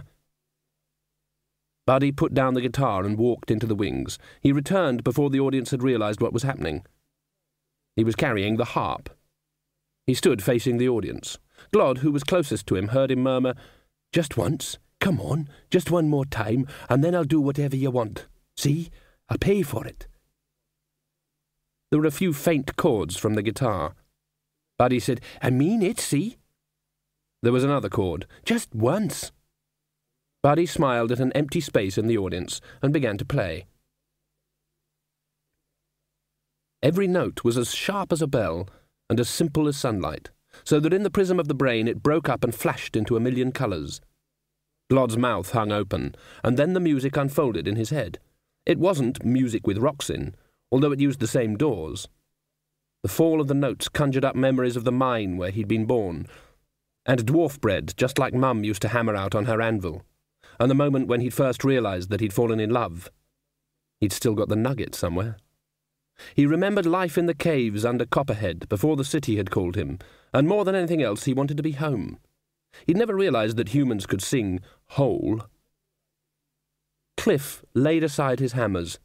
The same notes crept into his corroded ears, but in his mind they became quarries and moorlands. He told himself, as emotion filled his head with its smoke, that right after this he was going to go back and see how his old mum was, and never leave ever again. Mr. Dibbler found his own mind spawning strange and disturbing thoughts. They involved things you couldn't sell and shouldn't pay for. The lecturer in recent runes thumped the crystal ball. The sound is a bit tinny," he said. "Get out of the way! I can't see," said the Dean. Recent runes sat down again. They stared at the little image. "This doesn't sound like music with rocks in," said the bursar. "Shut up," said the Dean. He blew his nose. It was sad music, but it waved the sadness like a battle flag. It said the universe had done all it could, but you were still alive. The Dean, who was as impressionable as a dollop of warm wax, wondered if he could learn to play the harmonica. The last note faded.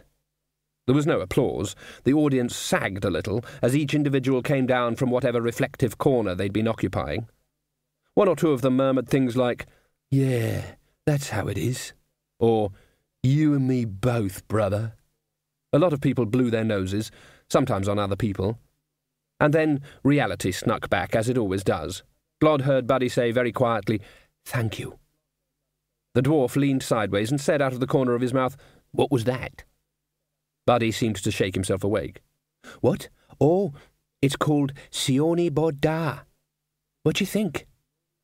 "It's got hole," said Glod.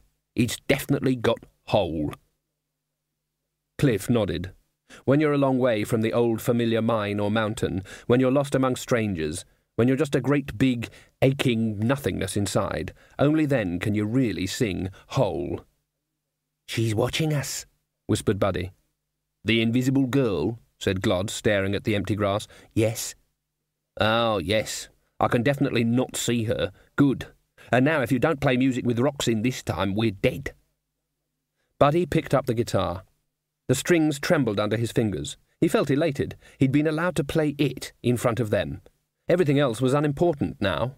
Whatever happened next didn't matter. "You ain't heard nothing yet," he said. He stamped his foot. 1, 2, 1, 2, 3, 4. Glod had time to recognize the tune before the music took him. He'd heard it only a few seconds before, but now it swung. Ponder peered into his box. "I think we're trapping this, Arch-Chancellor," he said, but I don't know what it is." Ridcully nodded and scanned the audience. They were listening with their mouths open. The harp had scoured their souls, and now the guitar was hot-wiring their spines. And there was an empty patch near the stage.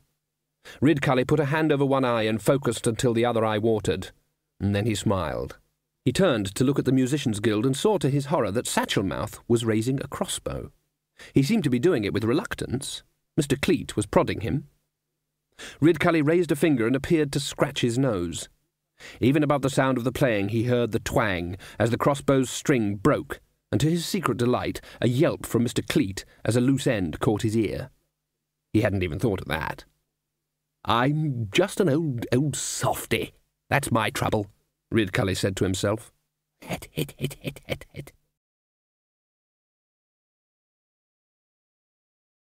End of CD 8. CD 9.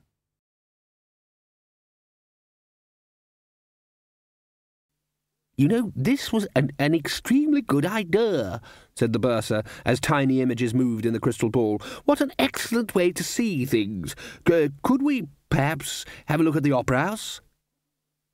"How about the Skunk Club in Brewer Street?" said the senior wrangler. "Why?" said the bursar. "Just a thought," said the senior wrangler quickly. "I've never been in there at all, in any way. You understand?" We really shouldn't be doing this," said the lecturer in recent runes. "It's really not a proper use of a magic crystal." "I can't think of a better use of a magic crystal," said the dean, "than to see people playing music with rocks in."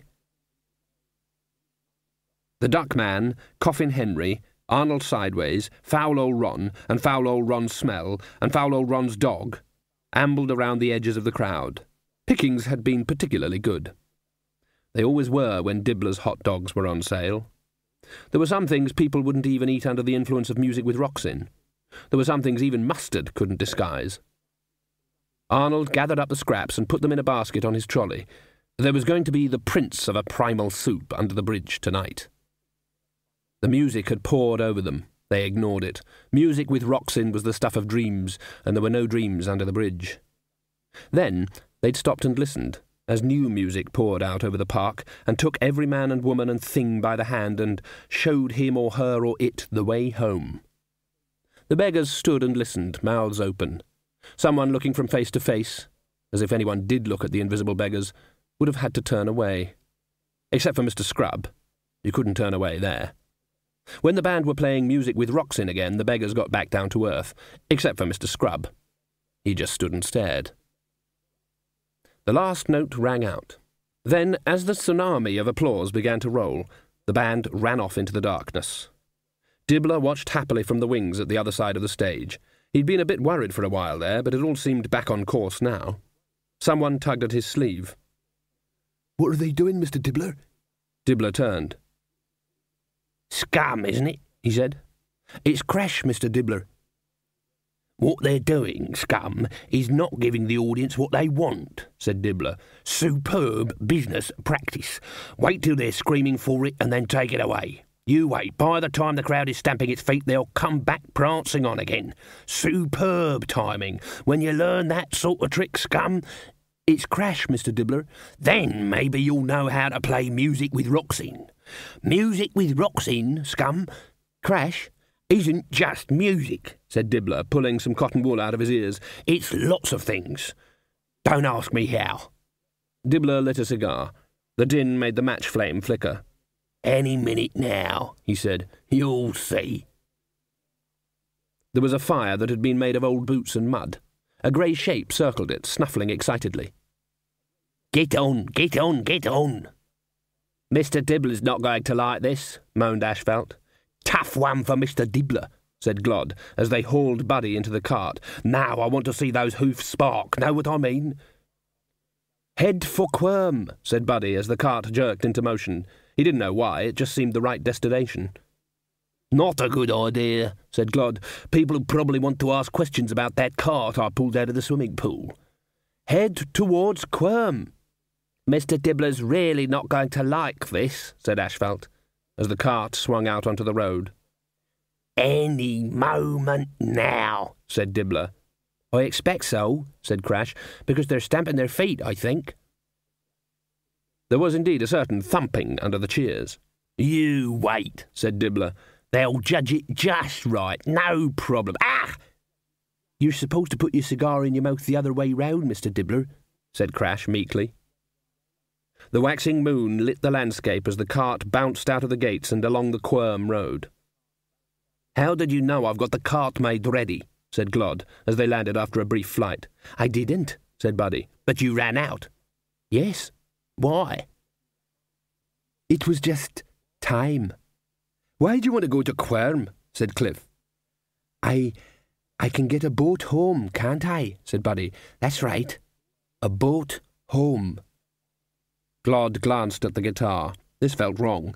It couldn't just end, and then they'd just walk away. He shook his head. What could go wrong now? Mr. Dibbler's really not going to like this, moaned Ashfelt. Oh, shut up, said Glod. I don't know what he's not going to like.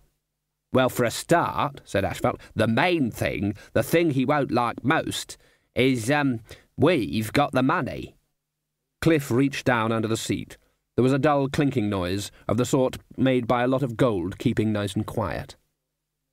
The stage was trembling with the vibration of the stamping. There was some shouting now. Dibbler turned to Crash and grinned horribly. Hey, I've just had a great idea, he said. A tiny shape swarmed up the road from the river. Ahead of it, the lights of the stage glowed in the dusk. The Arch-Chancellor nudged Ponder and flourished his staff. Now, he said, if there's a sudden rip in reality and horrible screaming things come through, our job is to... He scratched his head. What is it the Dean says? Kick a righteous donkey. Some righteous ass, sir, said Ponder. He says, kick some righteous ass. Ridcully peered at the empty stage. I don't see one, he said. The four members of the band sat up and stared straight ahead over the moonlit plain. Finally, Cliff broke the silence. How much? Best part of $5,000. $5,000? Cliff clamped his huge hand over Glod's mouth. Why? Said Cliff as the dwarf squirmed. I got a bit confused, said Ashfelt. Sorry. We'll never get far enough, said Cliff. You know that, not even if we die. I tried to tell you all, Ashfelt moaned. Maybe we could take it back. How can we do that? Claude, said Cliff in a reasonable tone of voice, I'm going to take my hand away, and you're not to shout, right? Okay. Take it back! $5,000! I suppose some of that is ours, said Cliff, tightening his grip. Woo! I know I haven't had any wages, said Ashfelt. Let's get to Quirm, said Buddy urgently. We can take out what's ours and send the rest back to him. Cliff scratched his chin with his free hand. Some of it belongs to Chrysoprase, said Ashfelt. Mr. Dibbler borrowed some money off him to set up the festival. We won't get away from him, said Cliff, except if we drive all the way to the rim and chuck ourselves over. Even then, only maybe. We could explain, couldn't we? Said Ashfelt. A vision of Chrysoprase's gleaming marble head formed in their vision. No. Quirm, then, said Buddy. Cliff's diamond teeth glittered in the moonlight. I thought I heard something on the road back there. Sounded like harness. The invisible beggars began to wander away from the park. Foul old Ron's smell had stayed on for a while because it was enjoying the music, and Mr. Scrub still hadn't moved. We got nearly 20 sausages, said Arnold sideways. Coffin Henry coughed a cough with bones in it. Bugger 'em, said foul old Ron. I told 'em, spying on me with rays. Something bounded across the trodden turf towards Mr. Scrub, ran up his robe and grabbed either side of his hood with both paws. There was the hollow sound of two skulls meeting. Mr. Scrub staggered backwards. Squeak! Mr. Scrub blinked and sat down suddenly. The beggars stared down at the little figure jumping up and down on the cobbles. Being of an invisible nature themselves, they were naturally good at seeing things unseen by other men, or in the case of foul old Ron, by any known eyeball. That's a rat, said Duckman. Bugger it, said foul old Ron. The rat pranced in circles on its hind legs, squeaking loudly. Mr. Scrub blinked again, and Death stood up. I have to go, he said. Squeak! Death strode away, stopped, and came back. He pointed a skeletal finger at the Duckman. Why, he said, are you walking around with that duck? What duck? Ah, sorry. Listen, how can it go wrong? Said Crash, waving his hands frantically. It's got to work. Everyone knows that when you get your big chance because the star is ill or something, then the audience will go mad for you. It happens every time, right? Jimbo, Noddy and Scum peered around the curtain at the pandemonium. They nodded uncertainly. Of course things always went well when you had your big chance. We could do Anarchy in Ankh-Morpork, said Jimbo doubtfully. We haven't got that right, said Noddy. Yeah, but there's nothing new about that. I suppose we could give it a try. Excellent, said Crash. He raised his guitar defiantly. We can do it, for the sake of sex and drugs and music with rocks in it. He was aware of their disbelieving stares. You never said you'd had any drugs, said Jimbo accusingly. If it comes to that, said Noddy, I don't reckon you've ever had any... 1 out of 3 ain't bad, shouted Crash. Yes, it is. It's only 33%. Shut up! People were stamping their feet and clapping their hands derisively. Ridcully squinted along his staff. There was the holy St. Bobby, he said. I suppose he was a righteous ass, come to think about it.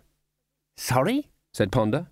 He was a donkey, said Ridcully, hundreds of years ago. Got made a bishop in the Omnian Church for carrying some holy man, I believe. Can't get more righteous than that.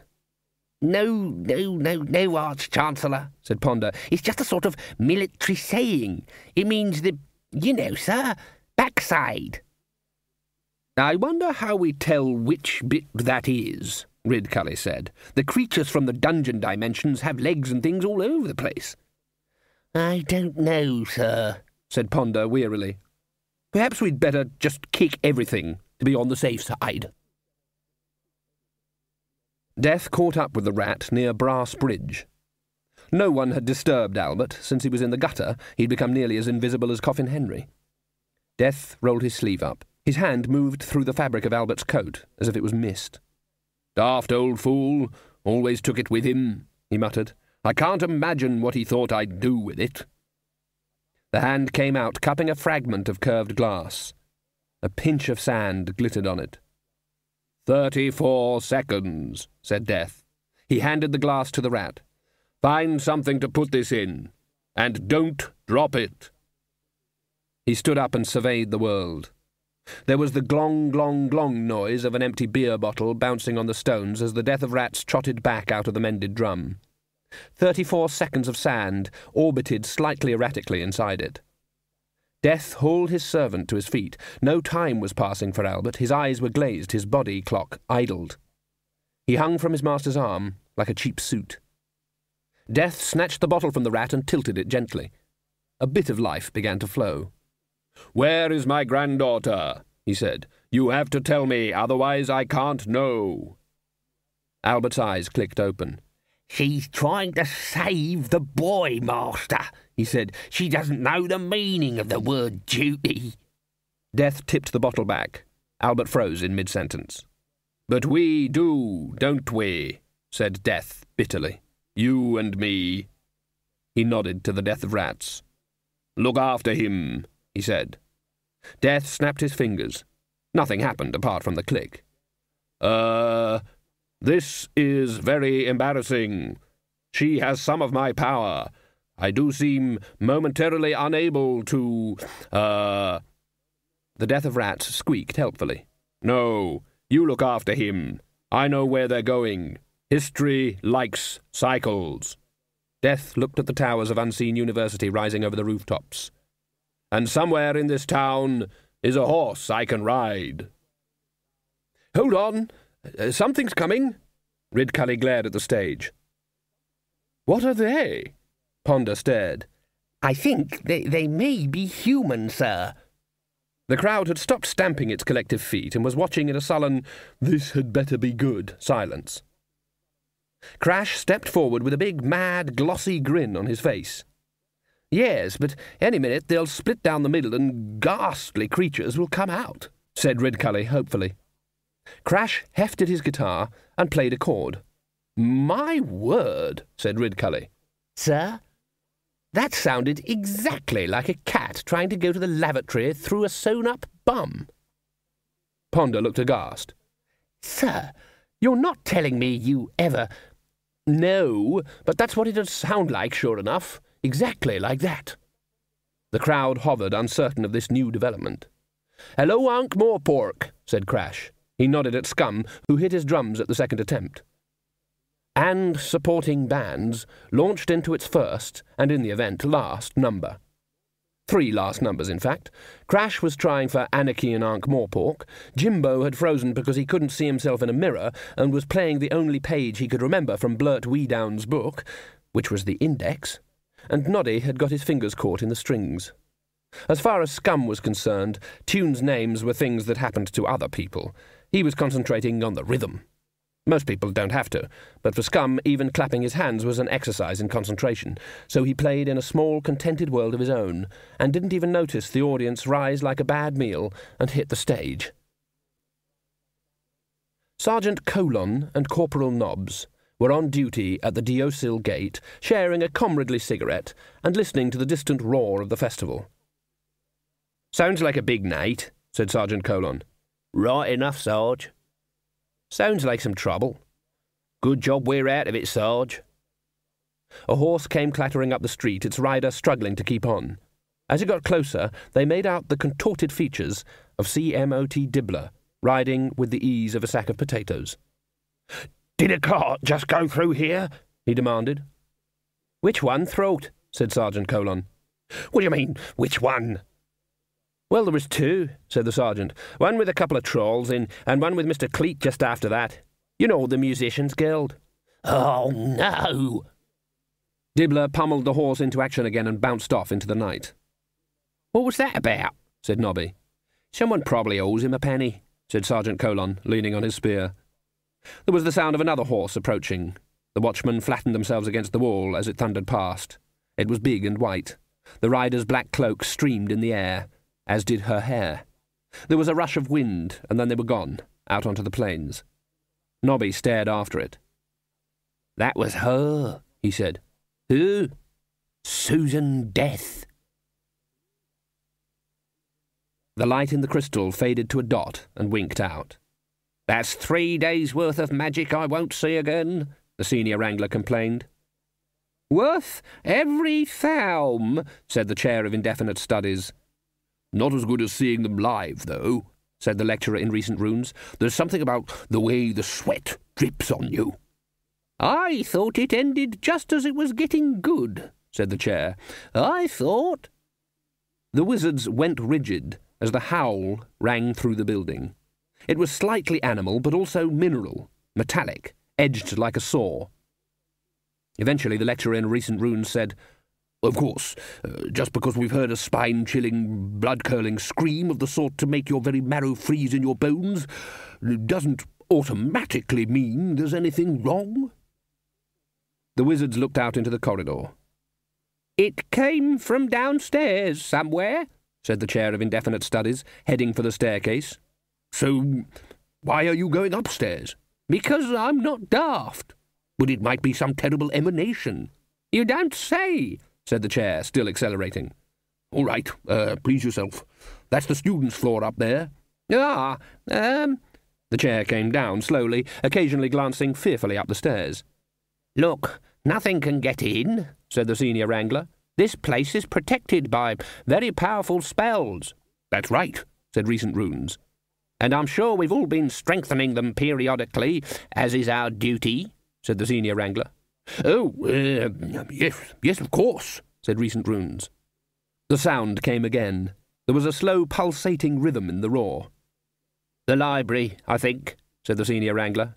Anyone seen the librarian lately? He always seems to be carrying something when I see him.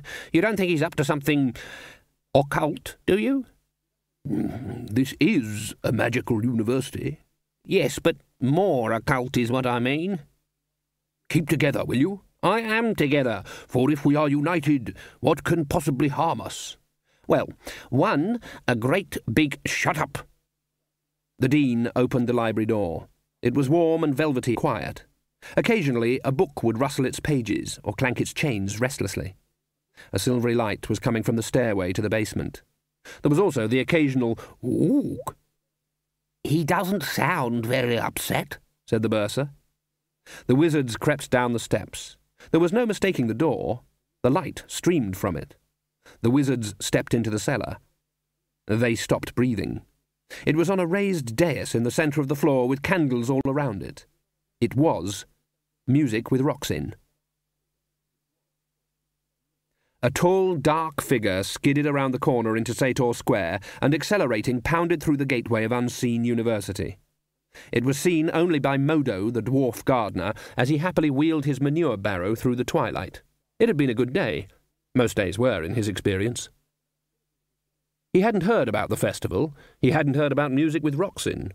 Modo didn't hear about most things because he wasn't listening. He liked compost. Next to compost, he liked roses, because they were something to compost the compost for.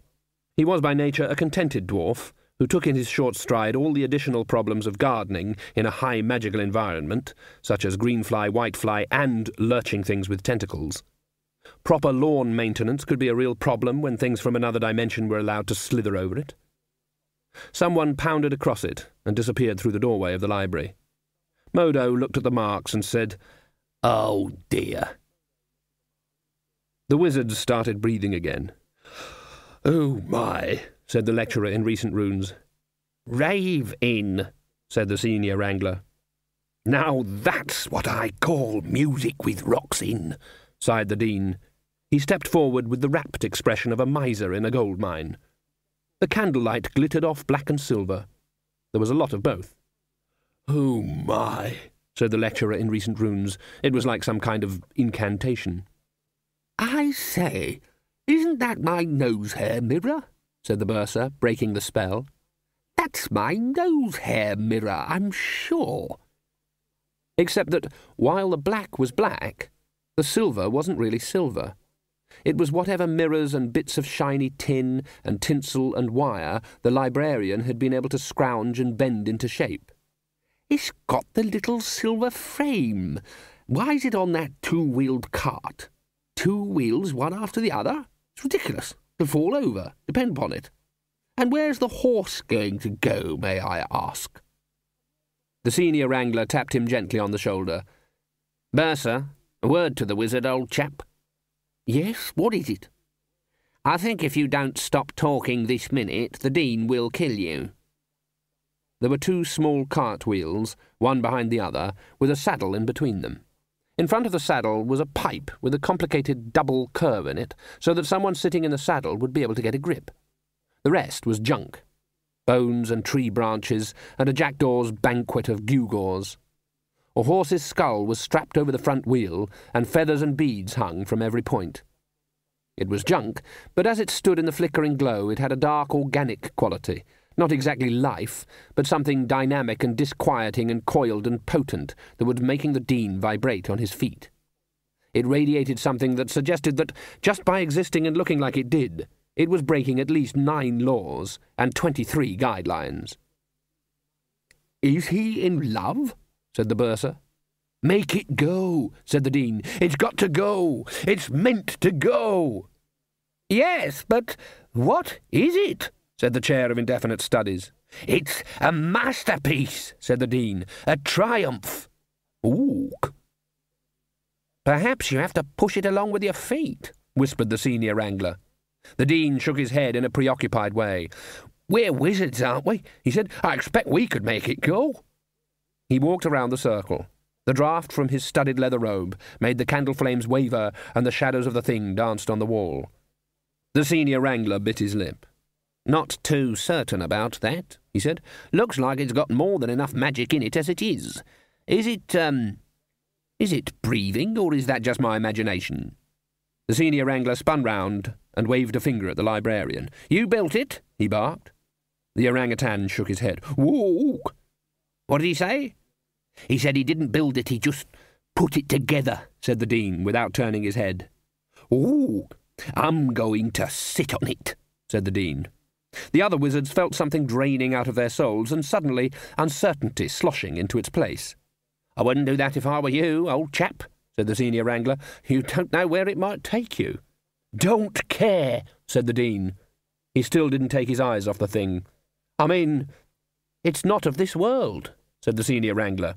I've been of this world for more than 70 years, said the Dean, and it is extremely boring. He stepped into the circle and put his hand on the thing's saddle. It trembled. Excuse me. The tall, dark figure was suddenly there in the doorway, and then in a few strides was in the circle. A skeletal hand dropped onto the Dean's shoulder and propelled him gently but unstoppably aside. Thank you. The figure vaulted into the saddle and reached out for the handlebars. It looked down at the thing it bestrode. Some situations you had to get exactly right. A finger pointed at the Dean. I need your clothes. The Dean backed away. What? Give me your coat. The Dean, with great reluctance, shrugged off his leather robe and handed it over. Death put it on. That was better. Now, let me see. A blue glow flickered under his fingers and spread in jagged blue lines, forming a corona at the tip of every feather and bead. We're in the cellar, said the Dean. Doesn't that matter? Death gave him a look. No. Modo straightened up and paused to admire his rose bed, which contained the finest display of pure black roses he'd ever managed to produce. A high magical environment could be useful sometimes. Their scent hung on the evening air like an encouraging word. The flower bed erupted. Modo had a brief vision of flames and something arcing into the sky before his vision was blotted out by a rain of beads, feathers, and soft black petals. He shook his head and ambled off to fetch his shovel. Sarge? Yes, Nobby? You know your teeth? What teeth? The teeth, like in your mouth. Oh, right, yep. What about 'em? How come they fit together at the back? There was a pause while Sergeant Colon prodded the recesses of his mouth with his tongue. He began, and untangled himself. Interesting observation, Nobby. Nobby finished rolling a cigarette. Reckon we should shut the gates, Sarge? Might as well. With the exact minimum amount of effort, they swung the huge gates together. It wasn't much of a precaution. The keys had been lost a long time ago. Even the sign, "Thank you for not invading our city," was barely readable now. "I reckon we should," began, and then peered down the street. "What's that light?" he said, "and what's that making that noise?" Blue light glittered on the buildings at the end of the long street. "Sounds like some kind of wild animal," said Corporal Nobbs. The light resolved itself into 2 actinic blue lances. Colon shaded his eyes. "Looks like some kind of horse or something. It's coming straight for the gates." The tortured roar bounced off the houses. "Nobby, I don't think it's going to stop."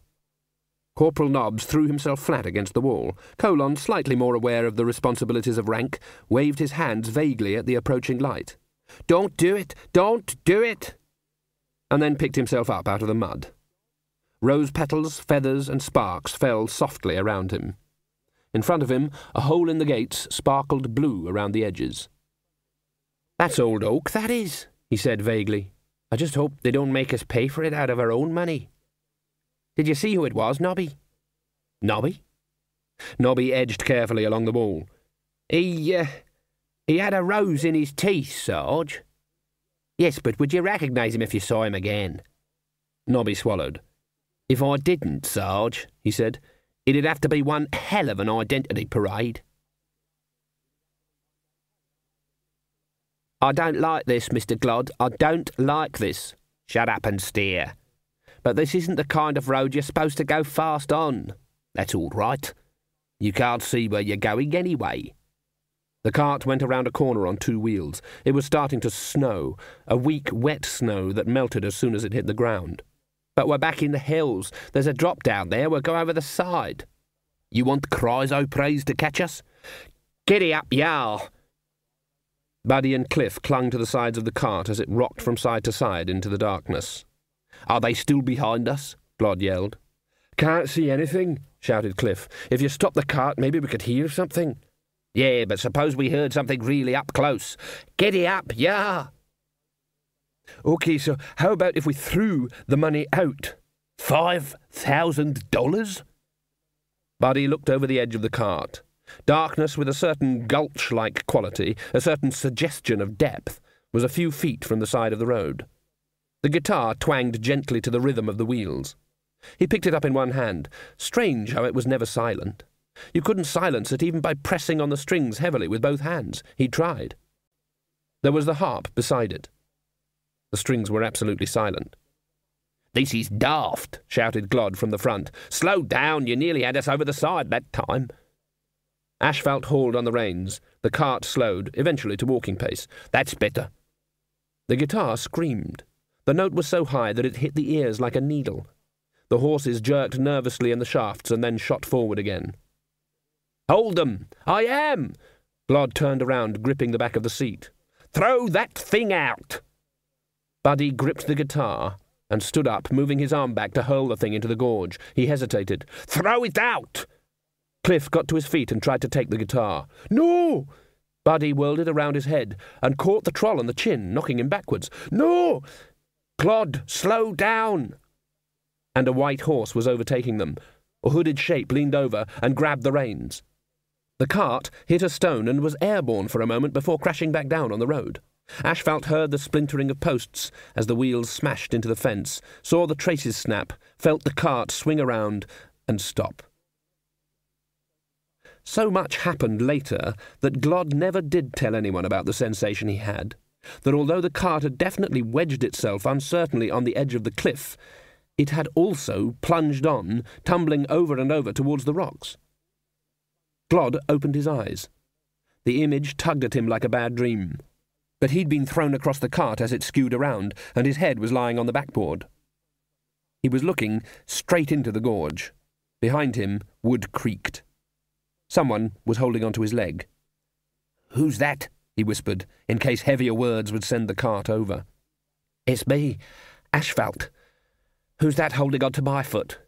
"Me," said Cliff. "What are you holding onto, Glod?" "Just something my flailing hand happened to snatch at," said Glod. The cart creaked again. "It's the gold, isn't it?" said Asphalt. "Admit it. You're holding on to the gold."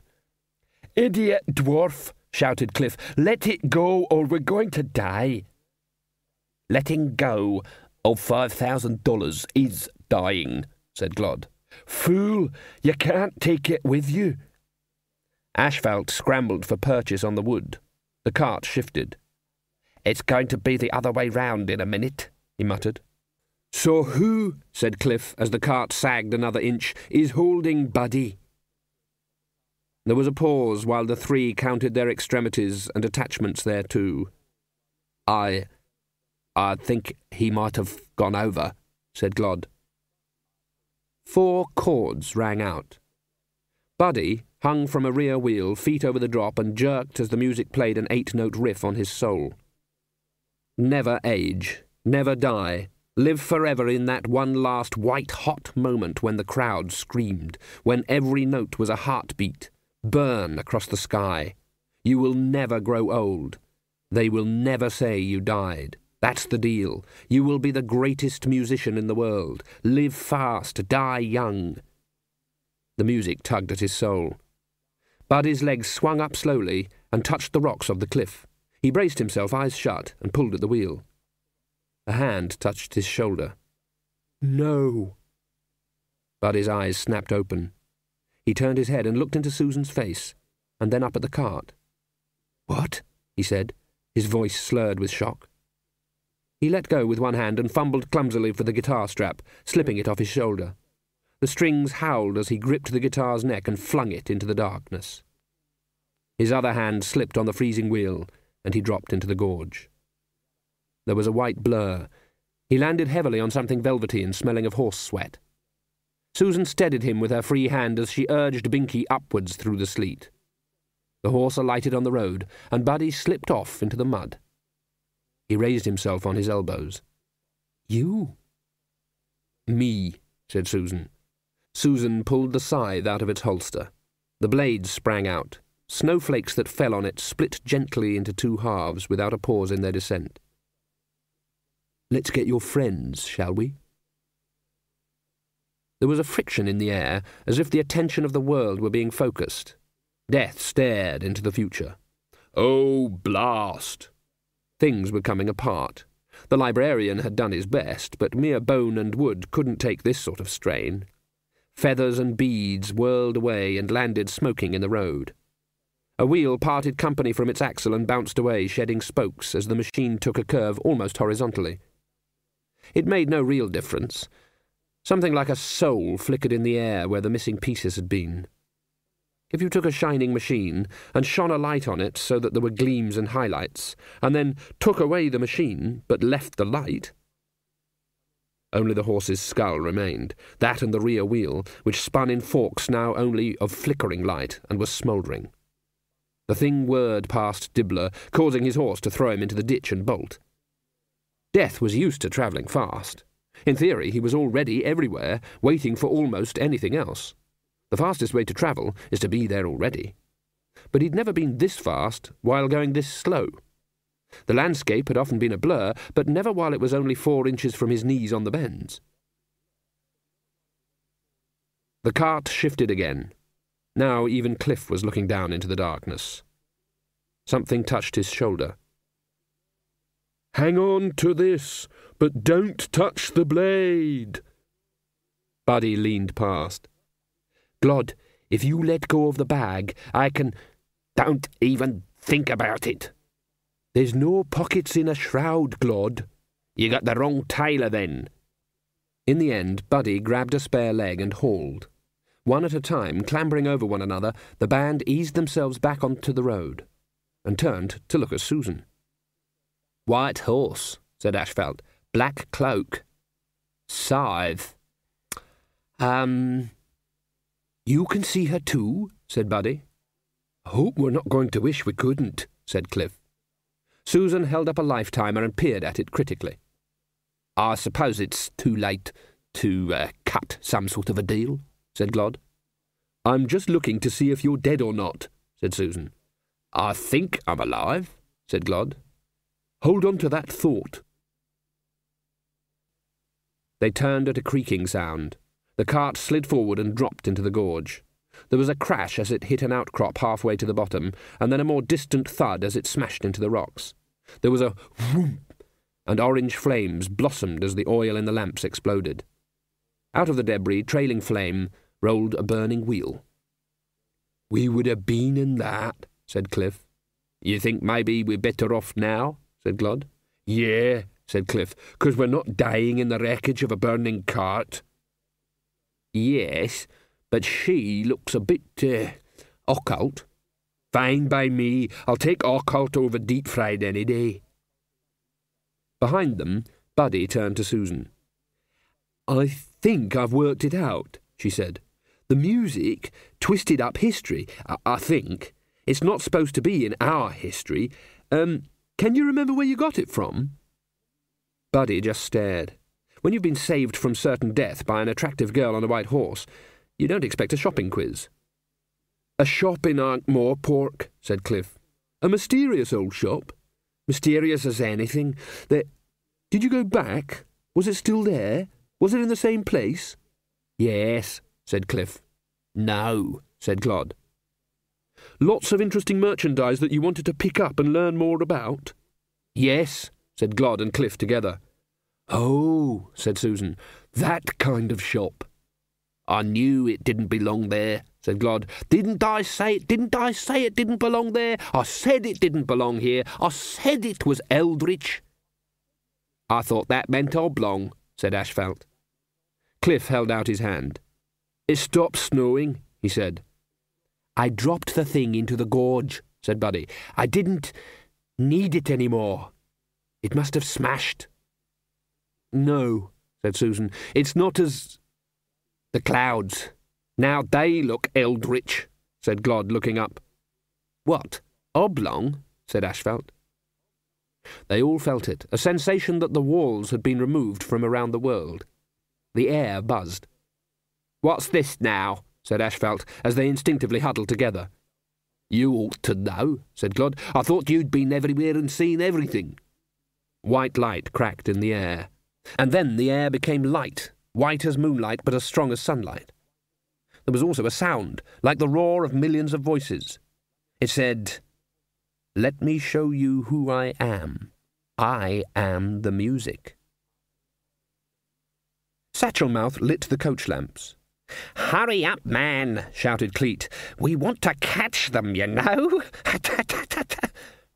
I don't see that it matters much if they get away," Satchelmouth grumbled, climbing onto the coach as Cleet lashed the horses into motion. "I mean, they're away. That's all that matters, isn't it?"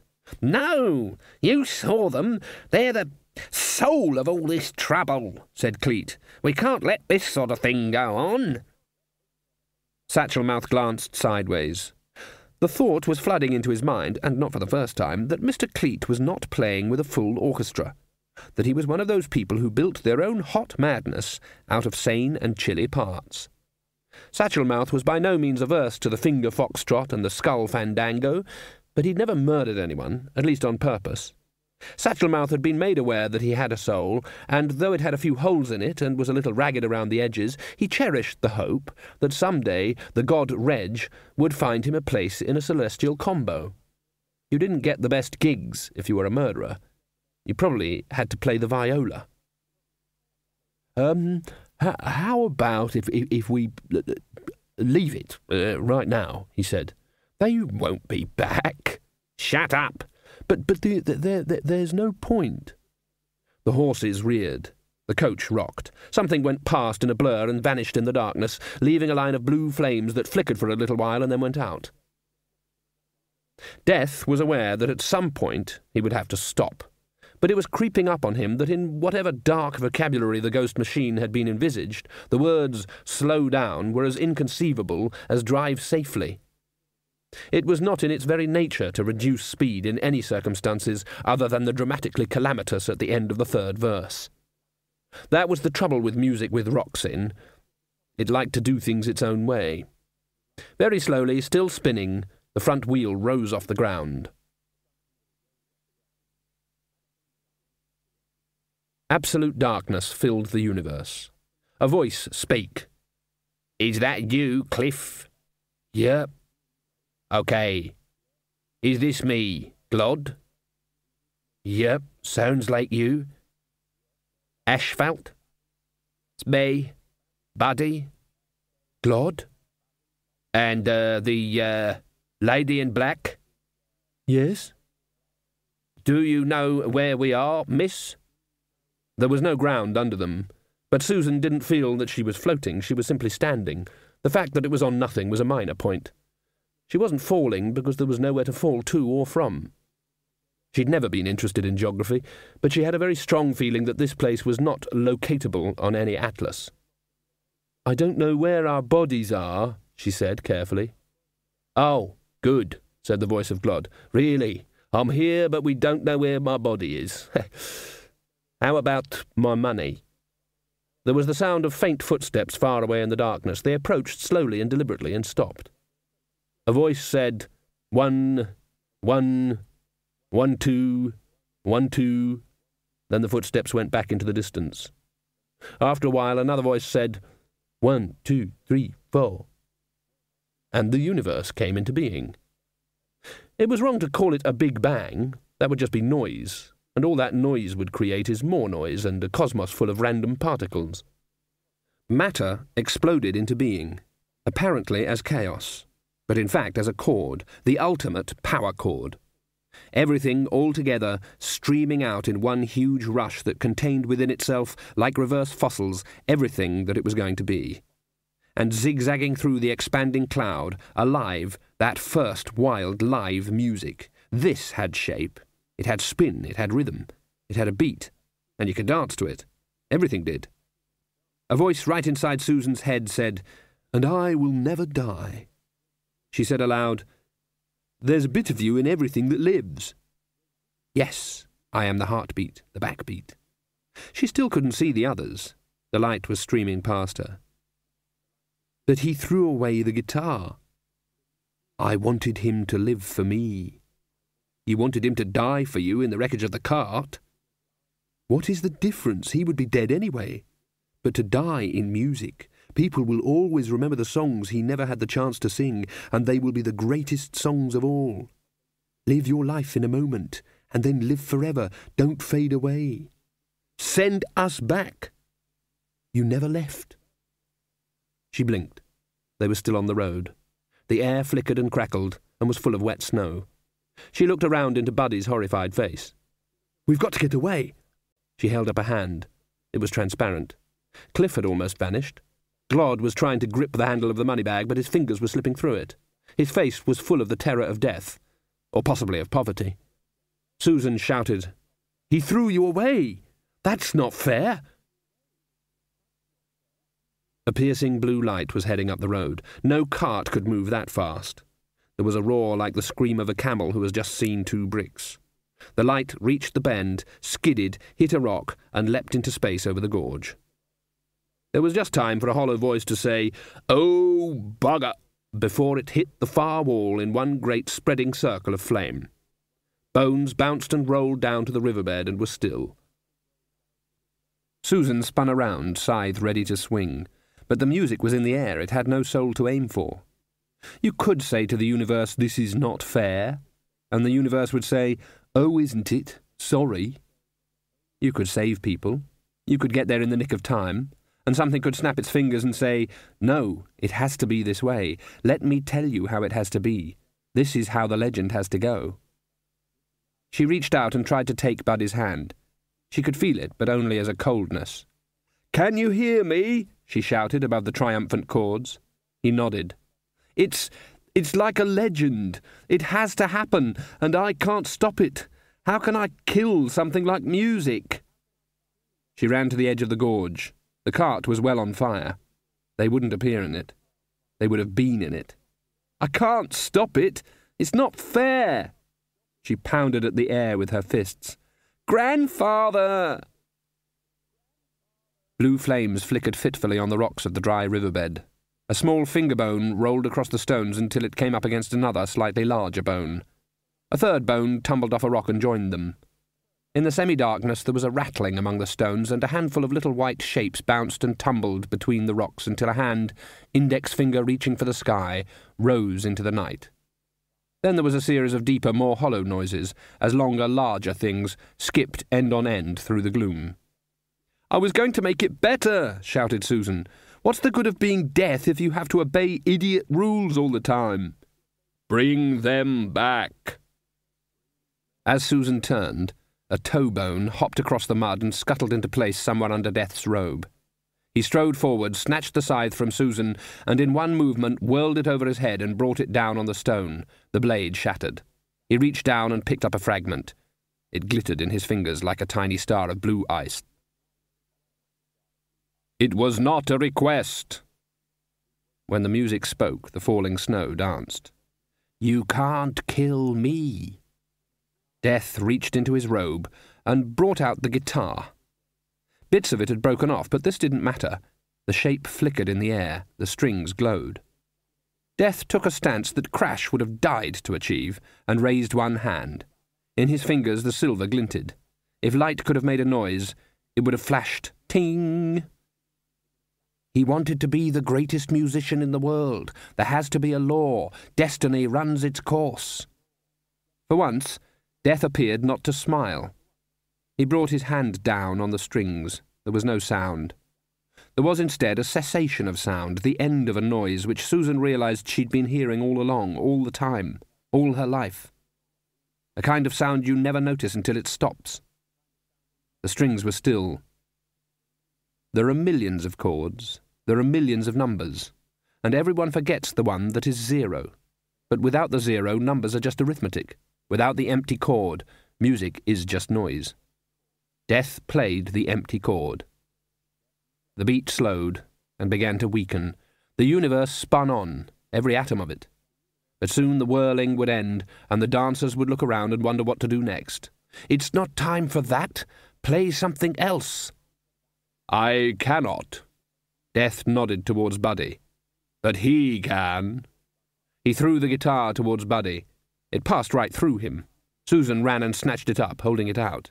"You've got to take it. You've got to play. You've got to start the music again." She strummed frantically at the strings. Buddy winced. "Please," she shouted, "don't fade away." The music screamed in her head. Buddy managed to grasp the guitar, but stood looking at it as if he'd never seen it before. "What'll happen if he doesn't play it?" said Glod. "You'll all die in the wreckage." "And then," said Death, "the music will die, and the dance will end. The whole dance." The ghostly dwarf gave a cough. "We're getting paid for this number, right?" he said.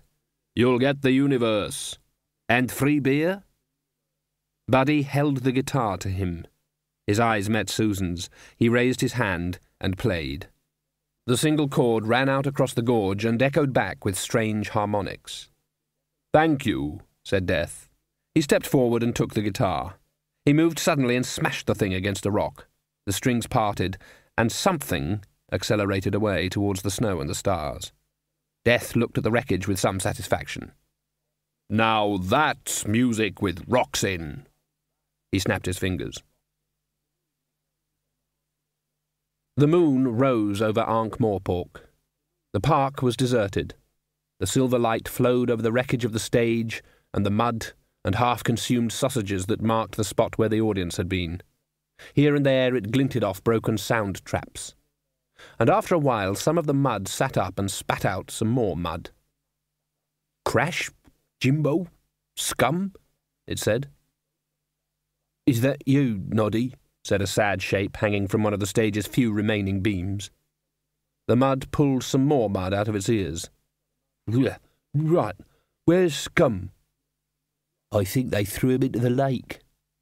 "Is Crash alive?" There was a groan from under a heap of wreckage. "Pity," said Noddy, with feeling. A figure emerged out of the shadows, squelching. Crash half crawled, half fell out of the rubble. "You've got to admit," he mumbled, because at some stage in the performance a guitar had hit him in the teeth, "that was music with rocks in."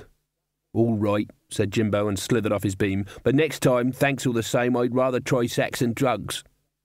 "My dad said he'd kill me if I took drugs," said Noddy. "This is your brain on drugs," said Jimbo. "No, this is your brain, Scum, on this lump here." Oh, cheers, thanks. A painkiller would be favourite right now, said Jimbo. A little closer to the lake, a heap of sacking slid sideways. It's Arch-Chancellor? Yes, Mr. Stibbons? I think someone trod on my hat. So what? It's still on my head. Ridcully sat up, easing the ache in his bones. Come on, lad, he said.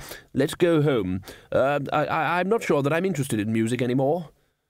It's a world of hurts. A coach rattled along the winding mountain road. Mr. Cleet was standing on the box, whipping the horses.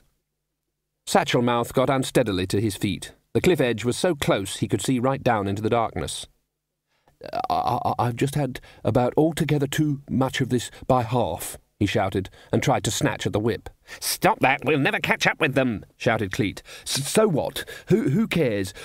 I liked their music. Cleet turned. His expression was terrible.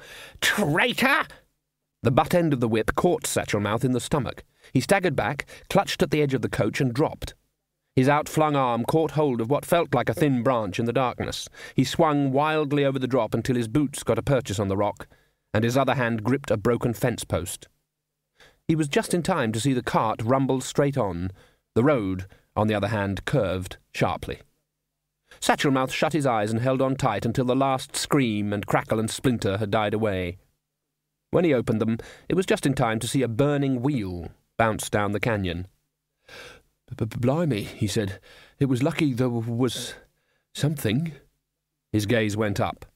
And up. Yes, it was, wasn't it? Mr. Cleet sat up in the ruins of the cart. It was clearly very much on fire. He was lucky, he told himself, to have survived that. A black-robed figure walked through the flames. Mr. Cleet looked at it. He'd never believed in this sort of thing. He never believed in anything, but if he had believed, he would have believed in someone bigger. He looked down at what he thought was his body and realized that he could see through it, and that it was fading away. Oh, dear, he said. The figure grinned and swung its tiny scythe. Much later on, people went down into the canyon and sorted out the remains of Mr. Cleet from the remains of everything else. It wasn't very much. There were suggestions that he was some musician. Some musician had fled the city or something, hadn't he? Or was that something else? Anyway, he was dead now, wasn't he? No one took any notice of the other things. Stuff tended to congregate in the dry riverbed.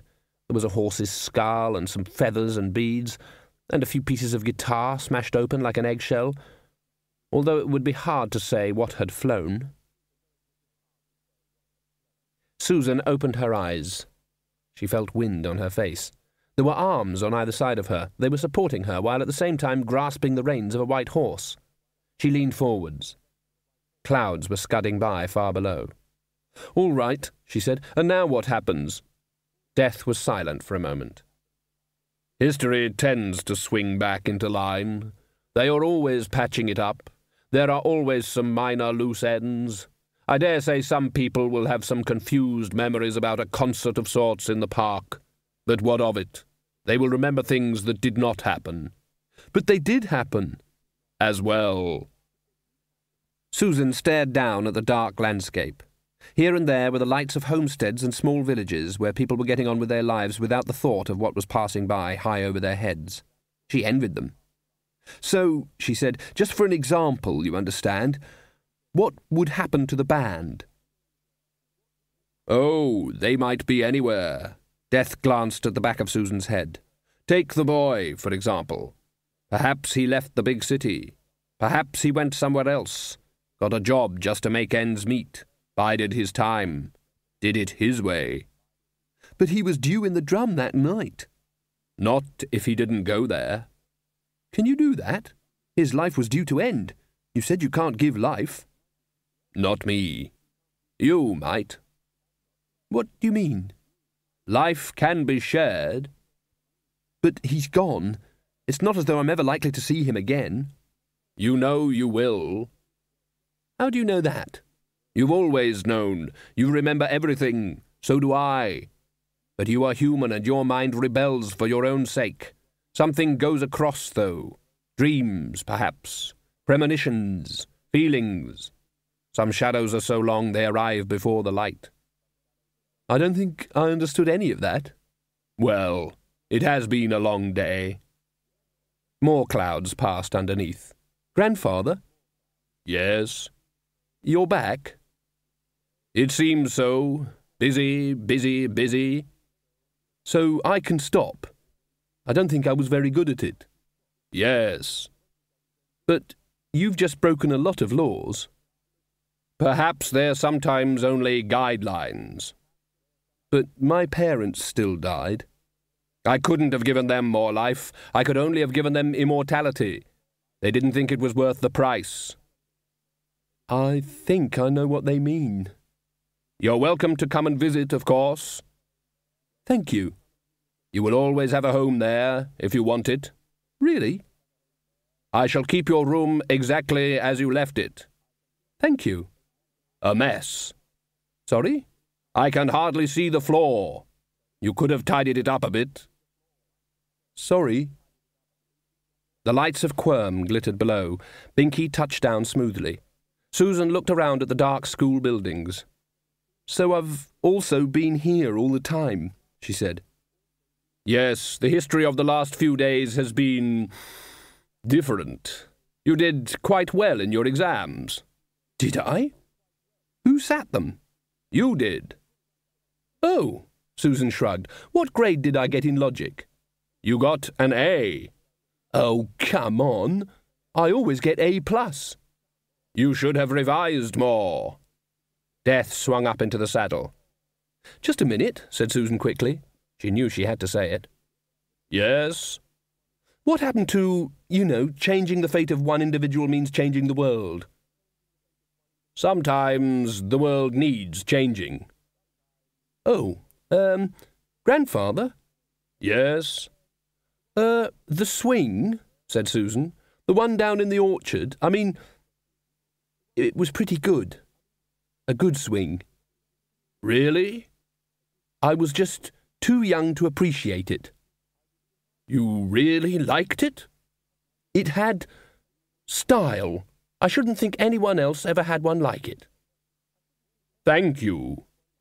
But all this doesn't alter anything, The world is still full of stupid people. They don't use their brains. They don't seem to want to think straight.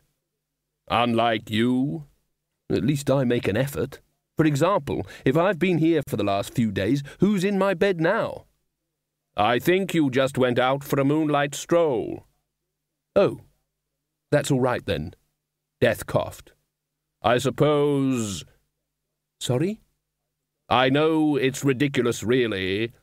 What is? I suppose you haven't got a kiss for your old granddad? Susan stared at him. The blue glow in Death's eyes gradually faded, and as the light died, it sucked at her gaze, so that it was dragged into the eye sockets and the darkness beyond, which went on and on forever. There was no word for it. Even eternity was a human idea. Giving it a name gave it a length. Admittedly, a very long one. But this darkness was what was left when eternity had given up. It was where death lived, alone. She reached up and pulled his head down and kissed the top of his skull. It was smooth and ivory white like a billiard ball. She turned and stared at the shadowy buildings in an attempt to hide her embarrassment. I just hope I remembered to leave a window open. Oh well, nothing for it. She had to know, even if she felt angry with herself for asking. Look, the people I met, do you know if I ever see them? When she turned back, there was nothing there. There were only a couple of hoof prints fading on the cobbles. There was no open window. She went around to the door and climbed the stairs in the darkness. Susan? Susan felt herself fading protectively, out of habit. She stopped it. There was no need for that. There had never been a need for that. A figure stood at the end of the passage in a circle of lamplight. Yes, Miss Butts? The headmistress peered at her as if waiting for her to do something. Are you all right, Miss Butts? The teacher rallied. Do you know it's gone midnight? For shame! And you're out of bed. And that is certainly not the school uniform. Susan looked down. It was always hard to get every little detail right. She was still wearing the black dress with lace. "Yes," she said, "that's right." She gave Miss Butts a bright, friendly smile. "Well, there are school rules, you know," said Miss Butts, but her tone was hesitant. Susan patted her on the arm. "I think they're probably more like guidelines, don't you, Lily?" Miss Butts' mouth opened and shut, and Susan realised that the woman was actually quite short. She had a tall bearing and a tall voice and a tall manner, and was tall in every respect, except height. Amazingly, she'd apparently been able to keep this a secret from people. "But I'd better be off to bed," said Susan, her mind dancing on adrenaline. "And you too. It's far too late to be wandering around drafty corridors at your age, don't you think? Last day tomorrow, too. You don't want to look tired when the parents arrive." Yes, thank you, Susan." Susan gave the forlorn teacher another warm smile and headed for the dormitory, where she undressed in the dark and got between the sheets.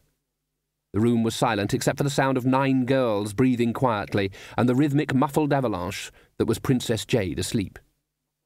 And after a while the sound of someone sobbing and trying not to be heard. It went on for a long time. There was a lot of catching up to do. Far above the world, death nodded. You could choose immortality, or you could choose humanity. You had to do it for yourself. It was the last day of term, and therefore chaotic. Some girls were leaving early, there was a stream of parents of various races, and there was no question of there being any teaching. It was generally accepted all round that the rules were relaxed. Susan, Gloria, and Princess Jade wandered down to the floral clock. It was 1/4 to Daisy. Susan felt empty, but also stretched like a string. She was surprised sparks weren't coming from her fingertips. Gloria had bought a bag of fried fish from the shop in 3 Roses. The smell of hot vinegar and solid cholesterol rose from the paper, without the taint of fried rot that normally gave the shop's produce its familiar edge. "My father says I've got to go home and marry some troll," said Jade. "Hey, if there's any good fish bones in there, I'll have them." "Have you met him?" said Susan. "No, but my father says he's got a great big mountain." "I wouldn't put up with that if I was you," said Gloria through a mouthful of fish. "This is the century of the fruit bat, after all. I'd put my foot down right now and say no. Eh, Susan?" "What?" said Susan, who'd been thinking of something else. Then, when everything had been repeated, she said, "No, I'd see what he was like first. Perhaps he's quite nice.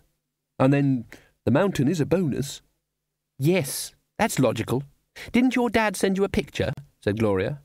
"Oh, yes," said Jade. "Well?" It had some nice crevices," said Jade thoughtfully, "and a glacier that my father says is permanent even at midsummer." Gloria nodded approvingly. "He sounds a nice boy. But I've always liked Crag from the next valley. Father hates him, but he's working very hard and saving up, and he's nearly got enough for his own bridge." Gloria sighed. "Sometimes it's hard to be a woman," she said. She nudged Susan. "Want some fish?"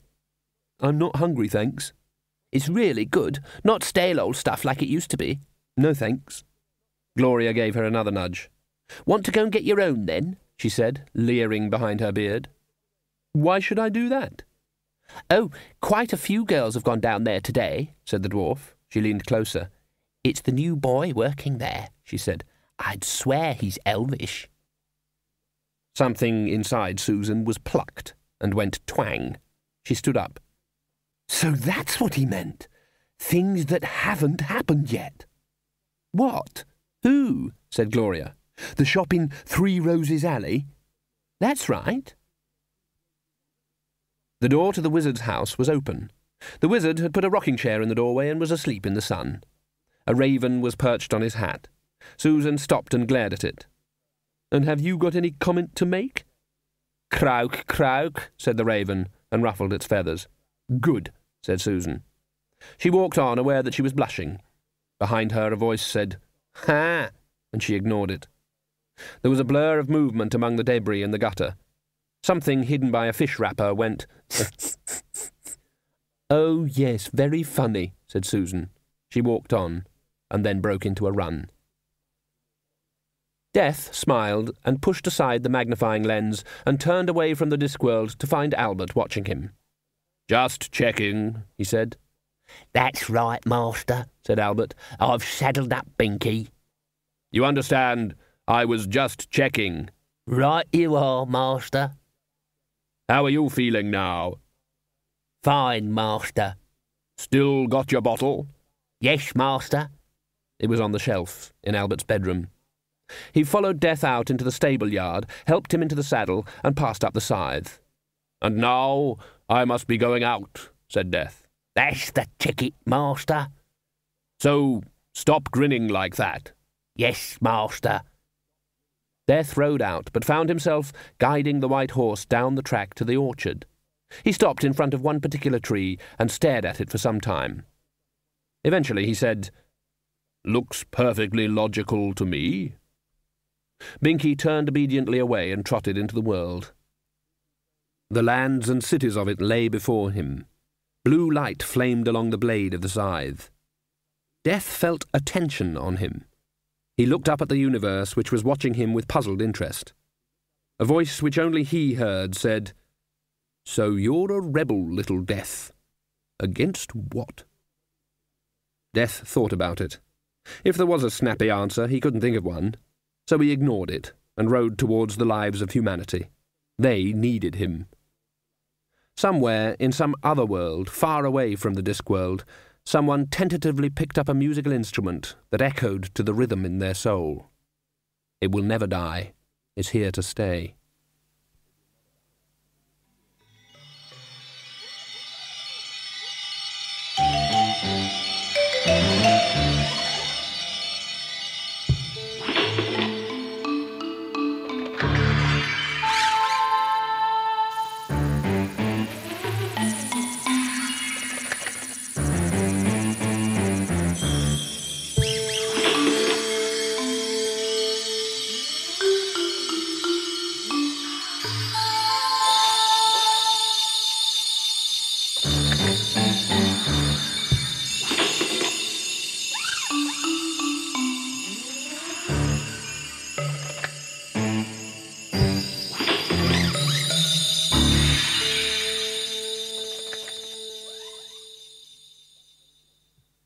That is the end of Soul Music by Terry Pratchett, and it was read by Nigel Planer.